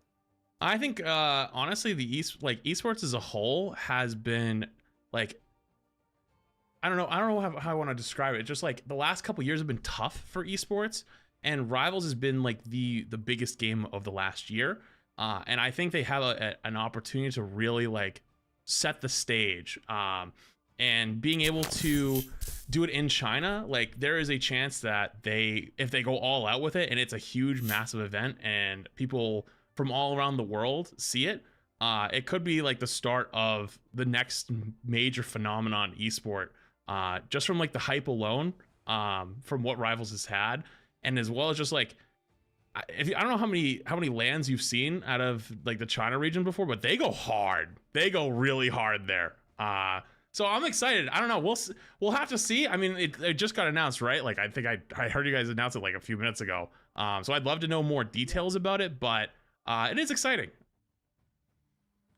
Yeah, I want players walking in with songs like, you know, AC/DC, Iron Man suits, the whole deal. Yeah, let's get the whole thing going. But yeah, I mean, it's cool. Marvel, listen, you know, it's Marvel, so people can watch it right away. And even if you're not extremely familiar, and hero shooters can be a bit intimidating to go into, you've got, you know, Spider-Man going against Iron Man, and at the very least, you can kind of, you know, keep track of what's going on there. So definitely be cool. And just excited to see what that looks like, Vicky. Dude, I cannot wait to imagine a Marvel Rivals themed LAN in China. Like, the lights are about to go crazy. The presentation's gonna be insane. Like, it's literally, it checks all the boxes of all my childhood dreams in one, right? And you add that together with gaming and a LAN event. Anyone who's attended a LAN can also tell you that there is no other energy that is rivaled versus being at a LAN for your favorite game. Like, it is going to be insane, and the energy from the crowd seeps into the mics, usually when a caster is talking, and it's contagious. Like, you can't help but feel that crowd energy from your own home. Oh, for sure. Yeah, Listen, Flats, we want to make your job here a little difficult today. So I got some questions for you, but then also we've got predictions of today's matches. Some great lineups. We have best of 3, and we're going to look at all of the matches in today's schedule. Me and Vicky, we gave our predictions, and, you know, it looks like some of these could be upsets, but let me start from the top there. FlyQuest versus Techie is where we begin, Flats, and you've seen both these teams perform. Who do you've got there? I think that's a FlyQuest, and nothing against Techie. FlyQuest looked dominant. I don't know what happened. They just flipped a switch. I'm sorry. That's a lock for me. Yep. Okay. I like it. Yeah. Lower bracket was their freaking home. I mean, looking at that, looks a little bit, but Sentinels and Envy, that's looking a bit closer. Which I know you're. Oh yeah. You're definitely. You know, Crimzo and friends. Are you going that way or Envy? That's a hard one. I watched Envy, or not Envy's. Oh, I watched Envy's, but Sentinels to go into the finals match. And I like Sentinels a lot. I like a lot of their players. I know most of their players, but I was really worried if it was just like, is their ult usage a little sloppy? Or is it more that they were just like, we're going to win this game regardless, so they're just kind of like going for hero plays? I'm really hoping it was more of like they just kind of were confident they were going to win, because they're not going to get away with that against a team maybe like Envy or 100 Thieves later. I think they got it. Envy was considered like 2 weeks ago the #1 team. So it's hard to write them off. And I want to say Sentinels, but I really, really, really hope that ult usage I saw that last week has been cleaned up. So I'm gonna go Sentinels. Like it. Okay, I like this because it changes things up, Flats, because Cozy and I actually had our own separate predictions here too, and they looked almost identical. So hearing you say Sentinels, okay, breath of fresh air here. Gonna take over the next set too, though, but with 100 Thieves versus Shroud X coming up right after that. What's your thoughts and opinions on that one? I gotta go 100 Thieves. I mean, 100 Thieves I think was like the #1 team until last week where FlyQuest went crazy. They won the previous tournament as well. So they're always just a top team, always top contenders. So you can't write them off, especially after having a week of practice and being able to go back maybe to the drawing board on a couple of things if they were, you know, maybe they learned some stuff from the FlyQuest matches. And Shroud X, honestly, can I just gotta say, I'm actually really happy for Shroud X, because when I first started watching last week, I saw people come on and a lot of people were shit talking them. They were saying they weren't good, they were gonna get 0-4'd, and then they went on to like not lose an entire match for like 4 or 5 games straight. So I'm really happy to see what kind of run that they've been on, but I still got to give it 100 Thieves. I'm sorry. Great, I love it, I love it. And then we've got our last matchup is Nemesis versus Ego Death. Ego Death, the fun, the dive squad. They were like probably the most surprising team of the tournament to start out there. What's your thoughts on that? The winner of group stage, Group A, the Group of Death, or Group B, or Ego? I want to see Ego Death. I want to see Ego Death do it. I like that team. Their interviews won me over. I gotta go with Ego Death. Even though I think it's a bit of an uphill battle for him, I want to see Ego Death, so I'm gonna go for it. Love it, dude. Thank you for giving your predictions to us. This is what we had. You were different, obviously, versus we had Envy. You going with the latter. Love that.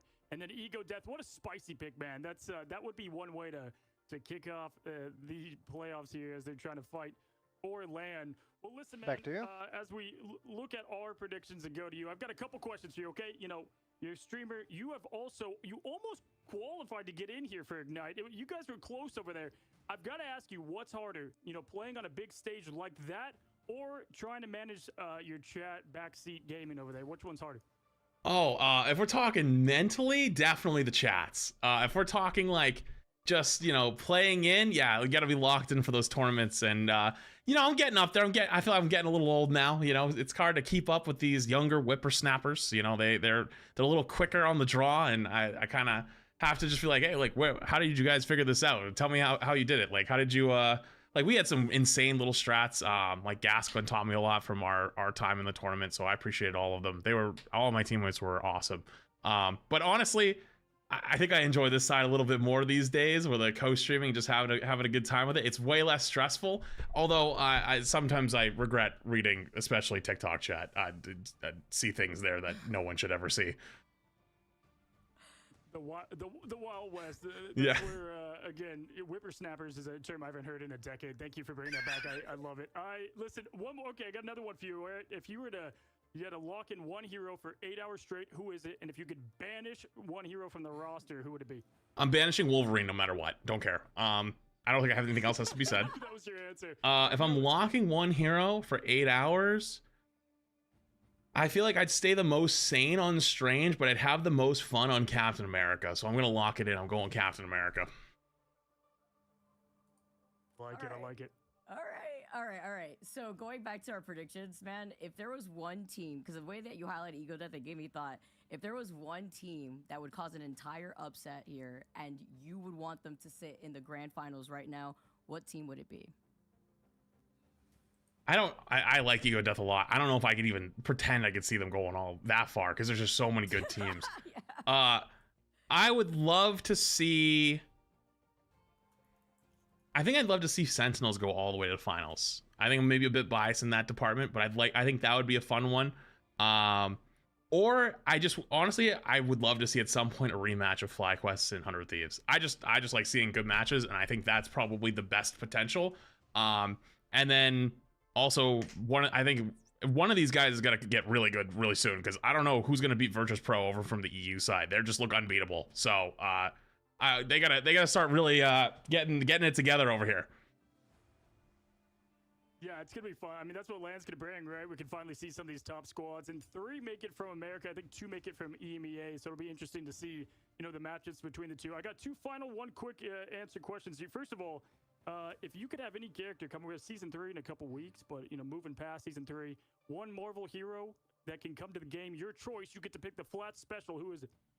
We did this to me last time, and I had to admit on broadcast that I wasn't super well versed in the universe, and I was trying to figure something out. And I think on the fly I just said Deadpool. I feel like I could cop out and just go with that again, but I think a Thanos season would be pretty funny. So I'm gonna change my answer to that. I like it. I like the Thanos, but yeah, you go around collecting all the Infinity Stones while your team's battling it out on the point or something. That could work out. Final question for you. I've heard it on stream. I got to hear it here. You said Dr. Pepper is truly overrated. Actually, I think is the term there. Is that your belief? Is that a statement from you? Oh yeah, for sure. Dr. Pepper is. Okay. I don't know. I don't want to drink pepper. I mean, it's not actual pepper, but I don't. Spicy drinks are just not that great. I think you should have spice, and then you get rid of the spice with the drink, just it's just not, I don't like it. I think it's very overrated. Hey, you had some other hot takes today. That's another one there, with Lost America. I like to hear it, buddy. Listen, if you guys want to hear more of those hot takes and this man co-cast alongside us, get your magic drops with him. It's a good time. Again, I've hung out there and had a good time myself. Flats, again, just fun talking to you, again, face to face. Hopefully I can do more of it here in the future. Yeah, sounds good. Thanks so much for having me. Yeah, thanks, absolutely, man. Have a good one. Good luck out there. You too. Bye-bye. Alrighty, Thank guys, you so much. All right, have a good one. The legend Thank you. Himself, and it's on you. Just a fun time to watch him as a fellow. Okay. All right, let me fix my stuff.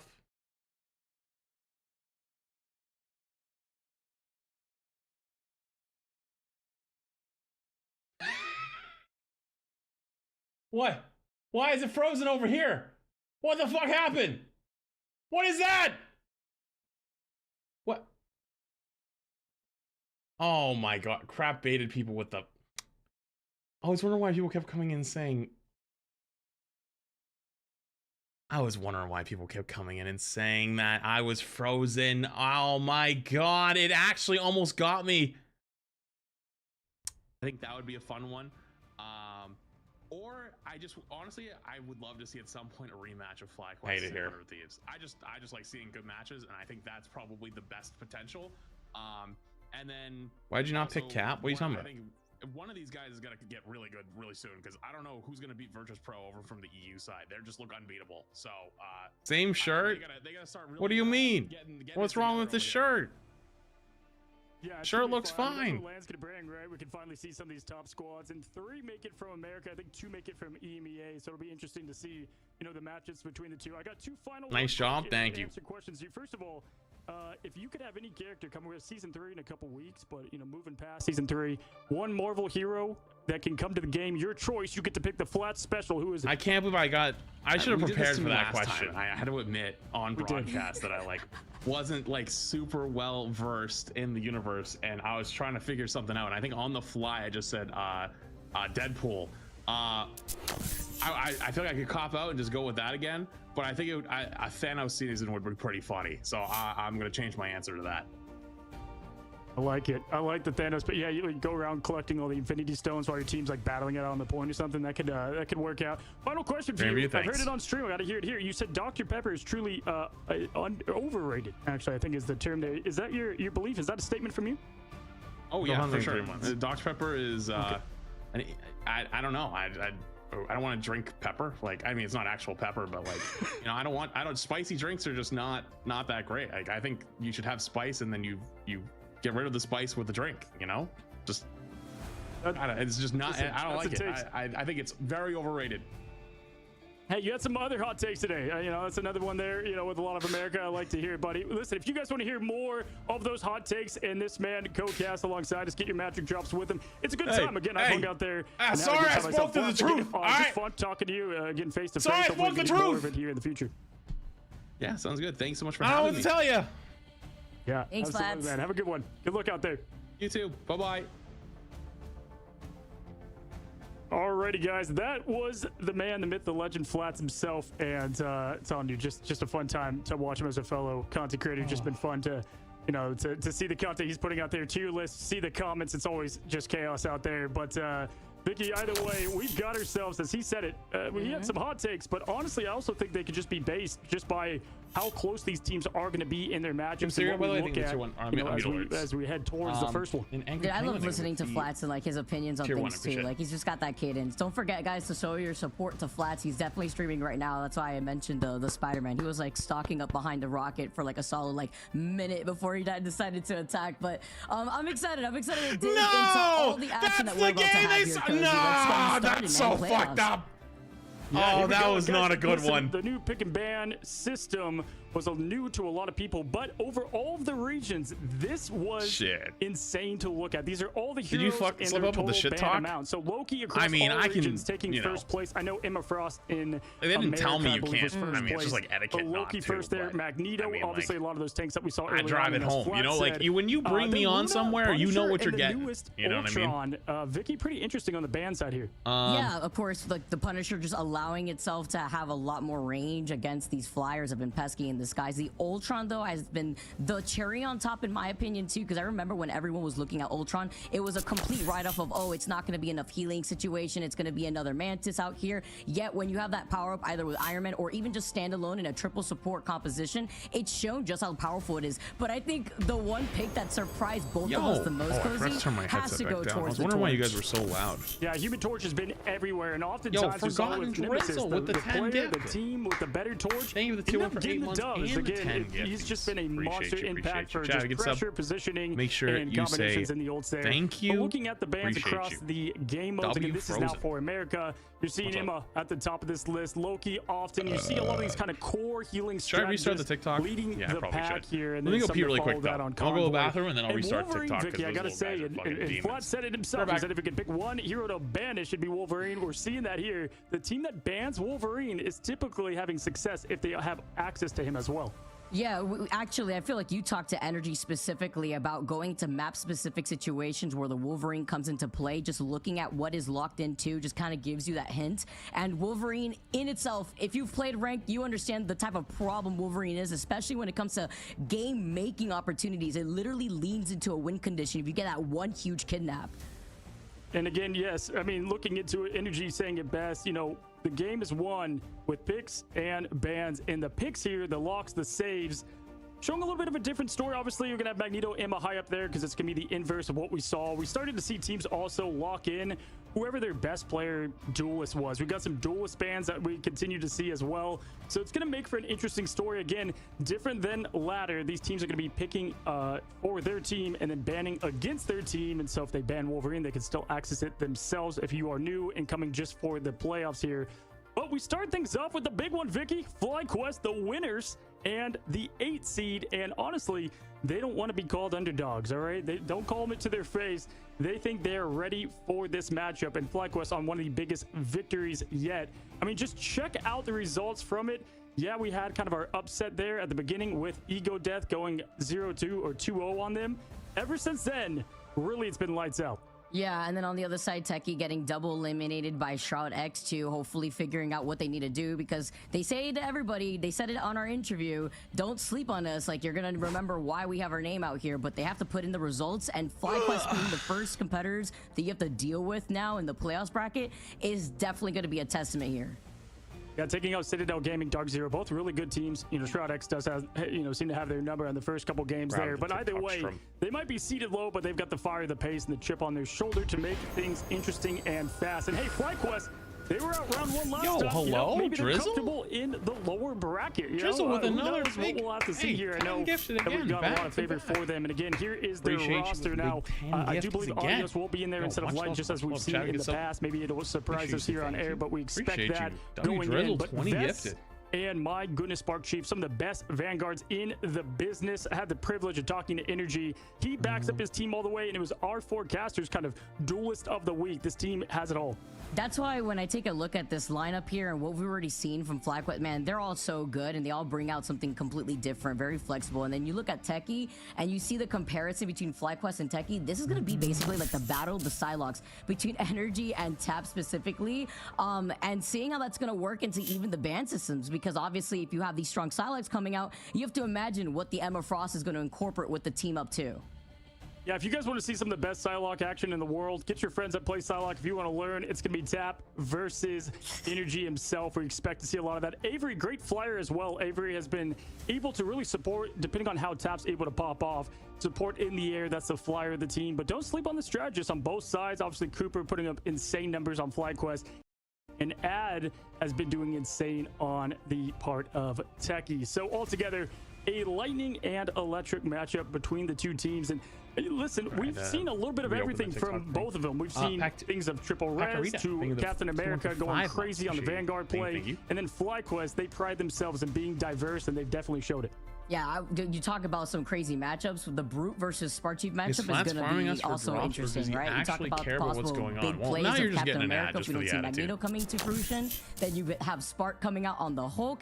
It's going to be a great time because this also brings two teams together that get to play into their strength that other teams aren't leaning into what is different, more so leaning into what is safe. You think I wasn't here because I accidentally forgot to turn my camera back on? Surprise, bitch. I was still watching. He might make an appearance. Thor, the new and improved Thor. We've got team-ups that have been nerfed. The Jeff Nato, the Hawkeye Luna. Things have changed as we head into Domination to kick off both these teams. And listen, same as last week. Emma Frost to make history repeat itself. Okay, there you go. That's what starts things off. I'm not surprised. I mean, do you really want to deal with the mental projection team up with the Psylocks that we know that are probably going to come out in full play as the double protection on the Magneto? It's what we're going to first see for our first map on Domination. Yeah, FlyQuest right away making sure Avery does not have access to that Human Torch. These teams are locked in, and look at that. They respect the tip of the cap to Tap. Gonna be curious if this goes back, because if Tap doesn't have Psylocke, but Energy does, that's gonna be annoying. Nice for them. Energy I wonder how long ago that happened. So we might see that. Human Torch elected to I had an update. So just looking at what FlyQuest and it reset my volume down to 54%. That was fun. Okay, now looking on the other side here, at least working for Techie. Treasure King in the prime. The triple ban back to back here. That red team usually has, and it looks like the mutual respect is given. There it is. No Psylocke. Good catch, good catch. So, you know, I love Did it just start doing that, or is it like that all day? This is what our advanced ban system really provides here too, as they save the Punisher, expecting the flyers from FlyQuest. I was about to expect, honestly, the Punisher going to get banned, because I know after Psylocke, Tap plays Punisher, and it's going to be Wolverine in the side of them. Avery, though, you kind of loud? No, I'm not. This is at my normal volume. The only difference now is that I'm not getting artificially pushed down to 54% of my normal volume. This is how it always is. Oh, it was after the interview? I wonder when it flipped back.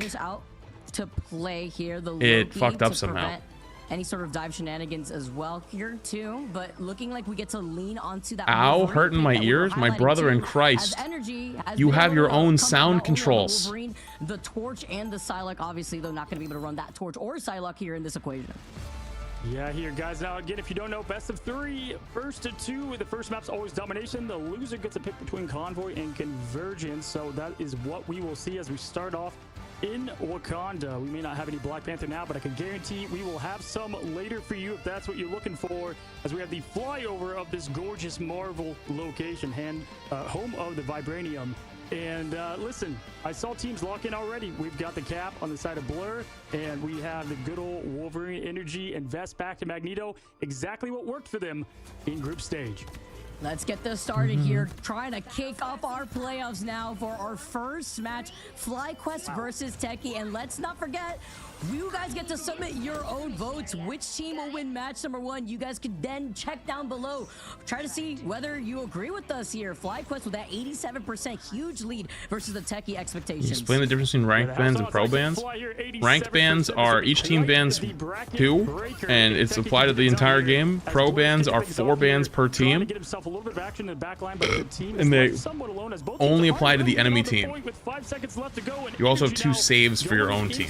So for example, we could ban Magneto, but the other team decides not to ban Magneto. That means we can play Magneto, they cannot, because we banned it for them. As Brute is the first one to go down, FlyQuest having a number advantage as they start closing in the gap here.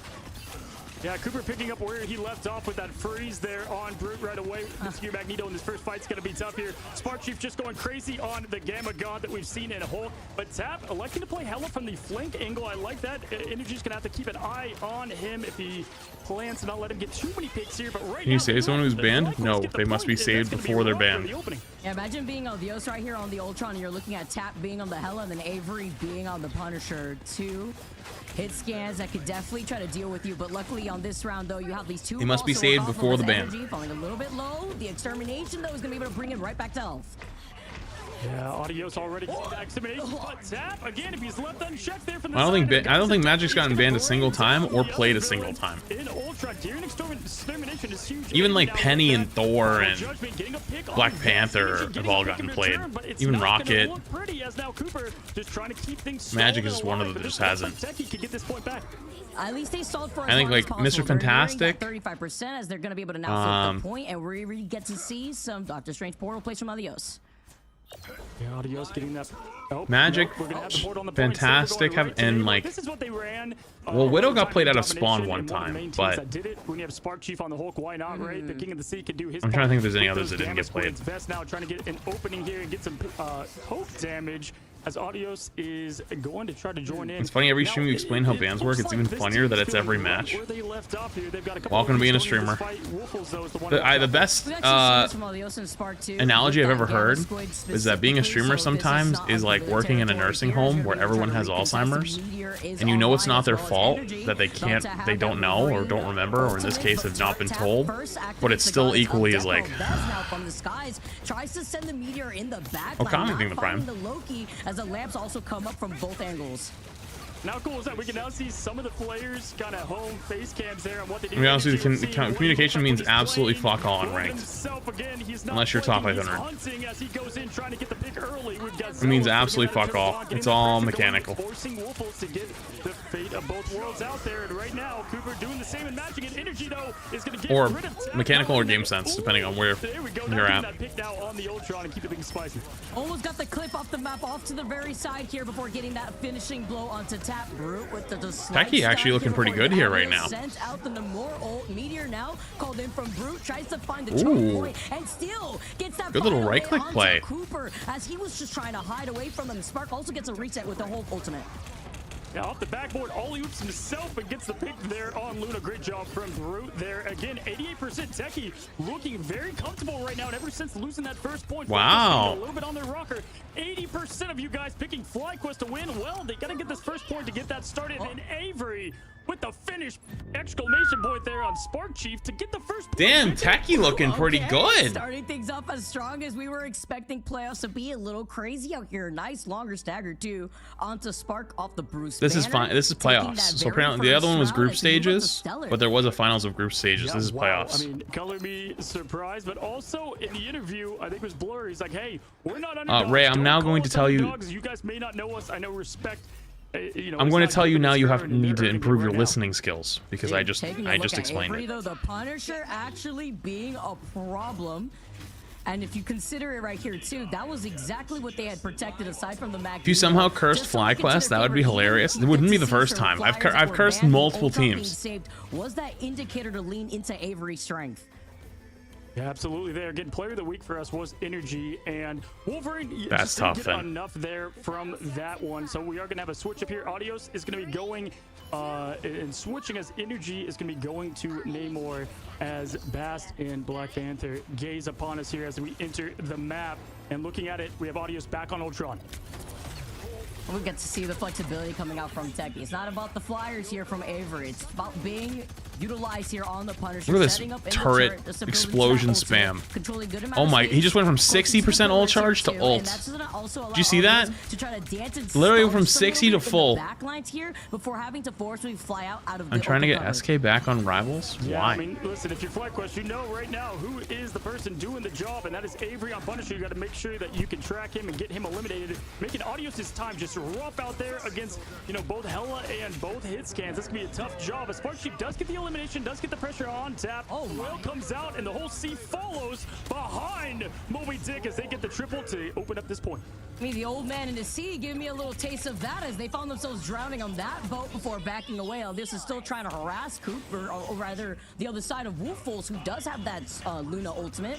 But at least I think SK's having fun playing Street Fighter. Toss up on that point. It did take him a little bit, like we saw from that first round.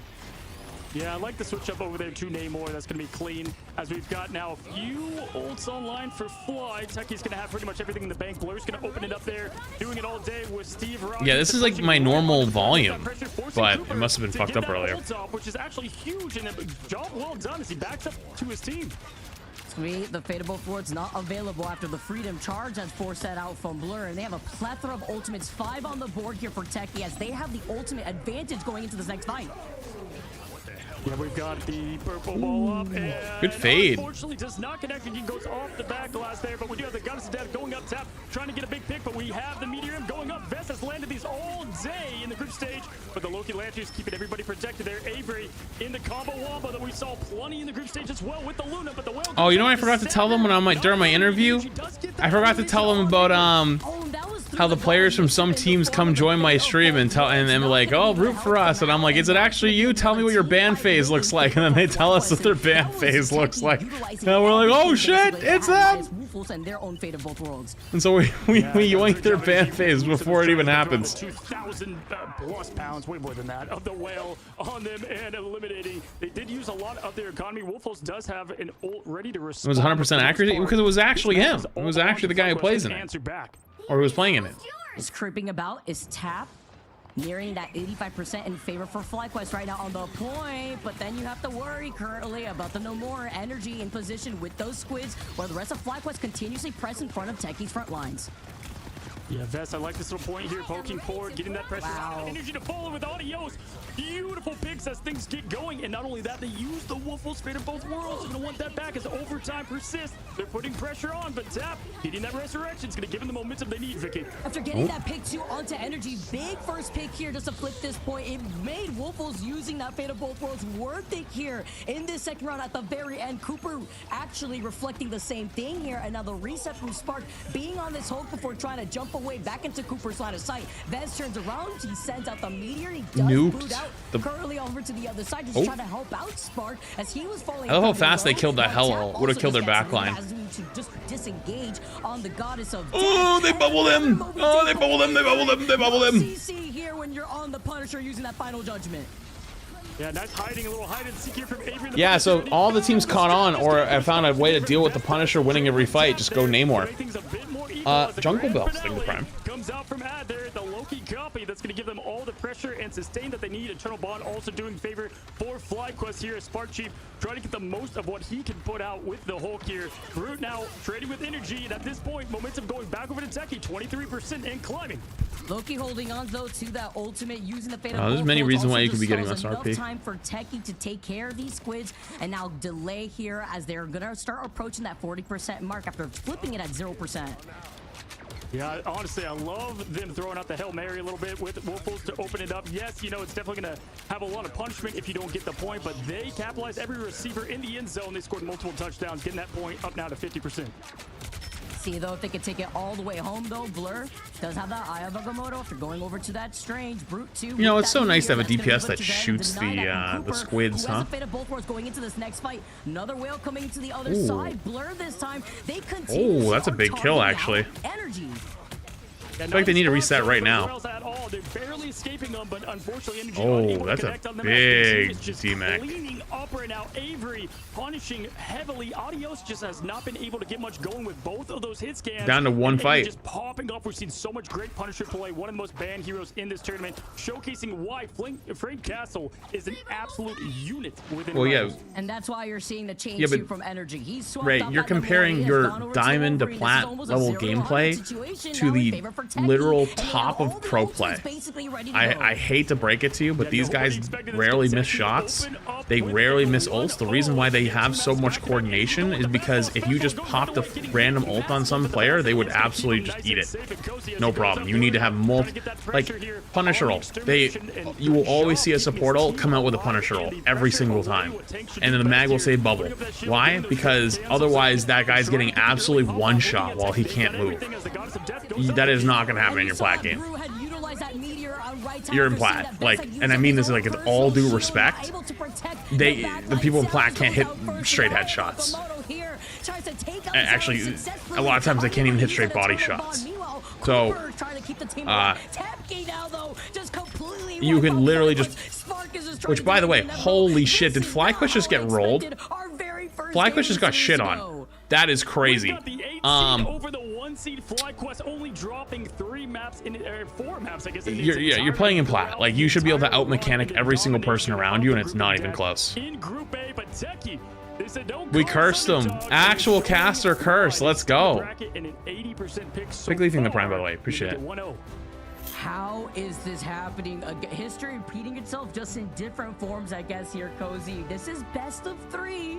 It makes it a lot easier to this team. Wait, what if FlyQuest has found a way to just throw the first match of the groups and then run the gauntlet in lower bracket? Thoughts? Lower bracket, maybe it's true. Avery just going off. He emptied the clips and the scoreboard. I mean, I'm just telling you, Punisher could just go crazy. He says final judgment, no final everything, and called the game there. Looking at the other players, though, Ad, who I highlighted earlier, played a phenomenal game there as Loki. The whole team really buttoned up, and Techie, that's exactly the start you want. You're Vez here. You try to get the meteor multiple times on that Loki who was activated. The lamps, yes, you sometimes get that 1 KO onto Wolfos, but it was just the way that Techie was ready. Why would they want to go to bot 1 bracket though? Easier matches. Even after making the comeback after losing out in that second round, initially for that first fight, we saw FlyQuest get to what, like 80% or so at that point, 90 plus, and then that complete reversal from Techie. Brute waiting out to see if we were going to see Vez's Magneto shield.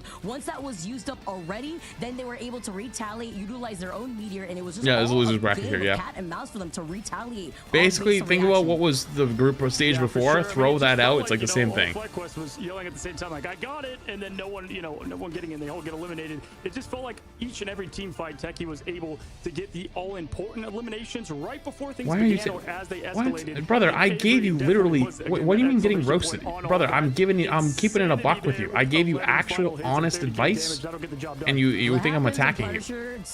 You're playing in plat. I'm trying to give you a wake-up call. Your first question was, is the reason why I can't climb out of plat, or actually, sorry, I'll read it out loud. I read the first one. What do you think the biggest difference is between the average plat and diamond player and these players? Would you say it's communication? And I gave you an honest answer, and you don't like my honest answer. What's going on? What's the problem? They came with a game plan, and it shows here. They've had a week now to get things right, and that's what we've said about them and Ego. Like, you asked me basically what's the difference between the best player on a Babe Ruth teenage baseball team and someone starting in the major leagues. And guys, no one expected it. 80% didn't. Flats called a lot of upsets, but this was not one of them. Don't go anywhere. We have potentially the next match that can send FlyQuest back to their home in the lower bracket. I'm gonna take a quick break. You know,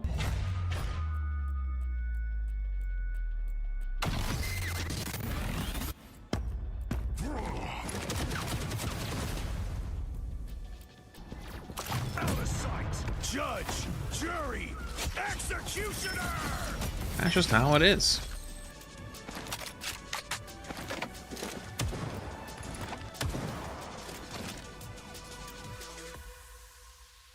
You think with his Punisher skin? I honestly can't tell the difference between that one and the base one. Yo, what's up, Billy? Thanks, dude.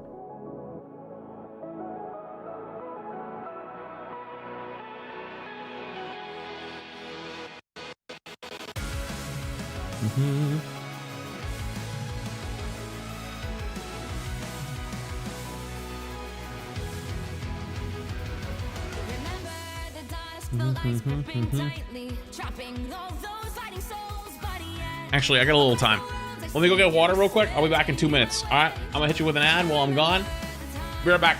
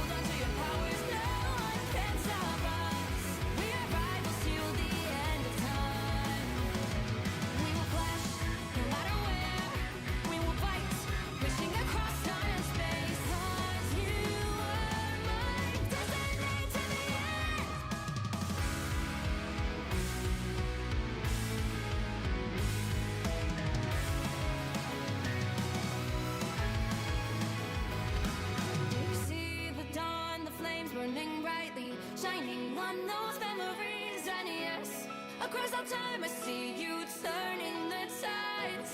And do you see now our time, our turn? We can still fight like the wind and fire. And wonder no more. That now is the only time your heart is mine.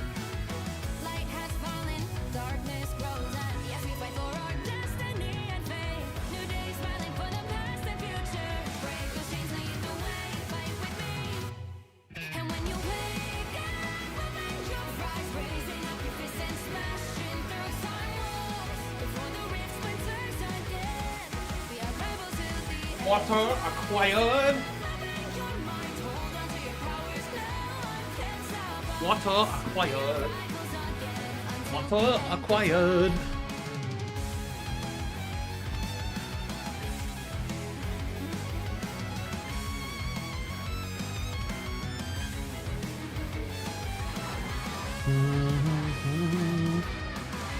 Bum.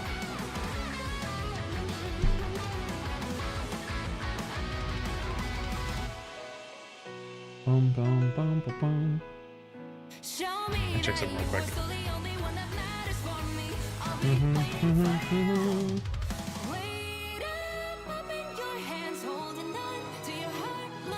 Nine months. Woot woot.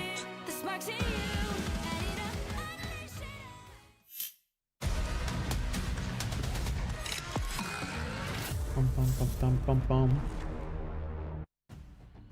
What's going on, guys, and welcome back to Techie. They're cooking, and right now the kitchen is closed for FlyQuest as we look at match one. And Nova likes Boa being really could already be here, months. and the playoffs. Appreciate it's only you. been going for like 10 minutes. I mean, I'm blown away right away, Vicky. I saw a lot of things that could have led to that for FlyQuest. Spark Chief, I want a better game out of him. You know, listen, maybe he plays better when he's, you know, staring up at the ceiling in defeat. That's what we, you know, saw last time in the group stage. What did you see, though? What I'm seeing is a duelist difference between Avery and Tap, which is, I think, really important to highlight that when we last saw Tap basically flex through these different heroes, we saw Tap on the Punisher at one point. We highlighted Avery as this flyer duelist. Yo, drawing here genius. we are with Avery popping off with like more than double the amount of damage than the other opposing team. Looking at FlyQuest, literally just flying themselves into map number 2 just as quickly as a speed run, because that was crazy. Like, I think it just highlights the flexibility the NA games, and the homework that has gone into this Techie team. Yeah, and if you look at the pick and bans, I actually gave the favor to FlyQuest. I think they got what they wanted out of there, but also I think Techie was ready for that. And then, yeah, we saw the flip of the duelist and the abilities that we've seen these teams get adjusted to. But listen, we've got so much heading this direction. It's must-watch television here. And while you guys are watching, you can earn yourself a magic skin for Rivals with Twitch drops exclusive to the Ignite tournament and those that are co-casting as well. And just, you know, you can rock this sick. I love these, by the way, all the characters they've hit so far. I'm hoping they have one for each and every one. But you get to, you know, get a little emote nameplate spray, Vicky. I love this. I already collected my Will of Gallica magic skin, so just by watching the tournament, it just takes roughly like 6 hours or so to collect every item, including this new skin, and you have all the way up until July 16th. Yeah, this is good stuff, guys. So collect it while you can. Go ahead and watch the action unfold and get yourself a magic skin. Hopefully season 3 around the corner. Maybe you should get some buffs. We'll have to see. But yeah, looking at it with FlyQuest, you know, I interviewed Energy this week. Talk to a lot of their players, and there's always somebody that kind of really almost carried or just went all out, all gas, no brakes, whether it was Energy or Vest with those huge ultimates. We didn't really see any of those wow moments from Energy and the rest of FlyQuest this time around.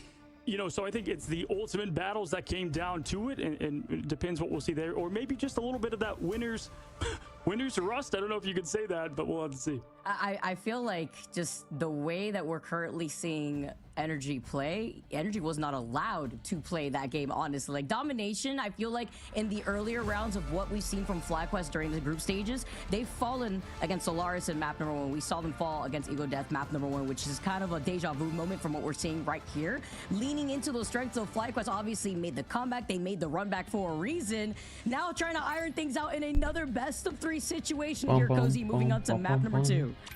Yep, FlyQuest gets to pick the map. Yggdrasil's Path Convoys, the way they go with, they're going to come. All right, double Emma ban, no surprise. And we'll see. Am I doing? I'm good. I'm a little tired now, though. Upset of the tournament, and still got a couple hours to go. But home to their home we'll be fine. Down there in the lower bracket, as we've got that Magneto save right away. Brute played a fantastic one last match. Press by lighting the prime. Wonder if we're going to be sticking to the already similar cases here. In this case, where we didn't see the torch, are we going to see that Psylocke ban next? I'm wondering here, as the protection on both Magnetos looks like they're trying found to you on TikTok, and now I'm here. Like we're probably going to see something similar. You know, when based. you take the strength away from base chatters go from TikTok to Twitch. This Wolverine True. And then you get to really try to What's focus up? down Has there been any on Penny? take No. away those strengths away from FlyQuest. Penny's not going to get played in this. Yeah, I want to see now if they're going to be. Oh, sorry. It's very unlikely Penny gets played in this. Penny's gotten played once, I think, on one map. They got instantly steamrolled and swapped. Last time, if they ban Punisher here, they're just going to save Psylocke. So either way, they do ban the Punisher, and that's going to force Tap to go back on to Psylocke, and then Avery plays the Flyers. But again, you can't ban them all, so I guess Avery then probably shifting to Storm. See what that final ban's about to be here, and settling on what the next safe pick is going Punisher to ban, be. Loki ban, another Torch ban. We did see the Magneto and the Ultron. We noticed that the Ultron got nothing done compared Cloak to save. the Psylocke save. And the Punisher, and there's that safety Smart save. Needed at least one of the DPS, yeah. Yeah, we saw Energy really go off here against Envy. Even when they struggled a little bit on the first bit of the map, Energy on that Psylocke, they were able to just go crazy. And I'm expecting the Psylocke save for Tap. Energy wants that 1v1. He even said in the interview that he respects Psylocke as one of the best. But this is our first time seeing a Psylocke save, funny enough, in Ignite for America. No, they're not cool within to see org. things broken up and different here in the playoffs, Vicky, as Luna. Respectfully, I don't think there's an org that could afford that team right now, and it's not like that team's going to win anything. So it's like that would be a strictly for content team. It's just what made Dragon King the Prime. Positions coming out straight up for the Ignite tournament, saving the Luna though, or rather banning that Luna. It's going to be big, as yes, they get to put the save on the Psylocke. We get to have the Tap v Energy Psylocke 1v1. The fight in the shadows, Psylocke v Psylocke, that is going to be just entertainment, as we've seen Tap again, just one of the craziest, just the dance of the butterflies. Psylocke's ult just executed to perfection there, and it looks like for the last ban there, think about Captain America. We did see this. Damn, Captain America ban, it was crazy. Brute that played a mean Cap, so going to be interested to see what they adjust to, especially on this map. We've also seen Brute lean into a pretty strong Magneto too. Wonder if this is going to be what they end up rolling out with here specifically. But I love how we keep highlighting Tap as that one Psylocke player. Because correct me if I'm wrong, Cozy. Wasn't there a game where we saw Tap go 30-0 in the group stage? So that's just crazy to see the amount of pressure Tap alone as a player could provide on that Psylocke. Yeah, when you look at all the duelists and the ones that really just put up insane flashy numbers, and honestly, you know, you never want to say carry a hero shooter, but just does a lot of heavy lifting. Or Convoy. We look at Tap for sure in this team, absolute great, and then that opens up the skies for Avery, which is also going to obviously help everything out as well. As we go to Yggdrasil's path, and I'm telling you guys, I don't know who gave Techie the script. They look rehearsed though. They look ready to go. Hey, this isn't Yggdrasil's path. This is a different map. Elimination to the lower bracket for FlyQuest. I see you guys in the chat changing up some of your votes. I saw a lot of that, 80 plus in favor of FlyQuest after that first game alone. I think FlyQuest wins this point. Techie fans, they be feasting right now, but I think they are going to be probably much better here. To proceed on through this winner side of the bracket. And here we go at Yggdrasil's path, and right away we start with the man on Psylocke, Tap.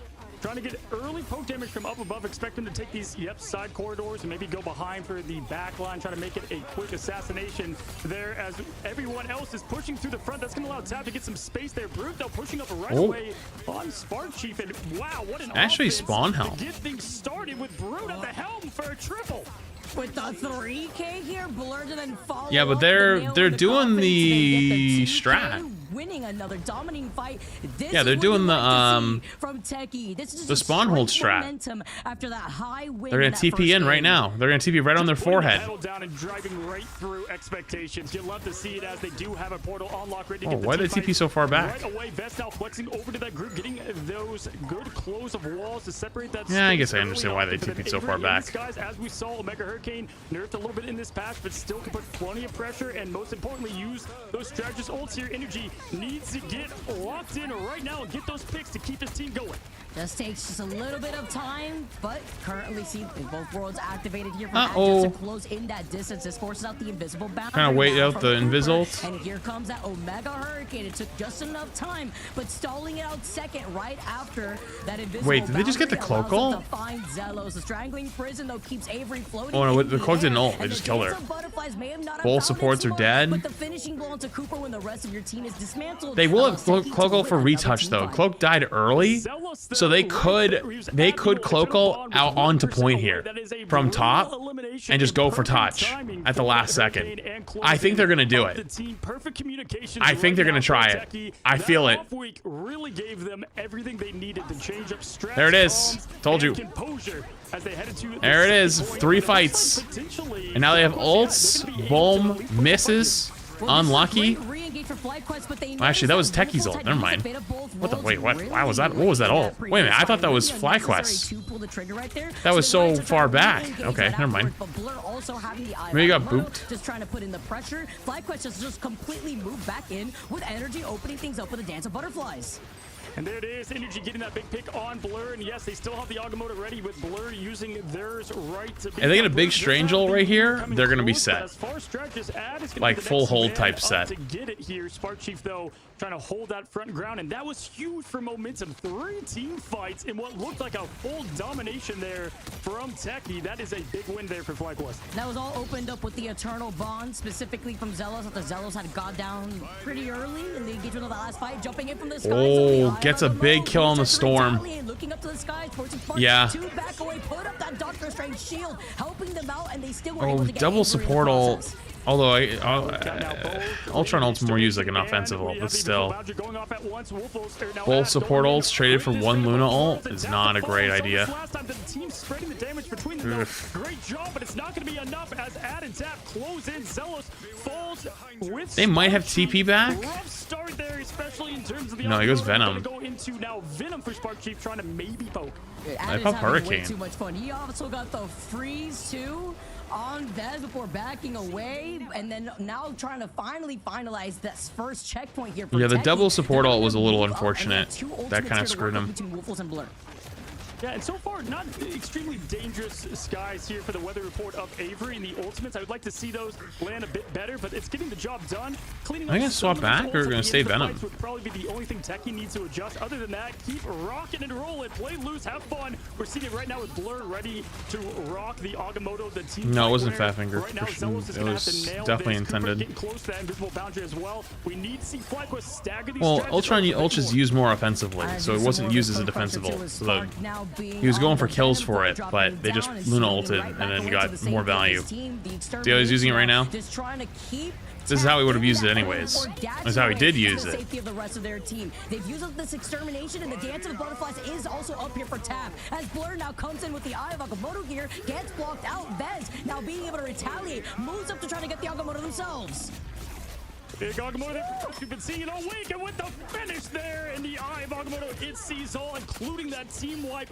That was kind of clean. Composure. Really, Vicky, the Strangel and Venom same time. Of the meta pick of Loki and Luna together versus, yes, triple support, but it's strategist, but it is tough to match those two in the countless seconds of invisibility. Yeah, what is it, like 24 seconds of immortality if you cycle through both Loki and Luna in that you had to time finish just waiting for one to the versus magic drops it's crazy. It's a huge stall first. Here too, just to help recollect yourself. I know it's not your fault, but I've answered that question like 700 times in the last week. I'm not even over exaggerating with 700 either. Pick early. Again, we saw this with against Envy when FlyQuest went against him on this map here, as we've got the internal bond going in, closing in. Add though with the response, Avery and the Whale going out with the damage boost. Cooper getting the elimination, but Avery closing and finishing off the job with the trades looking close. But honestly, this I don't is know going that. in favor of That's Tech. weird. Tap finishes off the job with the sword two-piece. Wait, and the Ditto just clap back here too from Techie. They do end tonight though, so and the Namor to try to counter that of Energy, who's already having a hard time with a slight stagger. good luck. Yeah, we've heard a lot about the Hulk there for Sparksheet. Blur says, watch what I can do with the Gamma, as one is Hulk smashing, the other is Hulk spectating, as now they're pushing into this cavern here, trying to get that pressure, not letting FlyQuest get in, but that portal comes out, and the team trying to contest. They need to win this one if they want to keep momentum. 28 seconds, so Emma ends tonight, yeah. No, but at least it's enough time here to just re-engage with these ultimates. If you're FlyQuest holding back Techie, Blur now gonna get booted off of that Hulk, gonna be turning into Bruce Banners as Cooper sends him back to the spawn. They've re-engaged. Techie are forced to just try to peel away, and looking behind them though, their entry is just cut off by Spark, who got the Venom ult too. And now this is the moment, now less than 5 seconds. Big Strange, oh my god, the Strange ults have been fat. Holy fuck, the Strange ults have been fat. Now FlyQuest closing things out, and at this point, it's looking like FlyQuest can get a good firm defense with the last desperation here from Blur, but he might buy enough time with that Monster Hulk. The team can get themselves in. Tab also getting eliminated, and that's going to be it, Vicky. For the first defense, FlyQuest responding. It's the calm and collected faces for FlyQuest for me right now. The way that they're holding on, the way that they're able to cycle through, they just knew in that moment that they were able to push them off. Yeah, they had ults, they were fine. Did you see Energy's face cam pop up there? He looks so unfazed. Like if a meteor hit his house, it looks like he just wouldn't move. I mean, the guy looks composed and is probably definitely a proud. Meteor hit his house is actually insane. Again, Loki, Luna, with what you have, and with FlyQuest not even looking like the team we've seen in group stage, I'm impressed that they were able to get that stuff. I'm also really impressed to see the way that Techie has tried to isolate Energy. When you get to figure out and pinpoint the biggest issue that is going to be the wall for your team, they've been able to communicate properly on Energy's positioning constantly. And even with that, FlyQuest was able to prevent Techie from getting to that second checkpoint. Yeah, 100%. I think that Techie, they're using their ultimates a bit aggressive. I like it. I like the approach that they're going with there, but it does seem like they're kind of all gassed. Yeah, they're going to go for a big honestly, kidnap. They're just not even, they're not worried right now. I think Avery definitely hoped to see a bit better Omega Hurricanes there, but as a whole, the team has it in lock. Now, Avery, 14K, not bad, though, on the damage front. Energy playing a much better game as well. Talk about ultimates. We see that sometimes too with Wolfels, just with the fate of both worlds being. Yeah, Emma drop ended 50 minutes ago. It's supposed to end at 5 a.m. We're gonna be able to cycle through this with FlyQuest now tonight. Being on the attack instead with the fastball special, just trying to yeet Energy in the direction you're trying to get a kidnap. So are you sure? Yeah, we got a portal opening as well. That's going to be the turret portal. Oh my god. Actual kidnapped. The face of just unbothered kidnapped. as Energy gets the opening cuts and magic drops aren't working? No, okay, that's not what we were talking about, so then that's not. I'm still getting Emma? Okay, so some people are just bugged. I don't know what to tell you, man. The drops are still there. You're scaring me, but it's not. It ain't true. It ain't true. Coming back a bit slower right now. Both teams just getting good. They had to give up so much space for that. Very heavy at the moment. They had 3 fights and contests on this point. Can be tough. Honestly, Vest has been crazy on the Strange. Opening up point 2 potentially Vest now with just pure pressure, and look at those. The Strange ults have been huge. With a nice pick and getting close to being able to get that strategist ultimate now.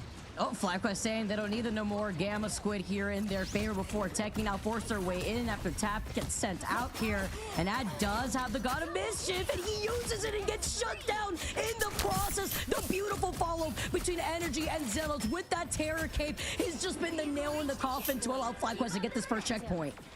Those melees are beautiful. I'm telling you, that man and this team. Won't be the prime for shit. Great when they're down, and we've seen this before. We're seeing it again. Every cut intentional, every dash personal. That was gross. Oh yeah, I played against or with a lot of these people. There's a good amount of these people that are former Overwatch players too. Tech eating in 2 months. Now we're going to be able to control this space, but it's just what FlyQuest is expected to do here in this corner.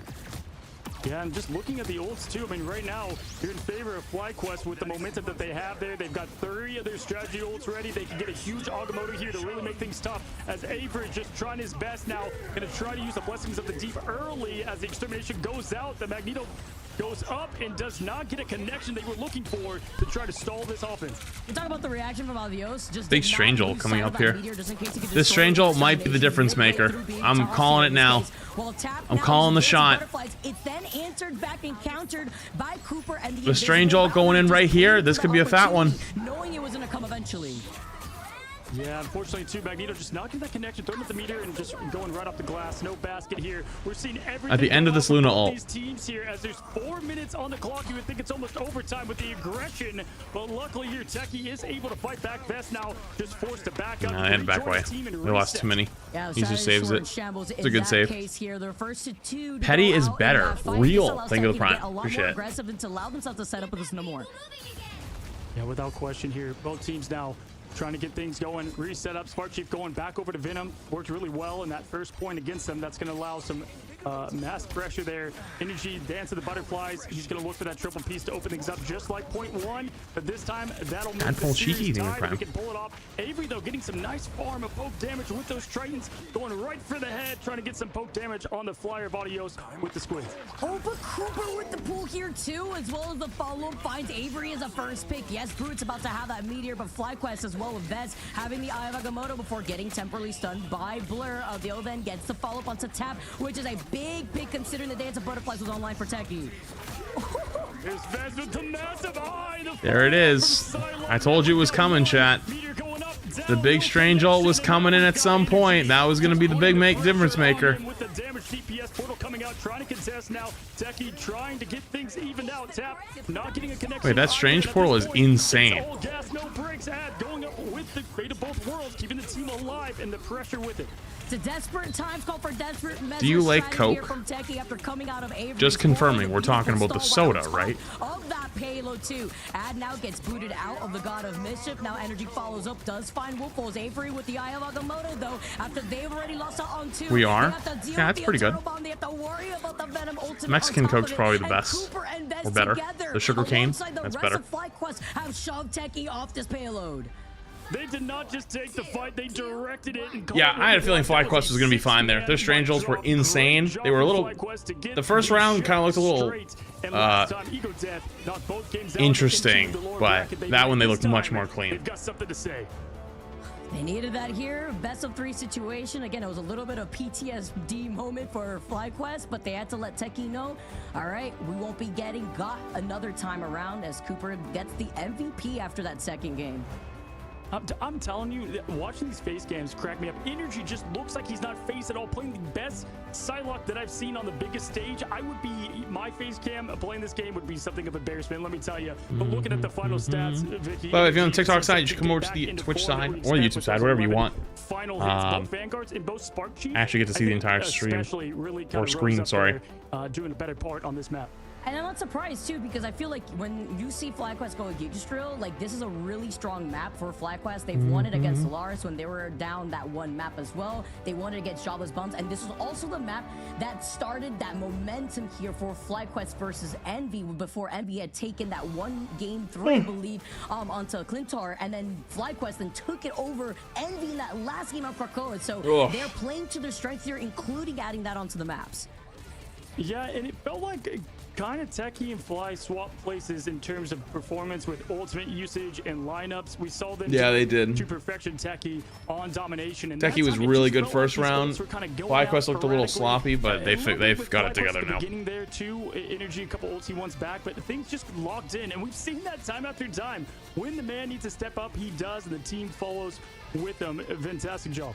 And I'm wondering if that goes hand in hand too with the triple strategist that we currently saw from FlyQuest. They had Zelos on that Cloak and Dagger, Avios obviously that was such an evil kidnap output from Cooper, and being able to just support through everything with that 31k healing here too. And that's with Energy having to make a lot more of these swaps and these adjustments. Yeah, that's actually a great highlight there. Looking at strategists from both teams. Obviously, you know, Luna Loki, that's the favor in terms of the meta picks. But man, the damage spread between the three of them and healing all of them, 23k, 15k, 31k healing. That is a lot to go up against. I think they did the perfect job. Cooper-tastic once again taking that MVP, man, just collecting them at this point, 31k healing. Absolutely insane there with Sue. So looking towards I feel like a lot of the matchup right now, is this what a teacher feels like when like you tell people that you have an assignment due tomorrow and everyone starts running around with like chickens with their heads cut off and like, it's tomorrow, do we have time to do it today? Can we do it today? Can we have time? They took care of that. I think we're going to see the same at least pick ban list there. You guys had weeks. Yeah, because it was FlyQuest that couldn't run the Luna and the Loki themselves, so they made it work with the triple strategist here. So that, again, further highlighting the flexibility on having to navigate through these different strategist bands that we constantly keep seeing. And guys, let me highlight this. Group stage was something, right? That was to get the seeding, okay? Maybe make a little bit of a name for yourself. This is now for LAN. The pressure is to the maximum. You can only lose twice. One of them coming right here, right now for one of these teams. I mean, this is as high stakes as you get. Forget, you know, just making your legacy, but this is going to be it for one of them here, at least in the upper bracket where you want to be, unless maybe you're FlyQuest. But either way, we've got a great match 3 coming up. Don't go anywhere. We're going to take a quick break. Don't go anywhere. Back to the action. Do I have time to go get up and stretch and walk around?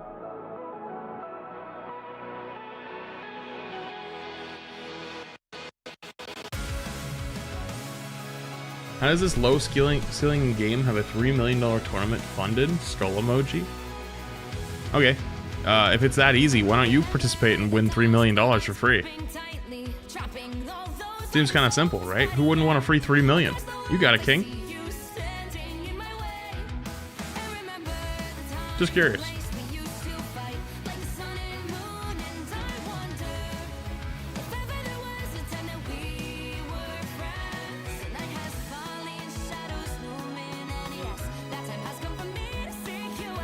But Professor, I spent the last 3 weeks not watching the stream and not getting farmed for Rad Rev. Can I get an extension on the assignment? Surely that's possible. I compete? Well, I did. I was in the qualifiers. I lost in the top 8. And that was my last my last serious tournament. I am now officially retired in that department. I'm also gonna go pee. Ow, dude, my headset just keeps ripping my hair out. I'm gonna go I'll be right back though.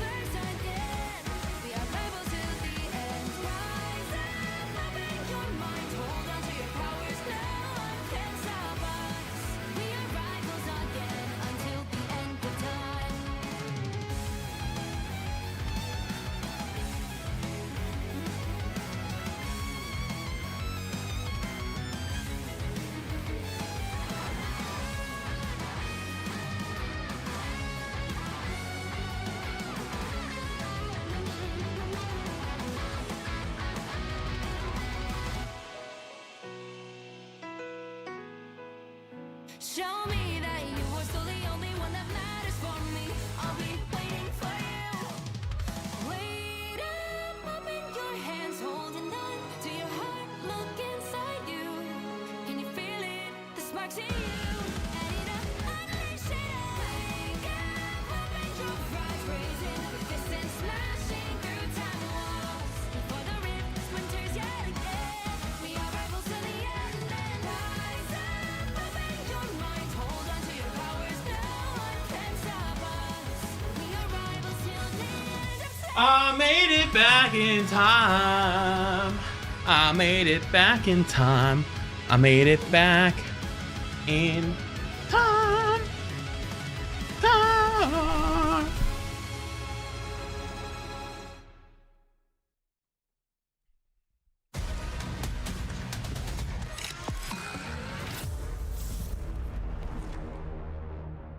Hello, Flats. I'm really insecure with my body, and my girlfriend doesn't get it. She keeps pointing it out, and I told her it's a sore subject, but she keeps doing it. What should I do? I'm gonna be completely honest with you. I'd break up with her instantly, and I mean this genuinely. Have some self-respect. If you would tell your partner that you don't like them doing something, and they continue to keep doing it, they don't respect you. There's a difference though, right? You can work towards changing that and making sure you feel comfortable and confident. Like, you should be confident in your own body. That's a good thing. But if you are like, hey, please don't do this, and they continue to do it, that is a massive fucking red flag. Now, if they fuck up and they're actually trying their best, like they're trying their best, but they just like forget sometimes, that's okay. You can work through that because it's never going to be perfect. But if they are intentionally doing it, I'd leave. Play their A game. I feel like for me, it's got to be the way that we saw the Fate of Both Worlds utilized for a lot of these fights that I noticed for Wolf specifically on that Luna. I do feel like as well their game. They don't respect you. Has been too focused. It ain't ever gonna go anywhere anyways. They've changed a lot too. They came in with the Hulk and Namor. You try to test that against Alvios. And I'm all for working it out. Into that Namor too, when Spark is on that Hulk. There's always a way to work it out, and if they're not working it out with you, depending on she ain't the one for you anyways, King. System that we currently have going into game number 3. What's up, Roxy? This is where the mind games start. Yeah, who's got the ice in the veins for a road to lands here as both teams lock in, ready to go. Emma first off the board, and we're going to find out a lot here in how much long am I going to stream for? At least a couple more hours. I have a sponsor stream in 30 minutes for Rivals, which is going to be about 2 hours. Okay, not too so at least another hour, 2 hours and 30 minutes, but I'll probably just finish the matches, and then we'll go from there. Punisher band is going to be interesting, though, in favor for FlyQuest, looking at what Techie had done after map number 1. Yeah, that's huge to open things up right away. Instead of going the route of Strategist or Human Torch, they're just going to go with the Punisher. They saw how well it worked last time. Love that bold ban to get things started, and they still get the Human Torch to follow it. So yes, they're like, have your Loki, have your Luna. We're going to go the direction of your Duelist to win this thing. Okay, this is big here. Also following something similar, except this time around, the no Loki, no Torch, like what FlyQuest had to worry about in those last two. The safety, though, on the Psylocke, I'm not too surprised there. Psylocke save, Mag save, no surprise. To have those pop-off moments on the Psylocke. Ban Loki, ban Luna. Yeah, so they're going to get rid of the Strategist there. Techie is. Their game plan's going to go around it, and you can't undermine just how insane it is to get rid of the two best Strategists within Rivals at the moment. They do get the save. On tap Psylocke, so they're comfortable with that. And this is a map where Psylocke can just absolutely feast in backline graveyards. And we're going to see if we get that from energy or tap, and that could be the deciding point. This is literally exactly the same save and bans that we saw in the last game, just one slight different order with the Torch ban and the Captain America band. The Captain America being the last one, and it was actually Punisher who was that third band here. So now showing the respect that we were expecting between these two teams already off the rip, and Woofles hovering over that Ultron. I like that one team gets the Captain America, and we've seen, some teams I could do this all day, and other ones they should have logged off yesterday, and it's been a healthy mix of how they can pull off Steve Rogers within the Rivals. The one-liners. But the dive comp in favor right now, at least for the time being. Dude, he's got to write these down, right? You got to write those down somewhere. New York will bring us our final result between these two teams.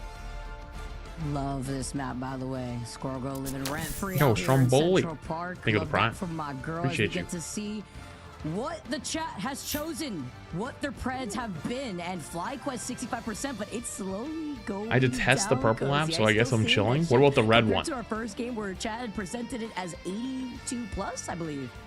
Yeah, I'm telling you, in esports, What about the red one? One loss can make people just lose their confidence. Heck, we saw that last time with FlyQuest. No one believed in them. They won the whole thing. Can they do it again? But Techie earning the people's love here as they creep up to more even of votes here. Now, Techie on the offense first. We've got the Luna Loki, as you would expect. Avery on the Wolverine. That's going to be massive to see if they can get that pressure on Vest. And Spark Chief and Energy look to get the job done on the dive side. So we have to imagine that Punisher ban is. I feel like Thompson pro play are really repetitive. Well, because they want to play the best comp to win. And depending on how bans go, you're going to end up picking all the best heroes, and most teams know what those best heroes are. Yeah, slowly getting that pressure for them. Energy having it back. So like, for example, FlyQuest thinks it is more important to ban out the strong DPS of this meta. Meanwhile, Techie thinks it's more. Or sorry, I got that reversed. No. Yes, no. But Techie thinks it's more important to ban out the most powerful supports, Luna, Loki. Right? So they dedicate 2 bans to supports. FlyQuest doesn't dedicate bans to supports. They ban tanks and DPS. So like, the comps are not the same. They fundamentally might have some similarities, but they're definitely different. And we're looking at triple support on one side with Psylocke. The other side, we're looking at Luna, Loki, Hulk, Wolverine. That would be a possible stagger for Blur. Actually, Blur gets away right on time. The rest of Techie are right there to hold his back. And it's a great first pick here, too. Wolf's also having that fate of both worlds to just help out with this next engagement as well as add. Yeah, man, they ran that first fight like they were late for a flight and the gate was closing. Let's see if they can do it again for the second one here as Avery. Why is my stream in 240p? Brother, I think that might be a you issue. I don't think that's a me issue. Flexi, thing the 11 months. And Avery is popping off here with that damage and pressure. Energy trying to get those all-important backline picks, but there it is. We've got Ad with the fate of both worlds dropping the beat. Ad? Out here too. Did someone say Ad? Boundary earlier on, looking for an opportunity before Vez turns around, breaks that bubble. Good Hulk. But then having the reset with the World Breaker Hulk as Energy tries to dance in the backline with the dance of butterflies here, just trying to force out another support ultimate from Techie. Wolf's with Wait, that World dance Breaker now Hulk. I thought it was away, but this is Monster Hulk. pressure just to stop the momentum from Techie around that next corner. Okay, my hands didn't move. My hands did not move. That's a timer. Chat, you can see my hands did not move. That's peak. Several times. Spark Chief trading with Avery, but Brute, as we saw in domination, the game they won is going crazy. Well, I'm reading the prime. This Magneto from Brute has just been on fire with these snipes. That was not me. These follow-ups alongside with Your right hand was invisible to us? Insanity here from Brute. He wants it. You can see it, the aggression on maximum, turning it up to 11 as teams getting back together. I did not move. We've got one last fight to hold off point number 2, and right now Techie's playing the game that they want to. Cooper staggering a lot on this. Let's see if he can stay alive for the fight. For the triple strategist difference between FlyQuest and Techie, though, they have Wolfos, they have Had, and they're cycling through the strategist ults beautifully here as Wolfos is slowly approaching that fate of both worlds. But Had already has a God of Mischief here. Dude, the Wolverine's fucking terrifying. Jumps right back on top of the point. There goes that copy with the God of Mischief, keeps him in this fight. Run ads to prove it? I guess they already went off. But Avery tries to force him in the back. Cooper gets harassed. He gets scooped up right outside the invisible boundary. This versus out the Eternal Bond now from Zelos. They've got their target set on Cooper. Now one Wolverine lives, the other falls, and it's Energy as the vest goes up and is unable to connect yet again. It wasn't a highlight, it was a shot clock violation, unfortunately, for Meteor M. Adios now just stuck there, and unfortunately, this is not going to go the way of FlyQuest if you're a fan. Techie, though, they're looking hot. Oh no, Cooper just came back and gets picked off again by Tap, but they were keeping FlyQuest alive for so long before the inevitable happened. They had to go down with the pressure that we saw going in between Tap, Brute with that Meteor, and then Avery being the finishing blow. Avery just does not need backup. He is the backup. Absolute insanity and just the precision of making sure Cooper is Wait, if you shoot that wall, does it count for the... No, it doesn't. Does it? Sweep up the finishes and just look at this. Now, I've got to say for myself, oftentimes this point gets pushed into this part. This is where you see a lot of the holds kind of carry on here. It's going to be Tap versus Energy at this point. Now, Energy obviously on Wolverine to try to slow down what has been a dominating Brute and Blur. Yeah, it reminds me of that high to low ground disparity of Oracle, and by that third checkpoint here, it's difficult to transcend through this low ground now as Energy just tries to make the first move before having to back away, but then has to deal with some karma themselves. Two flying Wolverines that didn't know they had wings, but trying to clip them as Energy gets sent down before trying to retrieve back to the rest of his team. That thing is fucking dead. Now to Bucky, trying to get something going. Maybe wow, he lived. Holy shit. Nothing is working for them. It's again all gas for Techie as they go up the stairs and wow. they try to seal Techie kind of running them down right now. I'm not gonna lie, Ad, Tap, Avery, like Blur, they're all doing such an amazing job right now. Brute with just this poke pressure too, coming in with the Magneto. Clobbering time though. Why are you guys talking about between Leos and Zealous? KIK? They try to make some changes, thinking that they need more damage to come out. Bro, I forgot that was even a thing. All the help for some peel. Let's just get that pick onto Tap though, and that's no dance of butterflies here for Techie. People even use that in the year 2025? They're trying to keep everybody up. The Disappear comes up. Invisible boundary keeping people alive. Zealous has the internal bomb locked and loaded. We've got the Kraken impact. Here comes. Yo, built the Asian thing with the tier 1. Appreciated. Unable to get anything for that Berserker here. Vest again, once again, missing that meteor has hit so many of those as Energy rockets Avery. Logan v Logan and wins the better of it. And they can finally slow down Techie, it looks like, in this fight. Avery looked like they were floating like a feather, just trying to wait out that meteor before it was a little too late. Now, Dios comes in to still got one more, but I don't think he's going to be able to use it. Impact. Cooper finding Tap a little bit of revenge here for the Invisible Woman. Absolutely here again. Will FlyQuest go to the side quest or stay the main quest here? Oh, there was still one more clone he could have farmed off of. Used up in a lot of old economy. We do have Energy and Spark Chief. Spark Chief not so much, maybe a little bit of hold there, but Techie's got everything they need with 1:20 to seal the deal. Which one? The Magic for sure. Emma and Magic. You might be cutting it close. I won't be on long enough for you to get Emma here. But look at these ultimates right now. Energy does have that Wolverine ult. Techie have some answers. That's like 10 total hours.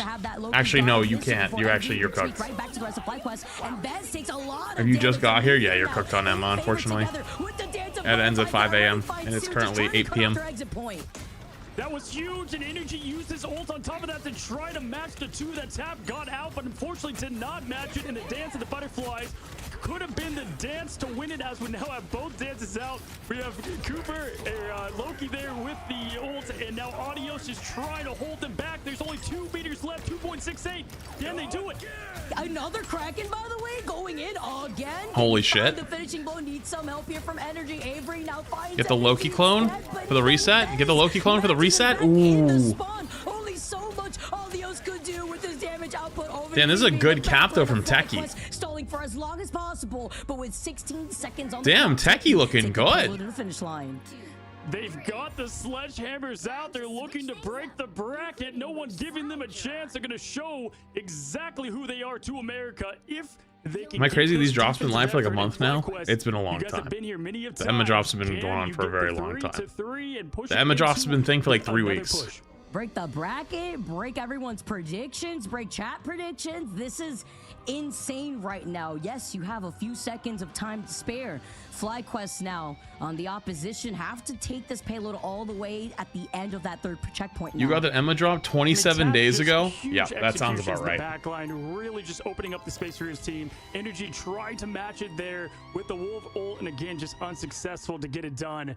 I mean, there's some matches I don't even know who won. I just know my eyes lost. It was madness. I feel that I just felt in my soul the way that Cooper had to worry about Tap. You double jump away, you finally reveal where you are currently positioned because everyone's taking. Yeah, Techie looking good here. Honestly, Tap going crazy. I feel like Techie lives and dies by Tap. Then you have to worry about Avery kidnapping you. You look like a chameleon looking in every direction if you're one of the backliners of FlyQuest.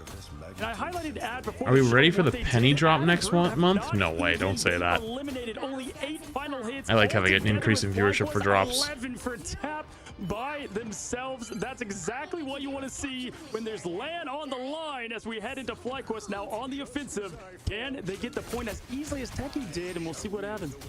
LAN and $250,000 prize pool for Americas. It's more than LAN. It's the money in sight for these teams out here. Thanks, and FlyQuest now have to take this home and strategic here, while Alios now going to be able to push in, get in some extra pressure. And I really like this pathing that we're currently seeing. Camp try to contest Camp was banned. It's banned for the other team. Those clones with the Kraken impact that he's trying to build up here. Maybe get a pull in with the claw there. Energy trying to get that pressure on the bans right for the side. enemy team in tournament play. Looking to get some air here with Captain America jumping down as Avery is taking the fight to him, slashing and dicing away. And right now the ults are looking in favor for FlyQuest, but dead even nearly.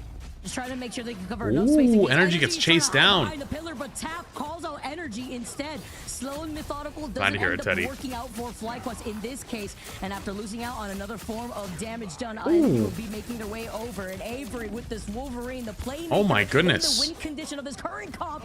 Yo, I feel like they gotta go Wolverine themselves. Wolverine's so good on this map. You just eat people. That's what they're doing, just getting those eliminations perfectly. Yo, what's the chances we get a little Wolverine action going here, FlyQuest? What's going on? Now, not only just cleaning up FlyQuest, but also building up those ults. And Cooper really the only No, I don't. The tourney bans and comp would take too long. Zelos close behind. It would mean like you'd have like 3 minutes before you get into a match. Of a scratch post right now. Now there has to be changes. I will have you know I'm being slandered. It only took me 1 hour. For those that don't know, Emong messaged me earlier and asked me or he didn't ask me. He told me he was going to be getting on soon. And then he said, fun fact, Ruben told me he's getting on 2 hours ago. And so I said to him, oh, no, you misunderstood him. He meant tomorrow. Because that's Ruben. Get it? Because Ruben never gets on time. Legendary, it pulled off correctly here, trying to farm that ult and get that early damage poke. He does get the lanterns to pop, and it's great to counter that with the barrage. Better late here when you have to reset some of your ults. Oh. But then the clobbering time has found for the follow-up from Avery after utilizing the Wolverine ultimate. Techie had all the answers. Ruben catching strays. This isn't a stray. I literally aimed at Ruben and shot him in the forehead. That's not a stray. That was a fucking hit. All right. Insane there as Ad drops the beat. It's dropping hard Ad? the team's morale right now. There's only Ad? going to be a minute and 20. Did I hear Ad? They've got everything they need. It's coming down to execution. And Did I hear Ad? Avery has been the lights just really rising up here and making this team sweat. The winners of Group A. I can't believe it. We'll win the 24 seconds of immortality, or this res composition just go and go again now. But they need to claim this point first as the Mantis from Cooper. There's no way you're complaining about an ad that didn't go off. Contest that fate of both worlds from Wolfos. Looking over to the other side. This is going to be crucial with this meteor. That is peak bitch behavior. It makes it even harder. My hands are right here. Unfortunate there. I mean, just it was called a fucking joke. Once again, something we saw. You know what? I'm gonna hit the button anyways. I'm hitting it. Fuck it. The momentum they need as Energy Tap is just playing out of their mind here with only 34 seconds to go, and most of the ult economy used up. That's what you get. That's what you get. That's what you get. After using the dance of butterflies, everything used up as Energy. It's up to you. You did lose on a Cooper, and currently with Ad being able to boost up that Loki ultimate, you have to deal with the. Oh my God, are they gonna get full held? Dude, I think I cast her cursed. Chat, I might have cast her cursed in FlyQuest. They're sucking up the entire ultimate and throwing it down on Cooper, putting the momentum out there, and FlyQuest is looking like they're gonna go back to the side quest at the lower bracket. Overtime in, portal out. Can they sustain? Can they keep this thing in? Chat, I might have. Over to the side of having to deal with the gauntlet that is. Yo, Mike, thank you for 6 months. I appreciate it. Cooper is the first to go down again after making swaps over to the rocket. Though Dios gets that respawn. Energy gets that pick, still keeping the dream alive as Energy has been able to stay alive and put in this damage pressure. My goodness, with a fight back we've seen. They have to kill the Wolverine. He has to die. Holy shit, thank God. It might be too late though. Oh my God, Energy just clutched so fucking hard. All right, no caster curse yet. No caster curse yet. Uh-oh, never mind. TP. Wait, never mind. TP. moves like a footstool, but a clobbering time now from Bez. Oh! A little taste of the blur. Don't C9! Don't C9! Yes, you've lost out on Zealous, but nobody's all right, they're good. Energy right now, as the overtime isn't the end here for FlyQuest. Okay. Nobody wants to give up. Nobody wants to die. I love it with the top team. This is the playoffs. So group stage is finished. Even though there was finals of group stage, this is top 4 NA. Oh no, sorry, top 8 NA, top. No, it's top. Yeah, it's top 8 NA, top 4 from each group, and then EMEA has their own version, and then I think OC already finished. So. Swaps on the rocket to get the respawn up with the triple strategist. Dios with that swap now over to the. Do they have to kill this Wolverine? You cannot, like, he is literally feasting. That guy has a full fucking 6-course meal on their tanks. Survival for FlyQuest. They're just trying to keep this thing competitive. Now, as at throwing out the lanterns, good poke there from Energy Blur, though. The trade with Zealous, these strategists are just falling. It is backline graveyard action as Avery pushing the team back to the point. Holy Jesus.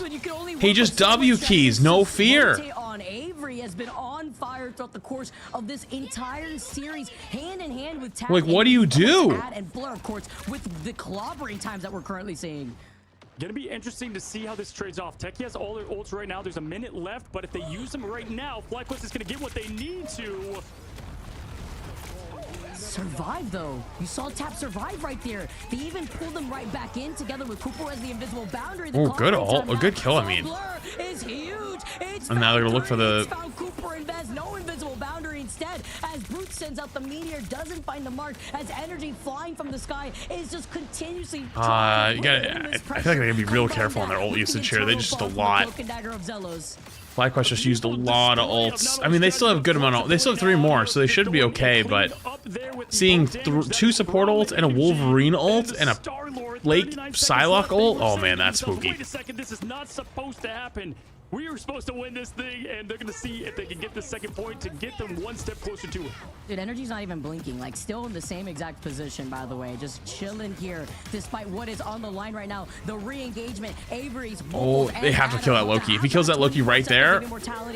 Or the mag! The mag! They can't kill the mag. Give him some of that health as well. Okay. Sending it down, and it misses on the fate of both worlds. That was the major win condition that they wanted to lean on here. This sees Cooper and Spark with their own respective ultimates and overtime about to take away. Oh, they lost their mag. He's gonna have to TP back. Actually, that might be a blessing in disguise. That actually... Oh, no. That's actually worst case. Oh, that's bad. Wait, he's still keeping the touch going, though. TP's in. Their support ult should be over. I think the Namor just went through the TP to go get healed up. Oh, it's over. Chat, it's over. It's over. Holy shit. We cast our cursed Techie. Oh, we cast our cursed. Oh god, we cast our cursed Techie. Oh Jesus. Such a strong fashion taking care of FlyQuest. Oh no. Oh. We cast or cursed him.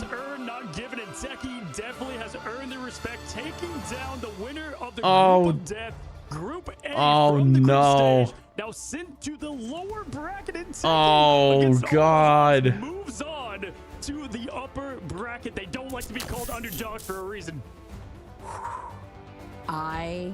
Wow. I mean, they told us. They told us, Cozy. They beat Dark Zero. They beat Citadel Gaming. Yes, they lost to Shroud X, but you could obviously see that they've expanded on their own hero pool. They've done their research out here. They've basically put FlyQuest in a corner just with those strategist bands out here, and they were able to adapt after. All right, we need to figure out these sound levels on me. You gotta turn me down a little bit. Yeah. Okay, yeah, I'm definitely turning you down. You just gave me a jump scare. Try to highlight one person too. Well, somebody said that like in one of your videos recently, people were like, "Dude, what the heck?" And then I went and listened, and you had my volume at like 300%. Expected to see him go up 49 and 3. I mean, that's kind of crazy. Well, you know what it probably was, actually? It was probably, so my Windows is just constantly likes to put me back down to like 50%. So actually that happened earlier, where I just randomly just started being quiet. So someone probably had to like boost the volume back up, and so it made you really loud. Yeah. They were like, dude, he's like so loud. I'm like, I know I'm loud, but like I usually have my settings pretty dang good, so I get it. Yeah. Alright, so first match has already happened. Hope they were good. I was just gonna tell Crap. Actually, I know he has to do it for both of us. Crap, can you just set my thing up now? Because it starts in 5 minutes anyways.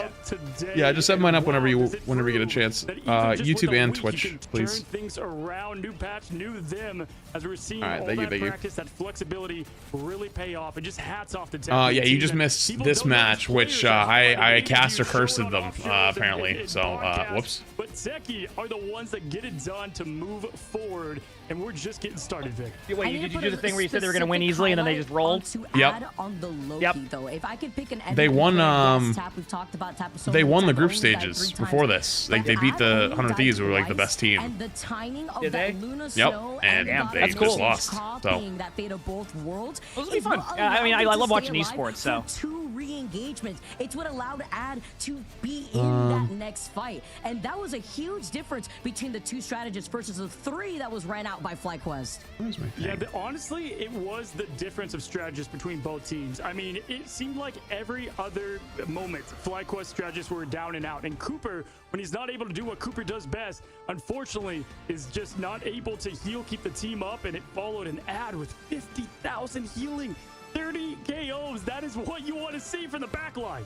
50,000 on the Loki copying the Luna with the Fate of Both Worlds, whereas on the other side, like, you had FlyQuest not know whether they needed more damage out here. They Where does didn't that have link a Loki, take they didn't us have a to? Luna Stone because they were banned against them, and currently Techie used it to their advantage. I would say Ad really popped off there, not only in terms of survivability with Loki, but I talked about the cheeky clone placements, the reset potentials, as well as building into that very fast charging ultimate for Loki.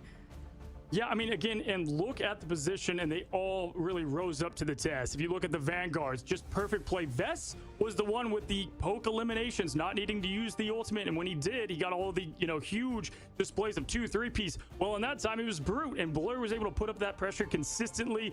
Duelist department, pick your poison. I wouldn't want to go against any of them in the competitive ladder. All right, and then chat, just as a heads up. So, we just saw this team click on all cylinders compared to Yggdrasil's path. Really, their ultimate display and just lining things up, the communication, perfection. That's literally the only thing I would say here for Tech. Chat, just as a heads up, this stream actually for the next 2 hours is going to be sponsored by Marvel Rivals. So thank you, Marvel Rivals, for sponsoring this section of the stream. They don't have anything for me to really tell you. There's just a link at the top of the chat if you want to pick up Rivals. If you don't own the game, it's free to play. All it does is let them know I sent you. And the only thing they've asked me to do is just to co-stream the matches, which is what we were already doing. So beautiful display in terms of the team. Yeah, thank you, Rivals, for sponsoring this section. Nothing's going to change. We're just going to keep going. Play Rivals and have a huge upset, and we're going to welcome in Tap right now for a live interview. And my guest, Cool, Calm, Collected. How's it going, Tap? Congratulations. Hey, how you doing? It feels great to have like cold weather again today. Dude, listen, your Psylocke is I was cold. I was at one point. I had goosebumps. I'm like, dude, what's going on? And then I checked, and I was like, oh, that's kind of nice. Oh, it's a breezy 82 out. This is so much better. I think it's down to the 60s. Yeah, it was like 60s or 70s. Yeah, I think all week is gonna be like that. It's 63 right now. Does your team just carry that mentality? That's perfect. Yeah, we're pretty confident players. I'd say all 6 of us. See Tap's background there? I would not be able to have that up with someone. Yeah, I'd say we do. Yeah. I've tried that before. Everything gets knocked off. Wow. I mean, you guys, you seem like, I can't tell if you're out of breath or you're like just another day at work type of vibe where like you're chilling. You knew that this was gonna be the result. Like, how are you feeling after that? Well, it's a pretty exciting win, of course, because they were the first seed in the other group. So pretty happy. I didn't expect to win, I guess. But like I said, we're pretty confident in our play, so we did go into this thinking we could win. I think we did pretty good. So. Wow. Listen, sorry, Cozy. No, yeah, I was hearing you say that you guys didn't expect to win, and then you guys came out already winning that first map. I mean, you guys saved the protection on the Psylocke. We saw the same thing from FlyQuest. How did you feel about having to match that 1v1 Psylocke duel versus Energy? How do I feel about it? I mean,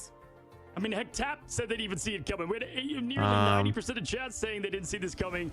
This was the matchup I'm excited for, but the last one, yeah, toss everything away. This? We don't know anything at this point. But we're going to head to a quick break before the next I found it. matchup, guys. And if the first match was any indication, Yeah, because we didn't even get to play too much rivals together because your schedule was still extremely scuffed at that point. So I felt like every time you hop on, yeah, you'd be on at like 6 p.m. and I'd be at like 12 hours, and I'm like, all right.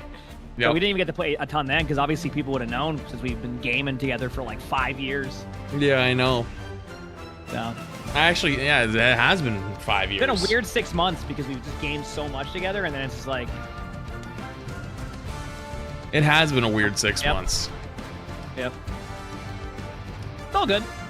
Good news is Chef Jeff and Jeff is almost ready. So. Allegedly. Yeah, they started like we went there yesterday and they started having all the cabinets going up and stuff. So it's nice no, I see. believe you. I'm just gonna keep saying allegedly until it actually happens, just because I don't know at this point. Someone earlier said I said Chef Jeff and Jeff should happen this summer when I move into the new house, and somebody said, yeah, those words can't go together. Doing a new house in summer. True. I'm like, come on, really? I mean, weren't you originally supposed to move in like? Like early to get us up. Thank you, thank you. What was that? Am I crazy? It's been pushed back like 6+ months, hasn't it? It was initially supposed to move in May. Yeah. This May? Yes. Oh. Yep. Yeah. Okay. So yeah. I mean, well, right hopefully now not full 6 months, for September-ish, but I might be able to move in like late July if I want to. Yeah. Well, don't you kind of have to? Because unless you got that figured out. My lease, I extended my lease till September. I had to because they wouldn't give me an answer on when it would be ready, so I had to like just make a decision. I made the right one. So, are you're just eating it? I have to, yeah. I mean, because they wouldn't tell me. They wouldn't tell me, so like I had to make a decision. It was either I didn't have anywhere to go, or I just extend till September. So I did that. Yep. It all worked out. You know, here we are. We're chilling. Yeah, it's a pain in the ass though. Yeah, we're starting to like slowly like pack boxes up and stuff as we go and things like that. Like we're starting to slowly get the move ready. Yeah. So. Yep. Yeah. Moving is dreadful. I've done it like so many times now that like. Thank you, Prime, for shit. I'm like used to it a little bit, I guess. Yeah. So it's like, that's why I'm doing like the packing up like slowly. Like every time I have an opportunity, we get like a room done or something because it just catches up to you. Next thing you know, you're moving and it's just like, oh, what the heck? So. Yeah. No, I feel you on that one. Yeah. That's exciting. Yeah.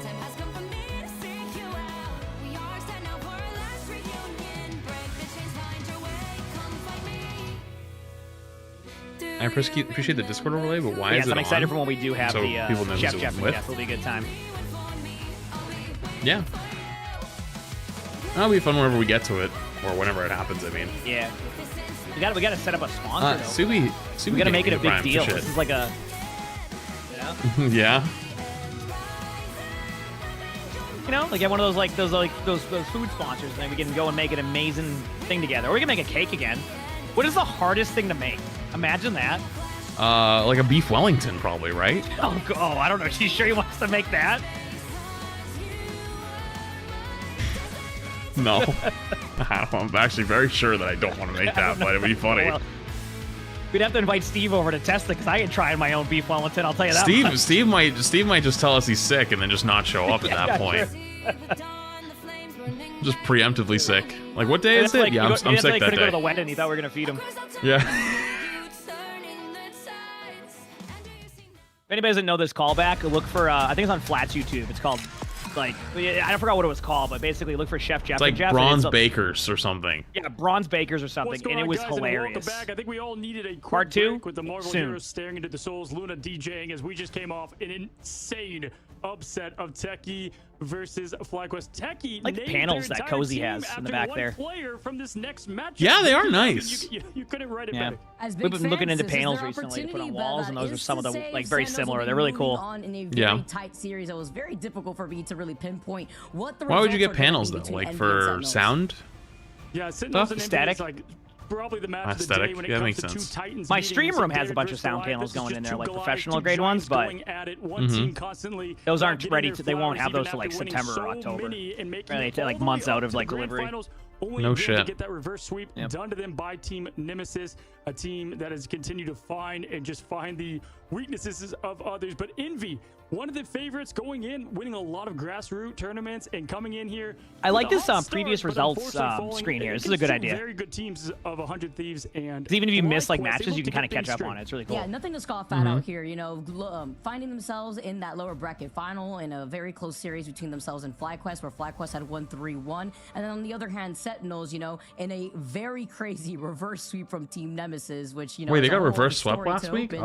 Sentinels have definitely been able to figure out what they need to shape up to prevent a reverse sweep like that happening ever again. So one second, check. Yeah, and listen, I mean, I've got to say that sometimes these numbers don't tell the story fully. I mean, Envy was in it so close for most of their matchups, and with Sentinels, I mean, Nemesis was constantly putting the pressure on. I went back to a lot of those matches, and it was almost always 100% to 100%, very close action. Now, with both these teams, they're home to some of the best players in America. We've got one of the strongest strategist duos of Aramori and Karova, but on the other side, Speedery, the man that they put all their trust in to try to get the win when things were looking bad against FlyQuest, and guess what? They won with that, and Storm, what he can do. But looking at this team, they've been together for a long time under different names, different rosters, but here is the final look of the team, and they have a lot in store for us. And that's Cycling Nectar coming in too, being on that Wolverine. Yeah, I mean, I know this whole roster here, that's basically. Nice to highlight, considering, you know, Gomez, recognize every player. Seeing how the shape of these honestly, a lot of this has been like that. Like, there's the #1 EU team that like they've only lost like 3 rounds. Like, they haven't lost a game; they just lose rounds. Is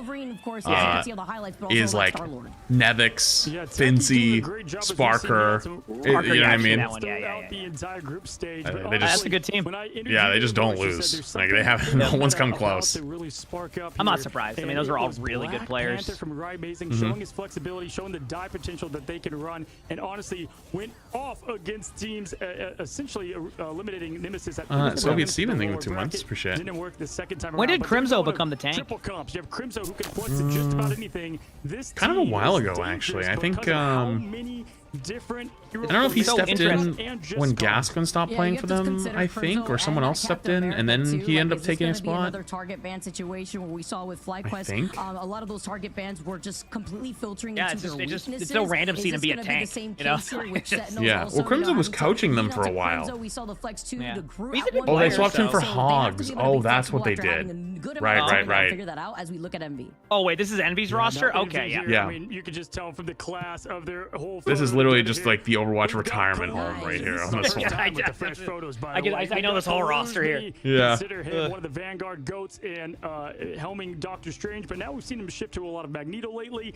Cal, this will be fun. Calm, collected. He can punish. Both these teams should be really good. Yeah, this will be. Yeah, this should be really good. Yeah, I'm excited. Vicky, this roster's. I just love good esports. Yeah, it is. And just a good time. You look at these fresh faces, some new profile pictures out here. You know, Envy is looking to deliver. So we take a look at some of those highlights from Speedery. We talk about Grooves while you want MRC. We were casting this Always team Cruise actually, Strange. whether it be that Psylocke, the Storm, the Human Torch that we actually saw from the other side here and just trying to deal with that. The Iron Man though popping off together with that and what Windows brings to the table with the Groot has always been the wombo combo to actually enjoy seeing. Today? Yeah, me? Clipping all that right here. Good? Oh, so okay. So I went to order a sub earlier, and well, I got a sub, and then they must have misread my order or something, and I ended up getting an extra large curly fries and mozzarella sticks. And I'm gonna tell you right now, I don't know how a single person or how I don't even know how 3 people could have ate the amount of curly fries were in this bag. It was full to the brim, and so I had. Where did you get this from? Like a local place? Just a local place, yeah. I had the mozzarella sticks, and I had literally just the fries from the bag, and like a couple off the top. It was like, you know, like those like square, the square fry boxes that are from like local places. They almost look like Chinese takeout things. It was still packed to the top when I was done. I never even got to, I even got to the sandwich. The sandwich was sitting in my fridge. Like, I mean, hey, I mean, it's kind of a W that you got, like, you know, a bunch of free stuff at the same time. Holy crap, it's a lot of food. Yeah, I had a tummy ache for a couple of for like an hour there. It was not good. So I've had an unlucky streak with mozzarella sticks recently. The last 3 times. Keep in mind, not once, not twice. 3 times I've ordered mozzarella sticks from 3 different places. Every single time I get it, the cheese is on the outside of it and there's nothing in the middle. How does that make any sense? What do you mean it's on the outside? I'm not joking you. Literally, the cheese is on the outside, fully melted. And the inside is just nothing. The biggest stage of the MRI, losing that's wild. And then they won the MRC right after that. This team it was ridiculous. I was just like, how does this happen 3 different times? What are they doing? Them at all? In fact, I think it fuels them, and that's why. So I don't get mozzarella sticks anymore because of that. Clash here. You've got Envy with I mean, that had to have just been an unlucky, right? Just the heater. This is going to be good. I mean, I thought the first 2 times it was. The third time, nope. And you let it slip. You know that the in-game rage factor. Although I've been being good, I haven't even hired Chef Dash to recently. Like I'm a week without it so far. I haven't, yeah. Other than I did do last drop stream, this drop stream. Without drop streams, it's been a very long time. But like for like the super long drop streams, like you know, it's kind of fucked. Like so last week, well, last week I fucked up and my meal delivery thing, I forgot about it and I left it outside like the whole day, and so it was like 10 o'clock at night, and I was like, and so that was gone. And then this week I forgot to put a thing in, so they just like randomly select for you, and it was like nothing I liked, so I was like, okay, well there goes that. So it was a little bit of that. Fair enough. Hey, you know, good for us, right? Yeah. We're doing a good job of that. Okay. Oh, we're doing a great job. Yeah. And then next drops comes around, and we're back at it again. That was the immediate reply from the Speedery show, whether it was the Torch, the Storm again. Let's see what the first Protect though is gonna be in favor for Envy, as they are lingering over that Magneto. No surprise there. Here we go. So you see the Ammo Frost banned immediately off the rip, but then now we could possibly see the next ban coming in here into play. So it's ban, so ban Protect and then ban Protect. Envy usually use that save on their duelist, not their Vanguard, because they can adjust. They're so flexible. We saw that with FlyQuest all the time. So that's good coaching and scouting from Sentinels. Now just getting rid of that Torch right away, making things uncomfortable, and then they can follow it up with the Emma ban. So things are perfect there for them. Yeah, Shrodex plays after this. All right, here we go. What we got? The Black Panther comp they ran. Oh, is it gonna come out? Right, Amazing is hovering. Oh, they saved Cap. So I wouldn't be too surprised here if they save the they might Captain BP America, which means here you want to ban the Magneto if you try to let it go through, and it's the Loki they've tried to prioritize instead. After what we saw in our last series, I'm not too surprised. Who plays a lot of the Magneto? Would that be Kalush, or is it? We've seen on Loki lately. Airmore does the same though, and Airmore is going to be kind of that old shock caller. That's her role. Actually, well, I think Window does. Kalush has been more strange. That makes sense. I mean, they're both kind of this like very similar play style. That's what I was wondering. Because I know, like, obviously he plays that type of style. So. Actually, I think this was one of the few teams I've seen that actually runs a decent amount of solo tank, but I don't think they're going to do it here. But they did do it at some point. That makes sense, especially with the DPS line you mentioned earlier. Like obviously sometimes you'll just run solo. Instead for favoring of Sentinels. This again, really different compared to what we've seen a lot of these different compositions rolled out from these teams that get target bans. This is also a team that's very comfortable on the res comp. Yeah, again, both these teams are just so experienced. And the fun matchup here, I asked Aramori, out of anybody, who is your rival in Marvel Rivals? Guess who it is? It doesn't stack. Kalush won the MRC with this team of Sentinels, and then went to Magic the dark and Rival side, skins. if you will, if you're a Sentinels Can you fan. please take back your Sentinel predictions? I'm sorry, it's already locked. I can't do anything now. I'm sorry. It's going to be Envy here as we lock in our final picks. Oh, wow. Okay, so they're not playing Strange. They're just going to play Mag thing. Oh, you know what? It's because they're probably going to try to think, they're thinking they're probably playing Dive. We've seen him having to flex over to that a little bit of a mind game, you know? Oh, yeah. By the way? We are playing okay. It is Speedily. For some reason, he's just... Yep. The amount of time that it takes to get that. So I know most of this roster. Online. What was Crimzo for a tank playing? Support player. Last time I had a game with Cal, he was in my game. We were playing and he got... Somebody started flaming everybody, and Cal went off. It was great. Wolverine Speeder, though, taking that spot for now, and someone was like just flaming me randomly, and Cal's like, "You don't know, you do not." They're gonna be doing the triple res into Cap, which is such a team of sustain, especially here. And wow, look at that, 62% for Sentinels. I thought this was gonna be a lot closer. And that just really speaks to not only some recency bias, but also the belief behind this team. And honestly, I get it. I've been watching them since Alpha. This team has put in and put out results. And so I see the crowd behind it as we head into Wakanda for match 1. Sheesh, Sen City, baby. That's what you like to see here for the fans at home that are putting in their own pick'ems here. As we see the tragedy on one of the Black Panther plushies on the floor. Let's get this started. Our very first map, but you're on Domination. Perhaps some foreshadowing if we do see a Black Panther to play here as teams going in, and we've got the teams locked in. Magneto thing is going to be a great way to counter what I know they're. Whoa, are they actually playing? No, they're not. Looking to get some first blood action here on Logan.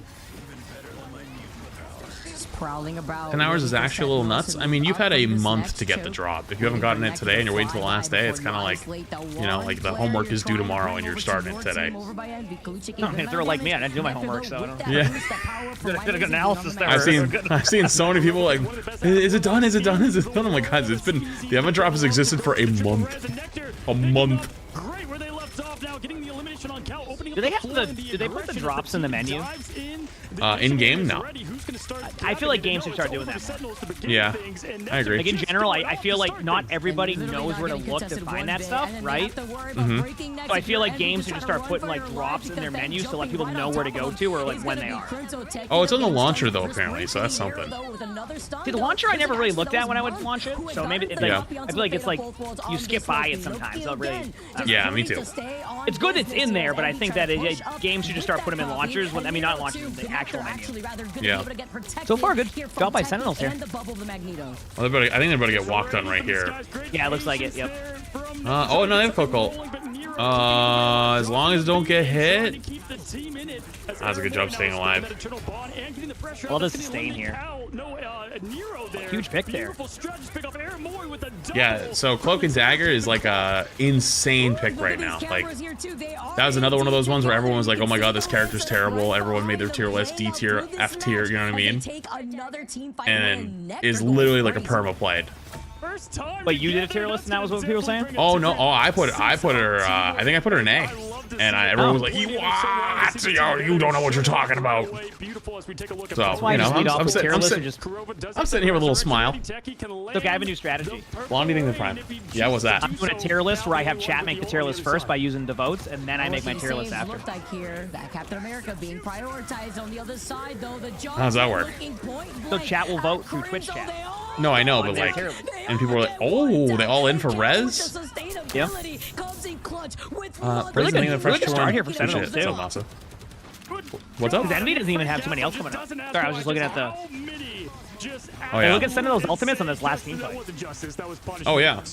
I mean, like, so, like, that's, like, a really good strat right now with Adam. But Adam hasn't been getting played a ton. So, yeah, probably wasn't even thinking of it. They just all in and, like, bait out ults, which is what they did. And then they just res and they rotate back and they're safe.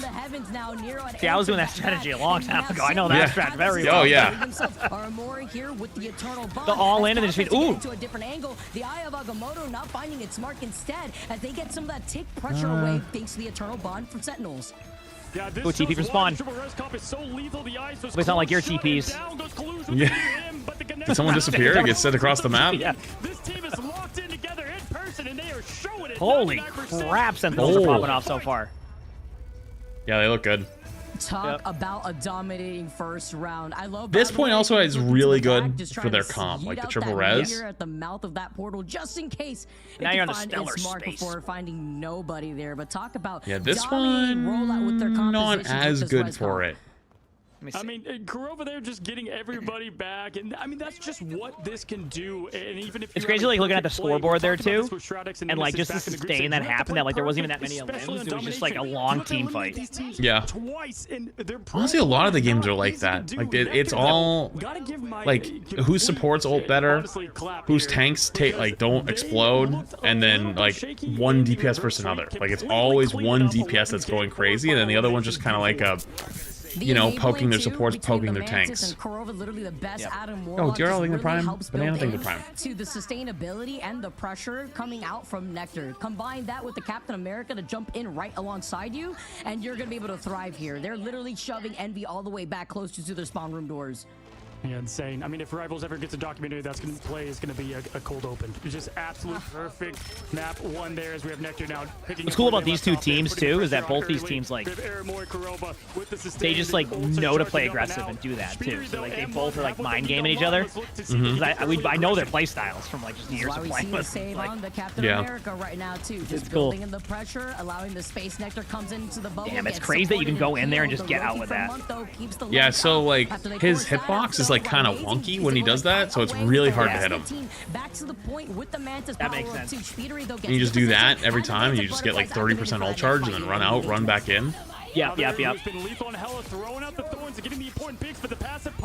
Pretty good ult there though. Yeah, they still. Well, they're just they're just going for it because they have point. Yep. So wait, they're winning. Wait, they're winning. Yeah. Wait, they're winning. Wait, because they rezzed up top, self-res. What? Wait, that was sick. Yeah, no, that was cool. Like, I love that. Like, it looked like a lost team fight. It just nope. Oh, it fully. They baited them. They made them just keep chasing. So like, I think the self-res and the Mantis made them go back down the stairs. So the Adam self-res up top, pops big res, and then everyone's full heal by the time they come back up, and it's over. They run out of gas. Yep. Really good start by Sentinels though here. It's been like very up in your face. Yeah. I feel like they're not going to let them play Res Comp again after this. That's 100% getting banned. Yep. Absolutely. Because they would have to lead off with that ban anyway, and then you wouldn't be able to protect. So. It's amazing even like find anybody during that, like just to get. Huge ult. Ooh, that might be. I say that, but who knows? But there's two passives are not ready, so this could be the fight to turn. Hella ultimate. Finally, and that's with losing out on Monk, who was going to have a lot of missions. How about that mag ult? I know he's fighting to win. I'm not sure. Whenever I see those ultimates, I just imagine the comms are winnable. Yeah. Oh, for sure. For sure, they were just saying winnable, but just after a couple goes down, just like I get it though. So hard to handle. They did it though. 11%, 87. But yeah, rough start. Literally feels like a wasp whenever you have to deal with a matchup of Captain America. I can't even say bee or fly because that's what these diving duelists feel finally like flipped the point here. When it comes to Captain America, maybe they found an opening. Literally a tank just staying alive. And they're kind of corralling them underneath already though. Like if they get this Hella stuck underneath, they're gonna be in such a good spot. Yeah, they're all cornered down there. I see that. Yeah, that's a big thing. Good ultimate though. Yeah. I think they just self-res, walk back to a Mantis. We have Month now with the Fate of Both Worlds. Amazing is now out of Old Crimson and Kurova have theirs ready. They've got Are they baiting again? No, I think they're just gonna reset. There's no way they're baiting again. Reset. Yeah. I think they're just down. Yeah. Just waiting slowly. Kurova takes a lot of no, they're just resetting. Okay. I mean, this is basically what one more team fight to the point. Yeah, because this is the fight you could do it.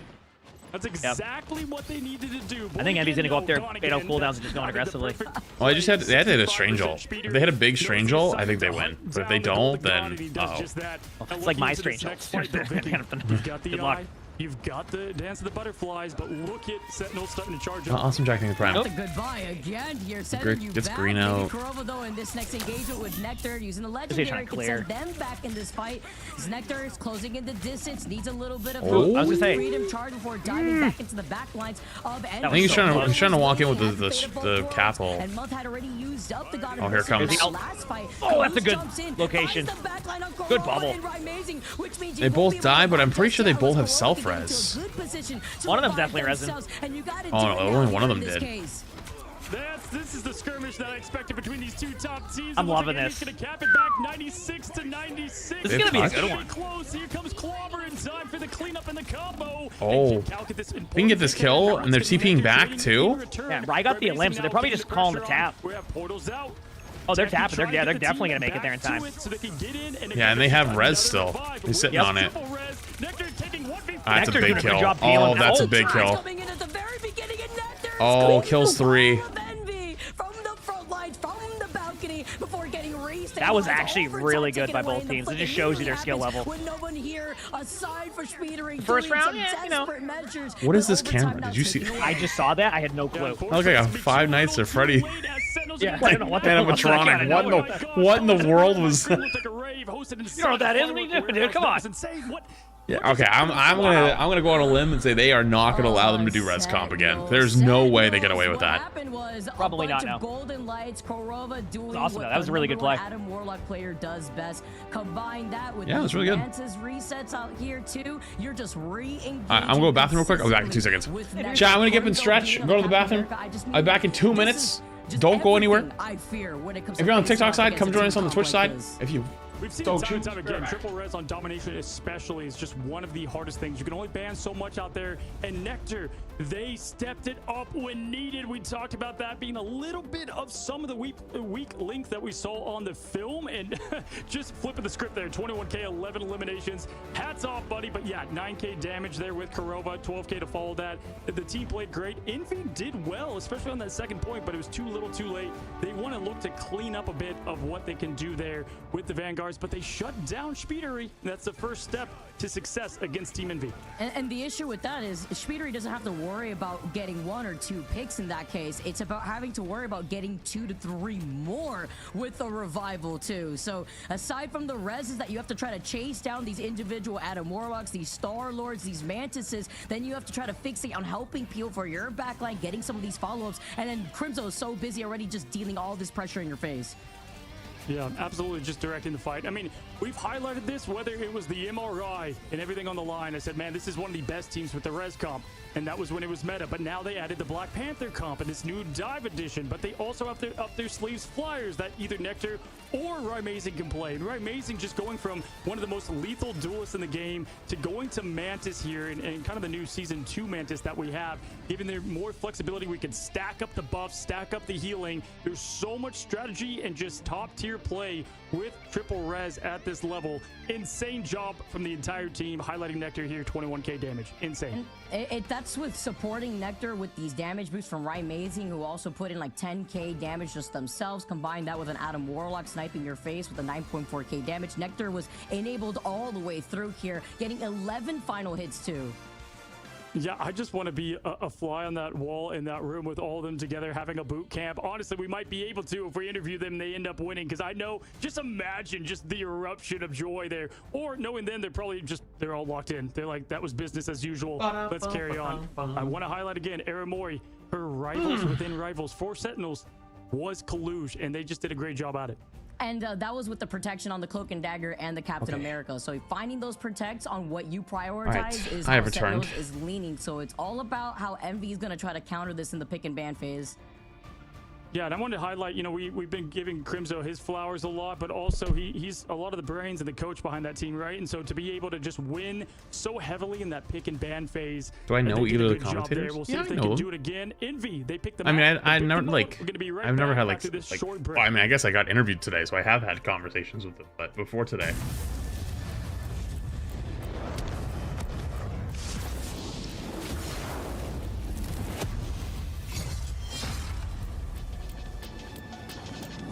A kill from Khonshu. The moon haunts you. Not bad, eh, Khonshu?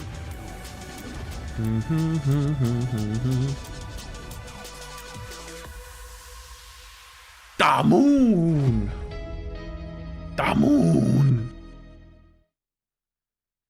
The moon.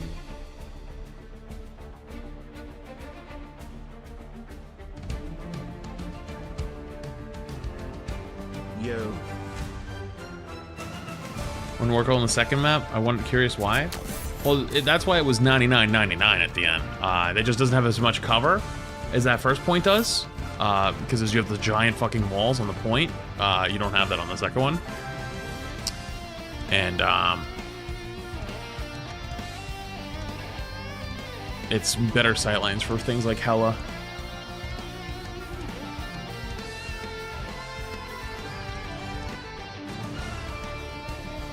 The Rivals category on Twitch is at 101k viewers for some reason. Oh, because I'm here.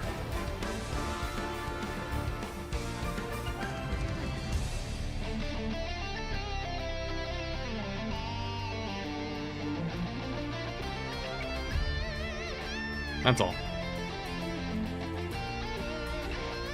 The CFO showed up.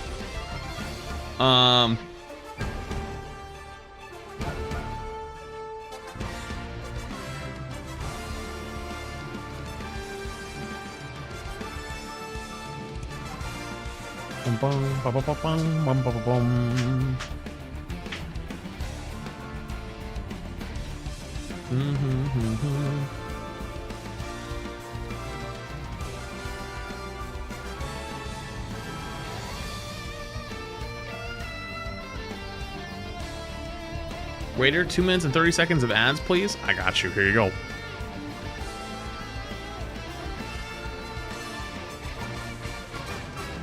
Ask and you shall receive.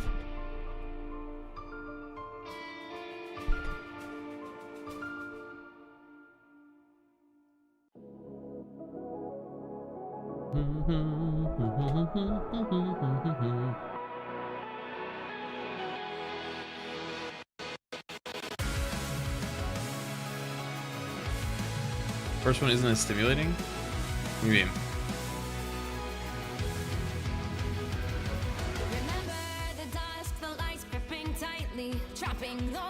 Oh, it's 3 minutes. Am I getting charged for the extra 30 seconds? Nah, it's on the house.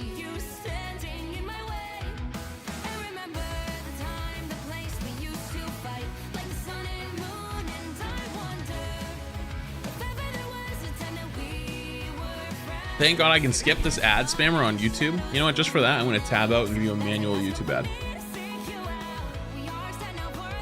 Enjoy.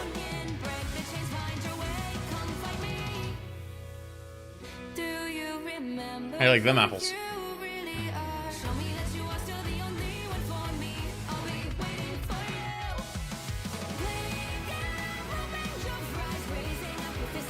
Yo, Astro Games with the tier 3.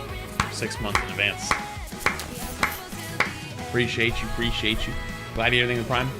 Rendier, thank you for the fresh tier 1. Appreciate you as well. Thank you.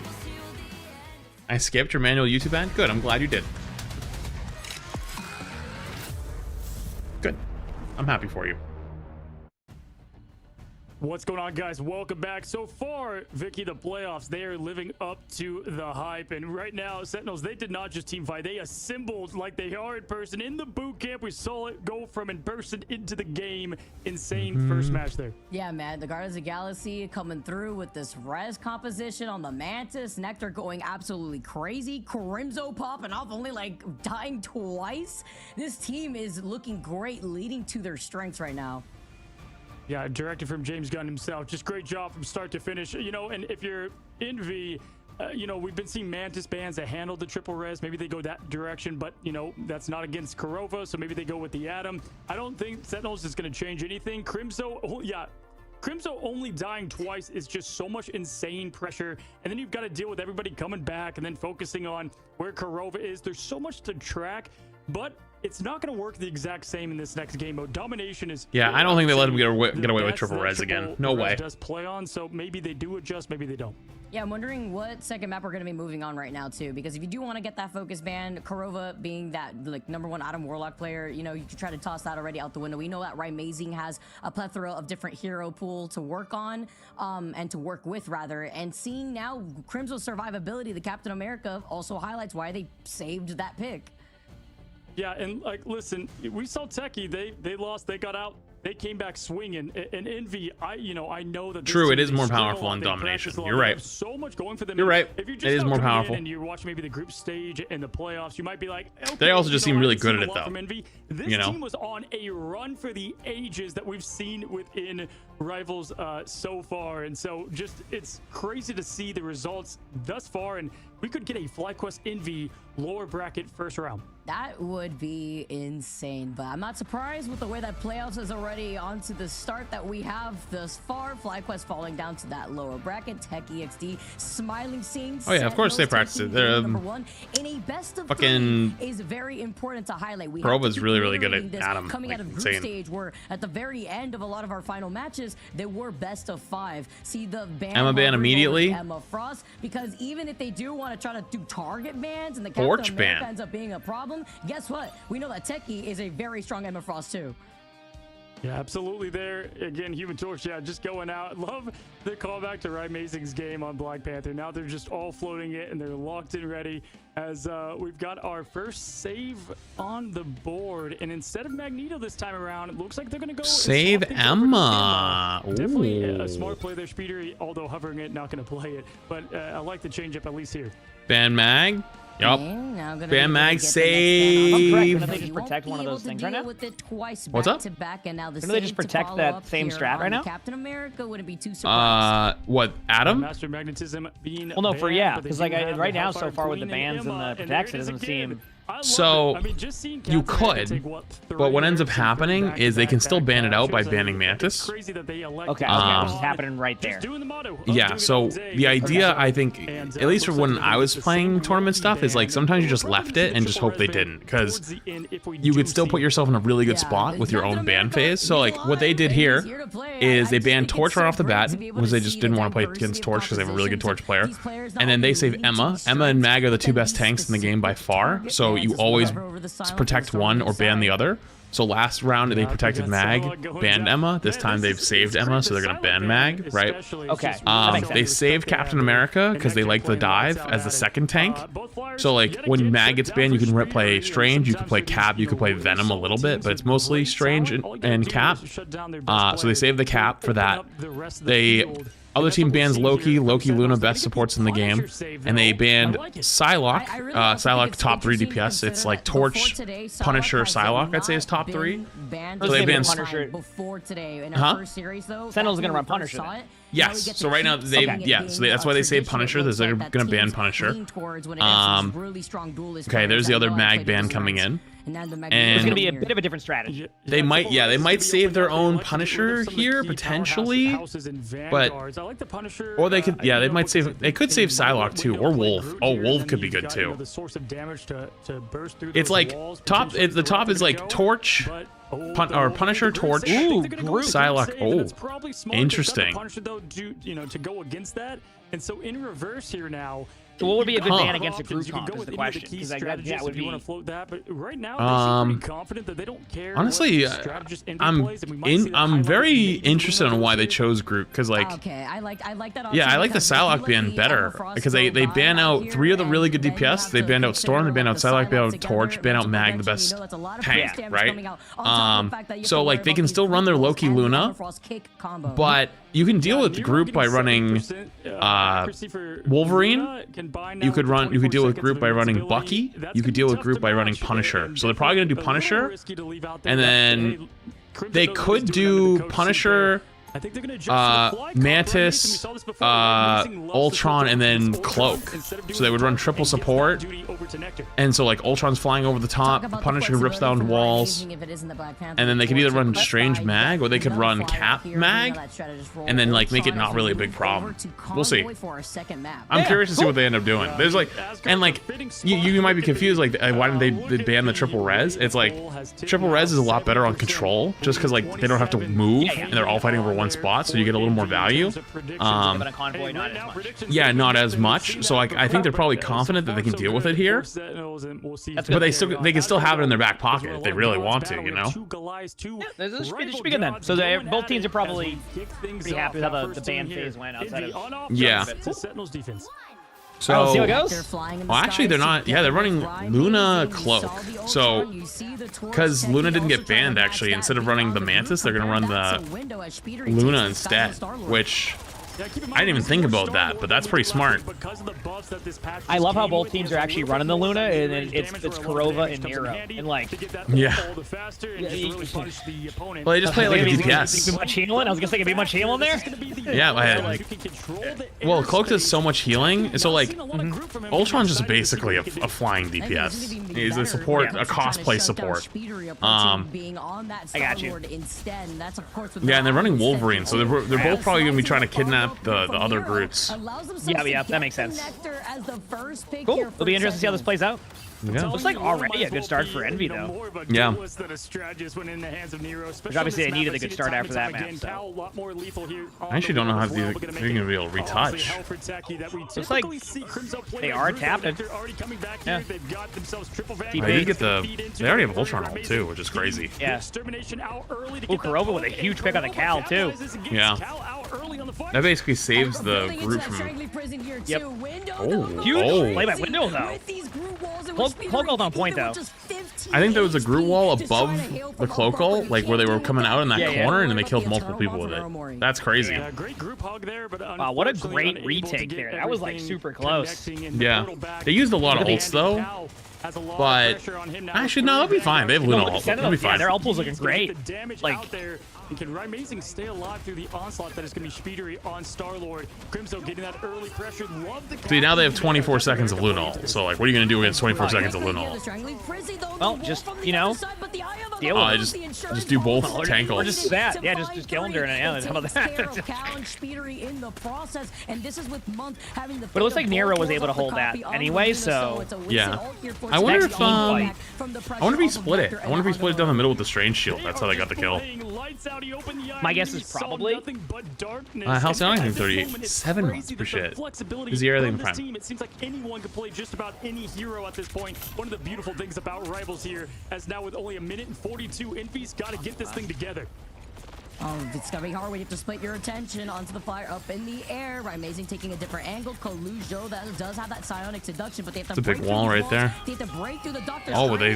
As I said, those are going aggro, yeah. Oh, they're walking in with it. Wow. Look at Sentinel's ultimates. They've already built up a lot of their pool now, so it's like going to be able to like just basically be even here, 50-50 on the ults. Yeah, and they have Ultron ult, and then they had Cloak ult too, so like they just stack it. Nectar's good. Oh yeah. They provide enough of that output here to deal with Cal, and now you have to worry about the heavens because Speedery good ult here though. There you go. From right above that should be this point. I don't think they. I think they'll make it back. Look where Crimso is. Okay. You see him? Do you see him running on the side over there? Yeah. He might be able to make it back. Can the rest of the team? They have Strange ult. Just trying to line it up. I don't think they can touch. They're not gonna go for it. Yeah, because they used the TP early, right? So it's like. Yeah. Oh, they actually even swapped off the Strange. They just said screw it, going back. Yeah, Peter Quill like, all right, that's what I thought here. Steve Rogers got to back away real quick while we control. Makes sense to me, maybe for second with all the high ground here. Yeah. Well, Nectar was on the Strange, so because he TP'd back, so just go back over to the DPS. That's one of the cool parts about that flexibility. You can kind of just like swap around and go whatever. Coming up. This is going to be a huge team fight win if they can grab it. It's going to be 2 fights minimum here to get around the corner. And here comes, and they're opening it up. Kalush with the emo ult, but the Supernova's out, Vicky. Good cover. Just so much damage. I love their playstyle. They're very aggressive. You can tell Sentinels do not want to give them too much space. Here with the Luna Snow. Well, that's the other thing is like, especially in these triple support comps, you almost always support ult with a DPS ult, and you just walk. Yep. Yeah, which makes sense. Because you get them so fast, it's just like, you know, get full value out of the DPS ult. Yep. It's always my philosophy, and when you have like really quick ultimates, you just why not just send them a lot of the time? Yeah. They can just lap you on ultimates if you just sit there and save them. Mm-hmm. Yeah, I'm not surprised to see Sentinels playing like this. Like, it's just a very aggressive style, and like, just even knowing how like Envy is. Damn, they saved him. That brawl. Yeah, like, yeah. But they have the delay now as Nero also has the fate of full forge just to start with this oh, what a and that's going to be the counter to the legendary from the sky. Bless you. Speedery, rather, a lot of ultimates on point. This is one of these is just a lot of ults. Good luck everyone. Yeah, everyone's pressing Q on point. Keeping everybody up. Techie does fall. Supernova is trying to go up but out. Here we go. They already have another torch ult too. Just keep grabbing them. But as long as they die point, they should be fine. Yeah. Did someone call for a fly swatter? I mean, I know it's the summer, but Cal coming in and the follows from Monk to get that final blow. All right, Envy gets that, but about a minute 10 here, so.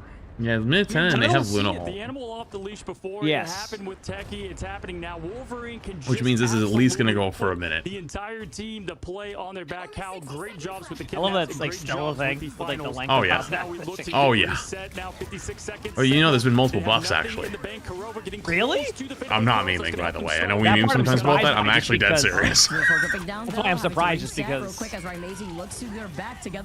know, that ultimate's been very, very good for. Yes. To keep everyone from Sentinels alive. Oh, here we go. It's a big ult, but charge your ults. Yep. Oh, that's a big kill. That is a good play. That's what I mean by how it's basically like a cosplayed DPS. Yeah, everyone just uses it as like an aggressive run at them ult. Yeah. I think that's. I mean, they found Cal early here too, so if they can get Cal, I mean, I imagine they're gonna have to. They have to TP, right? Yeah. But I don't even know if they have a way to. The only one I can think of is maybe Crimzo could boop him away with it, with his ult, but I don't think he's. It's not worth. They're definitely going making for. the TP happen. That's for sure. Oh, I didn't make it. Or that just happens too. Honestly, that's kind of on them making him TP because he was the last person to spawn. Yeah, so you gotta just have somebody. Someone else had to take that. I think it was supposed to be Cal, but they spotted Cal. Well, Cal was still. Oh no, I mean the Strange TP, like swapping to Strange. Oh yeah. Like have somebody else take it over if you can. But he's stuck in the. Yeah. Yeah, there was a lot of times though that they either were way, I mean, that was just a good. If they didn't find Cal there, that's probably a way different scenario. So I feel like combine that together with but they caught him out really early. Two kidnaps that we basically saw. That's the playmaking ability. But yeah, the prize pool? 3 million. I mean, obviously they have a good attack here, but like. Yeah, they look good. Yeah, they're looking really good so far. They might just do the 3-3 spawn hold. This is so well, people in this game have figured out how to do the 3-3 spawn hold, just like back in the day, and you teleport back right away, like after you lose the first fight, and you have ults, and you just sit there and you just don't move as long as you can. Well, the reason why that strategy is always so viable is because like you basically just kill time. So much time. Yeah, it's just a time builder, and like you just stack ults. Grab anything the prime, appreciate it. $1,000 prize for first place. Get $70,000 and second place is here with $35,000. That's literally a $35,000 money match. It's so much on the line here, and this is a best of 3 to start off our playoffs. Yeah, I mean, Nectar just server admin at the moment. Absolute crazy. Monk doing a great job down there in terms of both the damage and the healing as we exit and zoom out from a statue and onto the battlefield. Vicky, oh, the grab. Oh, he missed. Oh, that's really bad. Sentinels now got to kind of clear their space right in front of them. They could taste. That's one of the best ways to break it. You just get a good grab early on and just take someone away, but you're probably going to be struggling now for a bit. Gets that 1 KO just to start things up. Lugi's able to get the pick, so. Yeah, showing off those diamond forms and how it can carry hard as now Techie getting eliminated. Back to the spawn doors. Team having to reset. Great opening and confidence here from They're staggering a bit. I know it's like early, but sometimes that can add up over time. Go harder when you have the Captain America. Well, they haven't had the chance. Wolverine just got to come out again and look for another grab. Trying to grab somebody, yeah. Probably going to come from the top or something, maybe. To hold the front line to control some of that space. Would make sense. Yeah, the first strategies on the last point there looked like a Talu trying to pilot this team using. Oh yeah, so they're actually they send 3 to the flank and then they flank. Yeah, they're so low in there too. Look at this. Everybody in the room. This is not. Oh yeah. Well, fighting for their life. The copy though. Wait, big brutal. Yeah, that was huge. From window right behind them after seeing that they needed help. Already a minute 15 off the clock. Yup. I actually realized they don't have the Wolverine anymore. They just hard swapped off it. So I don't actually know how they're gonna grab them. They kind of have to get kills on this Ultron. Yep. Yeah, that's a big one. Yep. And then Cloak and Dagger out. And then, yeah. See, yeah, but this is it. You know, they've already killed 2 minutes. Now they're gonna TP back. They'll probably kill another minute. And even though why does it seem huge, even just using 2 ultimates to have to get out of there is a part of the plan. all those ultimates, just really the Ultron and the Cloak. Now Kaluj just made the swap, and that's going to be the TP. Yeah, full belief, full control. Great job there, getting the first bit of the point. But man, 2 minutes now remaining. We've got the portal back, potentially the run back, and this is going to be a tough fight here. But Sentinels have everything they need here. They're going to go maybe instantly into the group hug of Groot. It is, and together with the Supernova, Nectar rains down. All the that is a lot of damage, and a lot of people staying alive during that damage. Yeah. Let's see which one lasts longer as the headliner, Vicky. I was gonna say, gonna Captain America here in a second. Because Nero's taking so much damage from Nectar right there too. Okay, so no one has ultimates on Sentinels, and Envy has 3 ultimates. Instead, it is this time though, it's not in the form of Fate of Both Worlds. It's with the Extermination here on the other side as the follow-up here, rather from Speedery. Looking at Monk, who still has that copy available. Looking at Sentinels, and now they're gonna be able to try to stay alive. All right, back to the spawn doors. Such an interesting fight right here. They banned it against Speedery, but Nectar is doing a great job. This has been a great hold by Envy so far. And this is what I mean by, like, this is the style that Envy likes to play in general. Yeah. They like to stack, they like to brawl, they like to be in front of you. The players, this is a really early ult. Oh, wow. Wow, they saw the early ult and just W keyed in. Holy. Yeah, trade and backlines. That's the way to do it. Flanking angles with the Extermination, you force up these lamps, but now you have no sustainability with. I mean, it's not a one-team fight now. If Sentinels don't win this team fight, it's just going to the next map. I mean, they give her Amazing that permission to be that DPS Ultron, but yeah, in situations like that, you definitely need a little bit more backline protection there. Looking at the ults, everything's ready for both teams. We've got triple tank on the side of Envy. The follow-up there, really not a lot of damage, just more sustained with this team. They don't have a pure duelist there to keep things going, but there's the Supernova. But they have to get a kill right here on their backline. I know, they're kind of like, they're split, so they might have an opportunity here. They did what they wanted to do, but they're getting counter-ulted again. They've got double Luna ult, it's just really tough. They still have cloak ult here too, like so you can kind of lead in with it if you need to. It's the matchup between Crimzo and Cal, and Monk is about to there it is. Use that to go in, be aggressive. They got to pick on the Moth. They're definitely gonna get. No, the cart's not moving though. Yep. And at this point, that's a big stall. There's gonna be one more fight for this though, Vicky. But they can't find Cal because they can't get off the point. Overtime taking away as the They get another fight. I think Kaluj can get back here with a good ultimate. They have Luna ult. Luna ult. Well, technically it's Loki ult, but you know what I mean. Loki ult copy. You just go. Trying to block everything. They pop it now. They kill for the copy. They're just gonna go straight to point. Oh, they get one. That is big. They got him. Cal just fell over. Yeah. They almost got Nectar there, but managed to heal out. Strange ult right here on their backline. They do have Bucky ult. Oh, can they even survive? Oh, there it is. I think they were trying to save ult. Oh, there it is. Oh my, the hold happened. Yeah, they strange ulted the Bucky ult. That's crazy. What a match. I mean, at first it was looking like that was just going to be a good, what a play. Yeah. Third map. Let's go. Couldn't ask for a better start to these series. We're into it now as Envy get a great win off, and this is going to I'll be back with Sam. I'm gonna go grab a water. I'll be back. All right, yeah, take your time. We're out here for a ride. I expect nothing. That Capel was very clutch. Envy looked really, really good. Envy actually looked really, really good. Between Sentinels and Envy. Raiden Lord being prime. Courage, gotta give him credit. All 3 Vanguards, 1-1. Who needs a duelist? Everybody's locking. Who needs a duelist? Well, here with Envy, they're gonna wait a minute, where have I heard that before? It's crazy that they were able to get the eliminations with no key combo, no key damage output. Looking at it, look at Window's performance, Vic. Dude, 3 Vanguards, 3 support, Window with the group. Where have I heard that before? 4,000, 7 final hits, like the 52,000 damage blocked. I mean. Window again. I've seen this man pump out some crazy stats on Groot and the flexibility.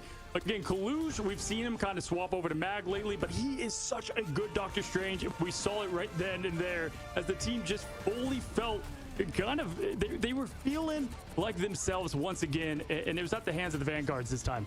And this is with swaps, right? Because I believe we saw Speedery originally roll out with the big old goats. as you can see right here, and then making that swap over to the Ultron after they also adjusted. Had Cal on big old America, goats. They had the Doctor Strange window obviously rolling out with the Groot, but this is a and the DPS disguise as a support on the fly just to try to readjust midway through trying to recontest. Yeah, we got Cal, like Captain America. Like, it definitely wasn't probably in the game plan, but, you know, I got to give it to Envy when they did get out of the group stage. It looks like they definitely tried to go back. That was a and big come up with some new comps and new strategies. And my gosh, look at that beautiful Hagamoto there from Kaluj. But yeah, got to hand it to the team here. Definitely got creative to put up a nice counter. And if you're Sentinels, we just saw this in the grand finals. The team is all together, but we just saw the reverse sweep happen, right? We've seen teams come back against them. They come out with great momentum, and then it can go right back to them as we look at the MVP. The Speedery show indeed 22 KOs there, 26.4k damage output here too. But Speedery even flexing over to the Ultron, understanding what the game plan needed to change. Kaluj had done something similar. We saw the Emma Frost originally before swapping over to the Doctor Strange just to re-engage, boost up that Eye of Agamotto. Beautiful follow-ups here, allowing Speedery to shine. And I also feel like making those adjustments, this is what I love about Marvel Rivals. Making these changes to then recontest, having the time to recontest. All these little things, they work together to make this work in your favor. Now we get to go the distance for a Game 3. Yeah, I mean, that top play, that's when coaches come in handy. That's when really just the experience does. And, you know, we talked to Tech and they're like, we didn't think we would win, and we did. These teams, they expect to win, right? And you know that they want to make land so bad. And so both these teams just leaving it all out there. The ride in the upper bracket certainly a bit easier than the lower, especially when your opponents can be FlyQuest techie in the upper. But hey, they're no slag off either. We saw what they can put out today. All I know is match 3. This is what you want in the playoffs. You guys aren't going anywhere, let's face it. But we're going to take a quick break to reset, reload. We're going to see you in just a second.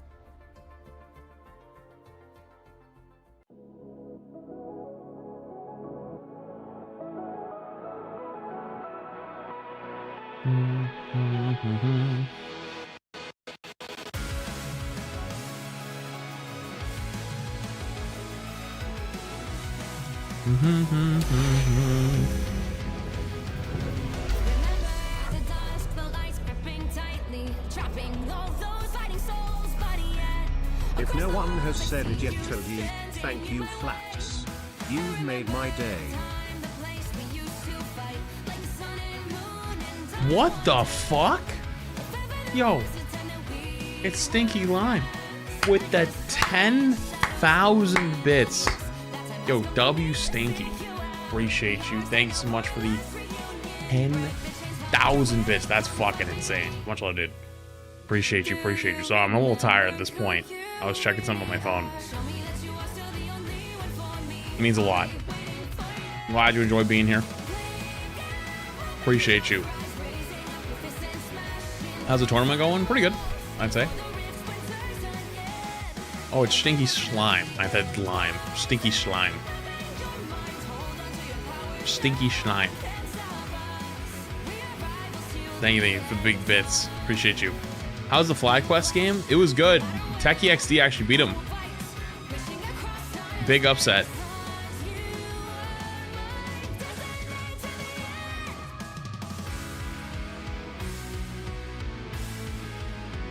Yo, Dragon thing to get subbed to Stinky Slime.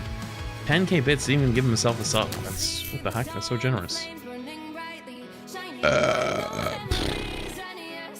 What's up, dude? Mr. Flabtastic. That's a hell of a name. Thank you for the Prime. Appreciate you.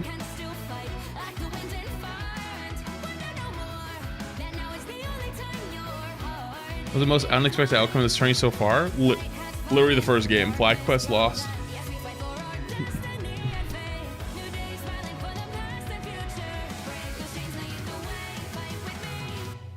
Fight with me.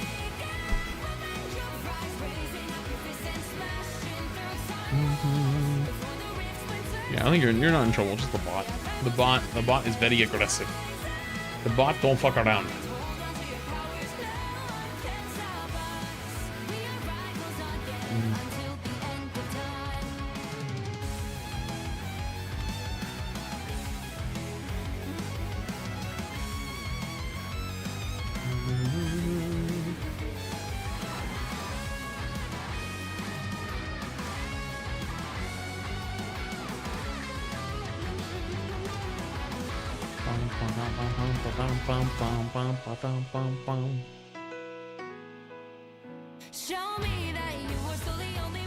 Rivals.com says I unbounded my Twitch, but the app says I'm still connected. I'm confused.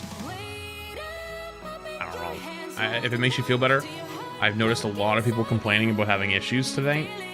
I don't know if it's a Twitch issue or what.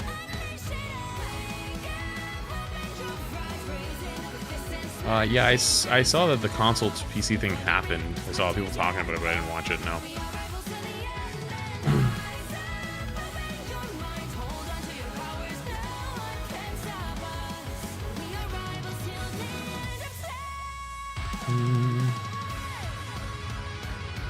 When are they gonna do Dr. Pepper drops? I'll quit immediately. I will immediately retire.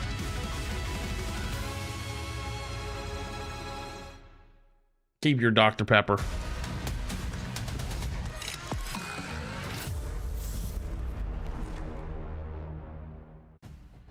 What's going on, guys, and welcome back. I mean, to open rolled up the by the bot, unlucky. 2-1 matches, and this is exactly what I expected to see here because of how good and how these teams are and how small that's tough. The errors between them are. That is tough. Personally, what I saw there is one team in Envy able to adjust well mid-match, whereas Sentinels, they really go into the match with a great battle plan, but a little bit tougher to get things going mid-match. And the MVP touch from Cal too, like on that Captain America, just allowed a whole re-engagement too. So that was insane in terms of the timing. It was like a 0.3 meter touch, and that is what completely just changed the course right now. Your M key doesn't work. Do you have to like copy and paste M to make it work? Then that's hilarious. Said this last time, both teams second week thing is 300 bits to get it out of them, and they allowed triple res this time around. And it's just not as big of a threat, right? Because it's just different on the game mode. And yet again, we head into Central Park, kind of a bit of a mirror for the maps that we've seen so far, but this one always just has so much stakes. What did Dr. Pepper do to you? Exist.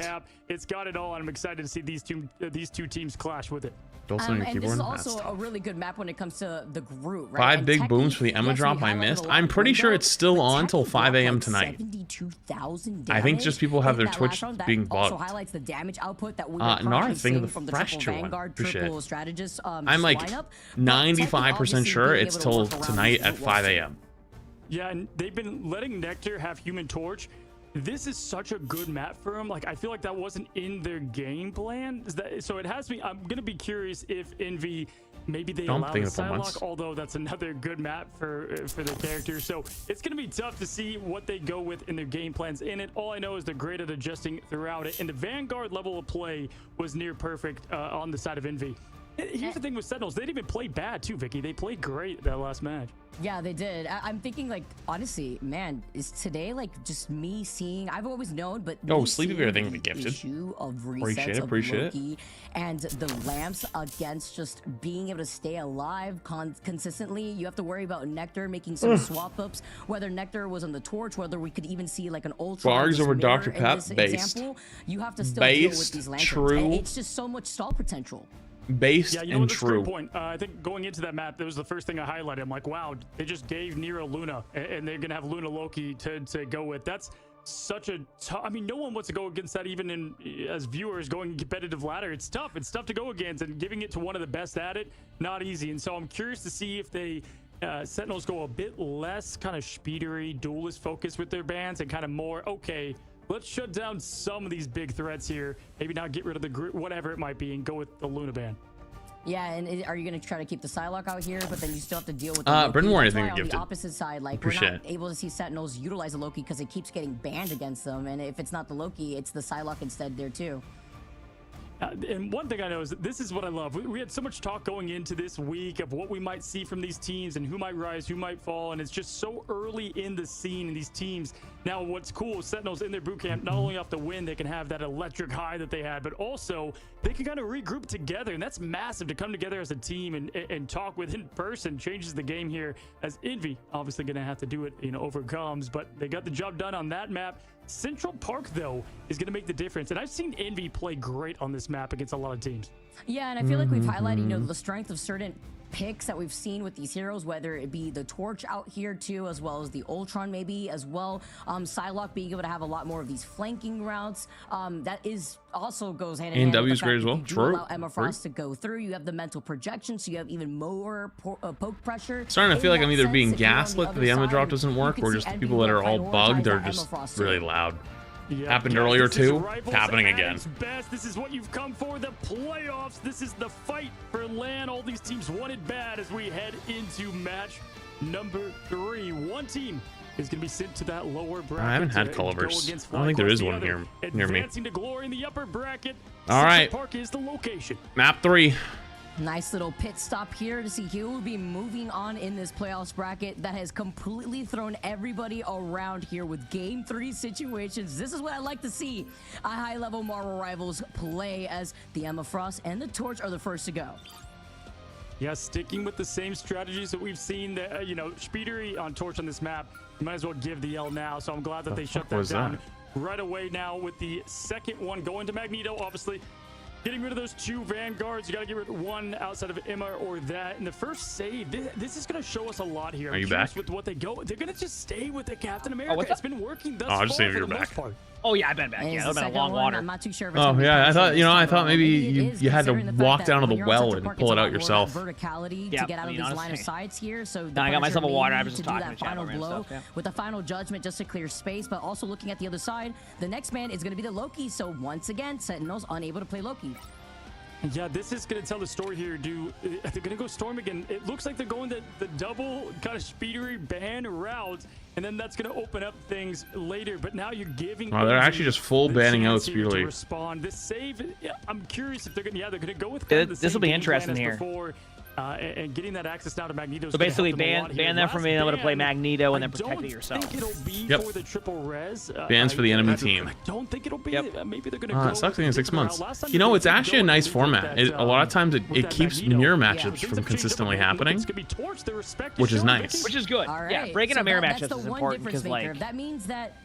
It can get very, if you start seeing the same thing over and over again, it can be like, since it was the Torch that was prioritized, no doubt about it, as the Groot is going to be the next protector, and this is what I was expecting, especially in that first point when you're trying to hold it down. Psylocke now? To allow so much separation and damage output and pressure when it comes to trying to isolate your I'm thinking they might ban Psylocke, might ban Punisher.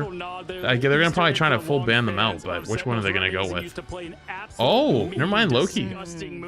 Okay. I mean, he was so good at the hero in season 1. This will be interesting to see. I think it's more of a tip of the cap to Conchu than it is what we're going to see. But hey, with the buff, who knows? Maybe it's a hint for what's to come. But triple res is going to be left on the table, and it looks like we're getting just that, Vicky.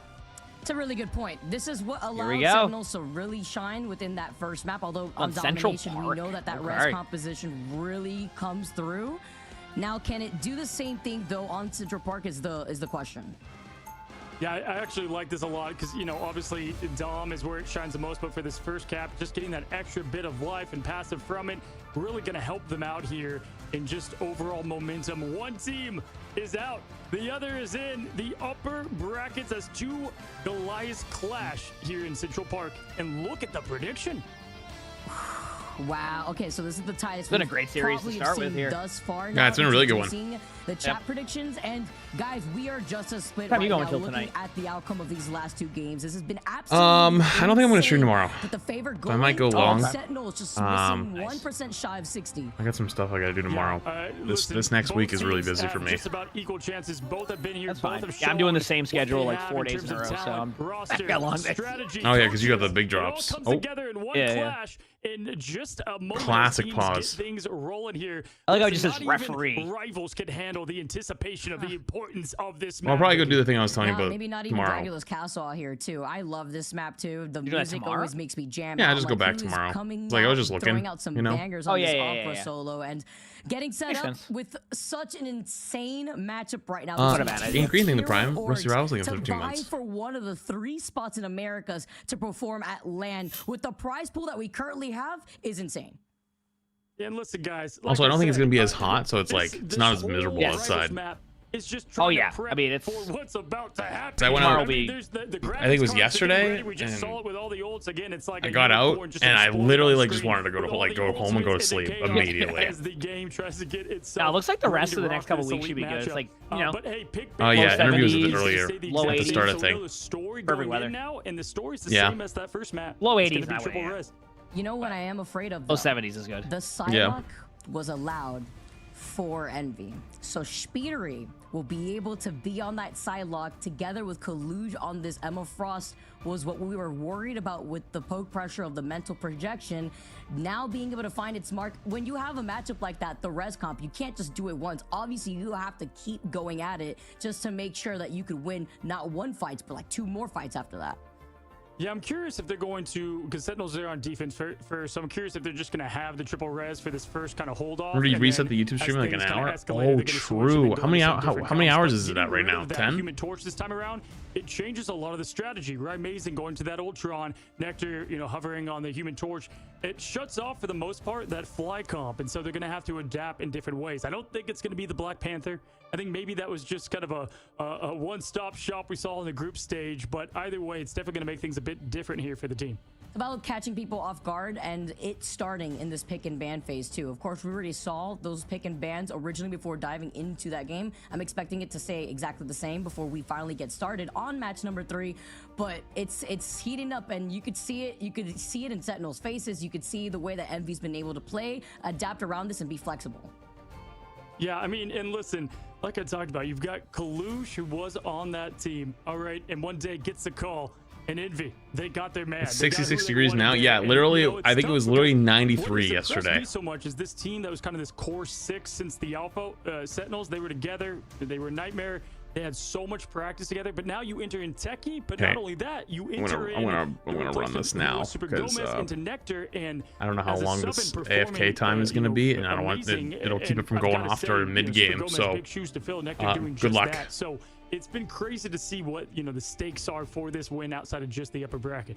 And Nectar, they've been really good too at just trying to not only adapt around the different comps that they got to throw around, whether it be on the Star-Lord and having to perform like you highlighted in that first game, but also just being the shoe-in that they need. If they need him to flex over to something else, they're right there to do so. And seeing together with the fact that we are going to be playing at Central Park, more of those closer range alleyways to try to approach to that point, that is going to allow a lot of things to happen. And of course, that's why you're seeing the Torch. They're in a pause right now. Playing against Torch in this map, it always feels like you yourself are in the microwave. Well, he's the ultimate pressure cooker, right? Outside of just a microwave, also just a pressure cooker in the Why? sense We don't know. This first point, you're really able to push forward. We saw that with Techie, right? They just something happened. Held W the whole time, and they got that point so fast. That's how it always goes. It's when you start to kind of stagger and stall, and both teams get their ultimates, where it makes it a lot more tough to get that point capped. And so I expect Envy to come out here just, guns a-blazing. They won't be able to blaze in the sky. They were Speedery's Human Torch, but they have a lot of other things in their toolbox. Don't you think about 18 months? Appreciate it. Over to the Storm, them like using a ban against the Storm against Speedery when we know Speedery has other options. Combine that with Cal, who will come out probably on the Punisher if you expect to fly around even with Star-Lord up in the skies and putting the pressure. Jesus. Then you would have to waste like a mag bubble. Real, Thing 5. Dude, my AC was losing yesterday. The AC in my house was literally losing to nature. And then the final judgment comes out. Burst of the bubble is able to burst the Star-Lord ult. So that's probably going to be the retaliation because we didn't see a Punisher ult for Envy to worry about. Yeah, and you know what? Kind of like with Techie, how we saw Tap open up Avery's play and then Avery popped off. We got to see that from Cal if Envy does want to get the job done here. What they did so great, and it's funny, same map, so we can talk about it situation for situation. What they did great is they eliminated some of the best strategists in the game in Cooper. You sat in truck? Well, no, I went out for the day, but Cooper and Zealous, they got rid of them. It was so much nicer in there than it was inside. And they're going to have to do the exact same thing to the insane duo, the deadly duo of Karova and Aramori. Are they restarting the map? So if one team's gone, our voices are definitely gone after today, Vicky, as we head into Central Park. I didn't think I said get ready, buckle up, because for real, not only are we out for a ride, but so are our vocal cords. But that's how you know you got some. They may be restarting the map to cast. We got some 2 good series already to kick off the playoffs here in the Americas. Game number 3 for our second series, and again, that's just halfway through the day already. I can't believe we're only halfway through this thing here, and we are ready to go. The teams are locked and loaded. Okay, here we go. And, yeah, they restarted. Now, Envy. I wonder if that pause was because like the server, if it crashed, they had to redo the bans. They might have to redo ban. That has happened. Yeah, they probably told the casters, all right, time to fill some time. Yeah, they just like they have to. They're required to choose the same bands and then just go through that. Someone hexed it up on accident. Yeah. Gotta do it again. Oh, they already got it too. I was gonna say, good start for Sentinels. They got a really good start. Losing out on Corova though, Crimzo is out here to play. Yeah, and again, what did I say? The pressure cooker on offense, and what can Captain America do best? He absolutely cooks when it comes to the about as good of a start you can ask for. Great job there from Nectar in the follow-up, and just the first point collapsing fast here in Dracula's castle.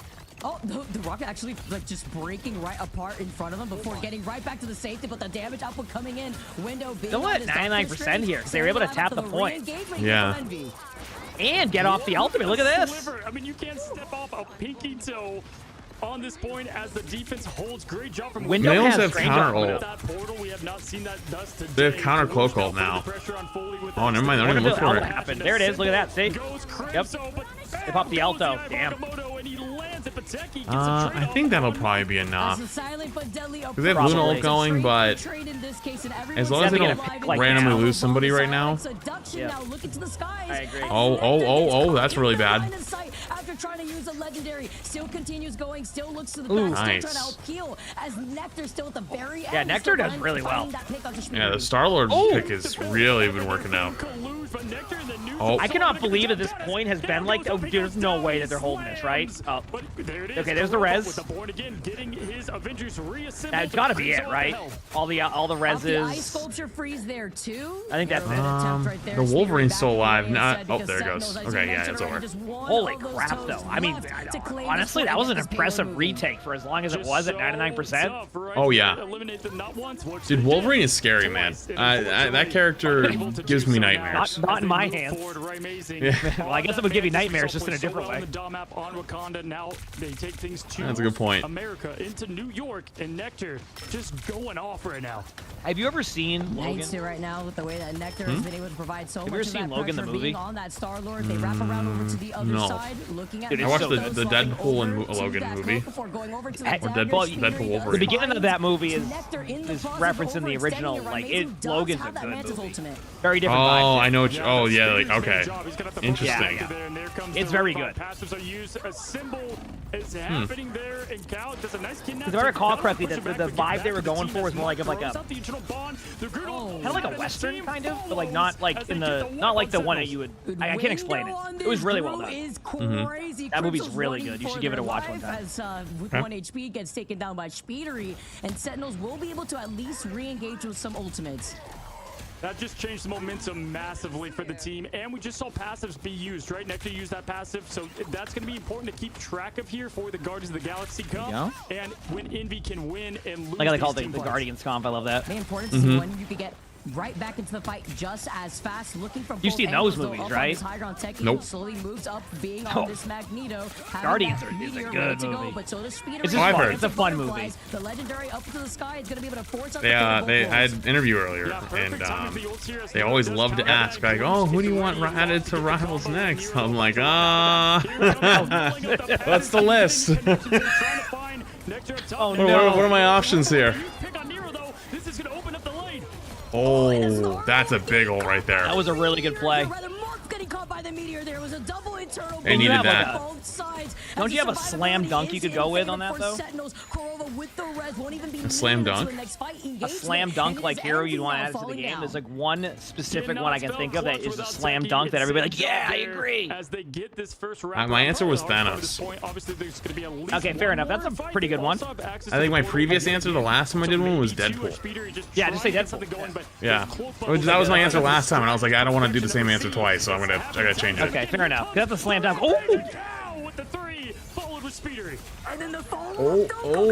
The double heal and the soul bond, they all live, walk back out. They don't have cart going though, guys. Did Howard the Duck? Did they ever like do anything with that? Because I remember he was at the end of one of the movies, but like I don't remember if they actually put him in anything else. Did they Howard the Duck? You don't know Howard the Duck? No. writing Destiny. Dude, next time they do an interview, say Howard the Duck. Speedery's still putting on a show, and Speedery's showing. The people will be Am I like, gonna be politely asked to never come back again, or? No. It's a real character. Saw the res instead of getting overzealous and press the button. Waited for I'm joking. to go in front of their line of sight before pulling the trigger here. As Nectar now with the legendary once again forces out the fate of both worlds. A meteor needs to find its He landed that right there. Oh, big! Oh, he ate it. Able to escape Techie, who's been so pinpoint with those meteors. This has been a clutch performance, defensive-wise, ultimate-wise. Cal is going off. That was the missing puzzle piece we said that could carry this game and win. Kalu's trading Speedery as well. This could be this is That's a lot of ults though. So 47 seconds left. I don't think it's end of the world. The only thing that could be a problem is if the cloak ult gets rolled by a Wolverine ult. Like at the end of it, they pick her up and throw her out of the ult. That could be kind of spooky. Or Cal has yet another ult that the Kalush does it too. They could combo it and like pull them out of the ult. Not want to be caught in it with everything on the line. This is I was gonna say this is gonna be the major play, is the ultimate. Yep. Well, they're gonna try to pull them out of it, I think. That would make sense. You get them out of the ult and just go for a kill. Yep. Yeah, get them as far out of it as they can, and then look for a Wolverine ult out of it. Maybe. Because there it is. Yeah, they got one. Yep. Got one, but get two. And oh, imagine. Oh my goodness. Oh, that just flipped quickly. Yeah. Wow. This is such a good match. DPS who? The assignment gets both Guardians down. Kurova left. That's awesome. Kurova with the 1-2 tap. Now they could all in. They could just all in and like int right here and die, and then be fine. Oh goodness, that was so insane. I think he's already setting up. He's gonna go up top and see if like they're gonna probably all in here, and then able to hang on to this and get the res. Res right here on this corner. I'm setting up for it already. That are ready to lock and load. The worst part in this situation is when you know they're going for that play and there's not much you can do except just try to force it out as early as you can. They all backed away. He's hiding up there. Yep. As all of them have their ults ready to rock. You already know the way that Groot is moving forward. You have this is like a tight corridor. Okay, here it is. They're running it down. They're running it down. Wow. Great job by Envy there to really. There you go. Yeah. Luckily, they didn't really use anything. Yeah, I was gonna say they didn't use much, so it's like. The Star-Lord goes back to push cart. They get it going. Yeah, now there's the buttons. Yep. And the final gear too, with the fate of both worlds, they have to land this Magneto. Oh! The dunk. Up. So there's a guy in OCE named Donald. He plays Magneto, and he hits a lot of his ults, so they call him LeBronald, and it's so funny. That's awesome. It's actually hilarious. That's funny. Oh, they made the touch. I could not tell you what was going on right there for a second. After he went to the TP. That is such a spot to battle at. At least forces us into overtime, but then you have to worry about the dance of butterflies. Oh, the portal's about to be gone. Yeah, I think that might be the hold there. Okay. That is the hold. This is a good match. That's a good strat, like the run it down strat, but like Envy saw it coming, so they just didn't use anything. So they kind of just like fed for nothing. This is an insane game right now. This is really good. Crazy with what we're seeing. I am not surprised, but are you not entertained? The rim was if Envy wins here, the curse continues. And somehow, at the last just a frame, view? I saw the Vanguards up in the The crazy part about all of that is if you circle back to like the 99% where they had like an extra 2 minutes there, that can be make or break them. Oh yeah, for sure. They didn't have time there. So like it's just like that first point, like clutch to even hold it for as long as they did, gives them so much more time bank. Look at that scoreboard. Holy crap. This hero has been banned so many times. The command Speedily is apparently considered like the best Psylocke. I mean, Speedily always been a really good player. Yeah. He's always very good at what he plays. Like he's like very well known. Like for like what he plays, he's really good at. So I'm not surprised. On the other side of that stairwell there, and not only can you find yourself susceptible to an Invisible Woman pushing you off the other side, but you can't ignore what Emma Frost can do. I think they have their each have things that they like. Look at Nero, 73% on Luna, 35k healing. I mean, this is exactly why he was my strategist of the week. Even though they got out the the group stage, what this man can perform. 17 final hits from Speedery. He knows strategy of the understands what he has to do for this team to move forward. Hoop of the day. Sentinels, they look to hold. Got for them here on the other side of this defense this time around. Speedery sticking to the Psylocke. Cow being on this Wolverine. Yeah, I mean, 17 final hits. Steal a little quick kidnap here before trying to jump over onto the other side. This is for money, this is for legacy, this is for lands. Sentinels, they're all together. They're in the boot camp. Can they hold strong here as one, as both teams now starting to form up this old Nectar now about halfway near low to match. Ooh.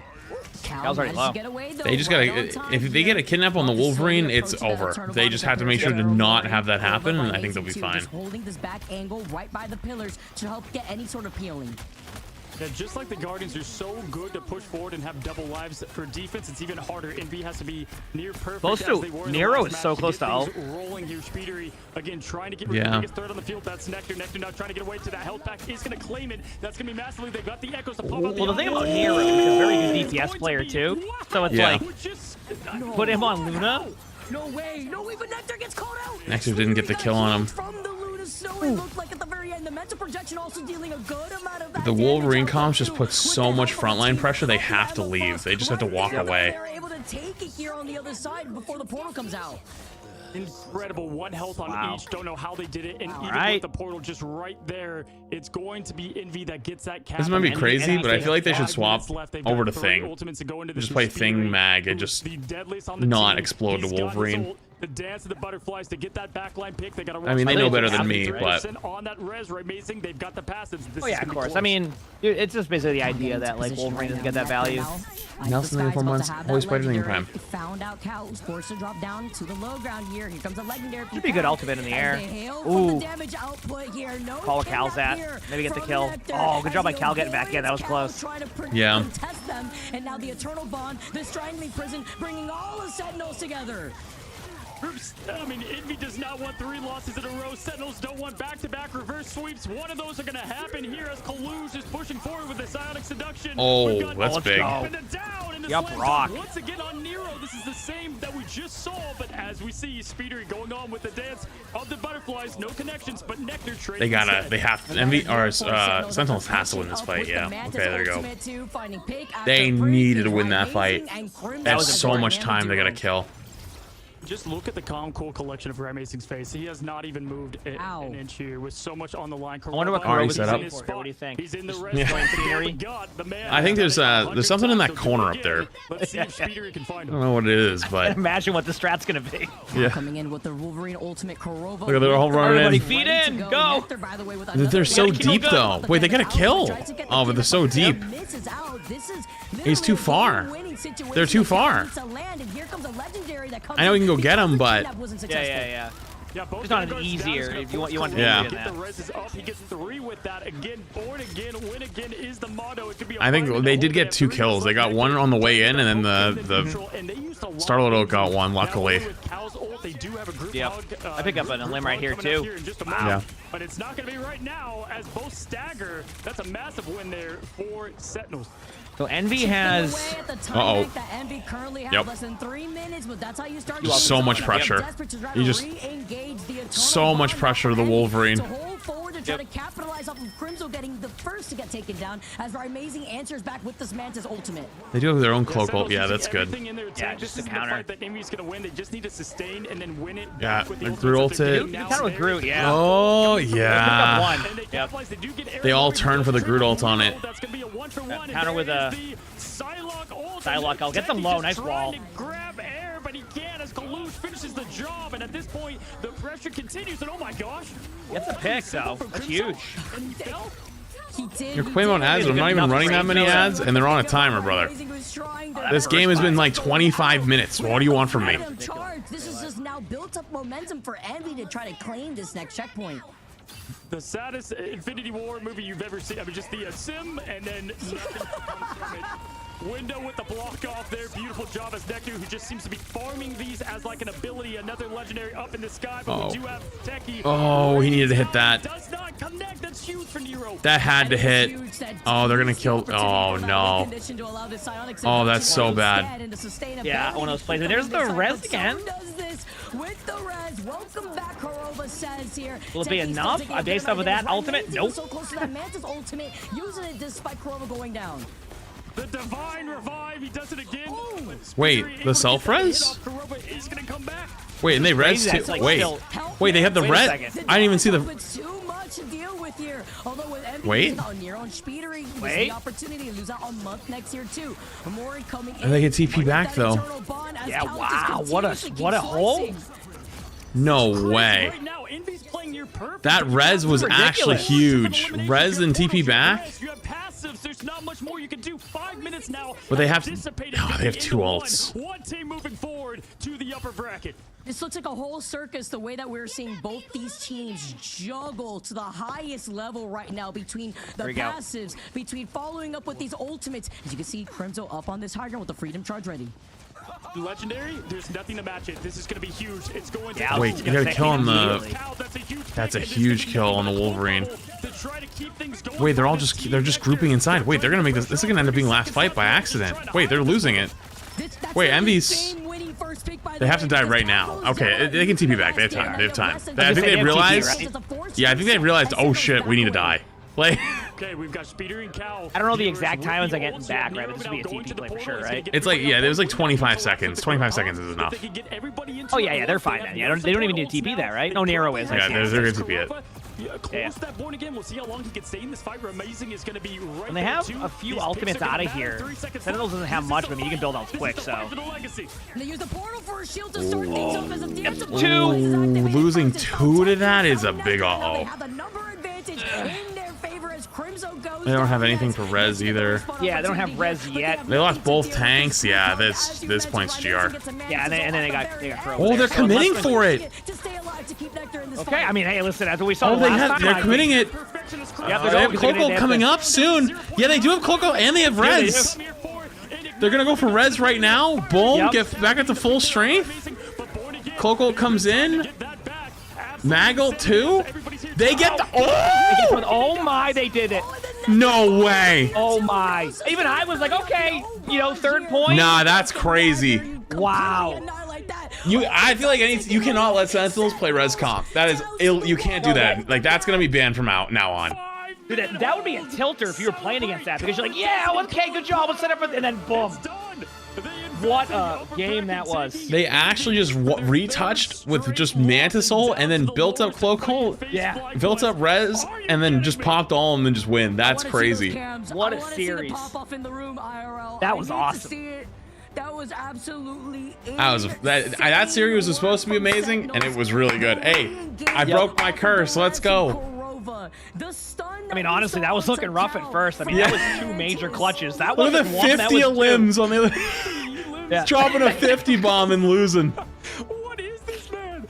Yeah, but look at Nectar's damage. Than what Kevin Feige can put together. True. I've noticed that too. It's been like very, very high output every time. Now, obviously, it depends on you play, but like it's still like crazy. Both teams need to hold their head high, and it's so unfortunate that there had to be a loser in this because that was dang perfection. I'm trying to hold myself back with what I want to say. I mean, that was insane. That was honestly, I feel like I always say this every time you and I come up out here to cast as best map so far, or best match so far in general. But that has to be one of the best Mortal Rivals at the highest level that I've been able to see. I was gonna say that was just a great match. Yeah, that was really good. Played so well, but you can't stop the passives, the reses, and the way you stop it, Vic, is in the ban phase, but they let them have it, right? Like that's. Oh, did you get a chance to see my sponsored post I did for Instagram today? No, what was it? It's so good. That's the one I told that I was working on with Sully and the laptop. Oh, I have to. Even with window blocking out like it is a good one. I told you I gotta literally do that tonight now. Yeah, good luck. To help enable the Mantis and the Mantis ult and I don't even have the thing. Actually, you know what? Hang on. I'm actually give me 2 minutes. I need to go check and see if it's here. I'll be right back. I'm actually gonna take this to get another water. Be back. Chad, I'll be back in 2 minutes. I gotta go check for a package and I gotta pee. I'll be back in 2 seconds. Okay? Yes, you take care of them once, but guess what? You gotta do it all over again. I mean, it's just Kurova had the I mean, this is what you get when you play Adam Warlock non-freaking stop. The guy knows the perfect time for the reses for the clutch plays. Nectar getting that MVP yet again, had it on map 1, now both their wins, but every single person on that team deserves it. I mean, every pixel mattered, every move could have been the one, and they made it. I can't believe it. What a finish after the reverse sweep. Dude, I just can't wait to celebrate with this team. 40k damage. They came out with 17 final hits on top of it all. Yes, we saw a lot of these players falling like flies, by the way. Like, if you see the survivability from both sides, that's the highlight of the res comp. They just come back like an endless wave of zombies, and it's non-stop. The only way I could describe it is like I've seen like in the NFL, it's like one team is just like you think they have everything to win. There's nothing they could have done better to get the result they wanted, and they didn't get it. And the fans are just left, like Envy fans are just like, what else could we have done at that point? Like Envy, they're telling me, what else could we have done? It wasn't enough in Sentinels. They got the job done against one of the best in America to advance. Vicky, it doesn't get better than that. That was so good. Maybe trying to snipe out the Star-Lord in the sky with your Wolverine a lot more consistently, but then, getting pocketed by a Magneto bubble. Like, this was just great play all the way around from both these teams. I knocked an energy drink all over my desk. I was losing. I couldn't believe what I just saw. I mean, my mouse is covered here. Guys, I just talked to her last week on the podcast I run here, and now we've got her again. Aramori is in for the winner's interview, and we get to our first look on the boot camp as we welcome her in. Are you kidding me, Aramori? What the? I barely know where to begin. Me and you, we just... I can't imagine. I can't imagine one of the craziest finishes that we have seen. We've seen you guys put out crazy performances with triple reses before, but that one might have been the king of them all. I mean, how is it with your team being all together for the first time?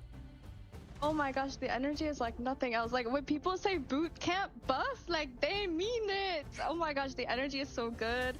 Like, I don't know. I really love my team, and I'm really happy we got to spend this week together. It's really, really cool, and we're improving so quickly. And, if somebody misplays, we can just punch them now. Which is awesome.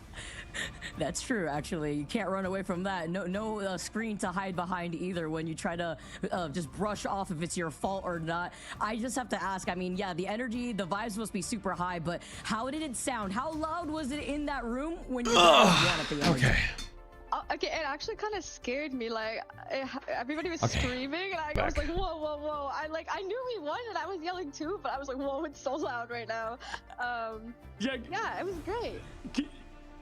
Can you hear it through, the headphones? But then also, it's not like those are doing anything, because I'm sure just the loudness outside of the headphones also, just everything coming at double comms, echoing throughout. I mean, you guys coming off the grand finals, playing so well, unfortunately faced that reverse sweep to come back to this moment. I mean, what was it like? Because you guys got together a couple days ago, right? Like, what have you guys been doing in the meantime just to lock in as this team?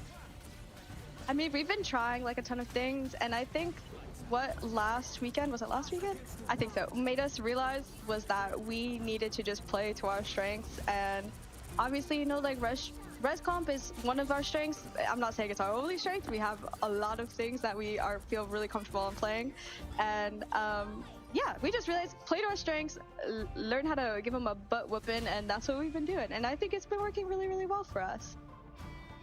Learn how to give him a butt whooping. You guys, didn't have the Atom ban actually towards you guys. It was the Emma Frost, it was the Loki, and it was the Sidelock. So we're seeing a lot more target bans now as we progress through the playoffs. You say that wasn't, your only trick, and without revealing everything else too, after what happened last week, can you walk us through some of the changes that you guys made as a team to help be flexible?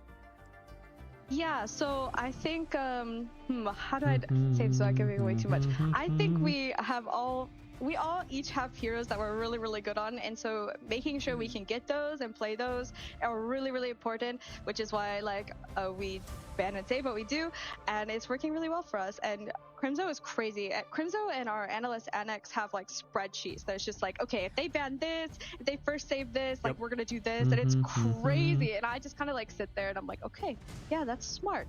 And I hands off the keyboard, like they can handle that. I don't know what's going on with all that. one of the main things I highlighted was just Crimzo at the helm of just that strategy. Yeah, the analysts there, just great job. You guys always feel like you're so prepared to go into each match, right? We see that in sports, certainly in esports has such an advantage going in. One of the things I highlight is, yeah, your team, it was like the triple res team, and then it's like now you guys have so many spreadsheet nerd, I love it. And that has helped y'all just propel yourself to a new level. I've got to know, everybody meets, you know, for the first time. What was the funniest, you know, interaction? What was the I mean, you guys have been playing together almost a year now, if not more. It's give me a peek behind the curtain. What has been some of the funnest things to come out of there?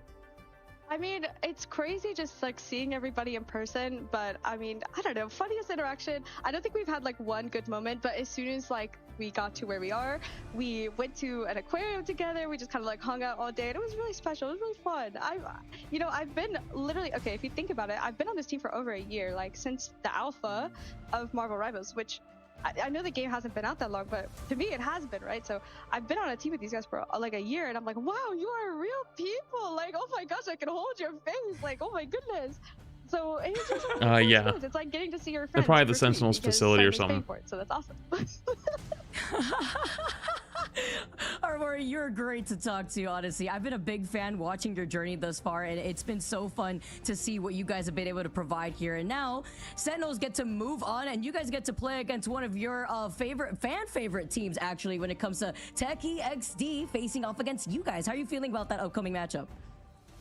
Oh, I think we're super excited. Like, obviously, those guys are good friends with, you know, Techie and I would say, like, Nectar overall.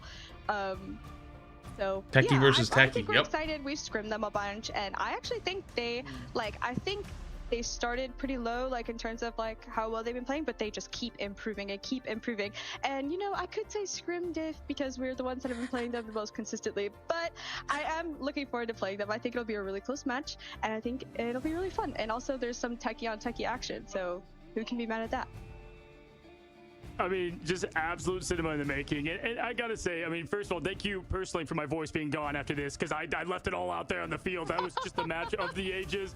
I want you guys to celebrate, party hard, maybe not too hard. You got your next matchup tomorrow, but either way, just so, you know, happy for the team, and give just my the biggest applause to everybody over there. Right, amazing. Korova, Crimzo, the new subs in with Techie and Nectar, and what they've been able to do. Insanity. Go celebrate the win. Thanks so much for coming on here, Maury. Yes, sir. Thank you. Thank you, guys. Bye. Thank you. Awesome. I can't. Incredible job.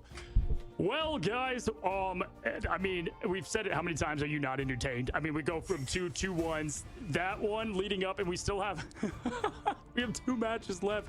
This is insane, Vicky. Are you ready, Cozy? Are you ready? Because we are out here for the gauntlet run. And it's not just us, by the way. Everyone at home sitting on the edge of their seats, doesn't matter what time it is, you don't want to miss out on some Marvel Rivals esport history. Because this is literally for everything. For top 3 spot within LAN. This is for all the money out here with the $250,000 prize pool within Americas. And of course, this is the only best of 3 day, I believe, coming through. And did you guys get anything in the Steam sale today? So more of that upper hand advantage before you get into the best of 5 territory. Yeah, what teams adapt, what teams change, and what can they bring to the table? We've certainly seen that with Techie.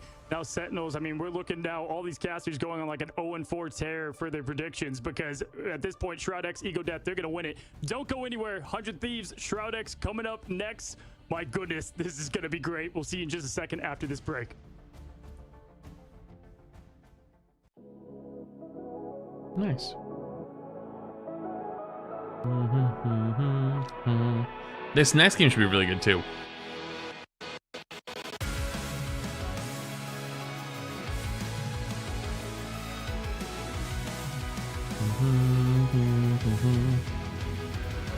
Remember the dusk, the lights gripping tightly, trapping all those fighting souls, but yet across the world I see you standing in my way. And remember the time, the place we used to fight, like the sun and moon, and I wonder if ever there was a time that we were friends. It's GG for Shroud. I mean, 100 Thieves is really good.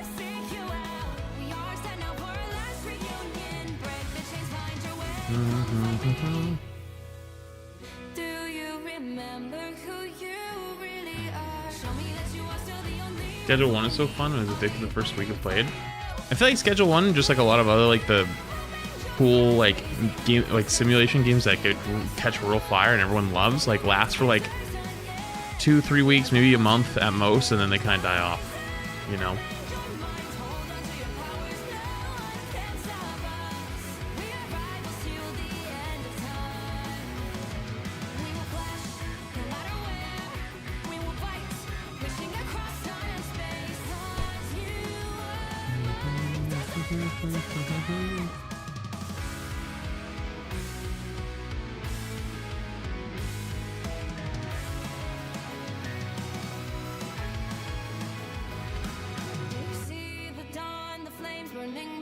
I mean, it was a really close game.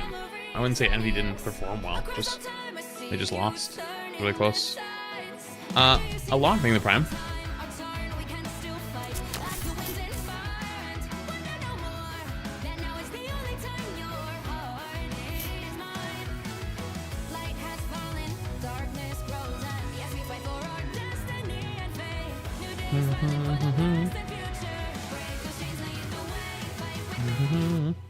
The match is going. The Sentinels Envy one that I just played was really fucking good. This next one should be interesting.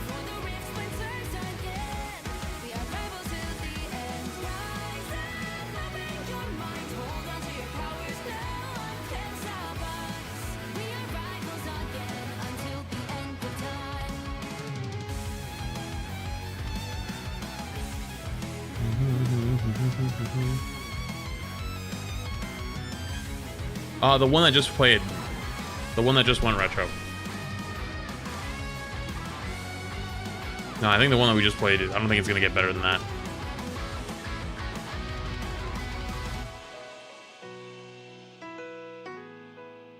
Show me that you are still the only one that matters for me.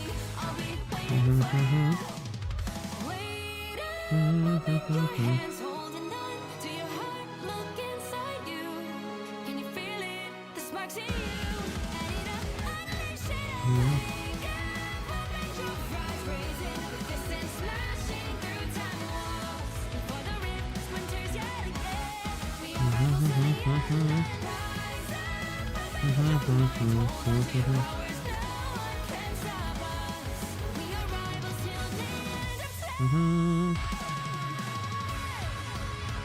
You know, I will say the thing that I love about ads the most is you'll always have like some guy that's always like towing the line of being like saying something too stupid, and then they get slapped with ads, and then all of a sudden they get confident, and then we just clean it up. You know, because it's like, I don't have a great reason to ban you, but you're kind of a fucking shithead, and I don't really want you here anymore, but the ads will always send them over the edge. It's perfect. I don't know what it is, but it's like, it actually is just so good. It works like clockwork. As we have one of America's best in 100 Thieves making it all the way to the grand finals versus ShroudX, who has cleaned it up massively, and look at what they've done. Look, if the Ignite script writers in the back room are working overtime today, they're making up for our first week, Cozy, because I feel like this is going to be another one that could absolutely go the distance between these two teams. Yeah, looking at what they've done so far, guys, this is a little bit shorter of a story there for 100 Thieves, because they got right up there to the grand finals, 2-0ing every team they win against. Unfortunately, though, losing 0-3. So kind of like both Envy and Sentinels, they've got a lot to play for on this one, not to have this happen again. ShroudX, same story. Both teams coming off an 0-3 is going to tell a new story. A lot here for 2 0-3s, goddamn. For what basically slipped through their fingers versus their series against FlyQuest here, but ShroudX having a lot more of the on-hand practice after they have. Wait, how long have I been streaming? Team Nemesis in that lower bracket quarterfinal during the group stages. Let me check.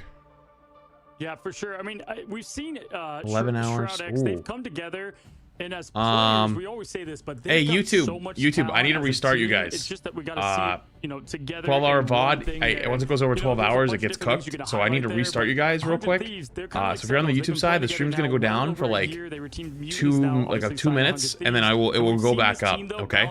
Just like Sentinels, they bounce back to go and win. I'll be right back.